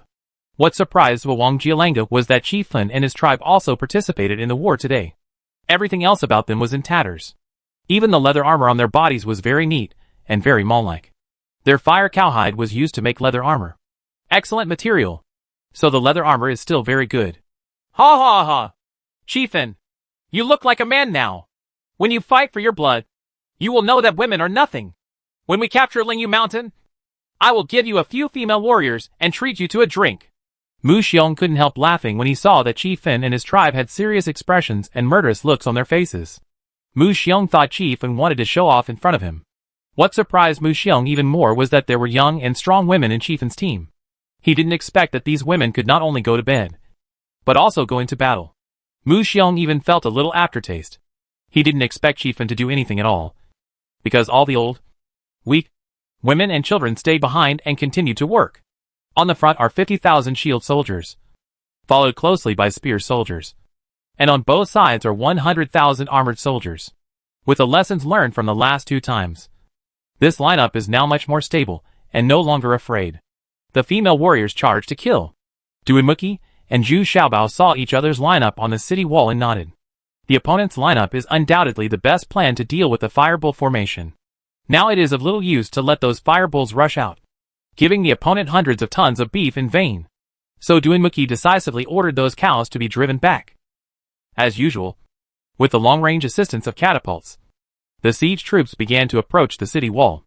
Zhu Xiaobao also fired all the remaining SHLs, and they all fell behind the large army, as well as those catapults. Direction. The other is the armored army dedicated to fighting King Ming. Although these red cannons caused heavy losses to the troops behind them, due to their limited number, Jialenga's men were able to resist. However, King Ming's losses were relatively large. He was killed and injured by a burst of artillery fire, and thousands of armored soldiers were killed. The chaos caused by this also made King Ming very angry. In particular, the troops attacking Hatchitu from the left were even more confused. No one expected that there were landmines and incendiary bombs here in Hatchitu. The Hacha tribe, which was thought to be the weakest, unexpectedly turned out to be the weakest. A tough nut to crack. Many soldiers' bodies were on fire, and King Ming's armored army was also in chaos. These armored troops were not afraid of anything but fire. On the other hand, the warriors commanded by Hatchitu were also united by several tribes. They were actually very brave, and did not look like a small tribe at all. Behind the special forces there is a heavy ballista, which is also a heavy weapon that can shoot through the heavy armor of the armored army. Hatchitu, you are looking for death. I will kill you first today. Kingswood Jialanga shouted angrily, seeing King Ming's expression being very unkind. Jialanga asked Mu Xiong to lead his men to attack Hatchitu first. Figure. Because King Ming's armored troops are still needed in the close combat that follows. She needed to get rid of Hatchitu's men quickly. Come with me. Destroy the Hacha tribe, and sleep with their women in their tents tonight. Chiefin, follow me, so that you can also taste what it's like to possess women from other tribes. Mu Xiong said again once he used the commonly used slogans to motivate his tribe members. He also did not forget to encourage Chiefin. But it was okay if he didn't say it. When he said this, Chiefin and his tribe were even more furious. Holding the weapon, he rushed behind Mu Xiong. And King Ming's armored army took this opportunity to quickly rectify the panicked armored war horses that were bombed. Mu Xiong quickly rushed over with 50,000 cavalry. He originally had 100,000 cavalry. But the last two disastrous defeats cost him nearly half. With 20,000 dead and 30,000 injured, it's down to 50,000. Brothers, we now have more men and horses, better equipment than them, and higher morale than them. What do you think we should do? Hatchitu also wore a suit of armor and shouted loudly while holding up a scimitar. Defend your homeland and kill them all. The warriors behind them were all excited, holding up their shining weapons and shouting loudly. Almost all of these small tribes have been bullied by the Muda tribe. If they rush in, the unlucky ones will be their families and all their belongings. So these people are working hard. Mu Xiong rushed over with his men, but he underestimated these small tribes and did not even observe the most basic situation carefully. Before he reached the fences of the Hacha tribe, he saw the cavalry rushing at the front. They fell into the horse trap one after another, and more people were injured by heavy crossbows. In addition, a few scattered mines were also detonated, which also caused considerable losses. Come on! Kill these bandits and seize their horses! Hatchitu saw Mu Xiong's men and horses starting to get into chaos, and immediately launched a fierce attack, relying on the numerical advantage. He also wanted to win a quick victory. The two sides finally rushed together and started a close combat. Now it was like two men and horses from Hatchitu fighting one. However, Mu Xiong's cavalry was also famous for being brave and good at fighting. The two sides were actually evenly matched, and it was difficult to separate them. Big bear and two bears. Come on! You two? What are you looking around for? Do you still want to eat meat? Mu Xiong was already a little frustrated at this time. He didn't expect that the fighting power of such a few small tribes could be so strong. Resist his cavalry. So he turned around and roared angrily. These two stupid guys don't know what happened. They are not as obedient as before. And they don't take action. They are looking around for something. But even so, Hatchitu's men and horses gradually became a little overwhelmed. After all, the 50,000 cavalry of the Muda tribe are elites, who have experienced hundreds of battles. And everyone's combat effectiveness is quite powerful, especially when they saw the two giant men approaching. These warriors began to panic and retreat one after another. But Hatchitu did not have an expression of panic or fear on his face. On the contrary, he was very calm. He even lit a pack of cigarettes while riding on his horse, and watched the fierce confrontation between the two sides. Kill! Don't let any of them escape. At this time, 10,000 female warriors suddenly appeared behind Hatchitu. It turned out that they were ambushing there to deal with the Iron Armored Army. Unexpectedly, the Iron Armored Army had withdrawn and started to regroup. During the rectification, Mu Xiong's men rushed over first. So Yuli and the others didn't take action yet. If Hatchitu's men could win, they wouldn't have to be exposed. But she didn't expect Mu Xiong's men and horses to be so powerful. 1 to 2. They gradually gained the upper hand. Seeing the appearance of two giant men, Yuli had no choice but to rush out with her men and horses. But the giant beauty behind her directly stared at her. Two giant men. Humph. You finally showed up. Brothers, there are only 10,000 of them. Don't be afraid. Whoever grabs the female warrior belongs to him. Chiefin, come here too. Behave like a man. Mu Xiong was in the mood to fight at this time. The first 2 times were very frustrating. He was defeated in extreme chaos. But it was different now. The more he fought, the more confident he became. His troops were better than theirs. 5 times more. There are armored soldiers coming not far away to help in the battle. He is extremely arrogant and wants to defeat these female warriors. But at this moment, the situation suddenly changed. Chiefin and his tribe, who were following them, suddenly raised their swords and slashed at the warriors of the Muda tribe. These guys were defenseless and were chopped off their horses one after another. Chiefin, are you crazy? I asked you to kill Hachu's people. Mu Xiong suddenly shouted in shock and anger. Humph. No, I am the most sober now. I am crazy to come to you. Mu Xiong, let me tell you. Your third brother Mu Biao is already dead now. Your wounded will also be burned, even your horses will die. Chief Inyan said coldly with a sullen face. They had prepared these yesterday. Of course, the price was that the old, young, women and children left at the base camp would probably never be seen again. Chiefin, how dare you betray me? How dare you rebel? Have you ever thought that even if you come back to Hachitu, they won't think highly of you? Mu Xiong asked in shock, and at the same time feeling a chill on the back. Yue regretted that she went a little too far yesterday. Otherwise a coward like Chiefin would not have made such a decisive choice. This means that the entire clan does not want to live anymore, and will fight to the death. Got it. I don't expect them to accept us again. I just want you to pay a sufficient price for your atrocities. We live without dignity, so let's die with some dignity. Chiefin looked at Mu Xiong coldly. Then he struck Mu Xiong unexpectedly with his knife. Chapter 535. A painful price, eh? Mu Xiong's martial arts was so strong that Chiefin's sword did not pose much of a threat. On the contrary, Mu Xiong's backhand was a sword strike. Although Chiefin barely dodged, the warhorse under his crotch was still not spared, and was cut off by the sword. The horse's head fell off, and Chiefin also fell off the horse. However, Chiefin and his tribe were desperate for their lives, and launched a frantic attack on the warriors of the Muda tribe. Even though they were not strong enough, they still wanted to die together, and exchanged injuries for injuries. Exchanging blood for blood. This lifeless fighting style made the warriors of the Muda tribe feel terrified. I didn't expect that these honest people who usually take things easy would be so terrifying when they get violent. Degree. Muda feels a little regretful now. He really shouldn't have been so cruel to Chiefin and his tribe. Now the retribution has really come. These people who don't care about life are simply too scary.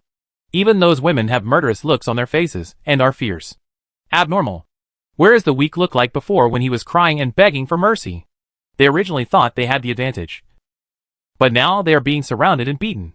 The warriors of the Hacha tribe, who had already started to retreat, were also in high spirits, and began to turn from defense to offense again. General Liu, help me quickly.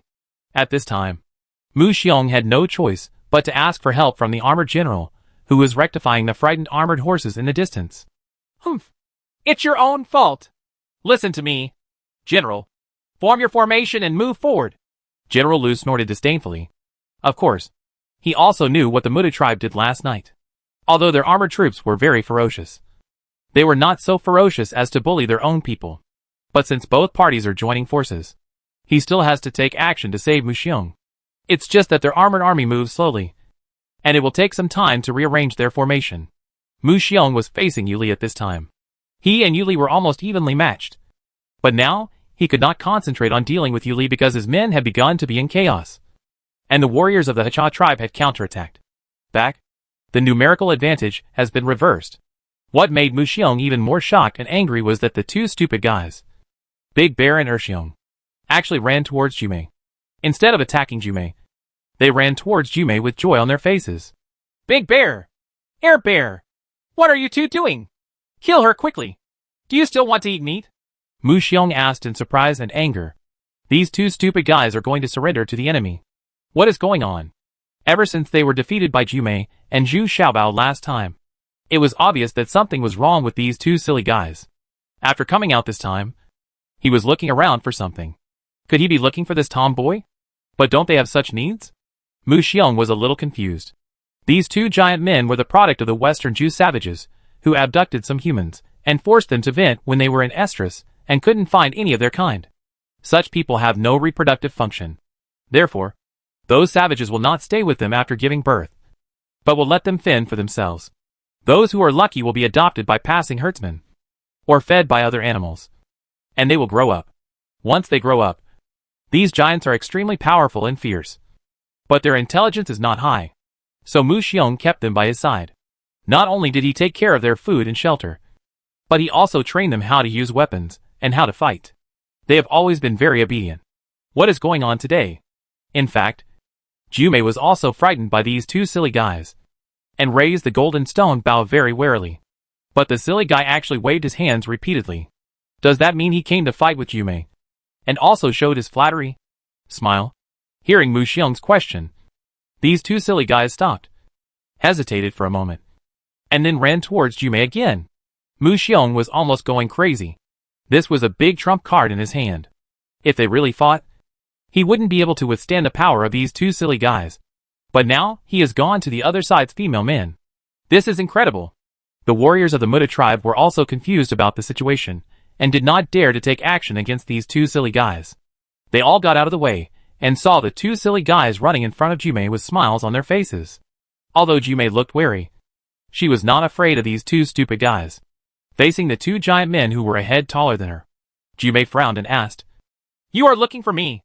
What are you doing?" "We are looking for the owner," Big Bear said a little fluently. The two of them had limited language skills, and could only express some basic meanings, sometimes confusingly. "Little pig? That's my master, not yours." Jumei naturally thought of Zhu Xiaobao, because she was Zhu Xiaobao's slave. When Zhu Xiaobao wanted to free her from slavery, she had to live or die. He was unwilling to do so. He just wanted to follow Zhu Xiaobao. Now when he mentioned the master, he naturally thought of Zhu Xiaobao. "Well, it's not the little pig. It's the owner with the tiger behind him." Xiong shook his head and corrected. He only recognized the white tiger's Dharma form, and didn't know what the little pig was. "That's right. Stand behind me and listen to me. You can hit whoever I tell you to fight. After the fight is over, I will take you to see the master." Jumei nodded and said, unexpectedly. Jumei's simple and direct approach was easier. Communicate with these two giants. The two silly guys stood contentedly behind Jumei, holding his large mace in his hand. They looked like two bodyguards of Jumei. Mu Xiong was almost going crazy. What kind of day was it today? Nothing went as planned. Could it be that he had committed too many sins and received retribution? Seeing his warriors being beaten back and forth, there were countless casualties. Mu Xiong's heart was bleeding. How would she explain it to the clan after she returned? What worried her even more was, would the third child, Mu Biao, really encounter something unexpected now? It was obvious that Qi Fin and the others were fully prepared. There was no defense at all in their camp. The third child was seriously injured and could not even stand up. In addition, he and the third child were injured last night. Those atrocities. If those Qi Fin tribe people really rioted, then the third child would probably be chopped into pieces by them. After fighting for a while, Mu Xiong and his men could no longer hold on, so they could only retreat while fighting, towards the direction where the armored army was coming. Then he ran in through the gap between the armored army columns. And then, the armored army reassembled their formation, and finally saved Mu Xiong's people, facing the armored troops advancing neatly. Yu Li's expression was solemn. These heavily armored troops were really difficult to deal with. Ordinary arrows could not hurt them at all. If they wanted to fight in close combat, they would not be able to attack them. When they came to them, the spears in their hands were as long as a spear, and they still used strong bows to clear the way for long distances. This made Yu Li cautiously lead her men and horses back slowly. This kind of crushing push by the opponent is too difficult to break. Moreover, the iron armored army was now advancing while shooting with strong bows, forcing Yu Li and the others to defend with shields, which seemed very passive. At this rate of advancement, the base camp of the Hacha tribe can be breached in less than a stick of incense. But while Yu Li and the others were fighting and retreating, Jumei and the two giant men were revealed. The three of them stood there without moving at all. Yu Li eagerly greeted Jumei to retreat quickly, but Jumei just shook her head and didn't move at all. This makes Yu Li feel helpless. Jumei usually only listens to Murong Feng, and she doesn't dare to disobey Zhu Xiaobao. She doesn't obey anyone else. unless Yu Xiaobao has specifically given instructions before departure, who must obey his actions today. Only then can Jumei be obedient. However, Zhu Xiaobao didn't seem to have given orders to Jumei today, so Yuli couldn't call her. General Lu on the opposite side was also a little surprised. Could it be that these three giant men on the other side wanted to block his armored army? But just to be on the safe side, he still looked at Mu Xiong to ask what Mu Xiong meant. After all, Big Bear and Air Xiong were Mu Xiong's two biggest weapons. I don't know what happened today, but he actually ran behind Jumei? Kill! Kill these two idiots! And that Jumei! Mu Xiong yelled through gritted teeth. He hated Jumei to the core. What made Mu Xiong even more worried was that there were many of his men lying on the ground in front of him. They were all injured and could not get up. They watched in horror as the armored soldiers approached step by step. They were about to be killed by these armored men. He was trampled to death by war horses. The iron armored army will not disrupt their formation just for the sake of these wounded soldiers. Facing the random arrows fired by the armored army, Jumei stood there motionless, while the two giant men were busy rotating their huge maces to deflect the arrows. Jumei raised the gold and stone bow and fired an arrow with her hand. Others' arrows could not penetrate the heavy armor of the iron armored army, but Jumei's iron arrows could. Puff! There was a muffled sound, and an armored war horse immediately whined and fell down. And then, huge and beautiful arrows were shot out continuously, and more than a dozen iron arrows were shot out in just a few breaths. The armored army walking in front also started to be in chaos, because every arrow would definitely knock down an armored war horse, and more than a dozen horses would fall in a row, so it would not be chaotic. Is this the legendary gold and stone bow? This woman is really powerful. She can fire the bow to full capacity continuously, and it doesn't seem to take any effort. Someone speed up and rush over to me. Stab this woman to death first. Lu the general was amazed in his heart, but he did not panic. If one square was disrupted, the other squares could still move forward. The most important thing for the iron armored army is not to cause chaos. But Jumei led the big bear and two bears instead of retreating, and actually rushed towards the iron armored army. The two giant men took turns swinging their huge maces and smashed them at the leading iron armored army.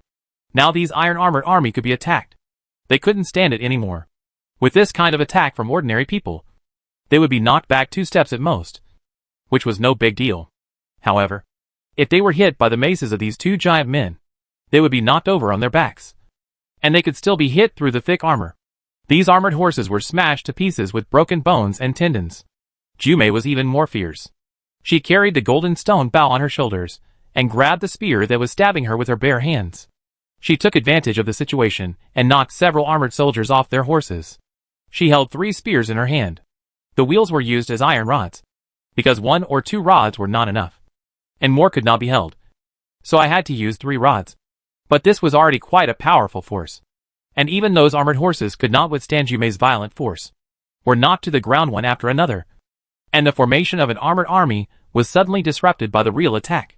They collided with each other, and then fled in all directions. At the same time, it also affected the formation of the armored army next to them. In just a few breaths, a giant armored army formation was dispersed. General Lu was stunned to see it. Moreover, Jumei is also good at fighting, and she immediately rushed towards the armored military formation next to her with Big Bear and 2 bears. Sisters, charge! Their formation has been messed up. Charge up and kill them! As soon as Yuli saw this opportunity, she immediately led the female warriors to start to counterattack. As long as they could fight at close range, they would, but they are not afraid of the thick armor of the iron armored army. They can quickly kill the opponent by picking out the gaps in the armor. Don't be chaotic. Retreat. Retreat. All squares close up. Put into defensive formation. General Lu was very targeted. Although he could no longer attack, he could still defend firmly. These armored horses are also well trained and can walk backwards. The armored army that was knocked over by Jumei and the others will soon be supplemented by another armored army, which makes it impossible for the female warriors to attack for a while, but very passive. At the same time, a shocking riot also took place in Zhuangjialanga's base camp. Those small tribes that usually tolerated the situation, that is, the people of these small tribes who defected to Zhuangjialanga, began to herd their flocks. The cattle migrated towards the royal court. Chieftain's tribe launched an attack on the Muda tribe. Although they were all old and weak soldiers, their crazy momentum was frightening. There are not many people staying in the base camp. but most of them were wounded soldiers and the old, weak, sick and disabled tribesmen in charge of logistics. They never expected that chieftains' right and left men would suddenly attack, and they would all fight in a life-threatening way. What's even more terrifying is that they set fire everywhere, and set fire to all the empty camps of the Muda tribe. In fact, even now, the number of people staying at the base camp is more than double that of Chieftain's tribe. But they were unprepared. And when they saw these murderous people, they felt guilty. They knew that the atrocities of their own tribe had completely angered the other party. And now retribution was coming. Mu Biao was still lying on the bed, thinking about having a drink to celebrate Mu Xiong's success tonight. He was actually very happy last night. He felt as if his bad luck had really been eliminated, and he had regained his confidence. Unexpectedly, there was a huge chaos outside the tent at this moment. Noisy, and mixed with shouts and exclamations. Mu Biao immediately shouted angrily, "Come here!" "What's going on? Who dares to make trouble outside? Report to the Lord." Those tribesmen of Chief and rebelled and launched a surprise attack on us, setting fires everywhere and killing people everywhere. Ah! Before this tribesman could finish speaking, Chieftain's tribesmen had already rushed in and gave him a slap in the face. "Killed!" "Bold! You dare to rebel? You don't want your life." Mu Biao was still aggressive at first, but when he saw the people rushing in with their eyes wide open and staring at him fiercely, he suddenly felt that he was not ready for a second. "Got it!" And the leader was Chieftain's father-in-law, who looked at Mu Biao fiercely with red eyes. Although he is 60 or 70 years old, the knife in his hand is already stained with blood. An honest person will become crazy if he starts killing. Mu Biao.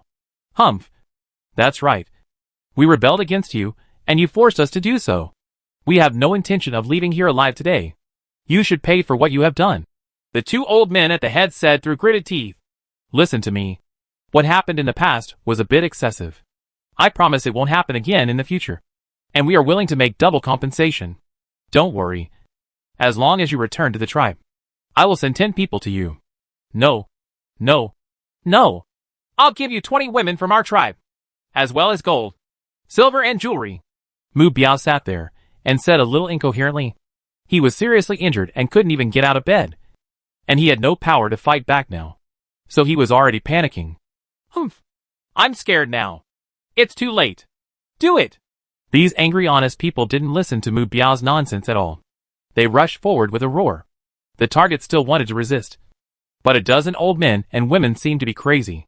They had all kinds of weapons in their hands, including kitchen knives, scissors, guillotine, and rake. All greeted Mu Biao. The Muda tribe's base camp suddenly burst into flames, and the wounded were directly trapped in the tents, with no hope of escape, howling in despair. The other tribesmen who stayed behind looked at this scene and did not dare to stop them. It's a bit of a schadenfreude. The Muda tribe is usually too arrogant, but now they have received the retribution they deserve. At this time, a girl also escaped from the Chihu tribe. She was the daughter of Chief and who was forcibly possessed by Red Copper. She held a short knife in her hand and rushed out desperately. The guards who were chasing behind her chased her here. Seeing these honest people with ferocious faces, they didn't dare to chase them anymore. Look at the current miserable situation of the Muda tribe. They also felt guilty. And their tribe was not much better. They often went to Chieftain's tribe to do bad things. Now there are less than 2,000 of Chieftain's clan members. After all, the Muda tribe has a large number of people. Even though it was a sudden attack, their losses were still very huge.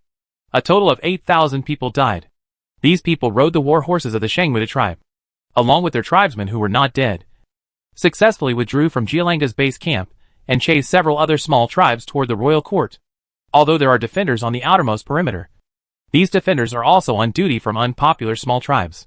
They are usually bullied by the Muda tribe. Now they actually did not interfere and watched silently. Several small tribes of people migrated. Mu Xiong's offensive was blocked. But the main force on Jialanga's side had already rushed under the city wall and began a massive siege. The two sides launched a brutal and bloody offensive and defensive battle. On the city wall, Duan Yuki was calmly commanding the troops to defend. He also used binoculars to look at the status of Jialanga's team from time to time. He was very satisfied with the fighting situation on the Hacha tribe's side. When changing directions, Duanmuki suddenly discovered that there was billowing smoke in the direction of Jialanga's base camp. Chapter 536, A Painful Price B. The city wall stretches for more than 10 miles. not counting the mountain call on the Hacha tribe's side, which leads to Lingyu Mountain. There are only a few arrow towers, relying on the dangerous terrain that is easy to defend but difficult to attack. Therefore, Yuli will lead her troops to guard here. Once this place is breached, she can directly enter Lingyu Mountain. The real offensive and defensive battle has begun. But they do not have the absolute advantage as Jialanga imagined, although they have an advantage in numbers. The soldiers on the city wall are very energetic and have prepared various equipment to defend the city. Quite sufficient. There is no shortage of various traditional defensive equipment and materials. Rolling logs, boulders, hot oil, cold water, various crossbows, and long-range catapults can be regarded as opening Zhu Xiaobao's eyes and gaining knowledge. Moreover, Zhu Xiaobao personally participated in the defense, helping throw rolling logs and pouring boiling oil. If the old apprentice hadn't been guarding him all the time, he would have been hit by flying arrows. Zhu Xiaobao was so tired that his head was covered with sweat. Only then did he realize that this thing was more tiring than face-to-face fighting. What sold was strength, relied on courage, and what won was morale. When those soldiers saw that the British King Chitos was also fighting so hard, they were all in high spirits and fought desperately against the attacking enemy. 3 attacks by Jialanga's main force were repelled in an hour, and Jialanga suffered heavy losses. She did not expect that the soldiers on the city wall would be so desperate. And Lingyu's climb up the city wall was different from what she had encountered before. When the huge boulders of the catapult hit it, there was no cracking and smashing like before. It just smashed some gravel, and the entire city wall seemed to be poured in one piece. This was of course the first time Jialanga had encountered it, because the city walls of Lingyu Mountain were mixed with cement, yellow sand, and gravel, then surrounded with formwork and then poured. It is indeed a whole thick and solid concrete city wall. It just needs to add steel bars inside. Zhu Xiaobao originally wanted to add steel bars, but the cost was too high, and Duinmuki refused to agree. In his opinion, this was enough. Facts now prove that Duinmuki is right. The damage caused by the opponent's attack power is very limited. The King of England is 1,000 years old. Brother-in-law, come here. Sit down for a while and have a rest. You don't need to do these things yourself. Where you are, those soldiers are scrupulous and want to protect you. Come on. Come on. Sit down and rest for a while. Duanmuchi greeted Zhu Xiaobao, and the two sat down with their backs against the city wall, drinking water and lighting a cigar. The old apprentice refused Duinmuki's cigar, took out his own cigarette pot, filled it with shredded tobacco, and started enjoying it. Come on. Come on. Let's play a game of chess. After we finish playing a game of chess, it's probably time for Jialanga to withdraw his troops. Duinmuki also asked his servants to put the chess board on the table, and he calmly started playing chess on the city wall. The old apprentice even squatted aside and started watching the battle with great interest. Sometimes he prefers to watch Zhu Xiaobao play chess. Every time he sees Duinmuki being killed and taking off his armor, the old apprentice feels very comfortable. Fortunately, the person sitting there is not me. How did you know that Jialanga was about to withdraw his troops? It's only noon, so we have to fight until dark at least. Right. Zhu Xiaobao asked, a little surprised. Ha ha. I just saw Qifeng and his tribe rebelling against each other. And there was also thick smoke rising from Jialanga's base camp. I guess it was Qifeng and the others who did it. According to the information I collected, Qifeng and the others after several small tribes defected to Jialanga's camp. Their lives were not good. They were bullied. And the last time the fire cattle were all theirs. It can be said that they suffered heavy losses, said the old god Duinmuki. It's normal to requisition their fire oxen for war needs. You won't turn against them just because of this. Right. I even asked Hachitu to donate 5,000 oxen. Zhu Xiaobao placed the chess pieces, a little confused, asked. Ha ha. Fire cattle can be requisitioned. But what about women? The news I got is that their women were also forcibly taken away by the strong men of the big tribes and ravaged. And Jialanga also opened his eyes and closed his eyes. And there was no severe punishment. This makes even honest people like Qifeng unbearable. If people want to fight desperately, it will become very scary. As Duinmuki said. Of course, the cannon had been set up, and he knew that it would not be able to kill Zhu Xiaobao. So I always go first. Well, let me tell you. Why did Mu Xiong's men and horses suddenly get into chaos? It turned out to be Qifeng and the others who turned against them. But what happened to those two giant men? Why did I see that they seemed to be following Zhu Mei? Is that what you expected? What Zhu Xiaobao didn't understand the most was how these two giant men could turn against him. I don't know this. I still don't understand what's going on. Logically speaking, these two are not normal people. Why are they following Zhu Mei? So it's really strange. Wan Muqi suddenly scratched his head in embarrassment and said. He was also puzzled by this matter. What are you talking about? Zhu Mei is not sensible at all. She must have had other reasons for taking back these two monsters. I guess her golden stone bow was so powerful that it frightened the two monsters. So they surrendered. Zhu Xiaobao's analysis seems to be more reasonable. At this time, Jialanga's men were repulsed again and retreated. However, Jialanga did not immediately organize the next attack. Instead, he was extremely annoyed when his Pegasus reported that Chieftain's people at the base camp had rebelled. And several other small tribes also moved with their families. Driving cattle, the sheep migrated towards the royal court. Those billowing smoke were emitted by the thousands of camps of the Muda tribe that were on fire. The noise was even greater than when the granary was burned down. Damn it! These bastards! They failed more than they succeeded. I should have punished them severely a long time ago. Jialanga gritted her teeth and cursed. She regretted it now. She really shouldn't have indulged these people of the Muda tribe. Finally, it forced an honest man like Chief into rebel. Ha ha! I already knew that Mu Xiong and the others would cause trouble. It was too much. They bullied the women of the Chieftain tribe over and over again. The day before yesterday, I heard that they blamed the failure on the Chieftain tribe for bringing bad luck. Then the Chieftain tribe was forced to rebel. The responsibility for the failure of the siege this time is entirely on Mu Xiong. The red copper of the Chihu tribe next to him did not forget to add insult to injury, and said with a bit of gloating. In fact, they also wanted to do bad things. But I didn't dare to fight with Mu Xiong and the others. So I didn't succeed? Shut up!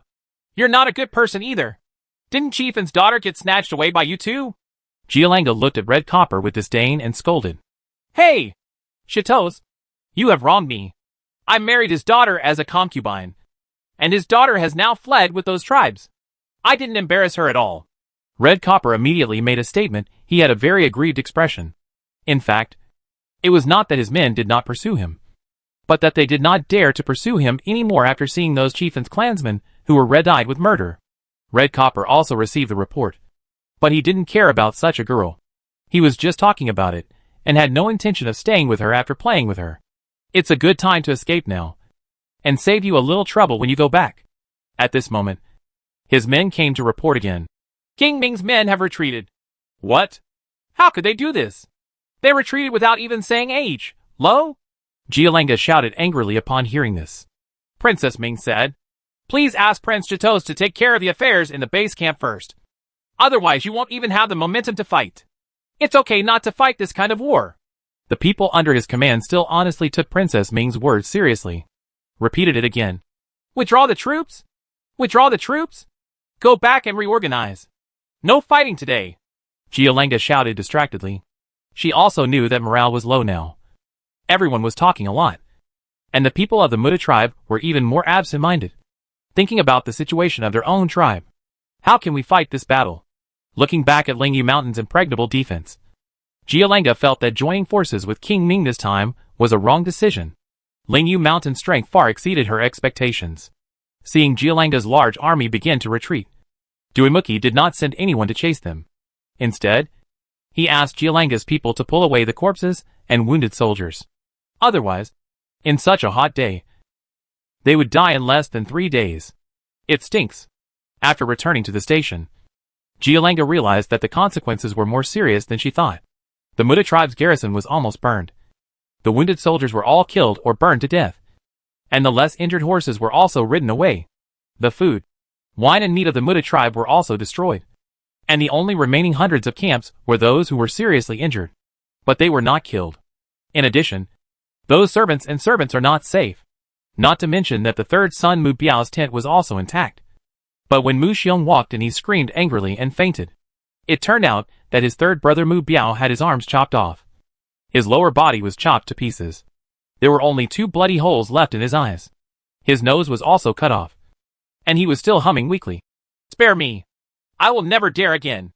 I will never dare again. When Jialanga rushed over and saw this tragic image, He was trembling in his heart. How much resentment was there to do such a thing? But thinking about the humiliation and torture those people in Chiefan's tribe endured, it can be considered as their own fault. Red Copper, who came in with him, was also trembling in his heart. Fortunately, he had not fought against the Muda tribe. Otherwise he would probably be the one lying here now. Mukue was also watching silently in the tent.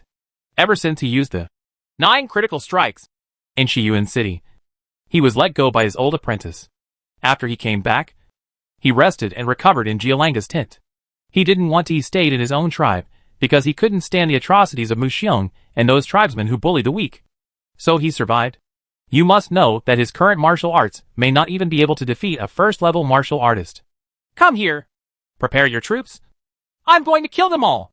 Mu Xiong woke up at this time and roared furiously. Although 8,000 of Chiefan's old, weak, sick and disabled people died, there were still 2,000 people riding towards the north on horseback. It is very likely that they are chasing several other tribes and heading to the royal court together. Stop! What's the use of you going now? Those tribes have hundreds of thousands of people in total. Do you still want to kill the few remaining men? Jialanga yelled loudly when he saw this. Did my third brother die in vain? Did these members of my tribe die in vain? A bunch of bitches dare to kill people from our Muda tribe. How can I explain to the tribe if I don't kill them all and go back? Mu Xiong howled loudly. That's enough. They have arrived at Shahu City now. There are several roads from Shahu City to the royal court. Besides, Shahu City won't let you do whatever you want. If you want to take revenge, you'd better regroup your troops and go and kill them. Kill Chief Fen. He is the culprit. Jialanga is still very clever. He knows that he can't stimulate Mu Xiong now. So he can only change the direction and let Mu Xiong turn his attention to Chief Fen. Okay. When I catch Chief Fen, I will cut him into pieces. Mu Xiong suddenly remembered. Yes, Chief Fen is in the Hacha tribe. He is the culprit. There is too much aftermath work to be done next. Not only do we have to bury those bodies, but we also have to prepare tents for the Muda tribe again. Otherwise, so many tribesmen won't even have a place to sleep. In addition, we have to find a doctor to treat the third child. Although he is no longer human, isn't he still alive? It's better than dead. After working hard all night, I was almost done with the aftermath. Jialanga also felt physically and mentally exhausted. I have never been so frustrated as now. I thought that with an army of 2 million, taking over Lingyu Mountain was a matter of course. But unexpectedly, I lost many troops and generals, and lost several games in a row. This time the attack on Lingyu Mountain resulted in another 90,000 casualties. Chief Fen's rebellion alone caused over 20,000 casualties to Mu Xiong's cavalry. Mu Xiong brought out 100,000 cavalry. But now only 30,000 are left. A large tribe with 1 million people cannot raise 100,000 cavalry. One can only imagine how much the Muda tribe has suffered this time. What is even more unexpected is that starting from night, almost all the horses began to have diarrhea and tremble. Later, some horses could no longer stand and lay down on the ground. Even King Ming's armored horses were like this. It turns out that Chief Fen's people had drugged all the fodder the day before leaving. Although they were weak, they were very proficient in raising cattle and horses. And they also knew how to use drugs. This time things got serious. Not only could they not start the war, but they also had to prepare fodder again. The warriors of these tribes were forced to cut the grass and prepare the fodder themselves. It was not necessarily necessary to let all the 100,000 war horses go to herd. Moreover, the veterinarians were at a loss what to do after they came to see her. It was not the medicine that Dao Qifeng and the others had given, and they did not dare to prescribe random prescriptions. If we want these war horses to recover, I'm afraid it won't take more than 10 days. But within 10 days, the problem of food was highlighted. Now there is only 1 day's ration left, and King Ming will not be able to get it. And because his armored war horse was also poisoned, King Ming and Princess Ming also complained a lot, and they were unwilling to mention the food issue at all. Jialanga went to argue with Prince Ming, but Princess Ming retorted back mercilessly. You brought it upon yourself. Who can blame you? You are not strict in disciplining your subordinates, which led to the serious consequences today. So go figure it out yourself. Jialanga felt bored and returned to his dormitory in disgrace, drank wine to soothe his sorrows, then lit a pot of cigarettes and thought of a solution, and finally called Fang Binnu to give her an idea. Chateaus, I think there are 2 ways now. One is to send people to buy food from Shahu City. Although it costs a lot, if you are sure to capture Lingyu Mountain, the price is still worth it. The other is to withdraw the troops immediately. Now the loss is not too big. Retreat to your own tribe. That is the place of foundation. Recuperate and regroup. Fang Binu was very smart and immediately gave 2 suggestions. Go back? No. The losses are too great. Now Zhu Xiaobao and the others no longer have missiles and thunderbolts buried in the ground. We have already begun to attack the city. It is a pity to give up now. Send people first by 3 days of food and let me think about it carefully. Jialanga shook his head in dilemma and said. At this time, Lingyu Mountain was also busy, not only repairing the smashed city wall in time, but also replenishing various defensive equipment and materials, treating the wounded, and rewarding the soldiers. This offensive and defensive battle can definitely be regarded as a victory, because the female warriors almost did not participate, and they were strengthening the defense on both sides. The people on the city wall were ordinary soldiers. It was quite good to have such a performance. Although there were 20,000 casualties, morale was high and confidence had been built.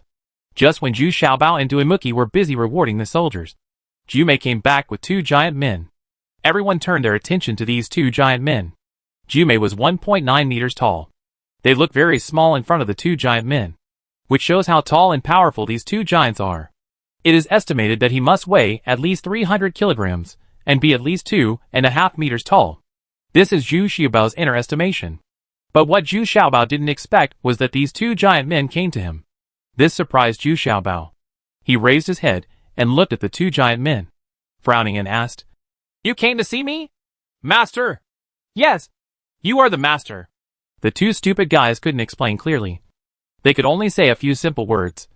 But they listened to Jumei's words and asked them to kneel down. The 2 of them knelt down obediently, in front of Xiaobao.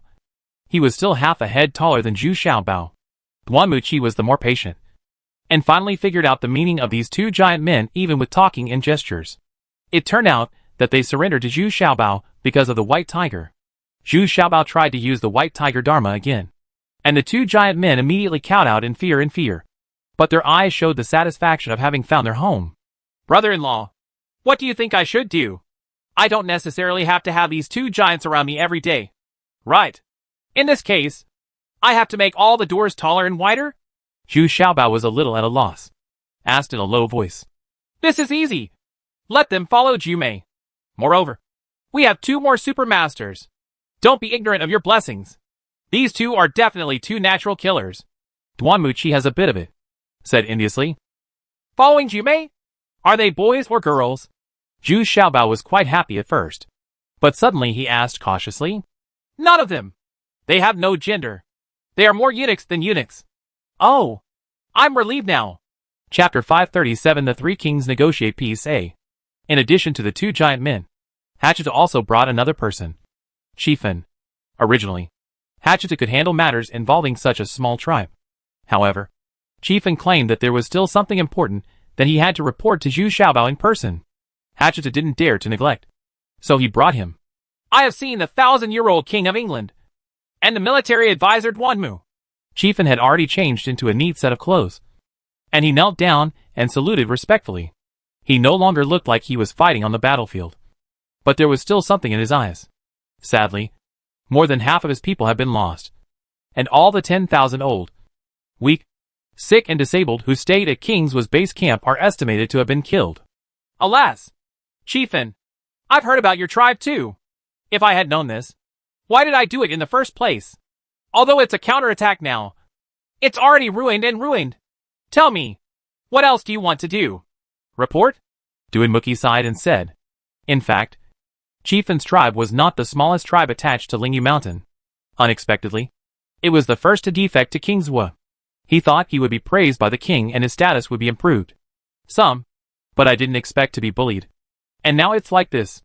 Zhu Xiaobao even looked at the man in front of him, who had experienced many vicissitudes of life and humiliation without saying a word. Although he was sometimes rogue, he was very proud. Therefore, he is not very sympathetic to Chiefin's experience. The poor man must be hateful. Hachitu is very cruel in this regard, daring to put his future and life on Lingyu Mountain. It also shows that Hachitu is very discerning. Chiefin is now over the murderous and desperate spirit. Now he is just calmly reporting to Duanmuqi that he has done some tricks in the forage. And he is also sure that half of Jialanga's horses it takes months to get back to normal. This can be considered a great achievement. Oh, there is such a thing? This is great news. Ha ha ha. Okay. I will send everyone to check it out. Chiefin, you deliberately reported to us in person because you wanted to find a way out. Right. Duanmuchi was immediately overjoyed. He thought the war would start tomorrow. But he didn't expect Chiefenlin to lay such a big foreshadowing when he left. Of course, Duanmuchi also understands what Chiefin is thinking now. He wants to find a way out for the only remaining clan members of less than 10,000. Yes, there are less than 10,000 people left in the Diligent tribe. Although we are wrong, we still hope that you can take us in and let our tribe continue. Chiefin lowered his head and was a little afraid to look at Duanmuchi and Zhu Xiaobao. I feel that everyone is looking at him with contempt. It turns out that his tribe is called the Diligent tribe. But because he is too cowardly, he has always been called the Dung-Eating tribe. Only now did Zhu Xiaobao realize that the real name is Diligent tribe. What a beautiful and upright name. Ha ha. I won't pursue this matter. But if you want to find a way out, you have to look at Lord Hatchetu's wishes. Now he is the leader of these tribes. Isn't it, Lord Hatchetu? Duanmuchi shook his head. He said with a smile, and asked teasingly while still conscious. No. Master Duanmu is making fun of me. What kind of alliance leader am I? I just help Lingyu Mountain maintain order in the periphery, so as not to cause disputes and chaos. Hatchetu quickly waved his hands and said, he is very cunning, and doesn't want to be too public. The greater the reputation, the greater the danger. He still likes to be a profiteer who eats, drinks, has fun and enjoys life. Let's do this. Your act of revenge has been a great help to me. The rest of you will be attached to the Hacha tribe and let them temporarily give you some cattle, sheep, calves, and daily necessities for the first year. Eliminate all offerings and taxes, and let Hatchetu carve out a territory for you, so that you can recuperate and develop slowly. Duanmuchi was in a good mood and directly helped Chiefin make arrangements. Because what Chiefin did this time was so important. It could be said to have affected the entire battle. Thank you, sir. Thank you, King Qiantai. Chiefin finally couldn't help crying and cowed out again, shouting excitedly. In this way, his tribe would have the possibility to continue. Although there are less than 10,000 people left now, they are all the backbone of the tribe, who are over 15 and under 50 years old. And the ratio of men to women is not too disparate. As long as it takes time, they can slowly recover. Okay. Don't cry. Seeing that you are still bloody this time, I won't care about the past. I will give you 5,000 cattle and sheep, exempting you from the sacrifice for a year. But, as long as Lingyu Mountain is in need, they must come to help for free. This is the rule I have set for all tribes. Hatchetu also said simply and generously. Duanmuchi had already finished what he said, so of course, he could only follow what he said. Go down. Hatchetu was extremely rich now. Unexpectedly, once the war started, they actually gained a lot. They captured 5,000 of the best horses alone. In addition, those small tribes had to hand over 20% of the loot they captured to the Hacha tribe. So now Hatchetu is also wealthy and hugged Zhu Xiaobao even tighter. After sending Chiefin away, Duanmuchi said excitedly, Brother-in-law, I thought we would have to fight for more than 10 days. But I didn't expect the situation to turn around so quickly. I guess both Jialanga and King Ming have no intention of fighting now. Ha ha. On the grassland, how can we fight without war horses? Besides, after burning so much food, the effect should be visible. It ended so easily. Isn't it too easy? Zhu Xiaobao said a little doubtfully. That's definitely not the case. But I really can't think of any good countermeasures they can come up with next. Ha ha. Let's just wait and see. Come on. Let's go kill 2 sets. Duanmuchi was too lazy to do so. Thinking about it again. I have already taken the initiative anyway. There must be no fighting these days. Just as Duanmuchi expected, Jialanga has been at a loss these past few days, and is in a dilemma. The food bought from Shahu City is only enough to last 3 days. This has almost sold out all of Shahu City, causing the price of food in Shahu City to rise sharply. An army of 1.2 million people needs 1 million caddies of food a day. Jialanga has always relied on fighting to support fighting, and he never thought that today would be so difficult. Now King Ming no longer supplies food and grass, because King Ming's troops have begun to suffer from food shortages. The food in 2 counties was burned at once, and they have to go to the other 2 counties to urgently allocate food. King Ming's fiefdom consisted of 4 counties in total, plus Shiyuan City. Now the opinions of the tribes under his command are also very different. Many tribes do not want to fight anymore. Without food, people are panicked. In addition, chieftains counterattacked this time. All the war horses were drugged, which made these tribes everyone is demoralized. But the Muda tribe insisted on continuing to attack Lingyu Mountain. They wanted to recover their losses and capture Chieftain. Mu Xiong is in a crazy state now. Jialanga went to see Prince Ming and Princess Ming several times to discuss countermeasures. But Princess Ming always pushed her back. The meaning was very clear. You fight first, and let us see if we can win the soul. Possibility of crossing mountains. Now anyone with a discerning eye can tell at a glance that the morale of Jialanga's men and horses has been low. Their horses are sick, and food is in short supply. These are all very affecting morale. Moreover, many of the war horses that King Ming sent to Jialanga to fight together were also poisoned, including those armored war horses. So King Ming was also in a state of disarray. In desperation, Jialanga had no choice but to use her unique trick again. She invited King Ming to her tent alone and launched a beauty trap. I want Prince Ming to convince Princess Ming to join forces again to capture Lingyu Mountain. Although King Ming really wants to like this strong woman, he just likes to show off the strength of such a strong woman. But this time King Ming refused with difficulty.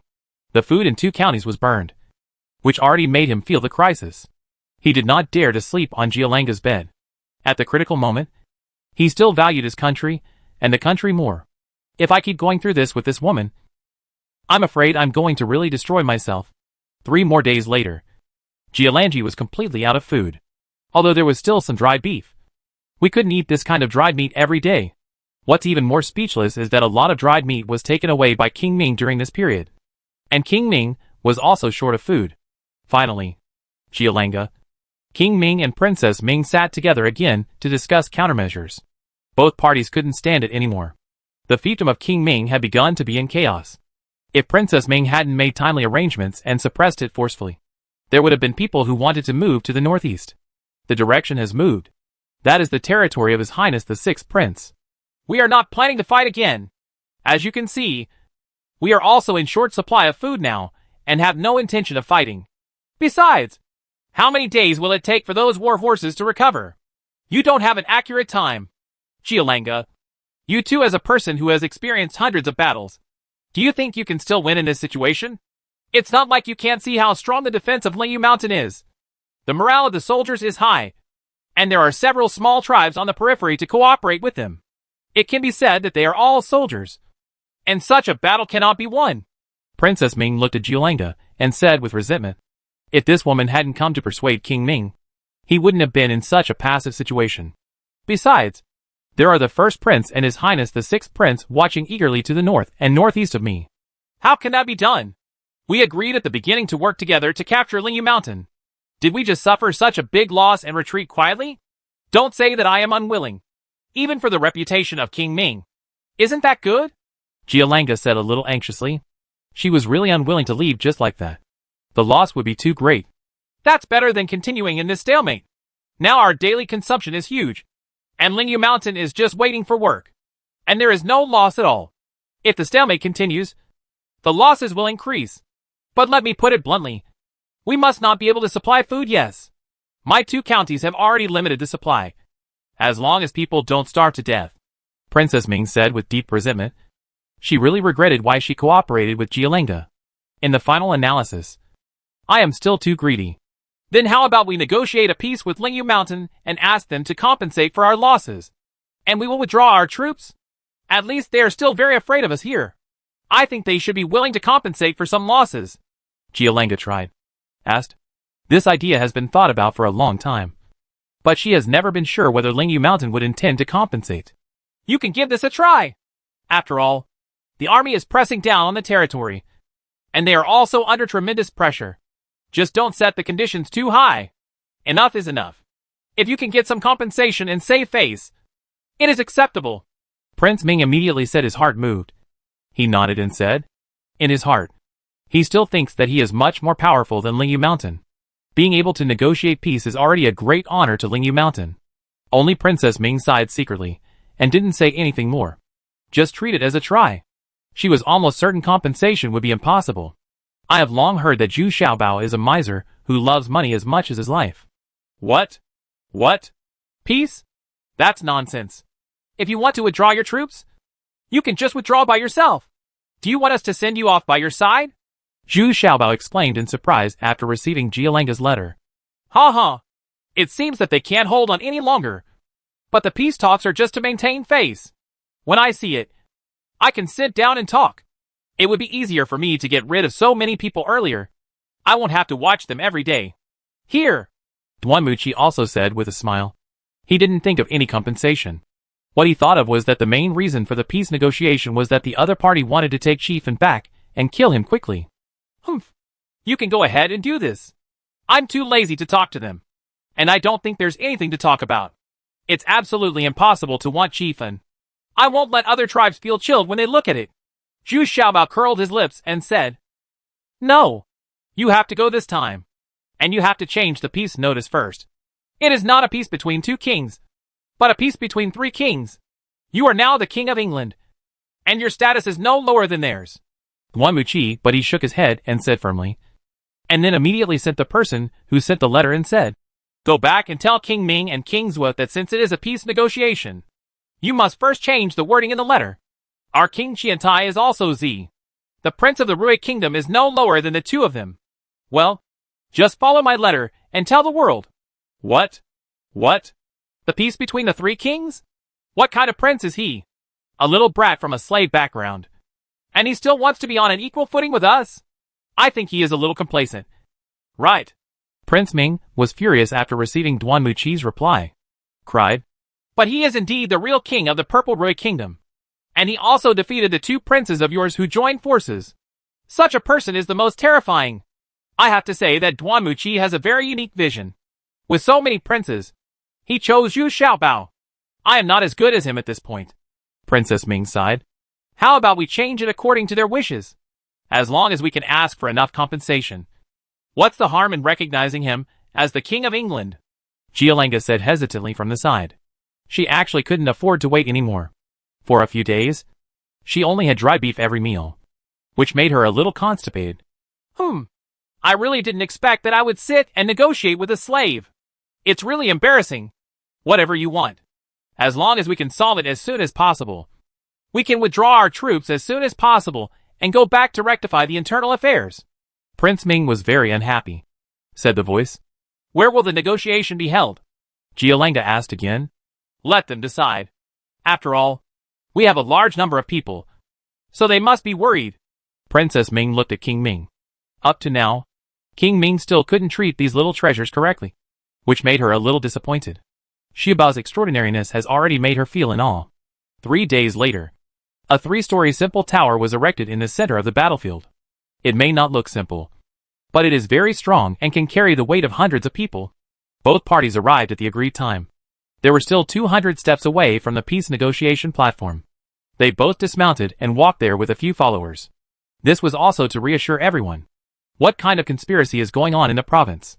Of course King Ming came with Princess Ming, and King Zhuo Jialenga brought a personal bodyguard. This man was a cultivator of martial lord. But he was only responsible for protecting Jialenga's safety, and did not participate in the war.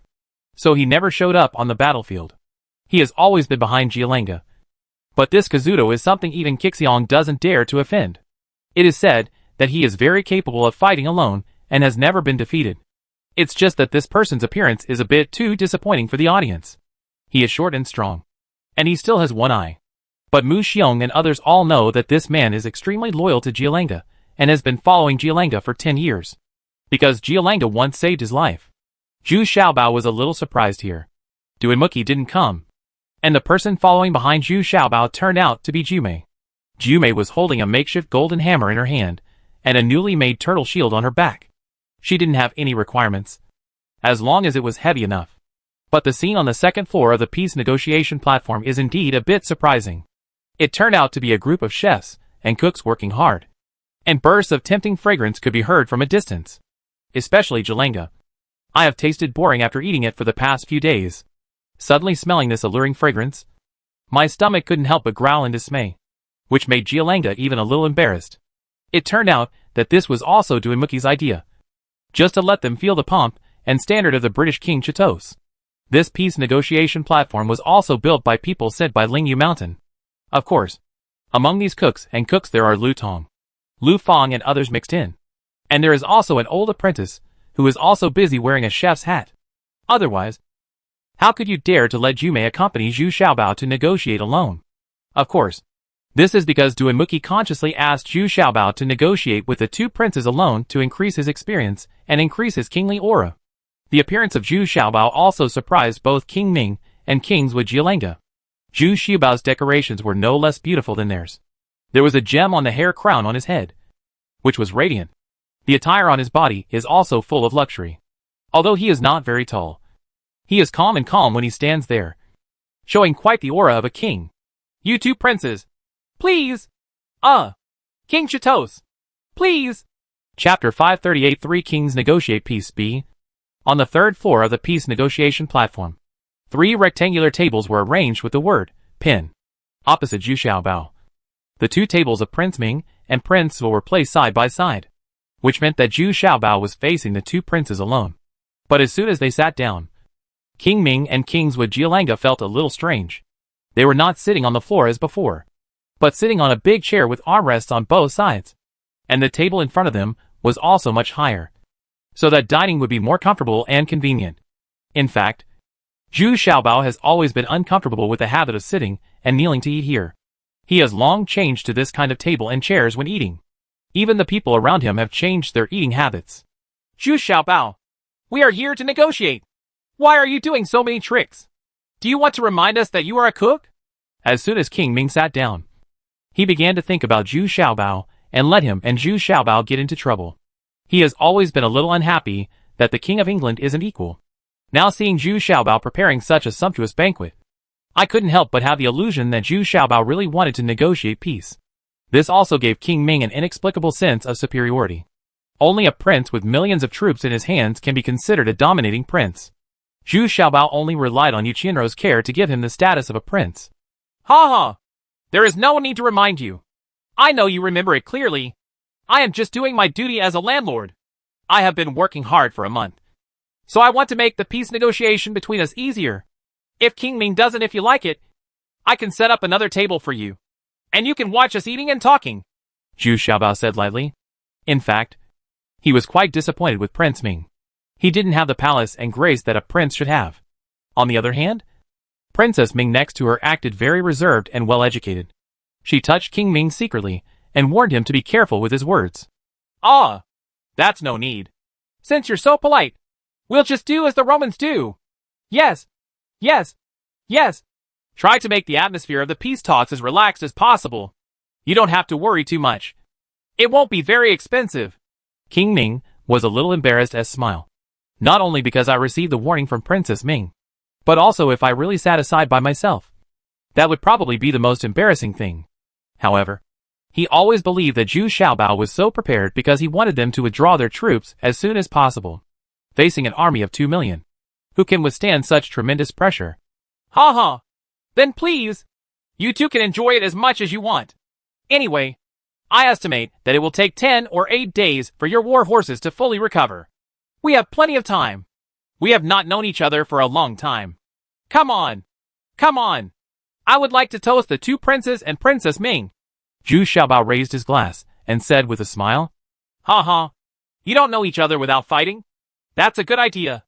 I hope that after the peace negotiation, we can cooperate one day. Princess Ming first picked up the wine glass and said with a smile.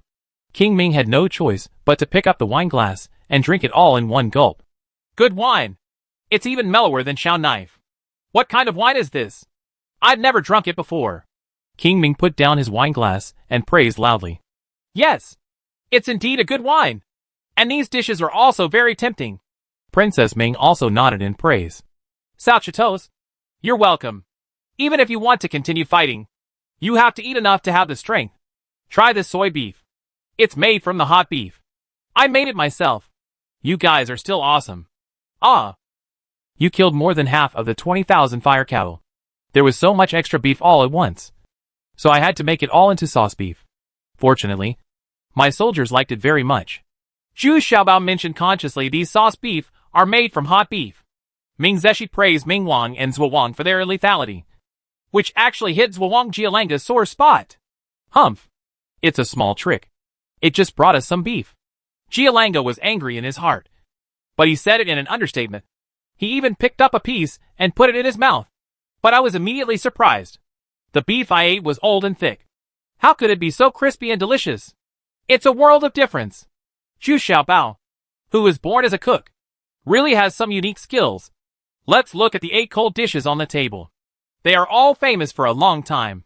The pickled pepper chicken feet, large grilled fish, cold 3 shredded fish, etc. are not only full of color and flavor, but even the containers for serving them are made of sterling silver. Exquisite and unusual. Is it possible that the living standard of these little treasures is so much higher than that of these 2 princes? This is also a delicacy that can be served in the palace. The banquet was just about to begin, and the old apprentice lost no time in bringing over a plate of fried stinky tofu, which was considered an appetizing snack. Immediately everyone smelled a smell that was very appetizing. Zhu Xiaobao.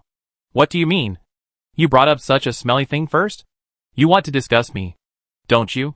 King Ming immediately asked with a stern face.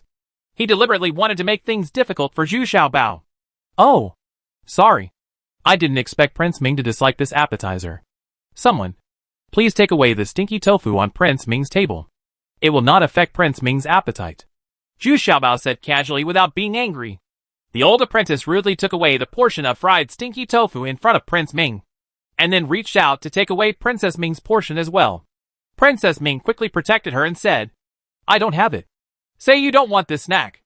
The old apprentice stopped, glanced at King Ming, and then returned to the second floor to continue preparing for the next stir-fry. But just this look made Prince Ming tremble in his heart.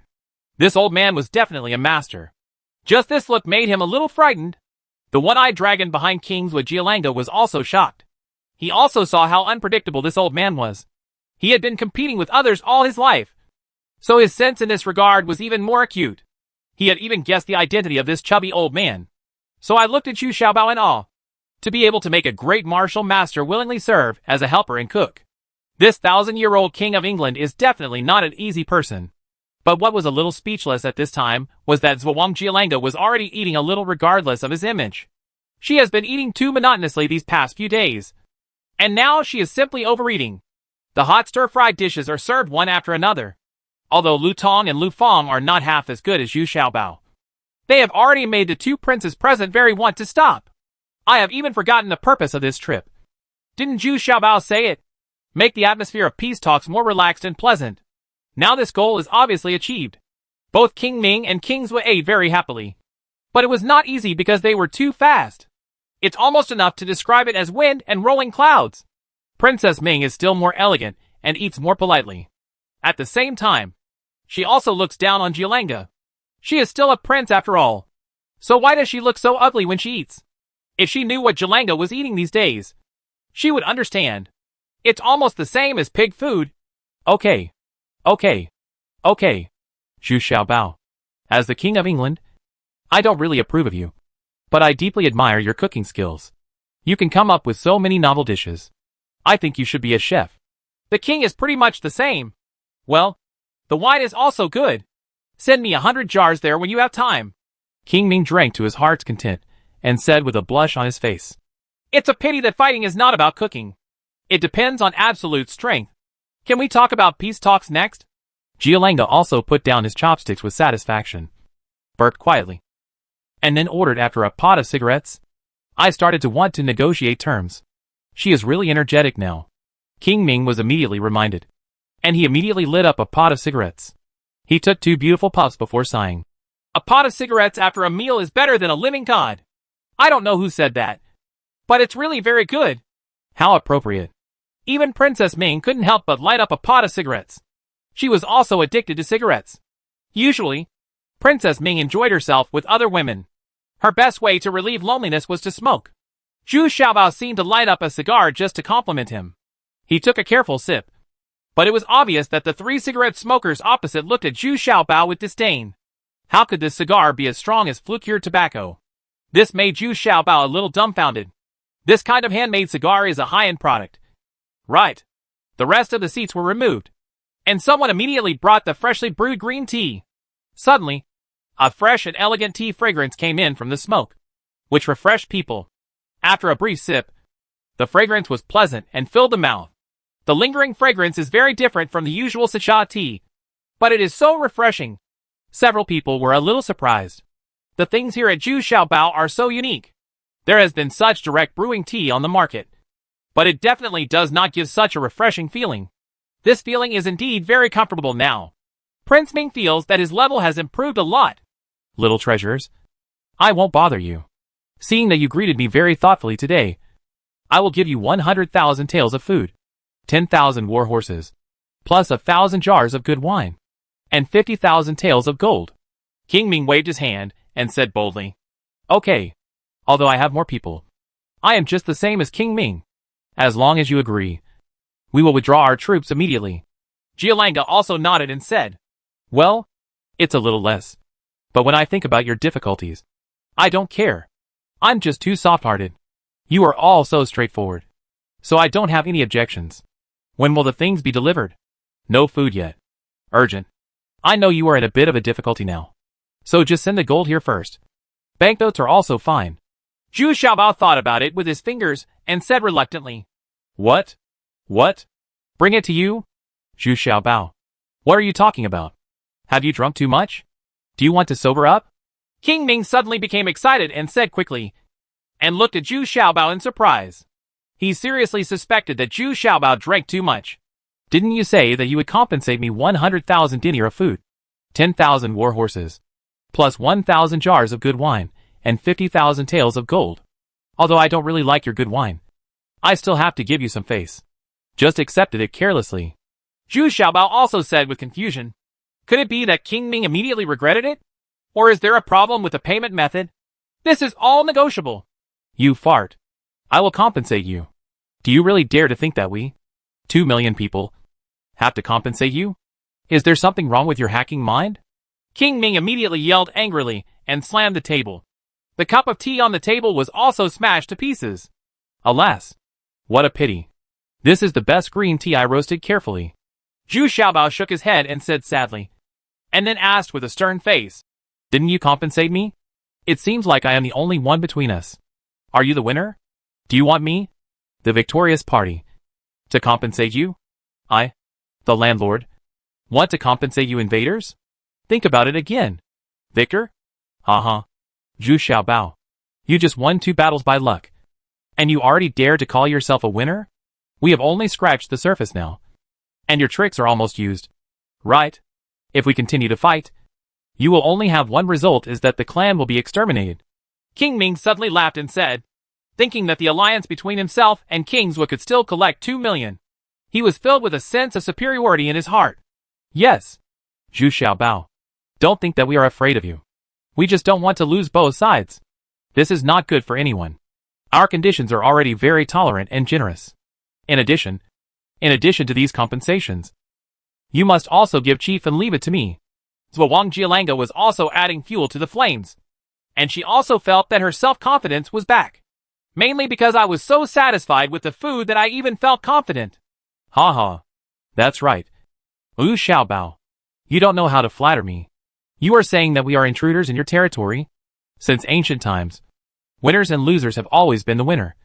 And the world belongs to the strong. The more King Ming said, the happier he became. That kind of domineering power is faintly exuding. Brilliant. Originally, I wanted to guard my 1/3 of an acre of land and be alone. Now I know that I was wrong. No matter who wins the world, they will miss my 3/3 of an acre of land. In this case, then I just do whatever it takes and be a strong person. It's so hard to be a strong person. Zhu Xiaobao. I'm starting to like you a little bit. You always make me feel happy and comfortable. You are so talented and you still want to be a strong person? But it's no wonder. How can a slave and a cook know what a real strong person is? Being able to sit here and negotiate with me is enough to be proud for a lifetime. King Ming seemed to be looking down on the other party and said condescendingly, Remember what you said? Don't dare to admit it when you kneel in front of me. A strong person does not look at how many men he has, but how strong he is. You won't understand this. Xia Ziming, what are you happy about? Is your fiefdom already suffering from internal and external troubles? The potential crisis of food shortage has begun to emerge. Right. What you should worry about is whether the first prince, His Highness the sixth prince, and the seventh princess will take advantage of the situation and sneak in. Instead of showing off your talents here. Giolanga, have you run out of food? I could tell it from the way you were eating just now. If you think I don't know, you have already been unable to protect yourself. Every time you lose someone here, it means that you are a little stronger than King Yu. And you can join forces with King Ming. I can still join forces with King Yu. And I believe he is also willing to join forces with me. Humph. You still dare to ask for compensation? I just gave you a chance. And now you can compensate me. Which is finally a good sign. For the sake of my neighbors. If there is any crisis, I can still help. But it's a pity that you wasted it in vain. Let me tell you. The only one who can aspire to the world is me, or the people I support. I think there is no need to continue today's peace talks. You go back and prepare for war. I want to show you how vulnerable your troops are to me. If you want to negotiate a peace then, it won't be at this price. Come and see off guests. Zhu Xiaobao's voice was calm and indifferent. But every word he said hit the weak spots of King Ming and King Zue. Moreover, Zhu Xiaobao's calmness suddenly made Prince Zue and Prince Ming's self-confidence blurred. Only then did they think of their own troubles. In fact, both of them were deeply involved in internal and external troubles. But just now, I got a little carried away when I was so happy. Your Majesty, please have some tea. The old apprentice brought another tea bowl to Prince Ming at the right moment and placed it in front of Prince Ming. Zhu Xiaobao, you are too arrogant. Okay, then wait until Lingyu Mountain is wiped out by us. Then you can only kneel in front of me and speak. King Ming suddenly shouted angrily. Picking up the food on the table, I wanted to take a sip of the tea bowl to moisten my throat. Unexpectedly, as soon as I picked up the tea bowl, before it was brought to my mouth, it inexplicably turned into thousands of pieces. Suddenly, Ming Wang's hands were full of tea leaves and tea water. King Ming was immediately shocked. And then he remembered that the old man had just given it to him. This showed his profound skill. At least I can't do it myself. King Zue Jialanga was also shocked when she saw it. She was also a martial artist. So her eyesight was still valuable. And the one-eyed dragon behind him is even more certain that this fat old man must be one of the 9 great sages. The Fairweather Venerable. Nowadays, there are many legends about this Fairweather master. They all say that his kung fu has improved by leaps and bounds. And he has defeated the 8th-ranked Jiuyin master and the 9th-ranked Feng master. Did you hear that? My master wants you to leave. Serve tea to see the guests off. Do you understand?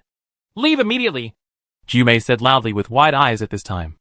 Unexpectedly, Duinmuki had trained a lot before he came. Now Jumei's performance is quite good. Everyone knows how to serve tea to guests. And she is also very restrained and does not get into a fight. But now I have the golden hammer in my hand. You guys are fine. Fine. If you want to die, don't blame me for being rude. Madam, let's go! King Ming was shocked and angry. And he was a little embarrassed to speak. If it weren't for the intimidation of his old apprentice, he would have wanted to put it on the spot take action. Okay. Xiaobao, let's fight to the death. Jialanga also said angrily. She was ridiculed and looked ugly.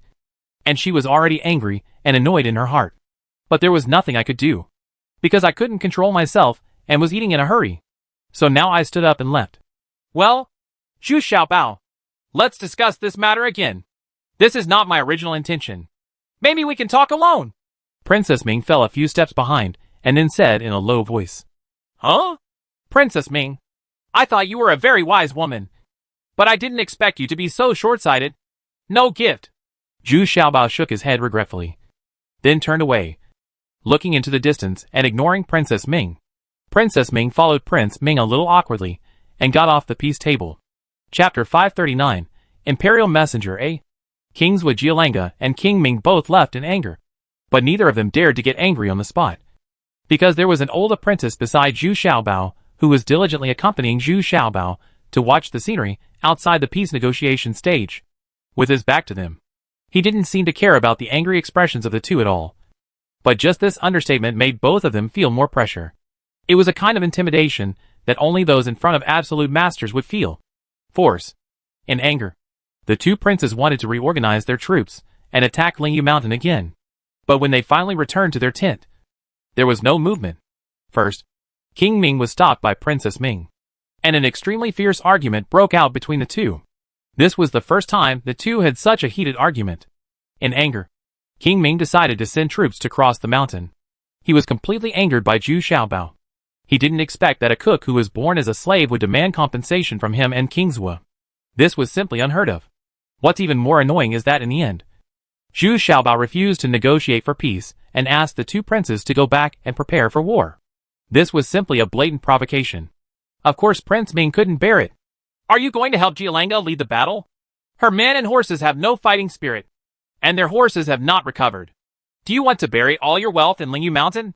Princess Ming asked with a cold face. Yeah. I'm so angry. Then wait. When Jialanga's horses have recovered, we will attack Lingyu Mountain again. I must kill this damn Zhu Xiaobao and let him kneel before me. In front of you. You know what real strength is. You little bastard. You really think you can be on an equal footing with me? King Ming shouted angrily. No need to wait. I'm sure that Jialanga is suffering from internal and external troubles, and has already started to think about quitting. He just wants to leave in a more dignified way. I just didn't expect that Zhu Xiaobao didn't save any face for you. In fact, we are better than Jia. Langa is not much better. The 4 subordinate counties are not stable. Many big families want to move north. This is your urgent need to solve. Our biggest threat is not Zhu Xiaobao, but the eldest brother and the emperor. Your Highness 6th. Princess Ming was very disappointed with King Ming's arrogance. She didn't expect that King Ming would still care about Zhu Xiaobao's slave origin. In fact, they also know some of the reasons for the matter. Zhu Xiaobao, who has gone through hardships, is actually more worthy of attention. And Zhu Xiaobao has shown extraordinary abilities in Shiyuan City, Lingyu Mountain, Luofeng Island, and northern Zerwei country. Ability. These did not arouse the vigilance of King Ming. Instead, he stared at his slave's status and ridiculed him. This is definitely not the attitude that a king with a city and a vision should have. Then what do you mean? Do you want me to just swallow my anger and lose so many troops in vain? And so much of my food was burned in vain? Are you going to go back in despair? Although King Ming knew the current situation in the fiefdom not optimistic, but still said reluctantly, That's just part of this battle. It's because his methods are even more sophisticated. We have to admit that we have been defeated for a while. Victory and defeat are commonplace in military affairs. Only by being able to bend and stretch can we achieve great things. On the contrary, I think we should have a good talk with Zhu Xiaobao. Although Princess Taming was also very annoyed about the food being burned, she could still distinguish right from wrong and see further. What do you mean? Are you really going to stop fighting? Are you just going to admit defeat? Prince Ming looked at Princess Ming a little annoyed, and his tone was very unkind. Yes. Not only do I have to face this failure calmly, but I also want to give Shiyuan City to him, or to the 19th sister. In this way, not only the 19th sister will have a foothold, but also our rear, the safety of the king, has also been guaranteed. Princess Ming once again showed her superhuman intelligence. This suggestion was enough for Prince Ming to rest easy and go all out to develop his 4 counties. It would at least ensure that they would be safe and sound within a few years. And he could still wait and see. The development and changes of the other princes are waiting for opportunities. Fart. Isn't that the same as before? Don't forget. Your nephew Ma Songji was just buried. And we also had a war with the 19th sister. You are talking nonsense. Prince Ming flatly refused and shouted. In his opinion, this attention is to show weakness to Zhu Xiaobao and cede the land, which is simply unacceptable. Humph. Now and then, when we joined forces with Lao San, didn't we also fight Jialanga? Aren't we joining forces now? So there are no eternal enemies. Only eternal interests. Princess Ming said calmly. That's different. Jialanga is strong enough. Working with her can ensure that no one comes to attack me. And she also sent a daughter here, which shows enough sincerity. Prince Ming said with a little pride. In his opinion, Jialanga has already taken advantage and has a hostage in hand. So he is certainly more trustworthy. Moreover, Jialanga has been showing kindness to him. But King Ming's little thoughts have not yet come true. Huh? A daughter doesn't matter to Jialanga at all. But it has tied up your heart. I'm afraid you are still thinking about Jialanga. Right? It's so short-sighted that it's hard to achieve anything big. Princess Ming also said angrily. He had already understood the ambiguity between the two, and now he even pointed out King Ming's little thoughts without any courtesy. Snapped. King Ming was told what he was thinking, and he suddenly became a little angry and slapped Princess Ming in the face, and then shouted loudly, You are so presumptuous. Don't think that because I favor you, you can speak freely. Go back to the fiefdom and do your best. What needs to be done? I will make my own decisions on matters here. You dare to hit me? Okay. I'll leave now. You will regret your behavior today. Xia Ziming. I'm blind. I misjudged you. Princess Ming covered her face. Shocked and angry, she shouted. This was the first time she had been beaten in so many years. She felt frightened and angry. And at the same time, she was half cold.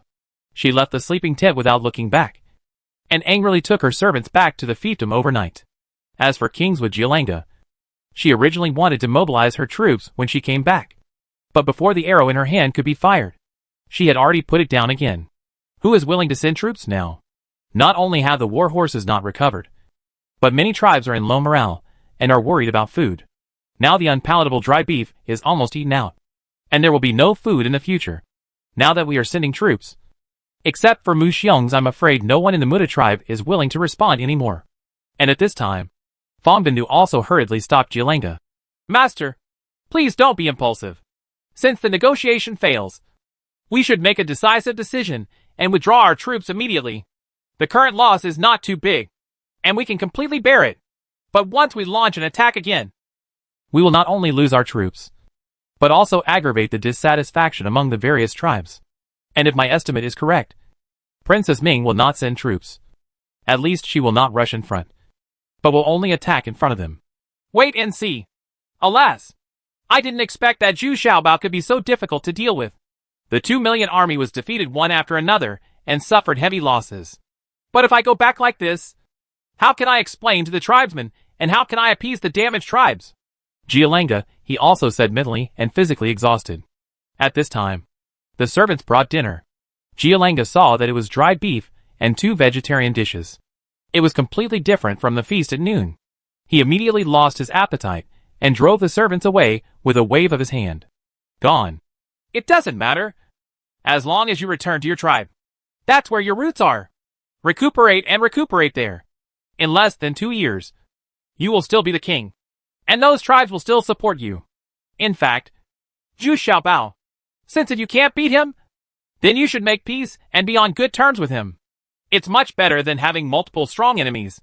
Fan Bindu, like Princess Ming, also thought of this and also suggested to Jialanga. Oh, how is that possible? Even if I am willing, wouldn't King Ming want to express his anger at me? You go down first and let me think about it. Jialanga waved his hand tiredly and asked people to send him a gift. A pot of wine. She is drinking to relieve her sorrow. After returning from the peace negotiation stage, Zhu Xiaobao immediately prepared to start a war. But Duanmuki waved his hands and said with a smile, Don't worry. They won't start a war. They are just bluffing. But your performance this time is very good. To my surprise, it's just a bit too tough. Ha ha. You should save some face for them. Ha ha ha ha ha. You actually want them to compensate. That's what you think. No wonder you made both King Ming and King Zhou angry. It exploded. It turned out that Duanmuki had learned everything about what happened from Jumei. He was a little surprised, and a little pleasantly surprised. The surprise was not that Zhu Xiaobao dared to confront the 2 princes, but because of Zhu Xiaobao's in a sentence, since you can't be alone, then be a strong person who can eat the weak. It seems that Zhu Xiaobao has really begun to wake up and join the fight for hegemony. Isn't this what I have been waiting for a long time? Yeah. I forgot. Their horses haven't recovered yet. We have to wait for several days before the war starts. Zhu Xiaobao also said with a smile. When he came back from the peace negotiation table, he was still a little nervous. So I hurriedly prepared to fight. Even if their horses recover, they will not attack again. There are internal and external troubles, and the camp is short of food. If I am sure, I will withdraw the troops and go back to rest and recuperate. If they continue to fight, it only shows that they are not worthy of being this prince. Come on. Come on. We can play 2 games of chess easily. Speaking of which, Jumei has taken the most credit since the war started. Not only did he shoot Muba, but he also recovered the big bear and the 2 bears. Why do I think Jumei's intelligence is so great? It's gradually recovering. Duanmuki was in a happy mood and specifically mentioned Jumei. Yes, The great Master Wu specifically asked me to bring her out, saying that there would be a chance. It seems to be true. I have recovered 2 giant men. By the way, where is Jumei? Why is she missing? Zhu Xiaobao also shook his head and said with a smile. Now he pays more and more attention to Jumei. Jumei always has some abilities beyond imagination. Ha ha ha. As soon as Jumei came back, she took some beggar's chickens to her 2 followers. She is very proud now. Big Bear and 2 bears both listen to Jumei. Duinmuki said with a laugh. Oh, then let's go take a look. I haven't had a good contact with these 2 giants. I don't know if these legendary killers are that powerful. Zhu Xiaobao also said a little curiously. It's amazing. That power is like a god descending from the earth. But Jumei is even more powerful. And now he can resist these 2 giant men. The old apprentice said immediately from the side. The few beggar chickens that Jumei took away were the old apprentice. The old apprentice, who helped her bake it, would almost always reject anyone else's request. But when Jumei asked, the old apprentice would always respond to her request. Apart from Mu Chuanyi, the one who was closest to the old apprentice was Jumei. The words of the old disciple made Duan Muqi a little surprised, and wanted to see it with his own eyes. So the 3 people rode horses to the residence of Big Bear and Erxiong. The 2 of them made too much noise. So they were placed in a relatively remote residence. This house was taller and stronger than ordinary houses because the 2 giant men were too huge. So a residence was specially built for them. The door alone was more than 3 meters high and 2 meters wide. Before I even entered the yard, I could already hear the sound of table tennis and weapons clashing in the distance. Fortunately, it was relatively remote here. Otherwise it would have been too eye-catching. When he walked into the yard, he saw Jumei holding a golden hammer and sparring with 2 giant men. Unexpectedly, Jumei's strength was able to withstand the opponent's mace. And it was one-on-one. However, Jumei is still a little embarrassed. Not only are these 2 giant men super powerful, but their movements are also very coordinated. And they have a certain tacit understanding. Jumei seems a bit passive. However, Jumei, who is relatively smaller, can still get through it due to her flexibility of movement. It is estimated that it will not be a problem to sustain another 50 moves. The 3 of them were stunned, including the old disciple, who was secretly stunned. How powerful is this giant beauty? It can actually be 1 against 2. And it can be seen that these 2 stupid guys, Big Bear and Erxiong, don't know how to show mercy. Every move is powerful and heavy. Wherever it hits, it is shattered. The stone tables, benches, trees, flowers, and plants in the yard have been destroyed. The land is flat, but there are potholes everywhere. Stop! Stop fighting! Little Pig is here! Big Bear! You used the wrong move just now. That's not how Crazy Demon Battle's move is used. As soon as Jumei saw Zhu Xiaobao and others, she stopped, and was still teaching the moves of the 2 giant men. It turned out that he gave them the moves of the mad demon fighter that he had learned. The 2 silly guys were really obedient. Standing there behaved and nodding frequently. But when they saw Zhu Xiaobao, these 2 idiots immediately knelt down and said, Greetings to the master. Well, you 2, get up. You don't have to kneel down every time. Just bow and that's it. Zhu Xiaobao is actually not used to this kind of kneeling etiquette. But these 2 silly guys didn't care about this. They knelt down and worshipped every time. Then stood up and stood behind Zhu Xiaobao. They must stand behind their master. This is what Jumei taught them. Seeing that he was immediately covered by a shadow, Zhu Xiaobao was helpless. The figures of these 2 silly guys were so huge that they formed 2 huge shadows as soon as they stood behind him. Zhu Xiaobao looked at Jumei and said with a smile, Jumei, did your golden hammer break again? I'll make you a better one. But with your stubbornness, no matter how good the material is, it's too much to bear. Okay. Well, let's increase the weight and practice with Big Bear and Erxiong. This golden hammer will be a bit light. Jumei suddenly said happily. Jumei's golden hammer weighs 150 kilograms. And Big Bear and Erxiong's mace weighs more than 200 kilograms. And it can be wielded with both hands. It is a bit difficult for Jumei to handle it with one hand. Zhu Xiaobao tried their weapons. He could pick up the golden hammer with one hand and could barely lift it. He could lift the mace with both hands, but it was too heavy to swing.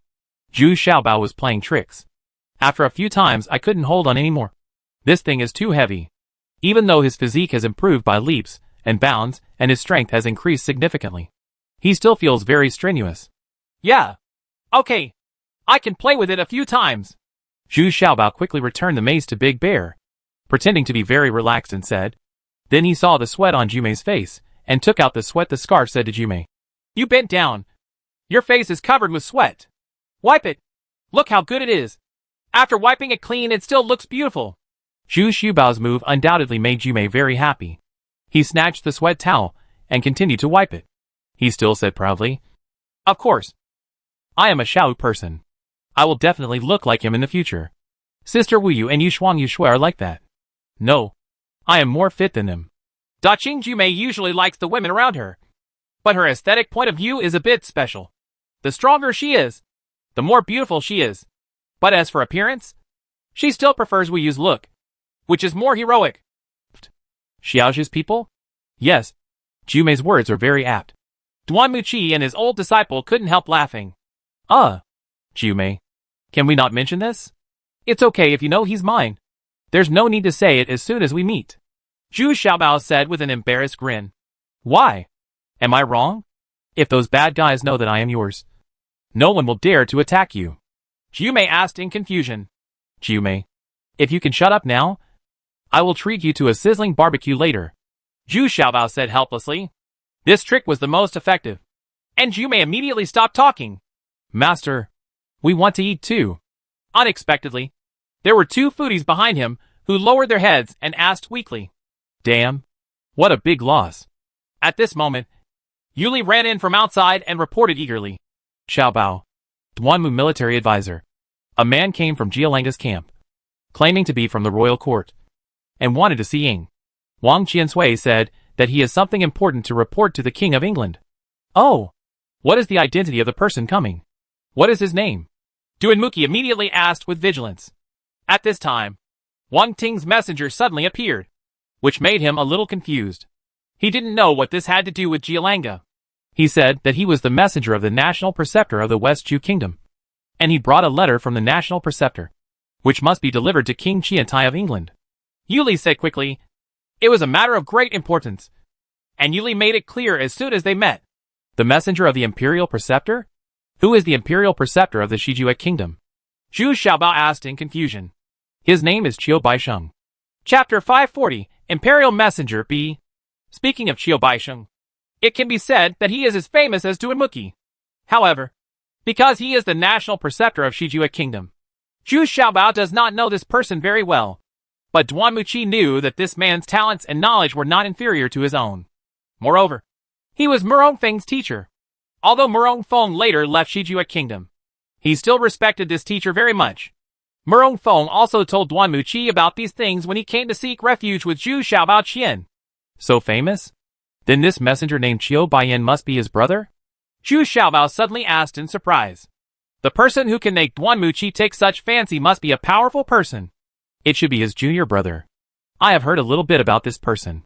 He is eloquent and has a sharp mind. I'm afraid he came to Lingyu Mountain this time for something important. Duan Muqi nodded, but couldn't figure it out for a long time. Qiu Baisheng, who left the royal court.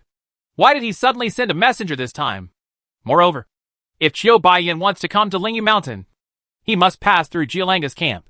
Wouldn't Jialanji make things difficult for him? Let's go. Since you are here to pay homage to the King of England, you are here to see me. Unexpectedly, my King of England is already famous. Zhu Xiaobao said a little proudly. Humph, brother-in-law. That's true. From the time you were demoted as a slave and sold as a betrothed, you have already become famous. Duan Muqi said with a smile. Old man, even if you can't beat me in chess, you won't find a balance here. Right? Zhu Xiaobao suddenly snorted in embarrassment. This was the thing he was most ashamed of. I don't dare. I don't dare. I still want to learn a few chess, flying knife, tricks from King Chitos. Please don't hesitate to teach me. Duan Muqi quickly said with a pretentious bow. It is always a pleasure to stay with Zhu Xiaobao. At Jialanga's camp, she did not expect that Wang Ting's messenger would suddenly arrive. Although she is the assistant king, she still attaches great importance to this messenger, because Qiu Baiyan is the junior brother of Qiu Baisheng, a state affairs official. Although his martial arts is not high, he will only serve as the messenger for important matters.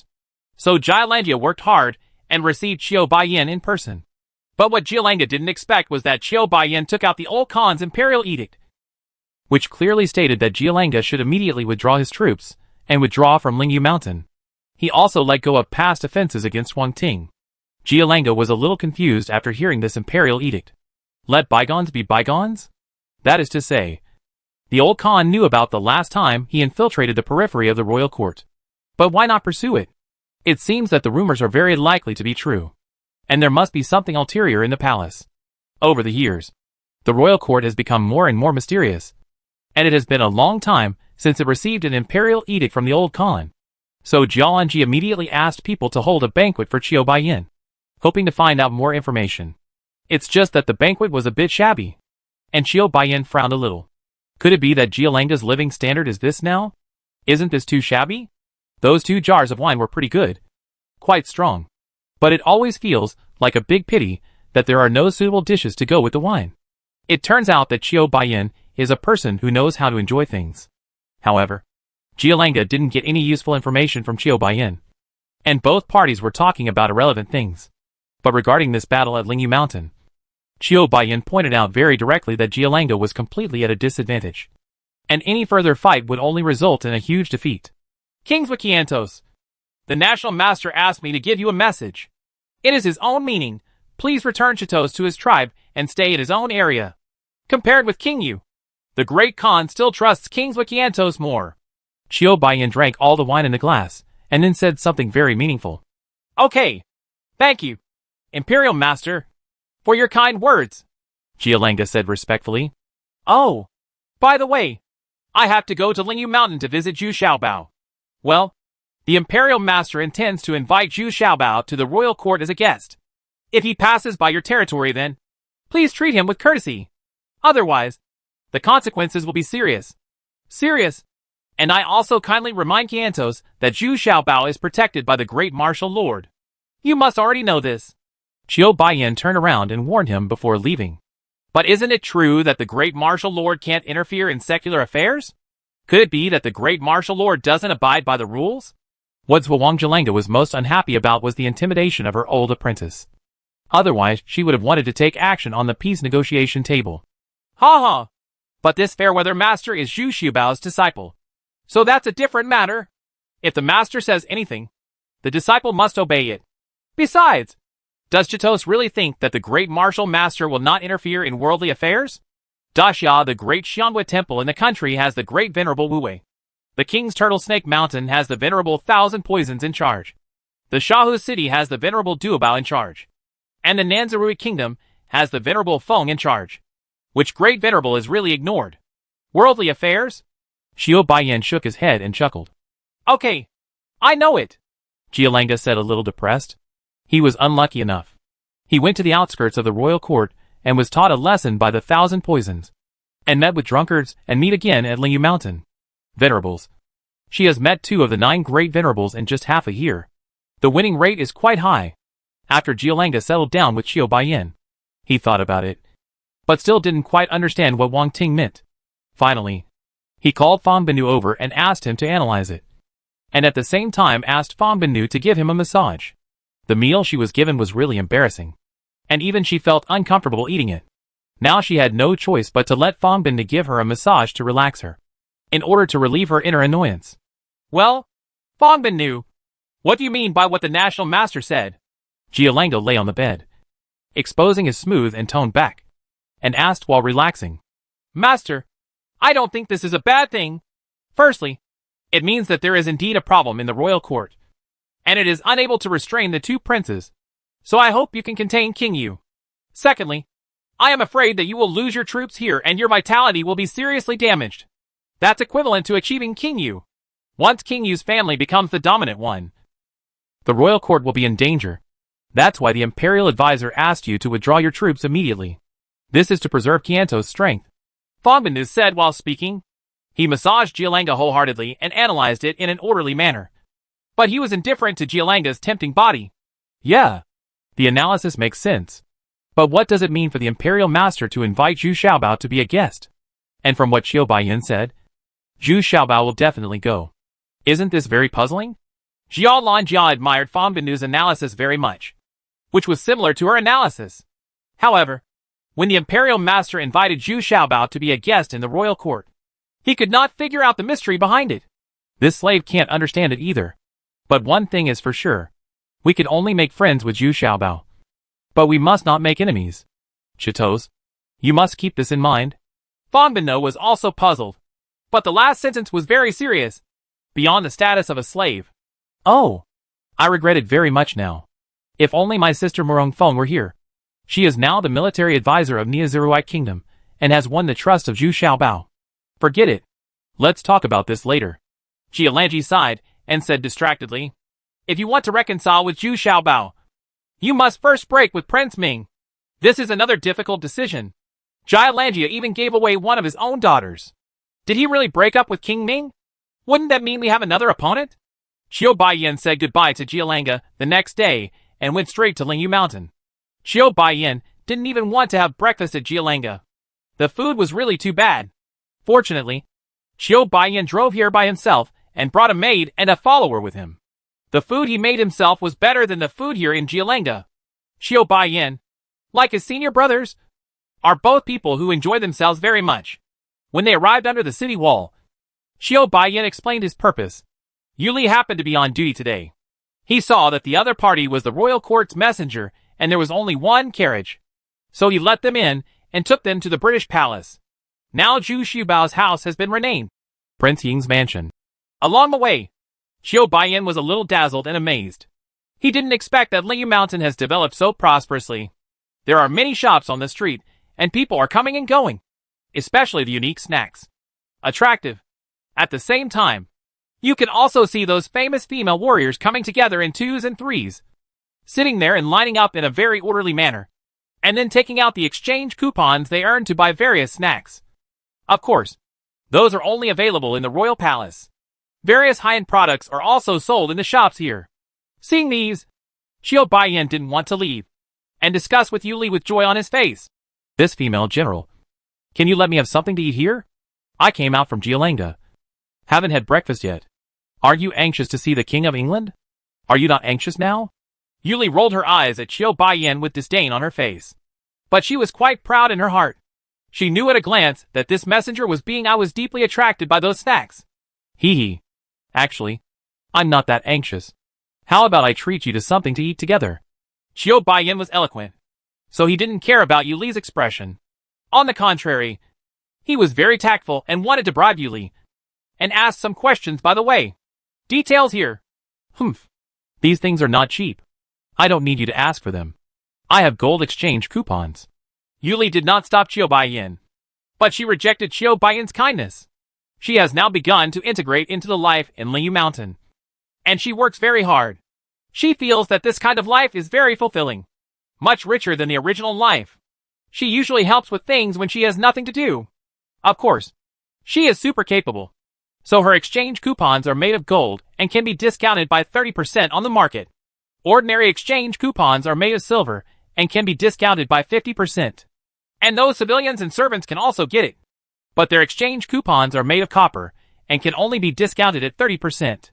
Tofu soup, Xiaolongbao, pickled pepper chicken feet, fried stinky tofu. There are many of them. And his entourage also wants to try them all. He has always been kind to his servants and maids, so bringing them out always brings them some benefit. 20 taels of silver. So expensive? But when paying the bill, Qiu Baiyan jumped up and exclaimed, looking at Yuli next to him, it only cost 600 copper coins. This gap seems a bit too big. TSK! You brought so many people. Of course you need the money. Yuli snorted disdainfully. Then why are you so cheap? At your price, I only need to pay a few taels of silver, and it will be fine. Qiu Baiyan asked, very dissatisfied. Is this specifically bullying outsiders? Hey! We all got this from our daily labor. Not only our female warriors, but also the common people and slaves rushed to participate in the construction of Lingyu Mountain whenever they had the opportunity. If you want to exchange the coupons, that's fine. Come with me to work. The defenses are being reinforced now. Will you go? Yuli said very proudly. Giggle. Giggle. This person came in from outside. He doesn't know the rules of our Lingyu Mountain. Here, Xiaobao said. Labor is the most glorious. The female warrior sitting aside also snickered. Now they all like the changes here, and have a sense of belonging and pride. Well, that's it. The feeling here is really novel and enviable, Xiao Baiyan said with a sigh, even though he is well informed. This is the first time he has seen such a scene.